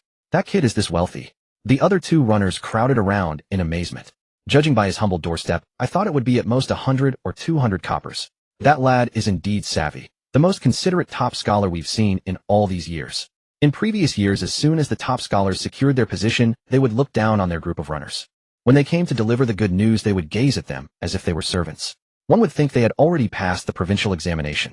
When they first took on this duty, they weren't after gratuities. They wanted to make a favorable impression on these successful scholars and curry their goodwill in advance. But unexpectedly, the scholars acted as if passing the county examination had elevated them to the heavens, not treating them as human beings. In all these years, only this young top scholar knew how to behave. Not only did he give generously, but he also looked at them with respect. Based on their years of experience reading people, this top scholar Xie was no ordinary person destined to remain in obscurity. After the runners left, the villagers slowly rose to their feet. When the runners spoke to Xie Qingfeng with such deference, they suddenly realized that his social standing had changed from theirs. Good heavens, that's the inkstone and paper bestowed by the county magistrate. They look expensive. Who says so? Zhang Shi and Lin Yang are truly blessed. I'm not envious of her family's money. What I truly envy is Qingfeng's success. especially the village women who looked at Xie Qingfeng as if they wished he had been born from their own wombs. The night was deep with only a few scattered stars twinkling faintly in the sky. But tonight Xie Qingfeng's house was unusually bright. Zhang sure abandoned her frugal habits and lit 5 candles at once for dinner. Xie Qingfeng stood up to get more rice, but was stopped by Arya. Wait. Let me fill your bowl, Qingfeng. Just as he was about to say he could do it himself, Arya snatched his bowl away. It was truly uncomfortable. Ever since the elders and villagers had left, they no longer called him Goer, but Qingfeng. However, that was a minor matter. The main thing was the way they looked at him today. It was as if they were looking at some treasure ready to devour him whole. So Qingfeng, you really passed as the top scholar. Zhang sure still found it all too surreal. Xie Qingfeng replied good-naturedly, no grandma, it was all your imagination. I didn't pass at all. As soon as he said that, Zhang sure immediately spat. Pa, what nonsense are you spouting? Go. The top scholar is my grandson, Xie Qingfeng. She unconsciously puffed out her chest, wearing a proud expression. Seeing her slip back into using his childhood nickname, Xie Qingfeng couldn't help but curl his lips into a smile. Grandma, didn't you initially refuse to let Goer take the imperial exams? I saw it from the very beginning. Our Goer was born to be a scholar. Arya returned with a bowl of rice and said, when did you ever say Goer was born to be a scholar? Who was it that secretly cried in bed last night saying she didn't know how to comfort her little brother Goer for failing the exam? Dia mercilessly exposed her. Ha, sister Arya, did you really cry? Xie Qingfeng couldn't help but laugh at this. Sister. Arya stomped her foot, set Xie Qingfeng's rice on the table, and immediately covered Dia's mouth. Mother, tell me again how the clan elders came to announce the good news today, won't you? Lin Yang pleaded once more. She had spent the afternoon with Arya at Sister Xie's house discussing embroidery patterns, missing the clan elders' visit. She was so annoyed. Xie Qingfeng sighed. Here we go again. His mother had already asked Grandma to tell the story 4 times. This was the 5th. I want to hear it too. I want to hear it too. Arya was also furious. If only she hadn't gone to Sister Xie's house with Andy. All right. This afternoon Dia and I were hanging out the laundry. In a corner of the county yaman's rear courtyard, several runners wearing black gauze caps were lazily leaning against the wall. Brother Lu and the others went to deliver the happy news to this year's examinees. One of them asked, idly chewing on a straw. Yes, they always rush to take on that kind of work. The slightly plump runner beside him squinted. Son Linkai said casually, there's not much money in it. Only one member of the Lei family took the county exam this year, so they'll get at most 1 tael of silver in total. By the way, did you know? This year's top scholar is a 7-year-old child. One of the runners perked up at the topic. I wonder how he studied. He's truly gifted. For some reason, Sun Linkai felt a premonition of dread. 7 years old. What's his name? I think it's Xie Qingfeng. Xie Qingfeng. Hey old son, where are you off to in such a hurry? Called the slightly stout constable, seeing Sun Linkai rushing off. We still need to patrol the streets later. I just remembered something came up at home. You all go on ahead. I'll catch up shortly. Well, alright then.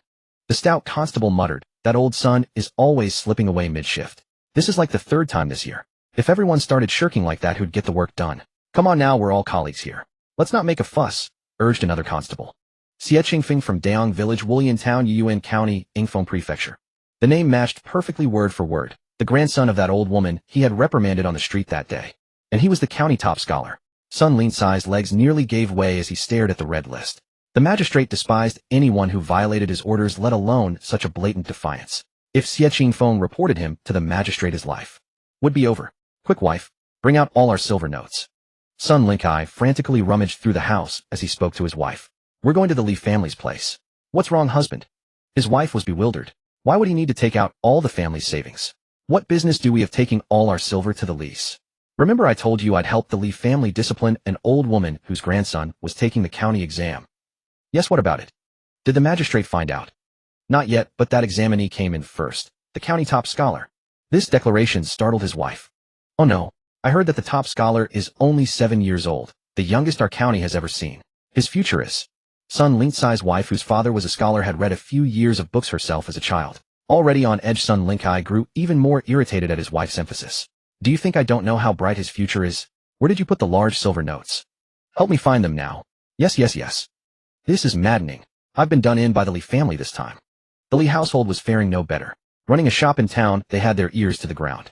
Within hours of the county exam results being posted, word reached them that the younger brother of the girl Li Yong had broken off his engagement with had become the county top scholar, and the youngest top scholar in Yuyuan County. If he continued down this path, he'd at least become a scholar. That family truly had eyes in their arse blind to a good thing when they saw it. If things had ended amicably, it would be one thing. But the Li's had made enemies of them. If that boy achieved greatness, would he simply let it go? The poem Xie Qingfeng had composed earlier had already cost them face, leaving them with only a handful of loyal customers. Now with Xie Qingfeng's title as top scholar, even those old customers were shunning their business. Are you kidding? A top scholar? Who knows, he might become a high official someday. Who would dare openly oppose a future official? No one wanted to make an enemy of someone so powerful for no reason. What are we going to do? Xing Shi's legs began to tremble when she heard the news. What outsiders didn't know was that she had also slapped Zhang Shi several times that day. What to do? You venomous woman. Old Li sent Xing Shi staggering with a single slap. Fine, so now it's all my fault, is it?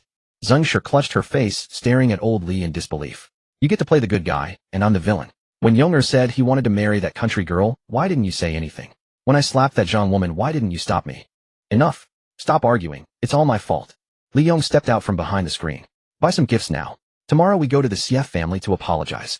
Honored sirs, please wait a moment in the main hall. The magistrate is still reviewing documents. He should be done in about 15 minutes. A man dressed in a dark long robe sporting a small goatee bowed as he spoke. I am the magistrate's advisor, surnamed Chun. I'll be right outside the door if you need anything. The advisor was a private consultant hired by the magistrate at his own expense. Though he held no official rank and greeted them with fawning deference, a few ill words from him in the magistrate's ear could spell trouble. Thank you for letting us know, said the young man in the pale blue robe beside Xie Qingfeng, a small jade pendant hanging at his waist, cupping his hands politely toward the advisor. Xie Qingfeng and the other seemingly older student followed suit, bowing in thanks as well. After the advisor left, the three sat in awkward silence, none daring to speak first. A strange stillness hung over the room. Xie Qingfeng idly studied the room's furnishings. Rows of slightly worn armchairs stood symmetrically on either side, and a calligraphy scroll hung on the wall inscribed with 4 characters, upright and honest. By the window sat 2 pots of wazy peonies, their blossoms large and magnificent, their subtle fragrance drifting through the room. A quarter of an hour passed, yet the magistrate still hadn't arrived. The older of the students, growing restless in the awkward silence, spoke to Xie Qingfeng. You must be our youngest top scholar, Xie Qingfeng, right? Xie Qingfeng rose and humbly cupped his hands. I wouldn't call myself the youngest. I was merely fortunate. Judging by his age, this should be Huang Xiu, ranked 3rd, and the one seated across from him would be Lei Lei of the Lei clan. After greeting Xie Qingfeng, Huang Xiu struck up a conversation with Lei Lei. Any idea why the magistrate has summoned us today?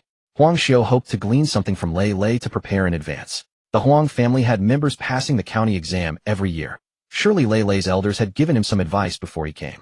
Though Lei Lei seemed approachable, he didn't answer Huang Xiu's question directly, instead steering the conversation toward other topics. Xie Qingfeng knew the reason, but he couldn't very well tell Huang Xiu. Not out of secrecy, but because who could say whether there were hidden listening devices in this room? If the magistrate learned that Xie Qingfeng had prior knowledge of being tested on his learning, how would a peasant boy have heard such a thing? That would mean someone in his circle had leaked the information. It might seem a minor matter, but to those in power it was a grave taboo. While the three chatted, the magistrate finally made his belated appearance.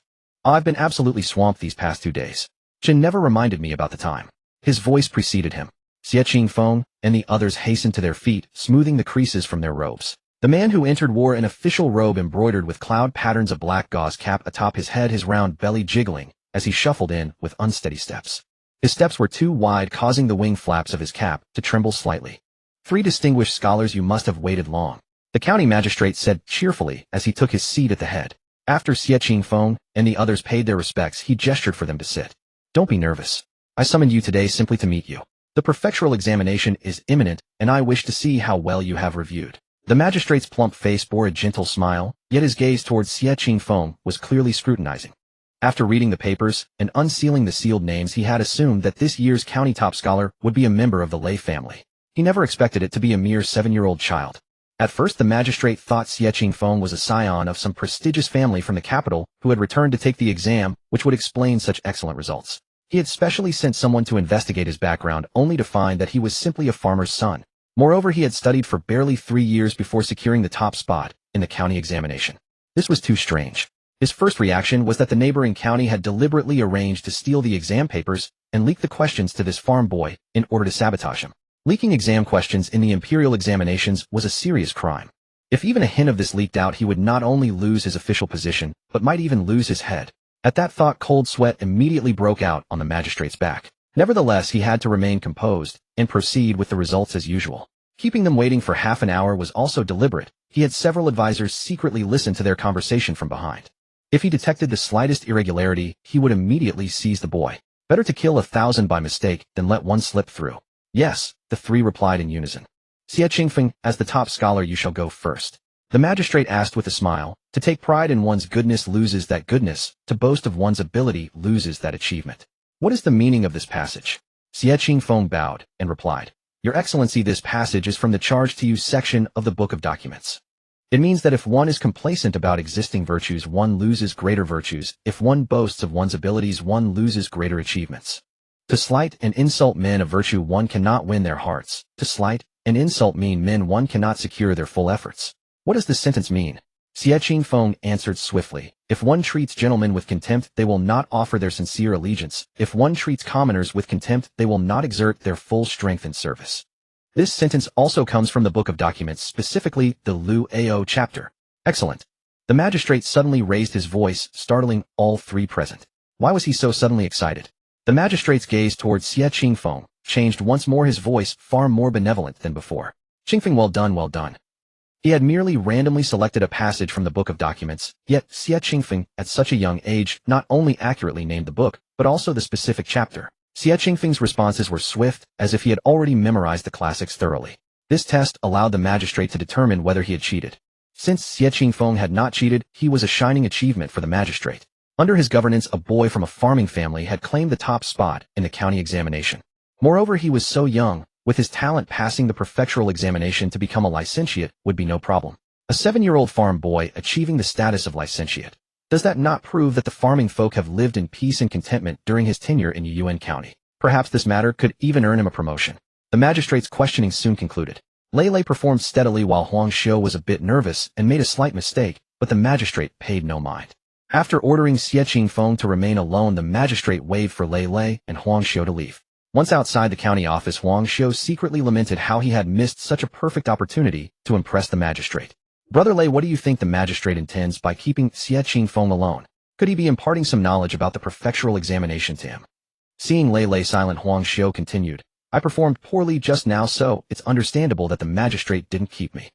Not that I want to speak ill, but I truly feel indignant on your behalf. Your answers were far better than that one inside. Before Huang Xiu could finish, Lei Lei interrupted. Please be cautious with your words.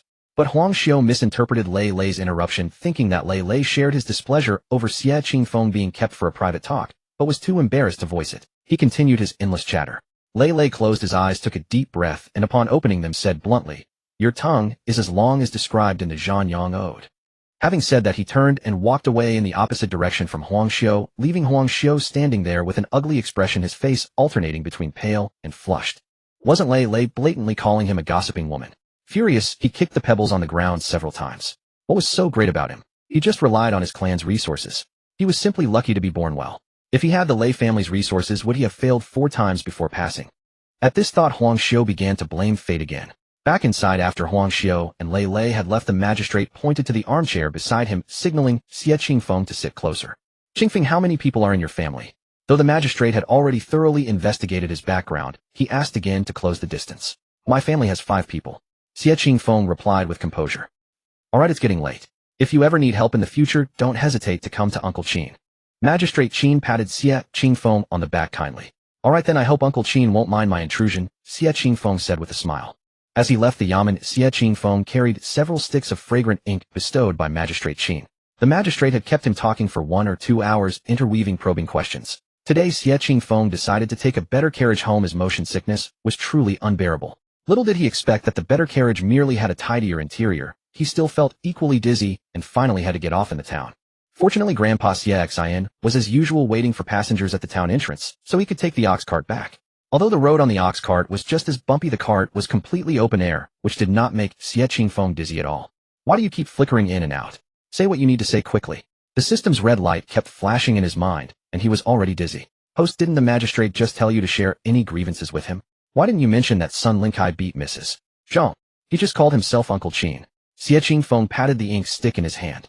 Scan this ink stick and tell me how much it costs. Song Smoke ink 201 per stick, a relatively inexpensive type on the market.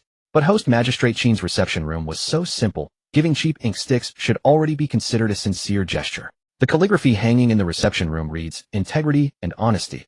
Xie Qingfeng closed his eyes, feigning sleep. Tongzi, did you notice those 2 pots of way purple peonies on the windowsill?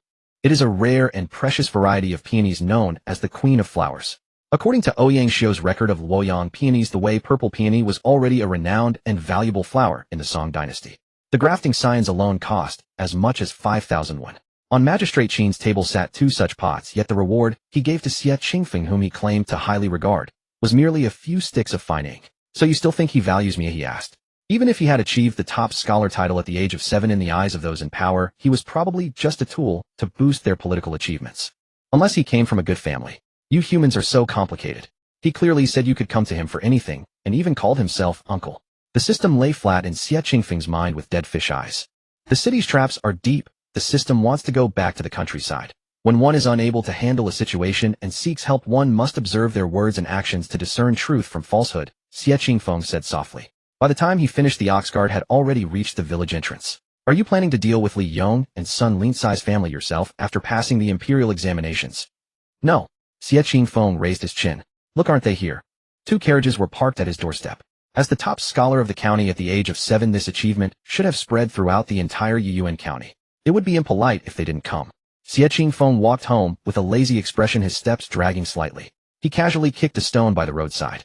The stone rolled forward, raising a small cloud of dust. Qingfeng is back. Zhang spotted him immediately. She hurried over and whispered, "Dogger, they say they've come to apologize. What should we do?" Xie Qingfeng patted Zhang's hand and comforted her softly. "Grandma, it's fine. Dogger will handle it." As soon as Xie Qingfeng entered, Sun Lincai and Zhang rose from their stools. "Scholar Xie, you're back." Sun Lincai smiled flatteringly. The moment Xie Qingfeng entered, his heart sank. If he had known Xie Qingfeng would achieve such success, he would never have sided with Zhang. He hadn't expected this boy, only 7 years old, to be so tall and exude such a strong aura. Xie Qingfeng didn't even glance at him. He led Zhang to the main seat and settled her down. "Grandma, please sit." "Who hit you last time?" Zhang pointed honestly at Zhang and Sun Lincai. Without a word, Sun Lincai slapped Zhang across the face. Smack! The crisp sound stood out in the quiet room.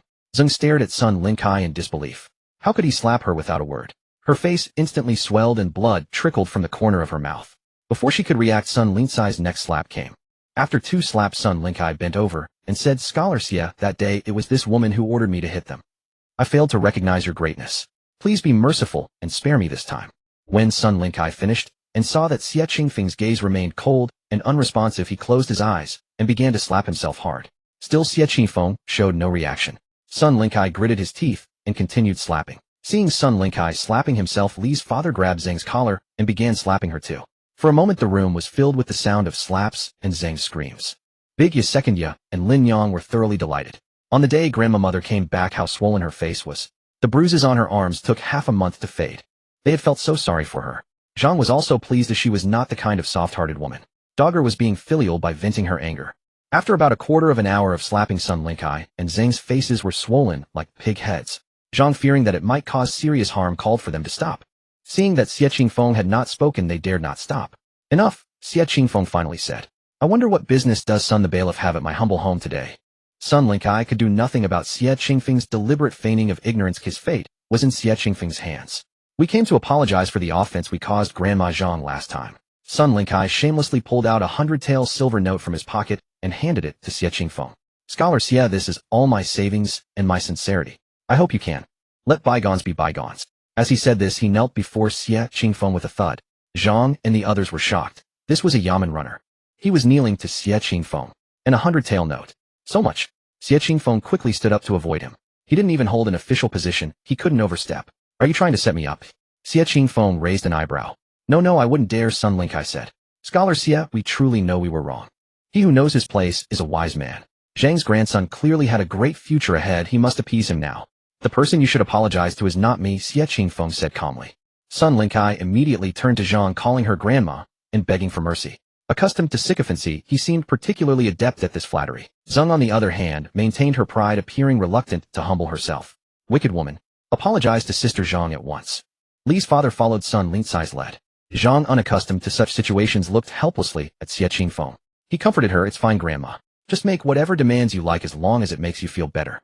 Zhang had never experienced such flattering apologies. After a short while, she told Xie Qingfeng that she was no longer angry. "Then please accept this money and gifts as a small token of our apologies," Sun Lincai said, taking the opportunity to smooth things over. This money is too much." Zhang hesitated and looked at Xie Qingfeng, thinking they should not accept it. "Whatever Dogger thinks is what I think." Xie Qingfeng said decisively, first take this money to the county office and donate it to charity to pray for my grandmother's blessings. I want to see the receipt. This money cannot be accepted. When the system heard Xie Qingfeng say this, it almost materialized to applaud him.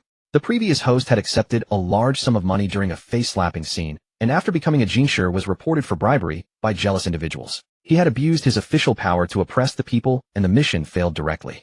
Good, Sun Lingkai immediately agreed when he heard that Xie Qingfeng was still willing to make demands. Second, from now on you must not oppress the people or levy exorbitant taxes. Yes, Scholar Xie, I will definitely do as you say, Sun Lingkai said at once. Third, Xie Qingfeng said this point, while looking at Li's father, divorce your wife, and expel Li Yong from the family. Li Yong, who had been cowering in the corner, finally spoke up. What does this have to do with me? I didn't hit Grandma Zhang. Does this really have nothing to do with you? Xie Qingfeng raised an eyebrow. Do you think you can get away with everything by hiding behind your mother? Wasn't it you who started this whole thing in the first place? When you came to our house to propose, your parents didn't come. Are you telling me you had no idea? My grandmother was beaten like that by your mother, and did you ever come to apologize privately? If I hadn't won this first place, you would have hidden behind your mother again, playing innocent, wouldn't you? Have you ever taken on the responsibility of a man? Your parents came to apologize, but when your mother was beaten, why did you only cower behind? If you ask me, it would have been better to give birth to a piece of barbecued pork than to you. Xie Qingfeng's words were like knives scolding Li Yong until he couldn't lift his head. He wanted to retort, but meeting Xie Qingfeng's sharp gaze, he averted his eyes evasively. If you have any objection to these 3 points I've made, then take your things and go back. Sun Linsai, hearing the change in Xie Qingfeng's tone, quickly patted Li father on the back and said, Master Zhuan Yuan, we will definitely do it. As he spoke, he kept signaling Li father with his eyes. Li father quickly stepped forward to promise, Master Zhuan Yuan, I will definitely follow your orders and divorce my wife. Xie Qingfeng looked up. Divorce your wife on my orders. I don't have that much influence. Oh no, it's my own decision to divorce her. Li father lightly slapped his own mouth. This farce finally came to a complete end. Even decades later, Granny Zhang could still remember the scene of her beloved grandson standing up for her today. Host, aren't you going to punish Li father? He seems to be a silent accomplice. Xie Qingfeng took a bite of the steamed bun that Granny Zhang had secretly placed on his desk. It was still as hard as ever. As Xie Qingfeng had anticipated, after divorcing his wife, without Zhang Shi's suppression, Li father spent his days frequenting brothels. He even ransomed a courtesan and intended to marry her. Who would have known that the woman had a venereal disease? Soon she infected Li father. The disease was severe. Li father's body was covered in sores and his face was ulcerated and hideous. All the neighbors knew about it. When Li father was gravely ill in bed, he hoped his sons would come to take care of him, but Li Yong's siblings were all disgusted. They had told him to be clean and self-disciplined, but he refused to listen. Now, with this infectious disease rotting his body, everyone shifted responsibility. No one wanted to take the job of caring for him, even if hired, for fear of catching the disease, earning money, but losing their lives. Li Yong's siblings had to take turns attending to him. As the saying goes, in a long illness there is no filial child. Every day, they wished Li father would die soon. The divorced Zhang Shi did not have an easy life either. She later lived with Li Yong, and her other children would send her money on time. In theory, her old age should have been comfortable, but she was unwilling to accept it. She busied herself arranging a wife for Li Yong. However, Li Yong's reputation in the town had long been ruined, and no decent family's daughter wanted to marry him. They had to increase the betrothal gift to marry a woman from another place. But Li Yong's character of always listening to his mother made his wife's life utterly miserable. She was tormented to death, serving Zhang Shi to get up before dawn, washing her feet at night, and enduring Zhang Shi's scolding during the day. If Zhang Shi was unhappy on any day, it was common for the wife to be beaten with a rattan whip. But Zhang Shi would eventually grow old. When she became frail and immobile, Li Yong's wife would not be so easy to deal with. The same was true for Li Yong. He didn't treat his wife well when young, and when he suffered a stroke and was paralyzed in bed in middle age, his wife refused to serve him. She would leave his excrement on him for 4 or 5 days before cleaning it, and she didn't treat the bed sores that covered his back. But these were stories for later. In March, the fields were in the critical period of wheat growth. A gentle breeze brushed by, and the wheat seedlings swayed lightly in the sunlight. Granny Zhang and the others had already gone to the fields to weed, hoping for a good harvest. Xie Qingfeng's hometown Wulian town was located in a relatively arid and cold northern region. Crops required careful tending to achieve the crucial single annual harvest. The midday sun in March was not very strong, but stepping out of the house abruptly, the brightness made Xie Qingfeng squint. Grandma, mother, come home for lunch. Xie Qingfeng called out as he walked along the ridge. Coming. Why is it Goer calling us? That lazy area, all she knows is kicking the shuttlecock. Granny Zhang came out of the field scolding with a smile. Arya had been complaining of boredom recently, so Xie Qingfeng had simply plucked some chicken feathers and made a shuttlecock for her to play with. Although it was not as exquisite as a modern shuttlecock, Arya became addicted to it, kicking it whenever she had free time. Goer was at a critical time in preparing for the exams, so why let him worry about trivial matters? When she got back, she would definitely grab Arya's ear and ask if she had heard her instructions. No, Grandma, I came out on my own. Xie Qingfeng laughed and said, I haven't come out for a walk in a long time either. Granny Zhang nodded. Indeed, Goer, although studying is important, you still need to come out and get some fresh air. Let's go, Grandma Mother. I'll help you carry the things. Xie Qingfeng picked up the basket containing the sickle, and before Granny Zhang and Mother Lin could refuse, said, Let me do some work, I need to exercise. All right. Granny Zhang hesitated. If your hands get tired, just give the basket to us. Not only was Granny Zhang nervous, even Mother Lin looked at Xie Qingfeng's hands with concern. How about you use your left hand to carry it, Goa? Goer's hands are for the imperial examinations. If anything happens to them, she wouldn't be able to face the ancestors in the underworld. It's nothing. Just a basket easy as pie. Xie Qingfeng chuckled and lightly tossed the basket. Grandma Mother, don't be so nervous. Your Goer is tough, he's not that delicate. At this time, there were still many villagers working in the fields. Seeing Xie Qingfeng, they greeted him. Isn't this our village's little Zhuanyuan? Going home for lunch? Yes, Aunt Li. Xie Qingfeng replied generously. After Xie Qingfeng and his family passed by, Aunt Li smiled from ear to ear. She hadn't expected that Xie Qingfeng, having become the top scholar, would still be so approachable. All the villagers along the way shared Aunt Li's thought. When Xie Qingfeng approached, they were somewhat afraid to speak to him. After all, his status was different now. Only when they walked alongside Granny Zhang did the villagers dare to chat with him a bit. Unexpectedly, Xie Qingfeng was so filial, voluntarily helping his mother and grandmother carry things. Thinking of their own grandsons who would rather push all the dirty and tiring work onto adults, they gnashed their teeth in envy. The news of Xie Qingfeng becoming the top scholar spread, giving the villagers of Daong village great confidence. Studying for 3 or 4 years could actually pass the county exam. Villagers with some spare money all thought about sending their own children to study. They didn't dream of becoming the top scholar like Xie Qingfeng, but if they really hit the jackpot and passed the list, they would laugh in their dreams. Yet when Xie Qingfeng strolled along the ridge that day, his courteous and gentlemanly bearing stirred the villagers' hearts still further, making them yearn to send their children to school. In their minds, the thought had already crystallized. Even if one could not earn a place on the honor roll, simply studying enough to acquire a fraction of Xie Qingfeng's gentlemanly grace would be a worthy achievement. After that day, Xie Zhang's private school welcomed yet another batch of students sent by their parents and grandparents. But Xie Qingfeng paid little heed to these matters, for he had been devoting himself wholly to his studies. The prefecture examination was set to begin in the 8th month. The prefecture examination surpassed the county examination in difficulty, not merely in its questions, but because one had to contend with returning scholars who had passed the county examination in previous years, yet failed the prefecture examination. Moreover, only 40 candidates would be selected from the entire prefecture, with all county examination passers competing simultaneously. Judging by past years, those who became child scholars were typically returnees attempting the examination for a second time. Those who passed on their first attempt were rare indeed. To draw a parallel with modern high-stakes examinations, most successful candidates were essentially repeat students. Though Xie Qingfeng had ranked first in Yuyuan County, he dared not grow complacent, burying himself in rigorous study within his study room day after day. As the depth and breadth of his knowledge continued to expand, the system space unlocked more and more books, and the volumes he needed to peruse multiplied correspondingly. To conceal the true source of his knowledge, he would occasionally take a carriage to the county seat to borrow books, paying 1 coin per volume per day with a deposit of 1 tael. Still, he read whatever he borrowed from the county. Having paid for it, it would be a waste not to. By now, his skill in composing 8-part essays was gradually becoming more polished and effortless. Had this been in modern times, he would never have believed he could one day pen such profound classical commentaries. Initially, his essays had seemed somewhat shallow, yet he couldn't quite articulate what fell off, so he simply took his work to Xie Zhang for guidance. After reviewing the essay, Xie Zhang remarked that his life experience was still too limited, which was why he could only produce work at such a level. To deepen the substance of his writing, he would need to gain more life experiences.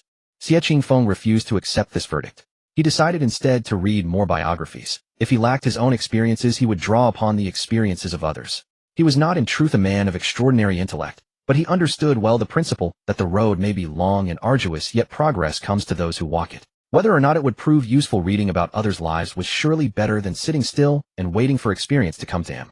And as it turned out, it was indeed effective.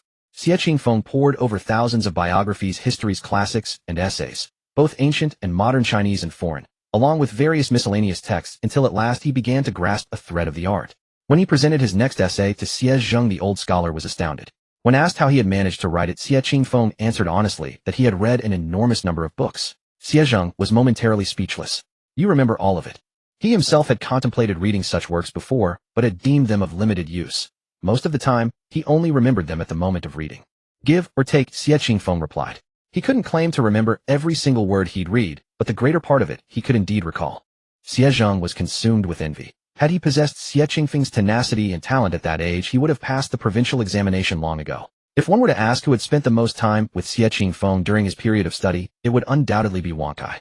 That day when Arya and Zhang Shi had gone to town, they happened upon a dog trader. Upon seeing the puppy Wang Sai, Arya refused to move another step, insisting on buying it. Zhang Shi, unable to refuse her, agreed, but the purchase was to be paid from Arya's own New Year's money. As long as Grandma agreed to buy the dog, Arya would agree to anything. Wang Kai was a purebred Chinese rural dog puppy with a round, chubby body like a fluffy ball, utterly endearing. His little nose was perpetually damp, and upon first arriving home, he went about sniffing everything in sight, gazing about with curiosity, completely unafraid of people. For reasons unknown, Wang Kai seemed particularly fond of Xie Qingfeng's room. Whenever he had the chance, he would nudge the door open with his nose and slip inside. When Xie Qingfeng was studying diligently, the dog proved remarkably understanding. He would lie quietly on the floor without making a fuss. Sometimes he would doze, other times he would fix his large round eyes upon Xie Qingfeng as he studied. Though the door to his room was left half open, the family members, apart from bringing food, would generally refrain from entering uninvited for fear of disturbing his studies. He was only seen at mealtimes. After about a month had passed, Zhang Shi dropped a startling piece of news at dinner. Xie from neighbor Wang Sanmei's family had stolen all the money from his household and fled. To this day, no trace of him had been found. What? Dia was astonished. How did he get away? There are so many people in our village. Did no one catch him? Zhang Shi clapped her hands. That's exactly the key point. Xie simply boarded Xie Xian's ox cart in broad daylight and went to town. At that time, Xie Zhao's family hadn't yet discovered their money was missing. They have so many fields, everyone was out working in them. By the time Wang Sanmei and the others chased after him to town, he was long gone.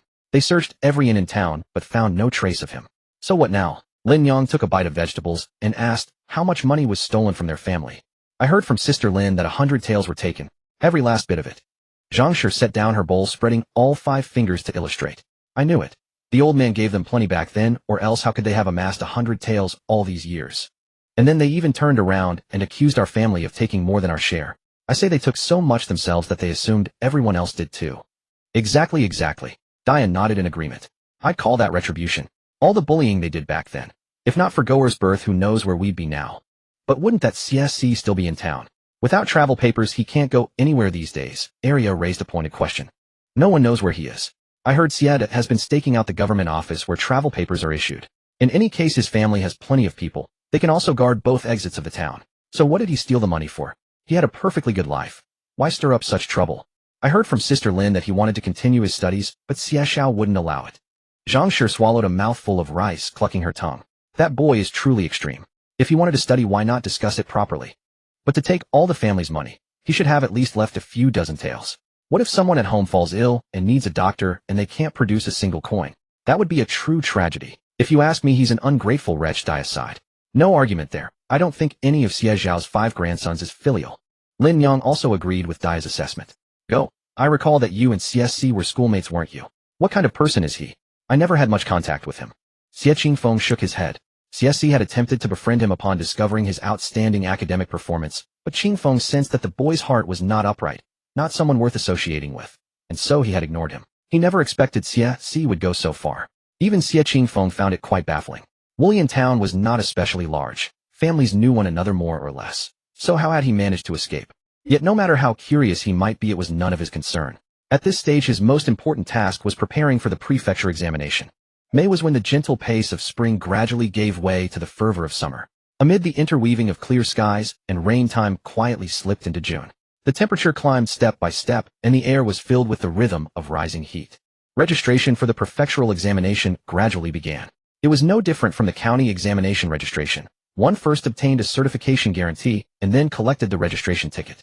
The only change was that the registration location shifted from the county office's rights division to the prefectural office's rights division, and his guarantor was still Scholar Chen. When they met, Scholar Chen was still wearing his black robe. Upon seeing Xie Qingfeng, he said cheerfully, I never thought I'd one day be the guarantor for the top scholar. It's my great honor, little top scholar. Remember us when you rise to wealth and glory. Xie Qingfeng, a bit embarrassed by the teasing, waved his hands repeatedly and said, I was just lucky. Scholar Chen pretended to be serious.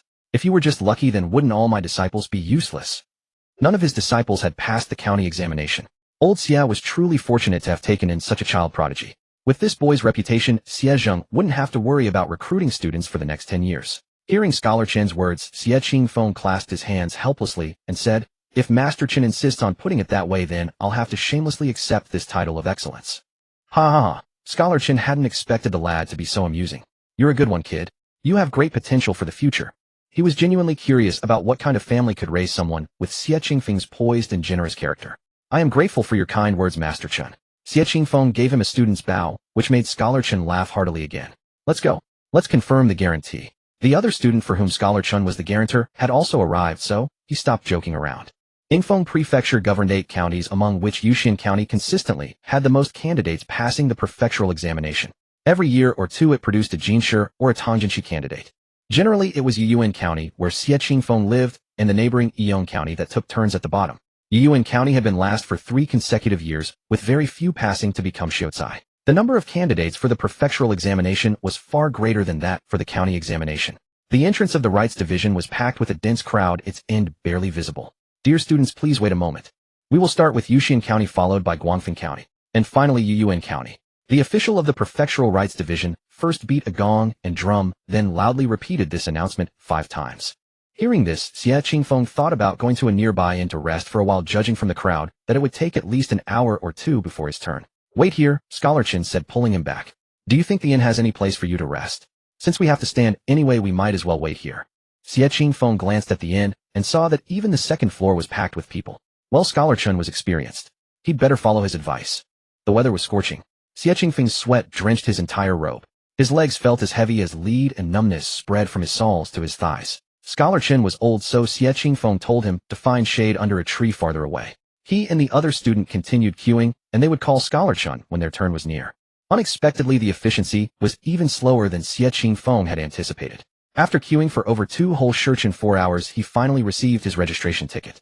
If he hadn't been exercising to build up his stamina in previous years, he would surely have fainted today. The description of Xie Qingfeng's appearance on the prefectural ticket was the same as on the county ticket: a young child, 7 years old, height 5 feet 2 inches, fair complexion, no beard or hair, no birthmarks. The only differences were the paper quality and the seal. The prefectural ticket seemed to be made of better paper. Life without air conditioning or fans in ancient times was truly hard to bear. On the way back, the air remained sticky and humid. Perhaps because he was too tired, Xie Qingfeng for once did not get carsick on the way back. Instead, he fell asleep in the carriage. This gave him some relief. He woke up just as they arrived home. Zhang Shi and Lin Yang were waiting for him at the door. "Io, go where you're reeking of sweat. Go take a bath and change clothes quickly," Zhang Shi urged. "Grandma, the hot water hasn't been boiled yet." Arya shouted. "No need, I'll take a cold bath." In this weather, a hot bath would be pointless, better to cool down with cold water. "How can you take a cold bath?" Lin Yang said with a stern face. Goer would start menstruating in a few years. The well water on such a day was freezing cold. She had heard from Sister Sun that even in the hottest days of summer one should avoid cold baths. It was only May, so why cold water? "Io, indeed, no cold bath." Zhang Shi clapped her hands. Goer was a girl after all. A future womb cold and abdominal pain would be terrible. "Hurry, I'll go boil some hot water." Goer, just bear with it a little longer. Xie Qingfeng couldn't argue with Zhang Shi and the others, so he had to endure the sweaty smell and sit in the main hall waiting for the hot water to be ready. Wang Kai sniffed around him again and again, doubted, his eyes full of disbelief, uncertain why the little master's scent had changed. Xie Qingfeng patted the dog's head. Luckily, Arya brought him a palm leaf fan to cool down, otherwise he would have died from the heat. While waiting in line today, he overheard some candidates discussing past prefectural exam papers. He then realized that these papers were not exclusive to the system space. Rather, every year the prefectural office compiled and printed the top 3 candidates' papers into booklets. Moreover, these booklets were only sold at bookstores in the provincial capital. No wonder he had never heard of them in the county and town bookstores. Except for the imperial examination, all exam questions were compiled and printed into booklets. No wonder Master Xie had insisted that he visit the provincial capital bookstore when he went there earlier. The educational resource disparity in the Xingyuan dynasty was strikingly similar to that of the postmodern era. Students in the provincial capital could get first-hand materials immediately, while those in counties, towns, and villages, if not guided, would most likely end up as mere participants on their first attempt. Although the exam tested knowledge that remained fundamentally the same, past papers could still reveal key review directions. From the excellent papers of the top 3 candidates in previous years, one could also glimpse the examiner's preferences. For instance, some examiners loathed flashy yet insubstantial essays and would dismiss them outright. Others favored well-written essays even if they lacked substance. Conversely, even if an essay was practical, poor writing style could lead to rejection. Grading essays was inherently subjective, with different people holding different opinions. With only 2 months left until the exam, Zhang Shi and Lin Yang were even more nervous than Xie Qingfeng. They delved into cooking, making him all sorts of delicious food every day. In previous years, meat was only available during the new year, but these 2 months every meal had meat. At dinner, Arya remarked that she was completely basking in the glory of her younger brother Goer. Xie Qingfeng didn't gain weight, but she had visibly plumped up. Arya worried that if Arya kept getting fatter, it would be hard to arrange a marriage for her in the future. Arya was utterly indifferent. She even told Zhang to strike her with a chopstick, proclaiming that she never wished to marry for her entire life. Fortunately, Xie Qingfeng intervened, preventing her from receiving a beating. If you don't want to marry, then don't. Sister Arya Goer will support you in the future. Xie Qingfeng spoke firmly, then turned his gaze to Da, yet equally resolute. Sister Dia as well. Enough. Stop talking like a child. Hurry up and eat. Lin Yang tapped the table. They were all still quite young. That's not childish talk. Arya pouted, but she refrained from arguing further with her grandmother and focused on her meal. Little brother Goer had once said that girls could live for themselves without relying on men. She had no desire to marry. Was she supposed to go to someone else's home and be a beast of burden? In the future, if her grandmother and the others tried to arrange a match for her, she would sabotage every single one. When there was only 1 month left before the prefectural examination, Xie Fuzi had originally planned to accompany Goer to the provincial capital, but he had caught a cold a few days earlier and could not go. Goer said he could manage alone, but Zhang, after much deliberation, felt it would be unwise to let him be distracted. She booked an inn and prepared dry rations, but as a woman it was inconvenient for her to accompany him. Zhang was still uneasy about letting Xie Qingfeng travel so far alone, so she sought out Ding Xuexing in the village. She gave him a string of copper coins to accompany Xie Qingfeng to the examination. Ding Xuexing's family made a living by farming, and a string of copper coins could sustain them for a long time. Ding Xuexing's mother was on good terms with Zhang, but when she heard it was to accompany Xie Qingfeng to the examination, she absolutely refused to accept the money. Good heavens! Accompanying the county's top scholar to the examination was an immense honor. If Zhang announced in the village that she was seeking someone to accompany Xie Qingfeng, her doorstep would be worn down by the crowd. Aya, take it. I trust your Xuexing. Zhang forcefully thrust the money onto Ding Xuexing's mother. In our village, only your Xuexing has been to the provincial capital and seen the world. The rest of us have no such experience. If you don't take this money, then no one will accompany my Qingfeng. Ai, you stubborn woman, so headstrong. Ding Xuexing's mother sighed, a hint of pride mixed with helplessness. Indeed, besides Xie Xiaocai, only her son Xuexing had been to the provincial capital and witnessed the world. All right, then, it's settled. Zhang finalized the arrangement and left the Xuexing residence. She had originally wanted to ask Xie Xian to accompany Goer, but his son Xie, who had failed the county examination, and she didn't want to reopen that wound. Besides, he still had to drive the ox cart to the town. For Goer to go to the provincial capital for the examination, he would likely need to leave 4 or 5 days early, which would take 7 or 8 days total. Without an ox cart, life in the village would be inconvenient. Ding Xuexing had been to the provincial capital before and was an honest lad, so Zhang felt relatively reassured. Xie Qingfeng was not particularly opposed to having Uncle Xuexing accompany him to the provincial capital. Having an extra person to handle sundry matters would indeed make things more convenient. In the days leading up to the prefectural examination, Xie Qingfeng's study routine remained tranquil. He devised a highly detailed sprint schedule from the hour of the Mao to the hour of the Z, seizing every moment. Writing 8-legged essays became increasingly smooth. As his knowledge expanded within his mind, Xie Qingfeng unlocked a function of the system that proved most useful to him. Automatic question generation. Random question generation. He had long ago completed all the past exam papers and read them thoroughly many times, leaving him with no problems to practice. Fortunately, the system could automatically generate random questions, otherwise he would have had to devise questions for himself, which greatly improved his efficiency. The tactic of drilling through a sea of problems proved highly effective. In less than a month, Xie Qingfeng already felt his rapid progress. Looking back at his earlier essays, he could clearly identify where his issues lay. About a month before the examination, during lunch at Xie Qingfeng's home, a considerable commotion could be heard from the neighboring house. You still dare to run? Where's the money? You bastard. I'll beat you to death. Zhang, Lin Yang, and the others held their bowls, but didn't even chew, straining their ears, almost pressing them against the wall to listen. After the meal, Zhang, like the other villagers, went straight to the front of Xie Zhao's yard to watch. The two families had never been on good terms, so they were happy to enjoy the spectacle. They hadn't forgotten that when Li Dewan had caused a scene, Wang Sanmei had even brought a ladder to her own yard to watch the excitement. Gossip is human nature. Although Xie Qingfeng was also eager to eat some melon. Enjoy the drama, he prioritized his review, knowing that Zhang and the others would inevitably bring it up during dinner. Xie Qingfeng's guess was correct. At dinner, Zhang couldn't help but chatter about the matter. Tell me, how can there be such a heartless child in this world? I really don't know how Xie Zhao's family raised him. They had 100 taels of silver in the house, and he spent it all in just a few months. Exactly. Just because they wouldn't let him study, he stole all the money. If you ask me, it would have been better to give him some money to study. Xie Zhao's family had 100 taels, so they could certainly afford it. Stealing is one thing, but spending it all is the real issue. Xie Xiao and Wang Sanmei had saved up for most of their lives, and he squandered it all. If I were Wang Sanmei, I would have beaten that child to death. Ah, but didn't they beat him half to death? If the clan head hadn't rushed over Xie's life, would have been lost long ago.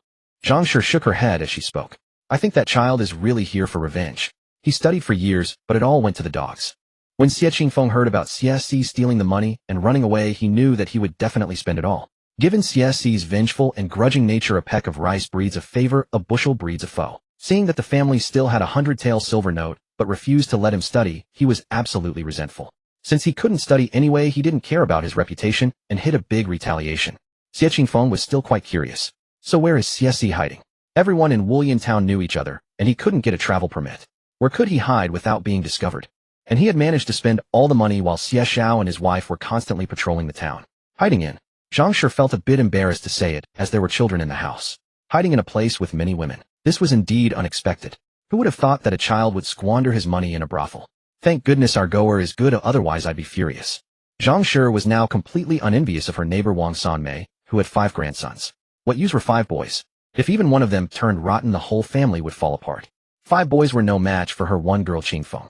Xie thought he would never see Xie Qingfeng again, but the next time he saw him was on the way to the government office, escorted by Xie Xiao. His clothes were torn to shreds by Xie Xiao's whip, and an iron chain hung around his neck.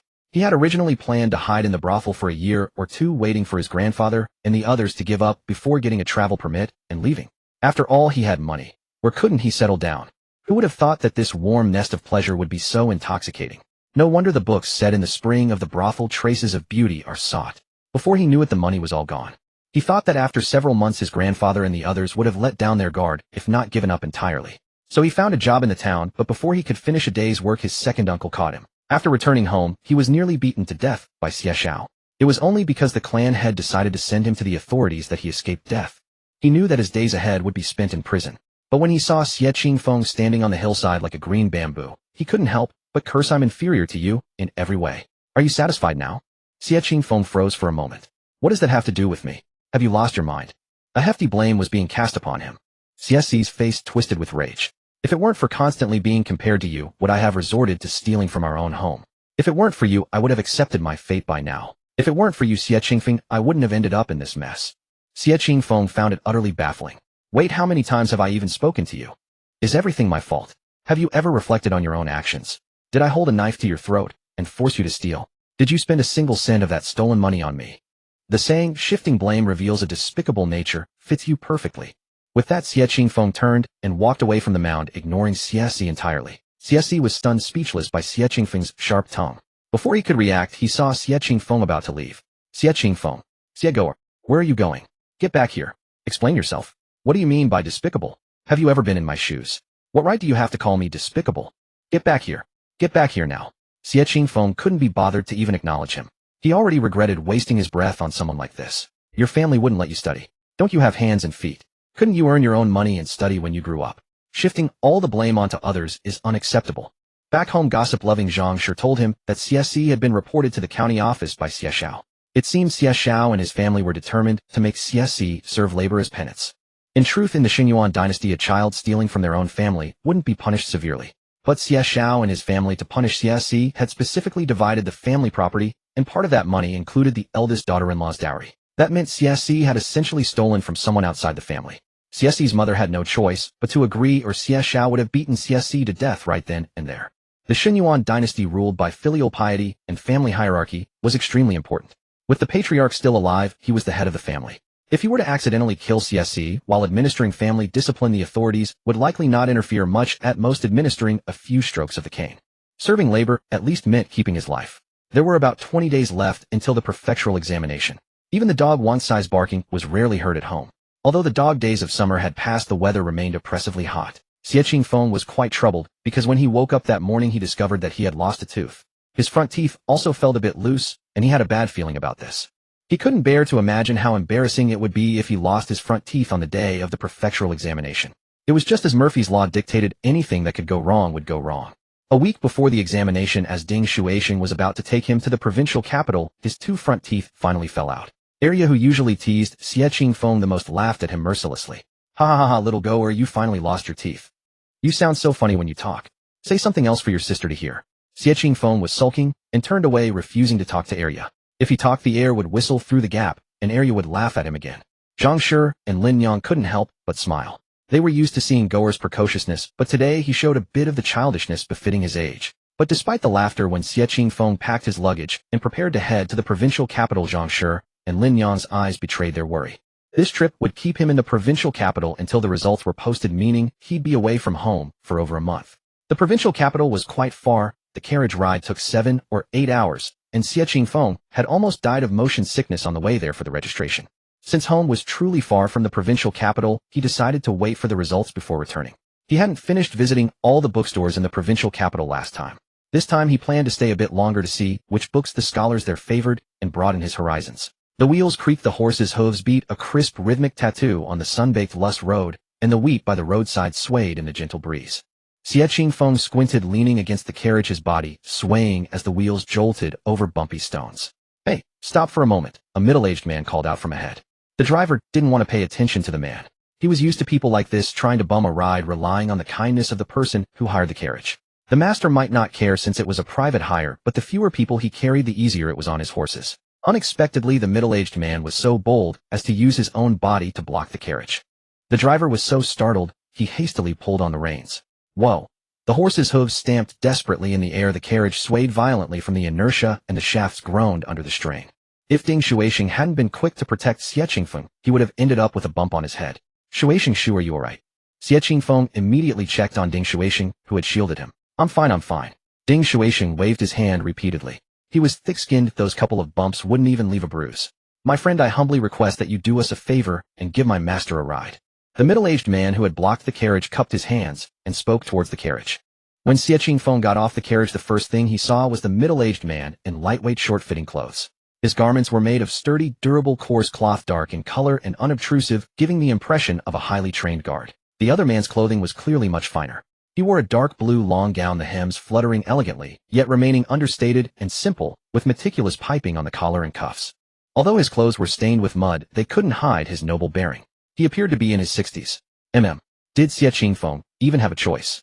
This guard looked like he was pleading, but his words and tone were firm. If he dared to refuse, the man would likely seize their carriage immediately. "Thank you very much." The guard cupped his hands in thanks. The gentleman also nodded at him. After everyone boarded, the guard took 10 taels of silver from an embroidered pouch and handed it to Ding Xuexing as compensation. The entire carriage ride had only cost 1 tael, and they were given 10 times that amount. Xuexing's eyes widened in astonishment, but he wasn't sure whether he should accept it, so he looked towards Xie Qingfeng. Xie Qingfeng didn't stand on ceremony with them. He signaled with his eyes for Xuexing to accept it. Based on his experience from his past life, the official before him was certainly of a high rank. An official of this rank wouldn't normally travel with just 1 guard and 1 horse, and that horse looked like it had been ridden to death. There was only one way a good horse could be pushed to that state. The two of them were being pursued. In fact, he thought the money was too little. If he'd known this would happen, he would have set out yesterday. But since he'd encountered this today, Xie Qingfeng could only accept it as bad luck.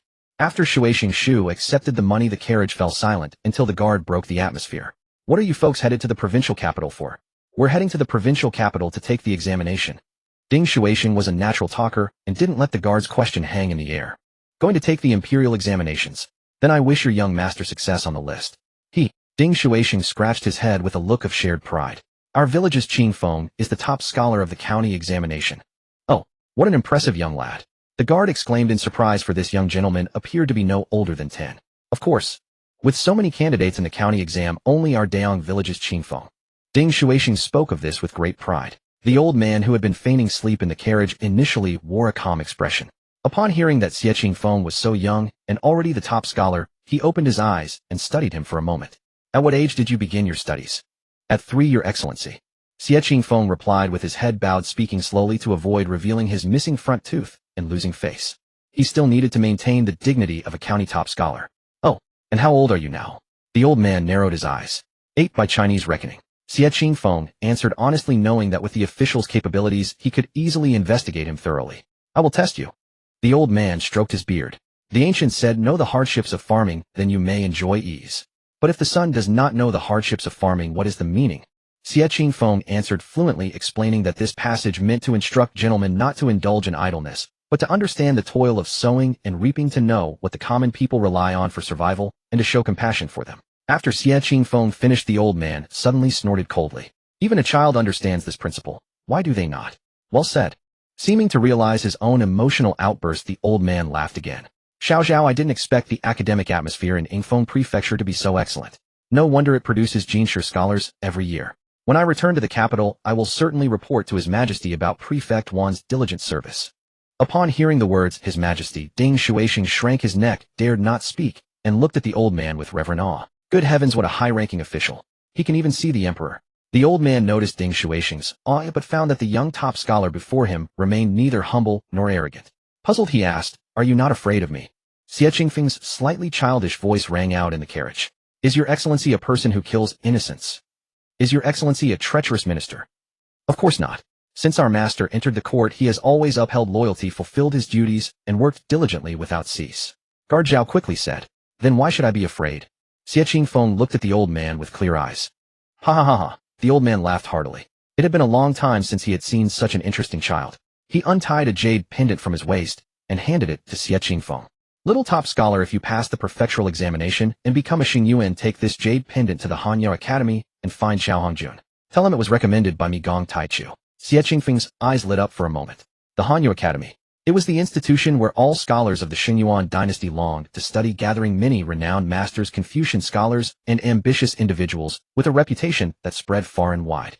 In the system space, he had read the works of the Hanyu Academy's masters, rigorous logic, clear organization, and unique profound insights.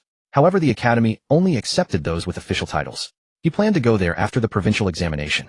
He had heard that the entrance exam for the Hanyu Academy was extremely difficult, admitting only 1 or 2 out of 1,000. Today he had unexpectedly obtained a jade pendant that served as an exemption from the exam, a kind of letter of recommendation. What a stroke of luck. Thank you, Your Ex. In his excitement, Xie Qingfeng lost control of his speech and his lisp returned. Gong Taichu looked up, saw the missing front tooth on the mature little top scholar, and laughed even louder. When Xie Qingfeng's carriage arrived at the provincial capital's gate, the gate was still closed, and the commoners were waiting outside. Gong Taichu ordered the driver to enter directly through the central gate. In the Xingyuan dynasty, the central gate of the city was only opened for receiving important figures. Commoners usually used the small side gates. The gatekeeper, seeing such a humble carriage being so audacious, was about to curse and order them to the side gate, when Guard Zhao directly showed a token, making the gatekeeper's legs tremble. He was glad he hadn't uttered the insult and respectfully opened the gate.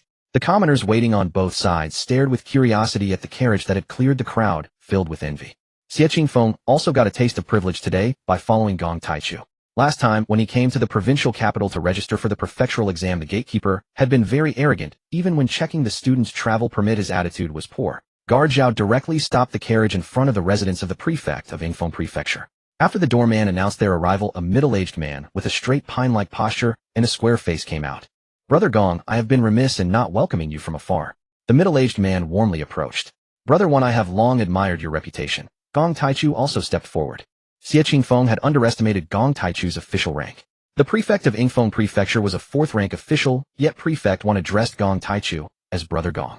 Considering that officials in the capital held higher status than local ones, Gong Taichu must be at least a 5th-rank official or above. The two did not exchange pleasantries at the gate, but went straight into the mansion. And this is... Prefect Wan assumed Xie Qingfeng was Gong Taichu's nephew. Gong Taichu laughed. This is the top scholar of the county under your jurisdiction. Both of my horses died on the road. If I hadn't met top scholar Xie, my life might have been taken by those people. Those people must be dealt with quickly. During this time, Brother Wan, you must offer more protection to your county's top scholar. Naturally, Prefect Wan nodded in acknowledgement. Xie Qingfeng hadn't expected Gong Taichu to be so loyal as to place him directly under the prefect's protection. He had thought he would have to ask the system to help erase his traces. Ever since he had become the county top scholar, the system was overjoyed, exclaiming that it finally had energy to inject, and it rarely chattered in his mind anymore. He and Uncle Xuexing shared a room with servants attending to them daily. Qingfeng, I've never stayed in such a high official's home before. Uncle Xuexing, me neither. I'm nervous. Uncle, don't be nervous. We haven't done anything wrong. My heart is still pounding.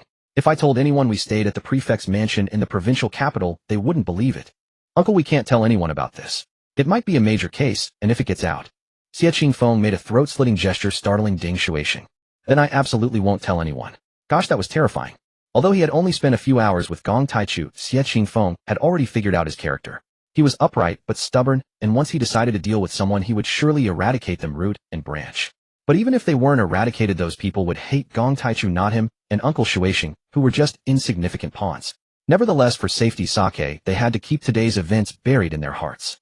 Sure enough, the next day the prefect's steward hinted and urged them to keep the secret. Presumably the coachman was also warned. Xie Qingfeng spent the days preparing for the exam at Prefect 1's residence, but after the first day, he never saw the prefect or Gong Taichu again. Soon it was the day of the prefectural examination. Since the prefect's residence was some distance from the examination hall, the steward arranged a carriage to take Xie Qingfeng to the exam. The moonlight was like water. Xie Qingfeng and his companions had risen before the hour of evening, and the steward had long since prepared the carriage waiting at the rear gate of the Wan residence. On the road, carriages identical to Xie Qingfeng's headed toward the same destination.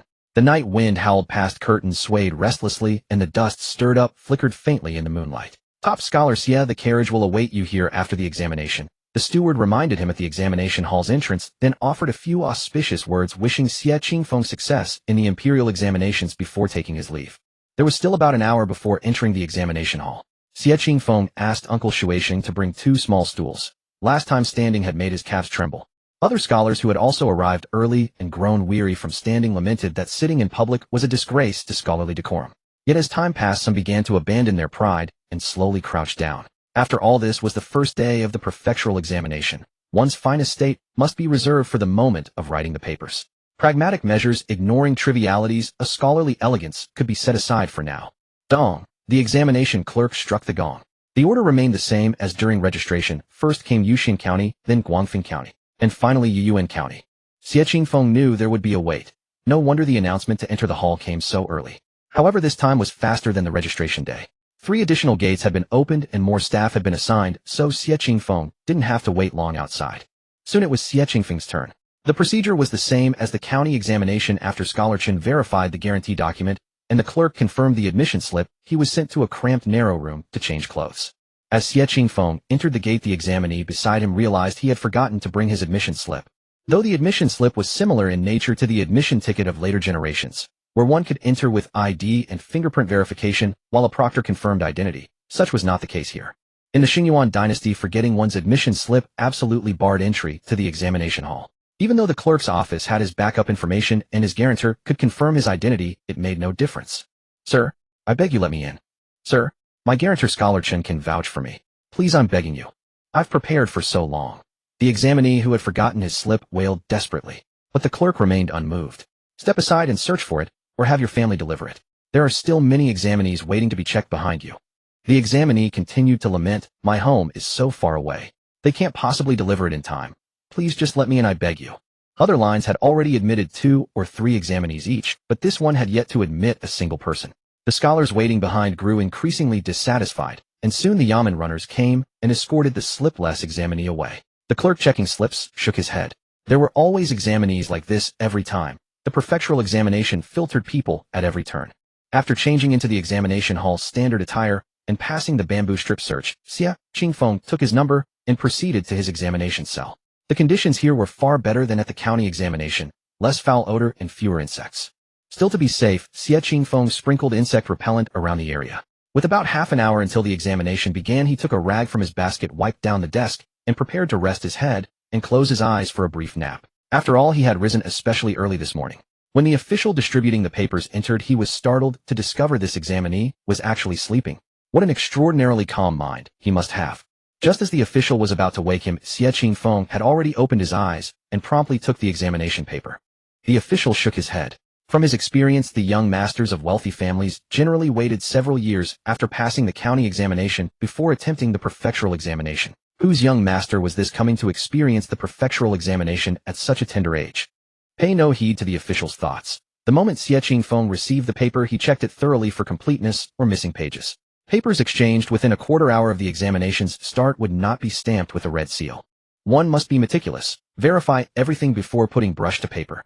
The first session was again Taijing, only slightly harder than the county examination. For someone like Xie Qingfeng who had cultivated a photographic memory, it was still relatively easy. The first question read, "Vast and thick, therefore it carries all things, a lofty and brilliant, therefore it covers all things, enduring and long-lasting, therefore it completes all things."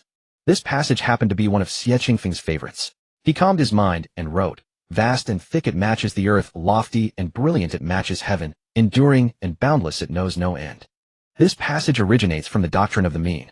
Its general meaning is that the earth possessing a broad and thick nature can bear all things, heaven possessing a lofty and radiant nature can provide light and shelter to all things, and it is through the accumulation of long time that all things mature and grow. Whenever Xie Qingfeng savored this passage, he could feel within it a power of steady gradual ascent. The earth paired with depth and thickness, heaven matched in loftiness and brilliance, enduring and boundless without limits. Such is the virtue of heaven and earth, the progenitor of all things. Among the 4 books and 5 classics, whether in his past life or this one, the doctrine of the mean remains Xie Qingfeng's favorite. It was truly profound in its philosophy and worthy of deep study. The second and third sessions tested MOE and examination poems. Thanks to Xie Qingfeng's intensive study over this period, they were not particularly difficult. The main challenge lay in the final session, Jing, which gave him some trouble. Though Zhou was an ancient state, its mandate was renewed. This quote comes from the Confucian classic, the Book of Songs. Its meaning is quite clear, and breaking the topic wasn't difficult. Anyone who had systematically studied the 4 books and 5 classics would know that this passage speaks of the significance of renewal for a nation. Jing was not policy discourse, so one could not offer suggestions. For a common, straightforward topic like this, the hardest part was making one's writing stand out. Moreover, when writing Jing, one absolutely could not argue against the topic. One had to follow it. If it said renewal was good, you had to agree that renewal was good. You could never use historical examples to prove that there had been failed reforms in the past. This Jing topic also reflected the will of the examiner, that is the prefect of Yingfeng Prefecture. If he said reform was good and you insisted the old ways were better, whose name would be struck from the list, if not yours. But this topic was far too simple. So simple that Xie Qingfeng could hardly believe it was a prefectural examination question. When he had practiced with past examination papers, breaking the topic required some thought, but this one required none at all. All he had to do was blindly praise the virtues of renewal. That meant this was likely a test of literary style. Xie Qingfeng didn't believe his prose could outshine scholars who had taken the examination many times. How could he make himself stand out? After much deliberation, more than an hour had passed, and still no idea had come. Finally, Xie Qingfeng decided to take his examination basket to a corner and eat first. Chewing on the dry, hard grain cakes, his mind raced at full speed. Halfway through his meal, a brilliant idea suddenly struck Xie Qingfeng. Perhaps he could approach it from that angle. The gong rang 3 times. The clerk at the door struck the gong loudly, signaling the end of the final exam, and all examinees left the examination hall. Xie Qingfeng stretched his hands and moved his joints, stood up and stretched lazily before picking up his exam basket and following the clerk's steps out. After leaving the examination hall, the students were all in heated discussion. I can't believe the 4th session on classical exegesis was so simple. Who would have thought? It seems this year I have a chance to compete for a spot on the list. Last year I misinterpreted the topic, but this year I'm quite confident of getting it right. Then let me congratulate you in advance on passing the exam. Thanks for your kind words. I'm sure you'll make it too. After the 4th session, most candidates came out smiling, seemingly confident in their writing and sure of passing. Qingfeng, how did the exam go? Uncle Shuixing had been waiting at the gate of the examination hall, and when he saw Xie Qingfeng coming out, he quickly took his exam basket. Not bad. Xie Qingfeng thought this was true. After this classical exegesis exam, he realized he needed to seriously improve his writing skills. He felt his writing was mediocre, neither outstanding nor too poor. He wondered whether the prefect would accept his unconventional approach. From the exam questions, one could see that Prefect 1 was an official who favored innovation, so his writing style might just cater to his preference. That's good. I heard from the steward that we'll be staying at the prefect's residence for the next half-month. Lord Gong and his party left our Yingfeng Prefecture the day before yesterday, but since you were still in the exam, I didn't tell you. Okay. Xie Qingfeng nodded. The prefectural exam results may not be out for another month, so we'll stay at an inn for the second half of the month. He didn't expect that Prefect 1 and Lord Gong were so efficient that they could resolve the matter in half a month. All that remained was to wait for the results, and he could relax for a month. The prefectural exam had ended, and the papers were sent to the sealing officer for sealing. The officer would cover the candidates' names, places of origin, and other information with black paper before sending them to the grading location. The prefect alone couldn't grade all the papers, so his subordinate officials, the Tongpan and Tongji, would divide into 2 groups to grade them. Only papers that both groups marked with red circles would be presented to the prefect for his final selection of who would pass. Because of the sealed name system, no one knew whose paper it was. To further avoid oversight, the prefect would also randomly select 20 papers from those that had been rejected and review them again. Master, you still have to grade papers at the government office tomorrow. Perhaps you should set aside Lord Gong's matter and get some sleep first, the steward said, hunched over and speaking softly. No, both the imperial exam and the attempted murder of Lord Gong are my responsibilities. I must handle them thoroughly before anything else, Prefect 1 said in a deep voice, pinching the bridge of his nose. Gong Taichu was the right censor-in-chief, sent by the emperor to investigate the corruption of that old Cheng Zheng. Who would have thought that fellow would be so audacious as to send assassins after Gong Taichu? He truly has the guts of a bear and the courage of a leopard. If he had just dealt with Gong Taichu in his own prefecture, that would have been one thing, but he had to let him escape to Yingfeng Prefecture. I don't know how the subordinate county offices handled their affairs, allowing those people to chase after him. If Gong Taichu died in Yingfeng Prefecture, then even if this matter had nothing to do with me, it would become my problem. Although Gong Taichu held the same rank as him, both being fourth-grade officials, he was from the censorate. He reported directly to the emperor. If I don't extricate myself from this matter cleanly, I might lose my own official hat. In truth, anyone who has reached their position cannot honestly claim to be free of corruption. Circumstances force you to go along. But Zhang was too bold. He dared to dip his hand into the private salt trade. Is that something you can touch? He's truly someone who lives too long. Half a month passed quickly. During that time, Xie Qingfeng and Ding Xuexing hardly left the residence, staying quietly in their small room. Apart from the maids and servants who came to clean and deliver meals, no one paid them any attention. On the last day, only the steward came to see them off with an attitude that was neither perfunctory nor overly warm. But for Xie Qingfeng, this was already considered a great honor. After all, he was the steward of the highest official in Yingfeng Prefecture, and no one became a steward without being trusted. The fact that he came to see you off in the midst of his busy schedule was already a sign of respect. Qingfeng, where are we going now? To Fula Inn. Ding Xuexing asked. Although he had been to the provincial capital when he was young, he wasn't very familiar with it. Fula Inn also had a branch in their town, so the environment was somewhat familiar. Alright, let's put our luggage away first, and then we'll go out to do some shopping, Xie Qingfeng said, picking up his bag. The provincial capital should have jewelry shops. He planned to buy some ornaments for the women at home. Great. Ding Xuexing quickly agreed. He had been wanting to go out for a long time. Before leaving, his mother had specially reminded him to spend money sparingly, but now he had more than 10 taels of silver on him. The money Lord Gong had given him earlier. He had originally offered it to Qingfeng, but Qingfeng refused to take it no matter what, saying he should keep it all. Qingfeng said that if he hadn't shielded him in the carriage, he might have been injured. Unable to argue with him, he had to accept it. Although he felt a bit embarrassed while accepting, the silver was indeed in his hands. He was going to buy many things for his family later.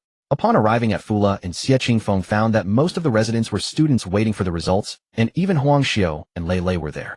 Xie Qingfeng clasped his hands in greeting to them before returning to his room to put away his things. Since only one room was left, Xie Qingfeng and Ding Xuexing shared it. Just as he finished tidying up and was about to go out, Huang Xiu knocked on the door. Brother Huang, what brings you here? Xie Qingfeng asked. Brother Qingfeng, are you also invited to the poetry gathering a week from now? Huang Xiu asked with a clasped hand. I heard it's organized by Lian Yizhi, the eldest son of the Lian family. The Lian family was the largest prominent clan in Yuxian County, with several jinshi in the court. If he could become friends with the eldest son of the Lian family. No, I wasn't. Xie Qingfeng didn't know about it, but even if he had been invited, he wouldn't have attended. The results weren't even out yet, and they were already holding a poetry gathering. That seemed a bit like celebrating prematurely. He loved history and had studied why ancient people enjoyed hosting poetry gatherings. Besides expressing emotions and exchanging ideas, the most important aspect was their social function. Through poetry gatherings, officials could showcase their cultural cultivation and governance skills, strengthening connections and communication with colleagues and superiors. As for literati, they liked to attend poetry gatherings mainly to expand their social influence and fame, paving the way for their official careers or creative endeavors in advance. Xie Qingfeng was well aware of his current status, just a county exam top scholar. Every year, there were many county top scholars who failed, and the real influential figures would not take notice of him. It was likely that the poetry gathering organized by Lian Yizhi, the eldest son of the Lian family, was merely using them as a pretext. In truth, they were not the kind of ordinary scholars they wished to invite. Even if Xie Qingfeng attended, it would only be a waste of time, and if word got out, he might be branded as imprudent. Upon hearing that Xie Qingfeng had not been invited, Huang Xiu could not suppress the corners of his mouth from curling upward, his eyes narrowing into slits, as he said, "Oh, so Brother Qingfeng was not invited. I was presumptuous. Then, brother, do you plan to stay here like Lei Lei and await the results?" Xie Qingfeng cupped his hands and replied, "Indeed, our county is quite far from the provincial capital." "True," Huang Xiu said, and after exchanging a few pleasantries, he left upon learning that Xie Qingfeng had not been invited. He had thought that Xie Qingfeng being the top scholar was something special, yet he was not even invited by young Master Lian. It was his own newly made friend, who had the extensive connections. Among the top 3 from Yufeng County, only he had been invited to the poetry gathering. At the thought, he could not help but puff out his chest and swagger down the stairs. Xie Qingfeng naturally noticed Huang Xiu's smug expression and shook his head helplessly, thinking that all his painstaking efforts and scheming would ultimately come to naught. None of them had yet attained the title of Tongsheng. The most important thing was to improve their scholarly knowledge. Everyone understood the principle of befriending those better than oneself. Such poetry gatherings were essentially for socializing, and the true friends forged there were few and far between. It would be better to save time and write more essays. Though the provincial capital was far more bustling than the county town, the stench was somewhat hereditary. Street vendors hawking rose and fell in succession, while performers showcased their skills to earn tips. Bravo! A shabbily dressed performer held a gleaming long sword, and under the tense gaze of the crowd, he raised his head slightly and placed the slender sharp blade into his mouth. His expression was solemn, muscles taut, veins bulging on both sides of his neck. Each inch swallowed was arduous and perilous. As the blade gradually disappeared until only the hilt remained, the onlookers held their breath in silence. Only after the performer withdrew the sword from his mouth did thunderous applause erupt. Xie Qingfeng, thoroughly entertained, tossed 3 copper coins into the basin as a reward. In his modern life, he had seen the scientific explanation of sword swallowing. The blade truly went into the stomach, not a retractable fake one. It was the same principle as a gastroscopy, except the tube was replaced by a sword, greatly increasing the danger. The performer had to undergo prolonged training to control the muscles of the throat and esophagus, suppressing the gag reflex, and precisely adjusting the angle to guide the blade into the stomach. Ding Xuexing had not visited the provincial capital in a long time, and found everything novel, especially the sword-swallowing act. He nearly leapt up to applaud. Xie Qingfeng, on the other hand, could not stop shopping, feeling that this household needed something, and that one needed something else. He even bought a bolt of silk fabric for Zhang, sure, his mother, and for the elder sisters Dia and Arya. He spared no expense for himself, for although it was not top-grade silk, it had still cost him nearly 20 taels of silver. It was simply that Xie Qingfeng felt the quality of slightly more expensive silk in the Xingyuan dynasty was even finer than silk sold for tens of thousands in the modern era. When converted, it was an absolute bargain, and he could not resist indulging. After an afternoon of reckless shopping, Xie Qingfeng and Ding Xuexing returned to the inn laden with bags resembling not scholars awaiting results, but a father bringing his son to the provincial capital for supplies. The next day, after touring the capital, Xie Qingfeng planned to visit a bookstore to see what others were buying, then search for books in his system space. Xie Qingfeng felt it was rather like the postmodern practice of browsing clothes in a physical store than using image search to buy them online. There was no helping it. The system space contained an immense number of books. If he were to read them all, it would probably take centuries, and Xie Qingfeng did not have that kind of time. Fortunately, the system provided the books, otherwise he would have gone bankrupt just purchasing them. Brother Xie, are you also going to the bookstore? Xie Qingfeng encountered Lei Lei as he was leaving, surprised that Lei Lei took the initiative to greet him. Yes, Brother Lei, shall we go together?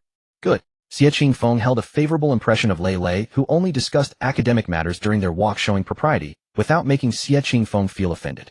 He had the air of a modest gentleman. Half a month passed quickly, and on the day the results were posted, a light drizzle fell. The fine rain veiled the entire provincial capital like green smoke, descending in a flurry, gathering into small streams on the bluestone pavement, flowing toward unknown distances. This autumn rain dissipated the lingering heat of the past days, bringing a chill, yet the enthusiasm of the scholars waiting outside the government office remained undiminished. Some held oil paper umbrellas, while others stood bareheaded before the hall. Under the scholars' eager gaze, a clerk finally emerged from the gate, holding a red list. After the familiar sound of gongs, the red list was posted on the bulletin board. Fortunately, the bulletin board was under the eaves, though the edges of the vermilion paper were somewhat dampened by the slanting rain. But the scholars examining the list paid no heed. Their only concern was whether their names appeared on it. "Ah, I passed," a scholar shouted, spotting his name. Among the thousands of scholars, only a few dozen were successful. Those who failed wore dim, listless eyes, letting the autumn rain soak their garments, their shoulders slumping as they gazed at the list with bitterness and resignation. "Qingfeng, just let me go out and take a look." Ding Xuexing was frantic, for nearly all the scholars in the tavern had gone to see the list, while Xie Qingfeng remained unhurried. "Uncle Xuexing, there's no rush. It's raining outside. We can go after the rain stops. As the saying goes, each autumn rain brings a chill. With so many people crowded around the bulletin board, umbrellas would be useless, so they'd only get drenched. Getting caught in the rain might lead to a cold. Besides, the list wasn't going anywhere. We could check it any time. It wasn't as if looking earlier would make him pass." At the bulletin board. "Who is Xie Qingfeng?" "The top scholar is actually Xie Qingfeng." "I've never heard of Xie Qingfeng before. I thought it would be Lian Yizhi, the eldest son of the Lian family. So it's not him. Who is this Xie Qingfeng?" But the examinees from Yufeng County were already familiar with the name. "He's the top scholar from our Yufeng County." "Oh, he was the top in the county exam, so he must have some real ability. And he's not even 8 years old, only 7.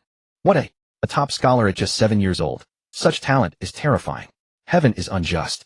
An elderly man with white hair who had failed the prefectural exam cried out in frustration, "Why can't I even compare to a mere child? I refuse to believe it. I can't believe a mere child could top the prefectural examination." One scholar exclaimed emotionally, "There must be some underhanded dealings behind this." "Shush," a fellow student clapped a hand over the excited scholar's mouth. "Such words must not be spoken recklessly. The prefect had his own considerations. How could a candidate without even a title dare to question him? If you don't believe it, wait a few days until the top 5 essays are posted and see for yourselves how his writing surpasses yours. A more level-headed examinee spoke up. Whether at the county or prefectural level, the papers of the top 5 candidates were generally posted beside the vermilion board and remained there until the next prefectural examination replaced them. But who exactly is this Xie Qingfeng? How does he possess such talent? Scholars from other counties asked the students of Yufeng County. I heard that Scholar Xie has a photographic memory. The students from Yufeng County had also been initially unconvinced and made inquiries everywhere about Xie Qingfeng's origins. It turned out he came from a village scholars' private school, where there was also a former classmate who had resumed his studies to prepare for the county examination. Only upon asking did they learn that this young man, Xie Qingfeng, possessed an extraordinary ability to remember everything at a glance. Losing to someone with such remarkable talent was not unjust. A photographic memory. No wonder. With such talent in my hands, I would aspire not just to be a licentiate, but even a provincial graduate. Then I am eager to see what kind of essay this young Xie Qingfeng can produce, one that even surpasses Lian Yizhi of Yuxin County. I suspect the classics interpretation was too simple. Perhaps this child simply hit the right note by coincidence. Enough, we will see when the essays are posted. The news that the top scholar was not Lian Yizhi had already reached his ears. The top scholar is actually a 7-year-old child? Lian Yizhi stood up in shock, then remarked with a wry smile, "Brother Lin, it seems the top spot is not for you or me." The steward reported Lian Yizhi placed 3rd and Lin Jingjin placed 2nd.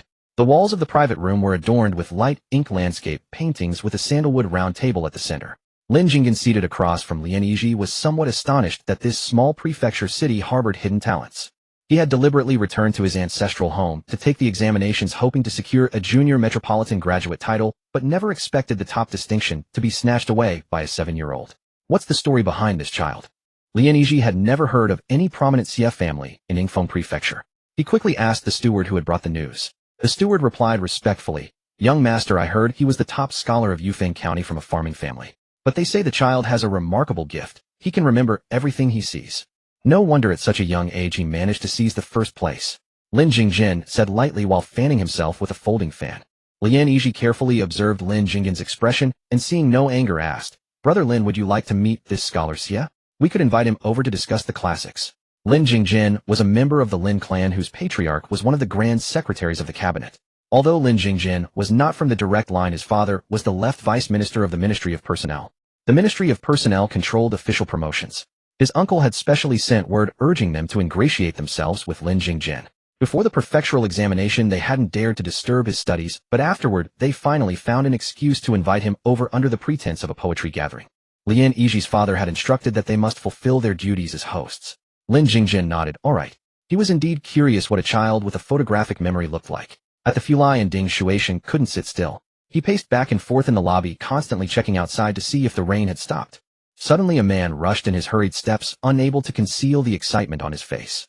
Reaching the inn's entrance, he shouted, "Who is Xie Qingfeng from Daong Village, Wulian Town, Yufeng County?" "Over here." Ding Shuaishan quickly responded. Seeing that this man seemed to be a herald bringing good news for a reward, joy flashed across his face. Could Qingfeng have ranked highly this time? The man clasped his hands, and his voice trembling slightly with excitement announced, "Congratulations, young master, on winning the top honors. I rode post-haste to bring you the good news. May your future be bright, may you rise step by step, and may all your wishes come true." Top scholar. Ding Shuaishan's jaw nearly dropped. Though not his own child, Xie Qingfeng was from their village, and he had come first again. This time the first of the entire Yingfeng prefecture, and he had been the one to accompany him. Had Ding Shuaishan not retained his composure, he would have scooped Xie Qingfeng up and spun him around in joy. Xie Qingfeng was also startled. He truly hadn't expected to be first again, guessing that his unconventional interpretation of the classics had done the trick. Fortunately, he had kept some copper coins from his earlier spending. He gave the first herald 21, and over a dozen more heralds came later seeking rewards, but none received as much as the first, only about 5 won each. Prefect 1 put down the papers in his hand and sighed. "Sir, what troubles you?" His attentive advisor immediately offered a cup of freshly brewed tea. "This year there seems to be no particularly outstanding essay." "What about Lian Yizhi of the Lian family?" The advisor didn't finish his sentence, for that was not someone he could evaluate, and the prefect had a good relationship with the Lian family. Mediocre, filled with ornate but hollow rhetoric. Prefect 1 pointed to the papers already reviewed at the upper left corner of his desk. As the head of the prefecture, he decided who made the list, and the sealed names on the 100 or so submitted papers had already been removed. After taking a sip of tea, Prefect 1 resumed reviewing the papers while the advisor silently retreated behind him. "Lin Jingjin's is passable. His classical interpretation flows smoothly with rigorous logic, and his writing reveals deep learning. Prefect 1 finally showed the first smile of the evening. The advisor thought to himself that the top scholar would likely be Lin Jingjin of the Lin family, who had been studying in the capital under the guidance of eminent scholars, so naturally his work wouldn't be inferior. Prefect 1 finished reading the remaining essays, still dissatisfied with some. Their content was hollow, and he couldn't understand what those examinees were trying to express. It wasn't until he reached the last essay that he burst into hearty laughter. This student, named Xie Qingfeng, had written something that hit the mark perfectly, making him slap the desk in approval. Unlike the others who merely praised the benefits of reform, he instead critiqued the drawbacks of conservatism to extol the merits of reform. He opened with, "People may say that maintaining the old ways brings stability, yet little do they know that the vices of conservatism are like a sinking boat that cannot forge ahead." Then he continued, "Those who cling to the old, obsessed with outdated customs and rotten habits, have hearts like withered wood and actions like cold ashes." This student's classical interpretation is sharp in style, thorough in reasoning, richly cited, and precisely argued. Truly a masterpiece among masterpieces. Prefect 1 could not help but praise. Most importantly, nearly all other examinees had followed the conventional approach of expounding on the beauty of reform, whereas Xie Qingfeng alone used the flaws of conservatism to illustrate the beauty of reform. His very essay was itself an innovation. If Prefect 1 had written it himself, honestly speaking, he might not have been able to approach the topic from that angle. Seeing the prefect so excited, the advisor also stepped forward to appreciate Xie Qingfeng's essay. The young man's classical interpretation was indeed excellent. Not only was the conception ingenious, but the writing was also sharp and mature. When the advisor's gaze shifted to the name Xie Qingfeng, that name sounded familiar. "Sir, this is the Yufeng County top scholar who is lodging in our residence." "Oh." Prefect 1 turned to look at his secretary. He did have some recollection of this boy. Gong Taichu had specifically mentioned a few days ago that the child was quite learned, so he had praised the academy's scholarly atmosphere. He had assumed it was merely because the boy was handsome and had happened to rescue Gong Taichu, so he had been polite in return. But now realizing that Xie Qingfeng's knowledge was indeed impressive, Prefect 1 finally recalled the meaningful look in Gong Taichu's eyes. Was he perhaps planning to bestow a great fortune upon him? However, Lin Jinggen's father was the vice minister of personnel, and he had specifically returned to take the exams, perhaps aiming for the triple crown of the local examinations. Should he extend that favor to him? The main issue was that Gong Taichu might not necessarily put in a good word for him before the emperor, but if he helped Lin Jinggen, he might receive a grade in next year's Ministry of Personnel evaluation. But if Gong Taichu did indeed speak well of him before the emperor, then Wan Li might even get a promotion. He had already served in Yingfeng Prefecture for nearly 10 years without any movement. Alright, then I will name Xie Qingfeng as the top scholar. Weighing the options, Prefect 1 thought that naming Xie Qingfeng as the top scholar would not be a loss. His essay was indeed excellent, and he personally admired this particular piece of classical commentary. Posting the results would also win public approval. "Then, sir, would you like to meet the top scholar? He is still staying at our residence," the secretary said, surprised that the prefect had indeed chosen Xie Qingfeng. Fate could be quite whimsical, oh, no one had expected a farm boy to take first place in the prefectural exam. "No." Prefect 1 waved his hand. He had already met Xie Qingfeng that day, and the boy's family upbringing was proper. His writing mirrored his character. It was not easy for a farming family to support a scholar, so bestowing this fortune upon him was not unreasonable. Amidst the crowd of people coming to announce the results and beg for rewards, the owner of Fulai, and being a shrewd man, quickly told Xie Qingfeng that he would waive his expenses for the half-month. Xie Qingfeng initially refused, but he could not resist the owner's enthusiasm. "Ah, top scholar Xie, having you stay at our inn has brought us quite a reputation. Perhaps next year my little shop will be fully booked." The owner's smile crinkled his face like a chrysanthemum, and he inwardly marveled at how handsome top scholar Xie truly was. He was not lying. This branch of his inn was far from the examination hall, though every prefectural exam the inns close to the venue would be filled with candidates, while his establishment never got a share of that business. Candidates also cared about auspiciousness. If it became known that top scholar Xie had stayed at his inn, then in future prefectural exams his place would be full too. Moreover, even if it wasn't fully booked, forging a good relationship with the prefectural top scholar was well worth it. "Alright, then thank you, boss." Ding Shueisheng was beaming with delight. Indeed, nothing compared to the benefits of education. When he had stayed at the inn, he had not received such treatment. "Qingfeng, shall we head back now?" "Sure." Xie Qingfeng had just agreed when a thin man dressed like a steward approached them. "Excuse me, are you top scholar Xie Qingfeng?" "Yes, I am." Xie Qingfeng replied. "Congratulations on your success. My master Lian Yiji has prepared a banquet and wishes to engage in discourse with you. What do you think, top scholar Xie?" The Lian family steward spoke with great respect. Xie Qingfeng nodded in agreement. Lian Yiji was quite renowned in the provincial capital. Xie had heard scholars discussing his exploits many times while dining in the main hall. It was said that he was a man of great loyalty. If a talented but impoverished scholar at his poetry gathering struggled with funds, he would unhesitatingly support them in continuing their studies. Xie Qingfeng was also curious about Lian Yizhi. Since the invitation was made in public, Xie Qingfeng had no fear that Lian Yizhi would harm him. He was now a man of merit and the top scholar of the prefectural exam at that. Even if Lian Yizhi had the audacity of a bear's heart and a leopard's gall, he would not dare to do anything. Uncle Shuixing, wait for me at the inn. I will return before the hour of you. Still, Xie Qingfeng took precautions. All right. Ding, Shuixing replied. Top scholar Xie, this way please. Xie Qingfeng boarded the carriage prepared by the Lian family steward. From the outside, the carriage looked no different from an ordinary one, but inside it was spacious with a thick soft carpet and exquisite incense burners placed around, emitting a faint fragrance. Xie Qingfeng muttered a low remark about the evils of capitalism. This carriage must have cost at least 1,000 taels. After alighting, the steward led him to Fulai restaurant, which was presumably the main establishment. They had been staying at a branch all this time. He had not expected the main restaurant to be so luxurious. No wonder they had spent 1,000 taels on his recipe for pig intestines without batting an eye.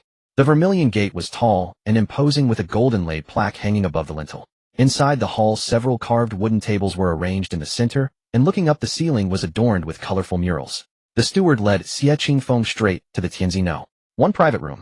Master top scholar Xie has arrived, the steward announced. The door opened from inside, and before Xie Qingfeng stood two young men who rose to welcome him. The young man on the left wore a moon-white long robe with a light blue belt tied at his waist from which hung a warm, lustrous jade pendant. His nose was straight, his lips thin and gently pressed together with a faint, elusive smile at the corners of his mouth. The young man on the right appeared much more magnificent than the one on the left, clad in embroidered silk and satin, the subtle patterns on the fabric glinting opulently in the sunlight. As Xie Qingfeng appraised them, they too were sizing him up. Most farm boys at the age of 7 were not very tall, so they had expected to see a child with hair still in tufts. Instead, they saw someone only slightly shorter than themselves. Did farm boys eat so well nowadays? If Xie Qingfeng knew what they were thinking, he would have praised the system once more. Ever since the system had gained a bit of energy, it had generously given him a height boost. He was now 1.50 meters. But height was not the main point. The key was that this farm boy was truly handsome. He wore a simple blue robe, his face was like polished jade, his brows were like ink paintings, his phoenix eyes slightly upturned, his nose straight as a peak, and his lips naturally red. His exquisite features combined to form a flawless picture. Lian Yizhi and Lin Jingyan, both 13, and at an age of aesthetic appreciation, found themselves at a loss for words upon seeing Xie Qingfeng's delicate face. Lian Yizhi, being naturally outgoing, spoke first when Lin Jingyan remained silent. Top scholar, Xie, congratulations. I am Lian Yizhi, ranked 3rd, and this is Lin Jingyan, ranked 2nd. Xie Qingfeng quickly cupped his hands, trying to hide his missing front tooth, and replied in a low voice, Brother Lin, a pleasure to meet you. May I ask what business Brother Lian has with me? Lian Yizhi had no particular business. He was merely curious about the person who had beaten them to the top spot. He was a die-hard aesthetics enthusiast, and upon seeing Xie Qingfeng, he felt that losing the top position to him was not unjust. Lin Jingyan, upon learning that he was not the top scholar, had felt a slight grievance. He had come all the way from the capital to take the exams only to be bested by a farm boy. It was a bit hard to swallow. Lin Jingyan, upon learning that he was not the top scholar, had felt a slight grievance. He had come all the way from the capital to take the exams only to be bested by a farm boy. It was a bit hard to swallow. I wonder how Scholar Xie wrote his essay on the classics. He pondered, thinking that the earlier sections on textual recitation, moral interpretation, and regulated verse wouldn't have created a significant gap. What could have allowed Xie Qingfeng to surpass him was likely the essay. Xie Qingfeng cupped his hands and replied, I approached the topic by contrasting the drawbacks of conservatism with the beauty of reform. As soon as he finished speaking, the two men present were no fools. They realized this was the angle he had used. No wonder Prefect One had named him top scholar, as such an approach was indeed bold. They had never considered such a method of breaking down the topic. No wonder Lin Jingyan cupped his hands now with a hint of humility. Scholar Xie truly deserves the title. This method of framing the essay already gave him a significant lead, and Xie Qingfeng's literary skill was certainly not lacking. In a few days the papers would be posted for public viewing, and they could see his full response. Since they knew Xie Qingfeng's approach was more innovative, there was no point in comparison. Honestly, even if he had thought of such a method during the exam, he would have played it safe and not dared to write it. Come, let's eat first and discuss later.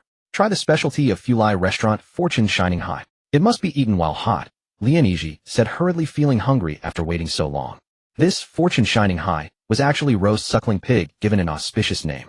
The taste was indeed excellent. The freshly served pig had a golden color, crispy skin, and the aroma of pepper and fat combined into a rich, yet not greasy flavor. After the meal, Xie Qingfeng and the two continued discussing from classical essays to poetry and lyrics. All three were top students, and their conversation flowed smoothly.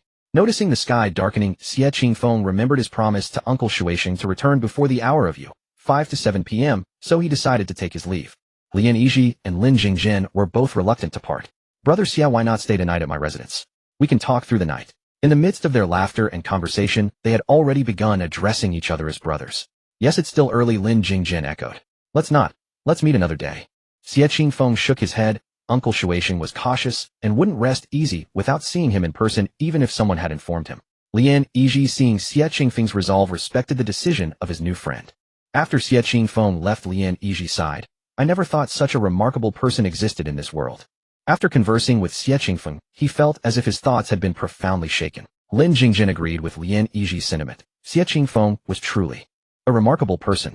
They had previously befriended scholars from poorer families, but those scholars always treated them with an inexplicable reverence. Even when their views were wrong, those scholars would not correct them, instead catering to them. But Xie Qingfeng was different. Chatting with him gave a sense of equality.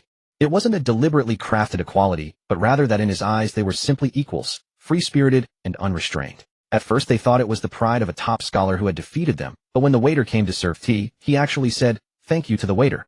It wasn't a show, it was a respect that emanated from the very core of his being. During their conversation, many of Xie Qingfeng's views were truly novel, completely shattering their worldview. His charisma made them forget his appearance. By the time Xie Qingfeng returned to his, and darkness had fallen. Uncle Shuixing had been waiting at the entrance, and only when he saw Xie Qingfeng return safely did he breathe a sigh of relief. Learning that Ding Shuixing hadn't eaten dinner, yet Xie Qingfeng accompanied him to a meal in the main hall before going upstairs. They sat in a corner. The scholars at the central table appeared to be boys who had passed the county exam today. He hadn't intended to eavesdrop, but the four boys were so loud that he could hear them clearly from his corner, and the topic of their discussion was Huang Xiao. They mocked him for having no chance of passing, yet still shamelessly attending young Master Lian's poetry gathering. It seemed he was the only one who failed. A man without self-awareness. Doesn't his family even own a mirror? Ha ha, Brother Lu, that's too sharp. Am I being sharp? You should have seen Huang Xiao's face when he received the invitation to the poetry gathering. You'd think he'd won the top scholar title. In my opinion, a petty man has no integrity, abandoning the fundamentals for the trivial. Enough, stop it. Huang Xiao is coming, one of the boys whispered. Huang Xiao's face flushed red. The sarcastic words struck his pride like heavy hammers. He wanted to stand before them and retort fiercely, but it was true that he hadn't passed the exam. In the end, he could only glare at them before leaving with his bundle. A petty man. If you're capable, do like Scholar Xie and have young Master Lian personally invite you. Seeing that Huang Xiao didn't respond, the boy's words grew even more cutting. Ding Shuixing had naturally overheard them and asked softly, "Qingfeng, is young Master Lian easy to get along with?" Xie Qingfeng nodded. Yes, easy to get along with. Not just easy, extremely easy. If he were to evaluate Lian Yizhi and Lin Jingjin was the same type as Lei Lei. Gentle and refined, never making one feel offended. But he liked to speak with hidden meanings, his words carrying depth, making one guess his thoughts, inadvertently revealing an air of superiority. Xie Qingfeng thought Lin Jingjin's family background was better than Lian Yizhi's, not in wealth, but in power. Lian Yizhi, on the other hand, gave him the impression of a wealthy, romantic young master, down-to-earth and straightforward in speech. His personality was frank and direct. Privately, Xie Qingfeng preferred people like Lian Yizhi. It wasn't that he disliked Lin Jingjin, but interacting with him was somewhat tiring, and Xie Qingfeng didn't want to overthink. That's good to hear. Ding Shuixing swallowed a mouthful of rice. I wonder if anyone has gone back to Daon village to report the news. Qingfeng, you did so well on the exam. I bet even the county magistrate will commend you. Yufeng County had produced boys scholars, and even Jinshi, but never a top scholar in the prefectural exam. Xie Qingfeng smiled shyly. No, just luck. As for the news, someone should be reporting it now. Each county would send people to wait near the red list to count how many of their own had passed, then ride quickly back to inform the county magistrate. Their fast horses were different from carriages. They could arrive by afternoon after seeing the list in the morning. Daong village. Mother, why hasn't Goer come back yet? Didn't you say the results would be posted today? Lin Yang returned dejectedly from the village entrance. Zhang Shi was sewing shoe soles at the door. Maybe something delayed him. Alas, my heart feels uneasy, unable to see our Go. Lin Yang clutched her chest and said, especially since our Goater's still. Aunt, what are you saying all this for? Zhang Shi immediately turned stern, glancing around to ensure no one was listening. We've been burning incense every day this month. The Bodhisattva blessed our Goer to pass last time, as surely he will pass this time. Lin Yang spotted a group of people approaching the village entrance. Mother, look, could that be Goer over there? Really? Zhang Shi put down the shoe sole she was mending, wiped her hands on her clothes. Let's go see. As they drew closer, they saw it was 5 or 6 government runners in official uniforms holding brass gongs, their expressions solemn yet joyful. The leading runner held a plaque high, and as the procession advanced the gongs clanged loudly. Seeing this commotion, the villagers hurried out to watch, but since these were officials, they dared not approach too closely, whispering among themselves. What are these officials doing in our village? Exactly, could it be someone's happy occasion? Could it be something related to our clan? I haven't heard of anything happening in the clan lately. Maybe it's the happy news of Scholar Xie. The officials are giving him face. Right, who else in our village holds a higher rank than Scholar Xie? It's probably about him. Let's just watch the excitement from the sidelines. Zhang sure joined the discussion with the villagers. Does anyone recognize the characters on that plaque? If we know what it says, we'll know what's happening. Good heavens, with us old bones who can read what's written on it. Exactly. Zhang sure, didn't your goer go to take the prefectural exam? As the grandmother of our county's top scholar, how can you not even recognize a single character? Zhang sure stammered, so what? I don't know how to read. No one said the top scholar's grandmother has to be literate. After saying this, she straightened her back and declared confidently, if my goer also becomes the top scholar in the prefectural exam, then I'll learn to read. Puffed. The villagers following the runners jeered. Your Qingfeng becoming the county top scholar was already a miracle rising from the Xie family's ancestral grave. And you dare to dream of the prefectural top scholar. You'd be better off going to bed and dreaming there. Ha! Everyone laughed at her, but as the runner's direction became unsettling, the laughter gradually froze. Wait. Sister Zhang, this direction really seems to be headed to your house, murmured Ding Shuixing's mother. Is the Xie family's ancestral grave about to smoke again? The other villagers were still in shock, but Zhang Shi was already speechless, her legs trembling. She hadn't been this panicked, even when the men of her family had died. By all logic, she should be bold, but at this moment, she dared not think. Goer had really passed the Tongxing exam. And could it even be as the prefectural top scholar? Him a girl? Yes, a girl. Soon enough, the runners stopped in front of Xie Qingfeng's house. The villagers silently followed behind, thinking to themselves, it really is good news for Xie Qingfeng, that boy. At this moment, the looks directed at Zhang Shi were no longer teasing, but envy. Although 3 men had died in her family, this one boy, Xie Qingfeng, was worth more than any number of men. And Xie Qingfeng was still so young. Who knew Zhang Shi might really become the honored matriarch like in the operas? The runners lined up neatly before the Xie family gate. The leader cleared his throat and announced loudly, congratulations. Young Master Xie Qingfeng, the Tongxing has achieved the top scholar in the prefectural exam. The voice was sonorous and piercing. Deya and Arya came out at the sound, finding the yard crowded with people. They had never seen such a spectacle. Arya forced herself to stay calm and said thank you, while thinking where were Grandma and Aunt? Why weren't they back yet? Hurry, Aunt Zhang. Lin Yang. The villagers pushed Zhang Shi and Lin Yang out from the crowd. Zhang Shi's face was filled with disbelief and excitement, tears glistening in her eyes. Thank you. Thank you, officials, for bringing the good news. Quick, Lin Yang, go get some money. Then, suppressing her excitement, she whispered in Lin Yang's ear. Last time the runners came, Goer had received them, so she tried to imitate his actions. Officer Qingfeng is still in the provincial capital and hasn't returned yet, Zhang Shi said ingratiatingly. I see very well. I shall now announce the county magistrate's decree. The leading runner did not make things difficult for Zhang Shi. He cleared his throat and declared loudly, by decree of the county magistrate. Upon hearing this, Zhang Shi, Lin Yang, and the villagers quickly knelt. The Tongxing Xie Qingfeng, with outstanding literary talent, has achieved the top honor in the prefectural exam, truly a blessing for this county. Bestowed upon him a plaque inscribed virtuous farming and scholarly family, 10 mu of fertile land, a collection of books, and 100 taels of silver. We hope you will uphold your original aspiration, continue your studies, and become a great talent. After speaking, the runners placed the plaque into the hands of Deya, and Arya offered a few auspicious words to Zhang Shi, and departed without accepting any reward money. After leaving the Xie family, the plump runner asked, Brother, why didn't you take the reward money? Are you asking for trouble? Did you see how much that was? At least 2 taels each for us. That's no mere reward, the lean leading runner scolded. Tongxing Xie is both the county and prefectural top scholar. I've said before that his future is limitless. Would you dare take so much reward money from him? You're right, brother, you're wise. The plump runner suddenly understood. If you still have a lot to learn from me about handling people. The lean runner snorted. Seeing the runners leave the village entrance, the villagers of Daong village immediately crowded around. My goodness, the plaque bestowed by the county magistrate is so exquisite. Truly a remarkable thing. Hey, your rough hands don't scratch the plaque. What do you mean rough? Amid the crowd, Zhang Shi told Deya and Arya to put away the items, her face beaming with joy. Perhaps happiness brought a change of mood. Even Wang Sanmei seemed tolerable to Zhang Shi today. She handed out 2 candies to each villager present. Good thing there were extra candies left over from Deya's engagement, or there wouldn't be enough to share. Joyful news, joyful news. The clan chief and Xie Zhang also arrived upon hearing the news, insisting on opening the ancestral hall and holding a feast. Zhang Shi quickly said, Clan chief scholar, Xie Qingfeng hasn't returned yet. Why don't we wait a couple of days until he's back and ask his opinion? That's fine too. The clan chief stroked his beard and laughed heartily. Everyone waited with bated breath, and the next day their village's first prefectural top scholar finally returned. Firecrackers reverberated through the sky, and the entire village was lively. The village had its scholars, but such a young Tongxing, a double first-place winner in both the county and prefectural exams, was a rare sight. Wang Sanmei said sourly, "He's only a Tongxing now, who knows what will happen later. You're just jealous your family doesn't even have a single Tongxing." A woman from the Xie clan rolled her eyes at Wang Sanmei, who didn't know that her family had produced a thief who had squandered all their money. "How dare you laugh at Zhang Shi's family? Xie Qingfeng has brought glory to the Xie clan." Wang Sanmei was fuming, wanting to retort, but not knowing how. Xie Qingfeng alighted from the carriage, his head still a bit dizzy, never expecting such a grand welcome. Just as he was about to smile at the villagers, he suddenly remembered his 2 missing front teeth and immediately restrained his smile. He couldn't drop his idol image. "Oh my dear boy, poor thing, you've gotten so thin."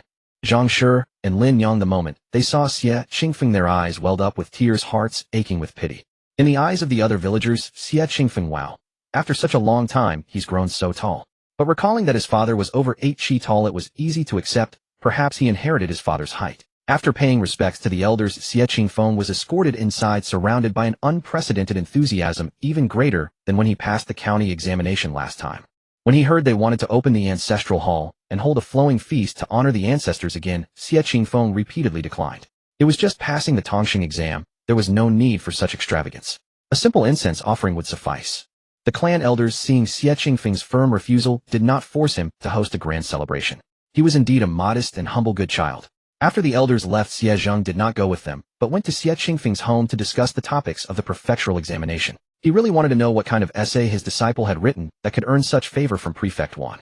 The master was curious, and Xie Qingfeng naturally obliged. In the study, Xie Qingfeng wrote out his prefectural examination essay from memory. Xie Zhang read it and sighed with admiration. "Excellent. My disciple is truly gifted." He really wanted to crack open Xie Qingfeng's head to see what was inside. He dared to write from such a unique angle. If it were in the examination hall, even if Xie Zhang had thought of this approach, he wouldn't have dared to write it down.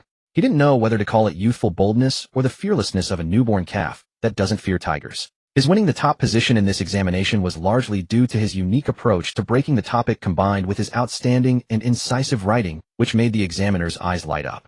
The master and disciple conversed happily, and from time to time the room echoed with Xie Zhang's hearty laughter and soft exclamations of admiration. However, Xie Zhang was somewhat worried that he had nothing left to teach Xie Qingfeng. After pondering for a long time, he said, "Qingfeng, I have a good friend who passed the provincial examination Jiren a few years ago. He is erudite and knowledgeable, and might be of some help to you." Though this friend was erudite, he had had little contact with Xie Zhang since becoming a Jiren. But if Xie Zhang swallowed his pride and begged, perhaps he could get his guidance. Qingfeng's mastery of the classics was superb, but he had not yet begun to study policy essays. If he could receive guidance from that Jiren friend, with Qingfeng's talent, his policy essays might reach even greater heights. Xie Qingfeng, seeing Xie Zhang's hesitant expression, had already guessed that the Jiren had little connection with Xie Zhang, and quickly said, "Master, I know your kind intention, but this disciple has decided to go to Hanyo Academy to study next year." "Really?" Xie Zhang shot up from his stool upon hearing this. Who among the scholars in the world didn't know of Hanyo Academy? Of the 5 grand secretaries of the Xingyuan dynasty, 4 came from Hanyo Academy. The students of Hanyo Academy were all exceptionally talented, all outstanding statesmen of the nation, at least 7th-rank officials. Unlike the Imperial Academy Guozijian, where positions were obtained through paternal influence, the students of Hanyo Academy basically advanced through their own talents. "I really can't wait any longer, master." Xie Qingfeng couldn't help but laugh, revealing his 2 wind-leaking front teeth again. Xie Zhang couldn't help but find it amusing. His student actually cared about his image. No wonder he hadn't smiled much when talking to the elders earlier. He thought Xie Qingfeng had matured, but it turned out he was afraid of his teeth showing. "Good. What ambition. I believe you will definitely pass the entrance exam." Xie Zhang had great confidence in Xie Qingfeng and hadn't expected him to be so ambitious. When he was young, Xie Zhang had also tried to enter Hanyo Academy, but unfortunately, he wasn't admitted. Each student could only take the exam once. Once failed, there was no second chance. Xie Qingfeng nodded. He did not tell Xie Zhang that he had already been recommended for admission since it involved Gong Taichu. The fewer people who knew, the better. Seeing that it was getting late, Xie Zhang had no intention of staying for dinner. Before leaving, he told Xie Qingfeng, "I see that you have a good relationship with Xiehu. If you have time, go to his home and console him." Since returning from the county examination, Xiehu had been listless and stayed at home in a seemingly poor state. Xie Xin had once approached Xie Zhang since he was the master, begging him to help comfort Xiehu. But Xie Zhang had tried to persuade him to no avail. After all, they were master and student, but perhaps Qingfeng's advice would be more effective. "All right." Xie Qingfeng nodded in agreement. He had been busy with the prefectural examination recently, and had gone to Xie Hu's home a few times, but found him absent. He heard from his grandmother that Xie Hu had found a job writing letters for others in town, so he didn't disturb him again. So brother Xie Hu was not doing well. After Xie Zhang left, he kept thinking about this matter. If it weren't rude to visit someone's home during meal times, he would have gone to Xie Hu's house immediately. After dinner, Xie Qingfeng immediately ran to Xie Hu's house. Jing, Tongxing master. Xie Xian's heart leaped with joy at the sight of Xie Qingfeng. He was about to call his name when he suddenly remembered that Xie Qingfeng was now a Tongxing different from them, so he quickly changed his address. Xie Qingfeng quickly said, Grandpa Xian, no need. Just call me as you always have. How can that be? Xie Xian insisted. You are now Master Tongxing. The respect you deserve must be given. Grandpa Xian, you've watched me grow up since I was a child. Calling me that would be shortening my life. Xie Qingfeng smiled wryly. I am not one of those who chase fame and fortune. Seeing this, Xie Xian quickly reverted to his original address. Qingfeng, you've come to see our Xie Hu, haven't you? He's sleeping in his room. I'll go wake him up. Xie Qingfeng quickly declined, saying he would go in and find him himself. Xie Hu's room was in disarray with rickety old tables and chairs leaning askew, and the bedding on the bed in a mess, as if all were telling of the owner's dejection. Xie Hu lay on the bed with his clothes disheveled and hair in a mess, pretending to sleep with stubble already growing on his chin, looking quite slovenly. Hearing movement at the door, he said weakly, Grandpa, I don't want to eat. Oh grandson, I'm not here to call you for dinner. Xie Qingfeng stood at the door with a poker face. Hearing this familiar voice, Xie Hu immediately sat up in bed. Qingfeng, you're back from the prefectural exam. Xie Qingfeng said.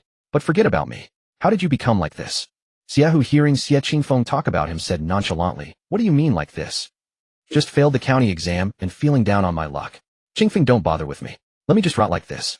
I'm a good-for-nothing waste. He had failed when he applied to be an apprentice doctor, and now he had failed the county exam. If he hadn't tried, it would be one thing, but the point was that he had put in some effort, though not as crazy as Qingfeng. He had worked harder than the other students in the private school. Xie Qingfeng, seeing his sloppy appearance and his intention to give up on himself, flew into a rage. He grabbed him by the collar and said through gritted teeth, How many times have I told you? Not making the list doesn't mean there's no road ahead. But Qingfeng, I simply can't succeed at anything. Xie Hu clutched his head, the corners of his mouth turning downward in a bitter smile. After the county exam, I knew I wouldn't pass, so I went to the town to find work as a letter writer. And then, at first I charged 10 coppers a letter, thinking I could write 10 a day and earn a bit each month. Xie Hu gave a helpless chuckle. Only on the first day did I manage to write 10. After that I was lucky if even one person came to me for a letter. He realized that making money wasn't so easy. Especially when compared to his younger brother who worked as a carpenter, he felt even more useless. At first the family opposed his brother learning carpentry, but after finishing his apprenticeship his brother gradually took on jobs in town and could earn 5 or 6 taels of silver a month. His brother's wife had also been arranged through a matchmaker, and his life was settling down. Meanwhile, Xie Hu, though older, had spent the family's money studying for years without bringing any return. He had gone to town eagerly thinking that being literate would make him sought after. When letter writing failed, he heard that professional copyists were well paid, but after a test of his handwriting they deemed his calligraphy too poor. If Qingfeng had tried the handwriting test, he would surely have passed. He searched for many scholar jobs, but none paid enough to support himself, let alone cover rent and meals in town. There was a security escort agency that, seeing his tall stature and literacy, wanted to hire him as a guard, offering decent pay. But once you've donned the scholar's robe, taking it off is no easy matter. Everyone in the village knew he was studying. His parents' grandparents all placed high hopes on him as a scholar, believing he would escape the fate of manual labor. Although he had been spending the family's money on his studies, his family saw it as a great honor. His grandfather would tell everyone proudly that his family had a scholar now. If he became a caravan guard, what would all his years of study mean? Qingfeng, I don't have your talent, nor does my family have the money to support me further. Xie Hu gave a self-deprecating laugh. Then I'll fund you. Will you continue studying? Xie Qingfeng was not good at comforting others. He preferred to solve problems directly. All of Xie Hu's current troubles stemmed from a lack of money. No need, Xie Hu said with a bitter smile. Qingfeng, if I keep studying and end up like Master Xie, what then? Master Xie at least has the title of shortstory. What if I never even passed the child student exam? We saw at the county exam how many old men in their 80s were still taking it. Your money isn't blown in by the wind. Qingfeng, you overestimate me. My abilities can't match my ambitions. Xie Qingfeng frowned. Then what exactly do you want to do now, eh? Hesitating like this, just look at yourself. So slovenly, do you even look like a human being? I don't know. Qingfeng, just leave me alone. I don't want to end up like my father and grandfather, a lifetime of mud on my feet. But I'm useless. Xie Hu continued lying on the bed, turning his back to Xie Qingfeng, completely unwilling to communicate. You're a Tongxing scholar now, with a bright future. Just let me rot in the mud. A long silence. Just as Xie Hu thought Xie Qingfeng had left and was about to turn over, he was met directly with Xie Qingfeng's fist. With a loud crash, Xie Qingfeng strode forward, grabbed Xie Hu by the collar, and swung his fist like a storm pounding into Xie Hu. Xie Hu recoiled in pain. When had Qingfeng become so strong? Xie Qingfeng's fist sent Xie Hu's head snapping to the side, but he showed no mercy. The next second his right fist drove into Xie Hu's stomach. Xie Hu let out a muffled groan. Say that again. You want to rot in the mud? Xie Qingfeng's voice was harsh. Has your family ever complained about you? What are you wallowing in self-pity for? The books you've read are just what you've learned. Even if you had passed the county exam, so what? It's just a reward for 3 years of study, not the whole of your long life. Are you the only one who suffers?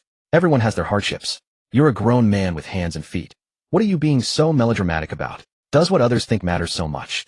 Just because you've studied, are you no longer a peasant's child? Are you different from everyone else? Are you going to ascend to immortality? You look down on this job, don't want that work. What after drinking a bit of horse urine you've forgotten who you are? Your grandfather drove an ox cart to raise you, and now you look down on his work. You go on about muddy legs. If you ask me, you're the biggest muddy leg of them all. Damn it. Xie Qingfeng hadn't been this angry in a long time. He didn't even care about his lisping speech. He released Xie Hu's collar and kicked him hard, nearly sending him to the floor. Xie Qingfeng's breathing was rapid, his chest heaving. He pointed at Xie Hu and shouted, Xie Hu, if you keep this up, you're no longer my brother. I, Xie Qingfeng, don't have such a cowardly brother. He pushed open the door and ran into Xie Qingfeng at the entrance, his emotions calming slightly. He cupped his hands apologetically to Xie Qingfeng. Sorry, Grandpa Xie Qingfeng, I gave Xie Hu a beating. Xie Qingfeng didn't blame him at all. Instead, he praised, well done. That brat deserved it. Did your hand hurt, Qingfeng? That boy's skin is thick and rough. No, Xie Qingfeng said quickly, though the force was mutual. Of course his hand hurt. But he wouldn't admit that to Xie Qingfeng. He bid farewell and left. After Xie Qingfeng departed, the room seemed to fall into silence. A fiery pain spread across Xie Hu's face like an electric current, his head buzzing. He slowly slid down the wall, sitting on the floor. Every word of Xie Qingfeng's was like a sharp thorn, piercing him deeply. He was full of grievance, wanting to argue and refute, yet everything Xie Qingfeng said seemed to be true. It was as if Qingfeng had violently dragged him out of a chaotic dream, forcing him to face the reality he had been avoiding. Xie Hu seemed to suddenly understand. He finally grasped the true meaning of Xie Qingfeng's words. Just because your name isn't on the list doesn't mean there's no path under your feet. The scholar's robe was just a piece of clothing. Did wearing it make him not Xie Hu anymore? Was he different from his grandfather? Grandfather, I want to go to the town's escort agency and become a guard. Excellent. Xie Qingfeng replied at once, his eyes filled with surprise and joy. It had to be Qingfeng. His Xie Hu's eyes were shining again. Host, what if Xie Hu gets angry because of your words? The system asked in confusion. This was the first true friend Xie Qingfeng had made in this world. He had just hit and scolded him a moment ago. Would Xie Hu hold a grudge? Xie Qingfeng shook his head. Xie Hu was not that kind of person. He had merely fallen into brief confusion, needing someone to pull him out. Xie Qingfeng was a good judge of character. The next morning, Xie Hu was already standing at Xie Qingfeng's doorstep, waiting anxiously. He didn't knock, startling Zhang, who had just opened the door early. Whoa. Huzi, what are you doing standing here at this hour? And your face, who hit you? Zhang saw the bruises and swelling on Huzi's face, looking quite frightening. Grandma Qingfeng, I accidentally fell while walking a couple of days ago. Xie Hu scratched his head. He couldn't say it was your grandson who hit me. Oh dear, you must be careful when walking in the future. Your injury is still mild. If you had broken bones, it would be serious. Zhang said while opening the door. I'll go wake up Go. No need, I'll just wait in the courtyard. Xie Qingfeng had left angrily yesterday. He might as well wait for him to wake up naturally. How can that be? Zhang disapproved and shouted in the courtyard, Goer, Huzi is here to see you. Xie Hu couldn't stop her, so he had to stand quietly in the courtyard. When Xie Qingfeng pushed open the door and came out, he saw Xie Hu standing there like a quail. Qingfeng, Xie Hu said awkwardly. I know I was wrong. His slightly swollen cheeks made his words somewhat comical. Xie Qingfeng initially maintained his composure, but seeing Xie Hu like this, he couldn't help laughing. Seeing Xie Qingfeng laugh, Xie Hu also smiled. Friends never hold grudges overnight. The two began chatting about everything in the study as they used to. Upon hearing that Xie Qingfeng was going to Hanya Academy, Xie Hu praised repeatedly. I finally understand that studying truly requires talent. Now I can stop my losses. If he continued studying, he surely wouldn't be able to keep up with Xie Qingfeng. Instead, he would keep comparing himself to Xie Qingfeng as he had been doing. It wasn't jealousy, but a struggle with himself. Why could Xie Qingfeng achieve it while he couldn't even reach half? If we become rich, don't forget each other. Xie Hu clicked his tongue in wonder. Even if he chased for a lifetime, he wouldn't catch up. Xie Qingfeng immediately clasped his hands to Xie Hu and said, Don't say that the career of a courier escort is also promising. Master Escort Xie Hu, you must look out for your younger brother in the future. The two exchanged smiles. September sky was as blue as a gem, with occasional wisps of silky white clouds drifting from afar, autumn growing stronger. Xie Qingfeng stood on the stone block at the door and stretched. After the prefectural exam, he had given himself a week's rest. Even when bored enough to empty his mind, he didn't enter the system space to study. With his reputation as the top scholar teacher, Xie Qingfeng's private school was full. When idle, he would also go and teach a couple of lessons. Seeing the children sitting on the benches, he remembered himself sitting there listening to teacher Xie 3 or 4 years ago. Tomorrow he would set off for Hanyo Academy. He wondered what he could learn in such a renowned academy. Hanyo Academy was located in the south of Qingzhou Prefecture, which was 2 or 3 prefectures away from Yingfeng Prefecture. Traveling by carriage would take about 20 days. Zhang Shi and Lin Yang were worried sick. The child had just returned not long ago and was leaving again alone to such a distant place. Even if he went with escort masters, they were still uneasy. But Xie Qingfeng was going for learning, not for pleasure. How could the adults hinder the child's future? Their Qingfeng had been sensible since childhood, raised as a boy, and never complained. At the thought, Zhang Shi's eyes filled with tears. Although she was delighted to learn her child had topped the exam, in her heart, she only wanted Goer to live happily for a lifetime. Whether he was successful or not didn't matter. Grandma, the luggage can't hold any more. Xie Qingfeng hurriedly stopped them. Grandma, Mother, and Dia and Arya had already stuffed so many things into the luggage. If they added more, he really couldn't carry it. It's going into the carriage anyway. What's the harm in bringing more? Lin Yang moved Xie Qingfeng's hand away. You don't know when you'll come back after going so far. If you crave the food made by your mother and grandma, you won't be able to eat it. Exactly. Arya also looked at her younger brother Goer disapprovingly. Sigh, if only Goer brother could take them along. Xie Qingfeng had actually thought about that too. He had never been away from his mother and grandmother for so long. He wondered if Hanyo Academy had holidays like summer or winter breaks. If there were no holidays, he might indeed not return for a long time. But if he brought them along, it would be unsafe for the women on the journey. In Daong village, with his title as the top child scholar, and with the clan head and his master present, they shouldn't suffer any grievances. However, just to be safe, before leaving, Xie Qingfeng brought some gifts to the clan head and village heads' homes, asking them to take care of his family during his absence. On the day of departure, Zhang Shi and Lin Yang felt like crying, especially Arya, who couldn't stop her tears. Xie Qingfeng was also reluctant, but there was no help for it. He had to complete the system's task. With his current knowledge, he was still far from passing the imperial examination for a licentiate. The carriage gradually moved away. Among the escort masters traveling with Xie Qingfeng, Xie, who was not there, he had gone to escort another batch of goods some days earlier. These escort masters didn't dare talk to him much, only calling him when they stopped to rest and eat. No matter how young Xie Qingfeng was, or how amiable he acted, they didn't dare overstep. He was a child scholar after all. If Xie Qingfeng hadn't insisted on paying them, the escort agency wouldn't have taken his money. Jokes aside, being able to travel with Xie Qingfeng was already an honor. On regular escort trips, they had to pay protection fees to the officials at county and prefecture passes. But when traveling with Xie Qingfeng, all that was waived. Even bandits on the road voluntarily let them pass upon learning there was a child scholar among them. This was the invisible benefit of holding a title. Who would dare trouble a child scholar? For these 10+ days, Xie Qingfeng's head was dizzy. Every day was just eating, drinking, and sleeping. He felt that no matter how many times he rode a carriage, he would still get motion sick.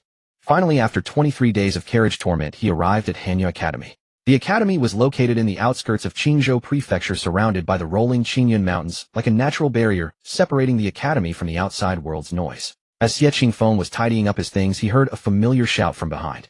Xie Qingfeng, why are you here too? My. Xie Qingfeng turned his head only to find that it was Lian Yizhi. Are you also coming to study at Cold Crow Academy? Lian Yizhi enthusiastically helped Xie Qingfeng carry his luggage. Yes. Xie Qingfeng nodded. After a month, his front teeth had finally grown out a little, so he no longer needed to cover his mouth when speaking as before. What about brother Lin Jingying?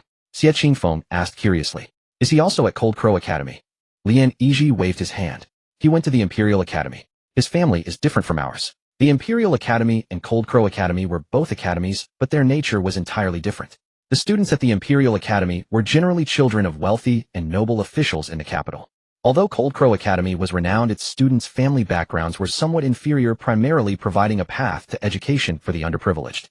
At the Imperial Academy, high-ranking officials would occasionally visit, and even the emperor himself would sometimes lecture, so its faculty was naturally far superior to that of Cold Crow Academy. But Cold Crow Academy was the best educational resource Xie Qingfeng's social class could access. Let's not talk about him. I arrived 5 or 6 days before you, and these mountains have bored me to death. Those bookworms only know how to study and completely ignore me. Lian Yizhi complained. By the way, Qingfeng, do you know there's an exam in a few days? Are you prepared? It might be a bit harder than the prefectural exam. There's a spare bed in my room. You can share with me. Having said that, Lian Yizhi's voice suddenly lowered. My cousin got me the past entrance exam papers for Cold Crow Academy. Let's study them together. But that's for tonight. Come on, let me take you to register with teacher Zhang first. Xie Qingfeng barely got a word in listening to Lin Yizhi chatter on, endlessly pouring out all his experiences of the past few days like beans from a sack. Xie Qingfeng smiled helplessly. It was clear that Lin Yizhi had been terribly bored. To the left of the academy entrance was the registration area for students, with vermilion pillars supporting a tiled eaves beneath, which hung 2 exquisite lanterns. When Xie Qingfeng and the other arrived, over a dozen students were already queuing at the registration counter. The walls were plastered with the academy's rules, admission requirements, and the procedures after registration. Lin Yizhi did not queue with Xie Qingfeng, but waited at a distance. He didn't have to wait long though, because it was Xie Qingfeng's turn in less than a quarter of an hour. Next. Name. Xie Qingfeng. Place of origin. Dayang Village, Wulian Town, Yufeng County, Yingfeng Prefecture. Academic title. Tongsheng. No wonder the queue moved so fast. Teacher Zhang only asked these 3 questions, then checked the government seal on his academic credential, and sent Xie Qingfeng to register for the dormitory. Cold Crow Academy was not afraid of students forging credentials. Forging an official seal in the Xingyuan dynasty was a capital offense, and no one would dare attempt it. Nevertheless, to be safe, they would randomly verify students' identities with various prefectures every year. Come on, let's go put away our things, Lin Yizhi urged as soon as Xie Qingfeng finished registering his information and dormitory. All right, Xie Qingfeng smiled. The melancholy of arriving in a new place was washed away by Lin Yizhi's chatter. Cold Crow Academy was indeed vast. It took about a quarter of an hour to walk from the gate to the dormitory, much like a university in later times. There were dormitories, a dining hall, a laundry room, and even a study room. But here the study room was not called a study room. It was called the Hall of Quiet Contemplation, implying that students could ponder deeply and study diligently there. Every building in Cold Crow Academy had its own name. In Xie Qingfeng's words, they were quite stylish. The laundry room was called the Dust Abode, and the dining hall was called the Joyful Eatery. The building where Xie Qingfeng and Lin Yizhi lived was called the Elegant Lodge, 4 stories high, with 4 people per room. The washing facilities were in the adjacent building, which was fairly convenient. When they arrived at the Elegant Lodge, the room was empty. Lin Yizhi sighed. Brother Qingfeng, now you know how bored I've been these days, right? They go to the Hall of Quiet Contemplation to study every morning and never speak to me. Actually, they hardly speak to each other either. I'm a lazy fellow, and seeing them so diligent makes me anxious, but I can't help it. Anxious, but just won't act right, Xie Qingfeng teased. You? Qingfeng. Lin Yizhi pretended to be angry and lunged at Xie Qingfeng, making as if to hit him. Xie Qingfeng dodged repeatedly. After they had fooled around for a while, Xie Qingfeng asked, Brother Lin, have you heard of Dean Xiao Hongjun? I know him. He's a distant relative of mine. What do you want to see him about? I can try to set up a connection. Xiao Hongjun was the nephew of the elder brother of Lin Yizhi's mother's father. Although the relationship was distant, in any dynasty, as long as you could claim a connection, you could make it work. You just told me that. Xie Qingfeng was a bit stunned. He hadn't expected Lin Yizhi to be so trusting and unreserved with him. If it were him, he would never have revealed his relationship with the dean. Such a connection was best kept hidden. Lin Yizhi nodded, and then winked at Xie Qingfeng. We're buddies. He didn't know why, but from the moment he first saw Xie Qingfeng, he felt he was a trustworthy gentleman. Perhaps it was just fate. All right, since Brother Lin trusts me so much, I won't hide it from you. I want to see Dean Xiao, because I can be admitted to Cold Crow Academy without taking the exam. Xie Qingfeng said bluntly. Wow, that's impressive. So the top scholar of the prefectural exam gets special treatment. Lin Yizhi said enviously. It seems Prefect 1 really thinks highly of you, Brother Qingfeng. Xie Qingfeng saw that Lin Yizhi mistakenly believed it was Prefect 1's recommendation and didn't explain further.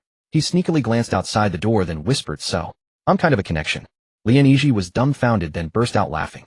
Ha ha ha ha. Qingfeng, you're such a character. Don't you know that Cold Crow Academy has a rule? A recommendation from an official of the 5th rank or above allows exemption from the exam. Didn't you see that on the admissions notice posted at the registration office? Even a relative like me, a relative of Dean Xiao, has to take the exam. How could a farmer's son like you be considered a backdoor connection? Xie Qingfeng was dumbfounded, realizing there was such a rule. Teacher Zhang at the gate will be off duty in half an hour. Qingfeng, hurry up and go explain the situation to him. Lin Yizhi urged, shaking his head at the silly boy. All right, okay. Xie Qingfeng cupped his hands in thanks to Lin Yizhi and hurried off to find Teacher Zhang. Brother Lin, I'll treat you to a meal another day. What meal? There's no decent food in this godforsaken place. Lin Yizhi muttered. After Xie Qingfeng left, Lin Yizhi also picked up a book in the dormitory and began to read. He had no desire to study at the Cold Crow Academy, where even a servant boy was not allowed and everything had to be done by oneself. He had planned to deliberately fail the entrance examination and return home. But since Xie Qingfeng had come, staying here to play around wouldn't be a bad idea. Lin Yizhi lounged lazily on Xie Qingfeng's bed, casually flipping through the scroll in his hands, his eyes shimmering like rippling waves of light. When Xie Qingfeng arrived at the registration office, there were no other students left. After explaining the situation to Master Zhang, the latter frowned and said, follow me. He then led Xie Qingfeng to a room called the Hall of Literary Elegance. "Come in." A gentle, aged voice came from within.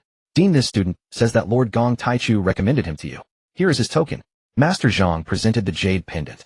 The Dean Xiao in front of him appeared quite old with snow-white hair, but possessed an air of authority. He wore an ancient-style robe, and in his hand held a carved wooden staff. "Our brother Gong mentioned it in a letter to me a few days ago." Dean Xiao slightly hunched his back. "You are called Xie Qingfeng, aren't you?" Although Chao Hongjuan's tone was gentle, Xie Qingfeng could still sense a hint of pressure. Xie Qingfeng replied with neither humility nor arrogance, "Yes." "Fine." After scrutinizing Xie Qingfeng for a moment, Chao Hongjuan said, "You are permitted to enroll without the entrance exam. I hope you will learn extensively, question thoroughly, deliberate, carefully, discern clearly, and act earnestly." "Yes." Xie Qingfeng performed a student's bow. "Thank you, Dean. But you must take the entrance examination." After saying this, he dismissed Xie Qingfeng. After Xie Qingfeng left Master Zhang's side, "Dean, this is the 100th student admitted without examination this year. We are only recruiting just over 200 students in total. The number of our Cold Crow Academy students who pass the imperial examinations is dwindling. If this continues, the century-old reputation of our academy will be ruined. Should we abolish that rule?" Chao Hongjun sat in his armchair smiling. "Zhang Jian, oh Zhang Jian. No need to rush. The ones who should be anxious were not them." "Alas." Master Zhang sighed heavily. How could he not be anxious? Dean Xiao always said not to worry, but the academy was visibly declining year by year. Those students admitted without examination hardly studied at all. They openly slept in the lecture hall, often contradicted the teachers, and some even skipped class to go down the mountain for pleasure. Their family backgrounds might not match those of the Imperial Academy students, but they were more than enough in Qingzhou Prefecture. They were also adept at reading the room. When the academy invited renowned Confucian scholars to lecture, they behaved obediently. But once it was replaced by ordinary provincial graduate teachers, they would become rowdy beyond measure. The original purpose of the Cold Crow Academy was to provide gifted students from impoverished families with teaching resources and books. However, as its reputation grew, more and more people sought connections to enter the academy. Back when Dean Xiao still held the position of Grand Secretary, there were not so many officials recommending students for exemption. At most there were about 20 per year. Since Dean Xiao retired, the number of exempted students had increased year by year. The path for impoverished scholars to rise was becoming narrower and narrower. After Xie Qingfeng left that room, the palms of his hands were still slightly sweaty. Chao Hongjun was truly formidable. When he lifted his aged eyelids, it felt as if he could see into one's soul. This old man was definitely not simple. But Xie Qingfeng was not afraid of his scrutiny. Even if he saw that Xie Qingfeng was not like a child of his age, so what? He had been reincarnated from the womb. The master did not speak of strange forces and spirits. No matter how thoroughly he investigated, he would never find out that he was a modern person.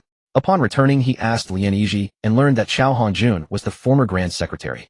He held the supreme power of the cabinet and had participated in many reforms of the Xingyuan dynasty. Coming from a humble background, Chao Hongjun was exceptionally brilliant. He became a top scholar and entered the Hanlin Academy at 25, joined the cabinet at 45, and retired at 65. "I see that you, Qingfeng, also have the bearing of a Grand Secretary." Seeing Xie Qingfeng's curiosity about Dean Xiao, Lian Yizhi opened his ostentatious fan and teased. Xie Qingfeng curled his lips. "If I were a Grand Secretary, the first thing I would do is transfer you, brother Lian, to some desolate, bitter land to share the people's suffering." "Oh, you wicked Qingfeng. Is there no brotherly bond between us?" Lian Yizhi feigned indignation. Xie Qingfeng's days at the academy were quite comfortable. The laundry house had servants who washed clothes, and at 1 coin per bucket, it was quite reasonable. Although Lian Yizhi constantly complained that the food in the dining hall was unpalatable, Xie Qingfeng found it acceptable. However, one thing puzzled him: he had never offended Master Zhang. Yet Master Zhang seemed to dislike him, treating him and Lian Yizhi in completely different ways.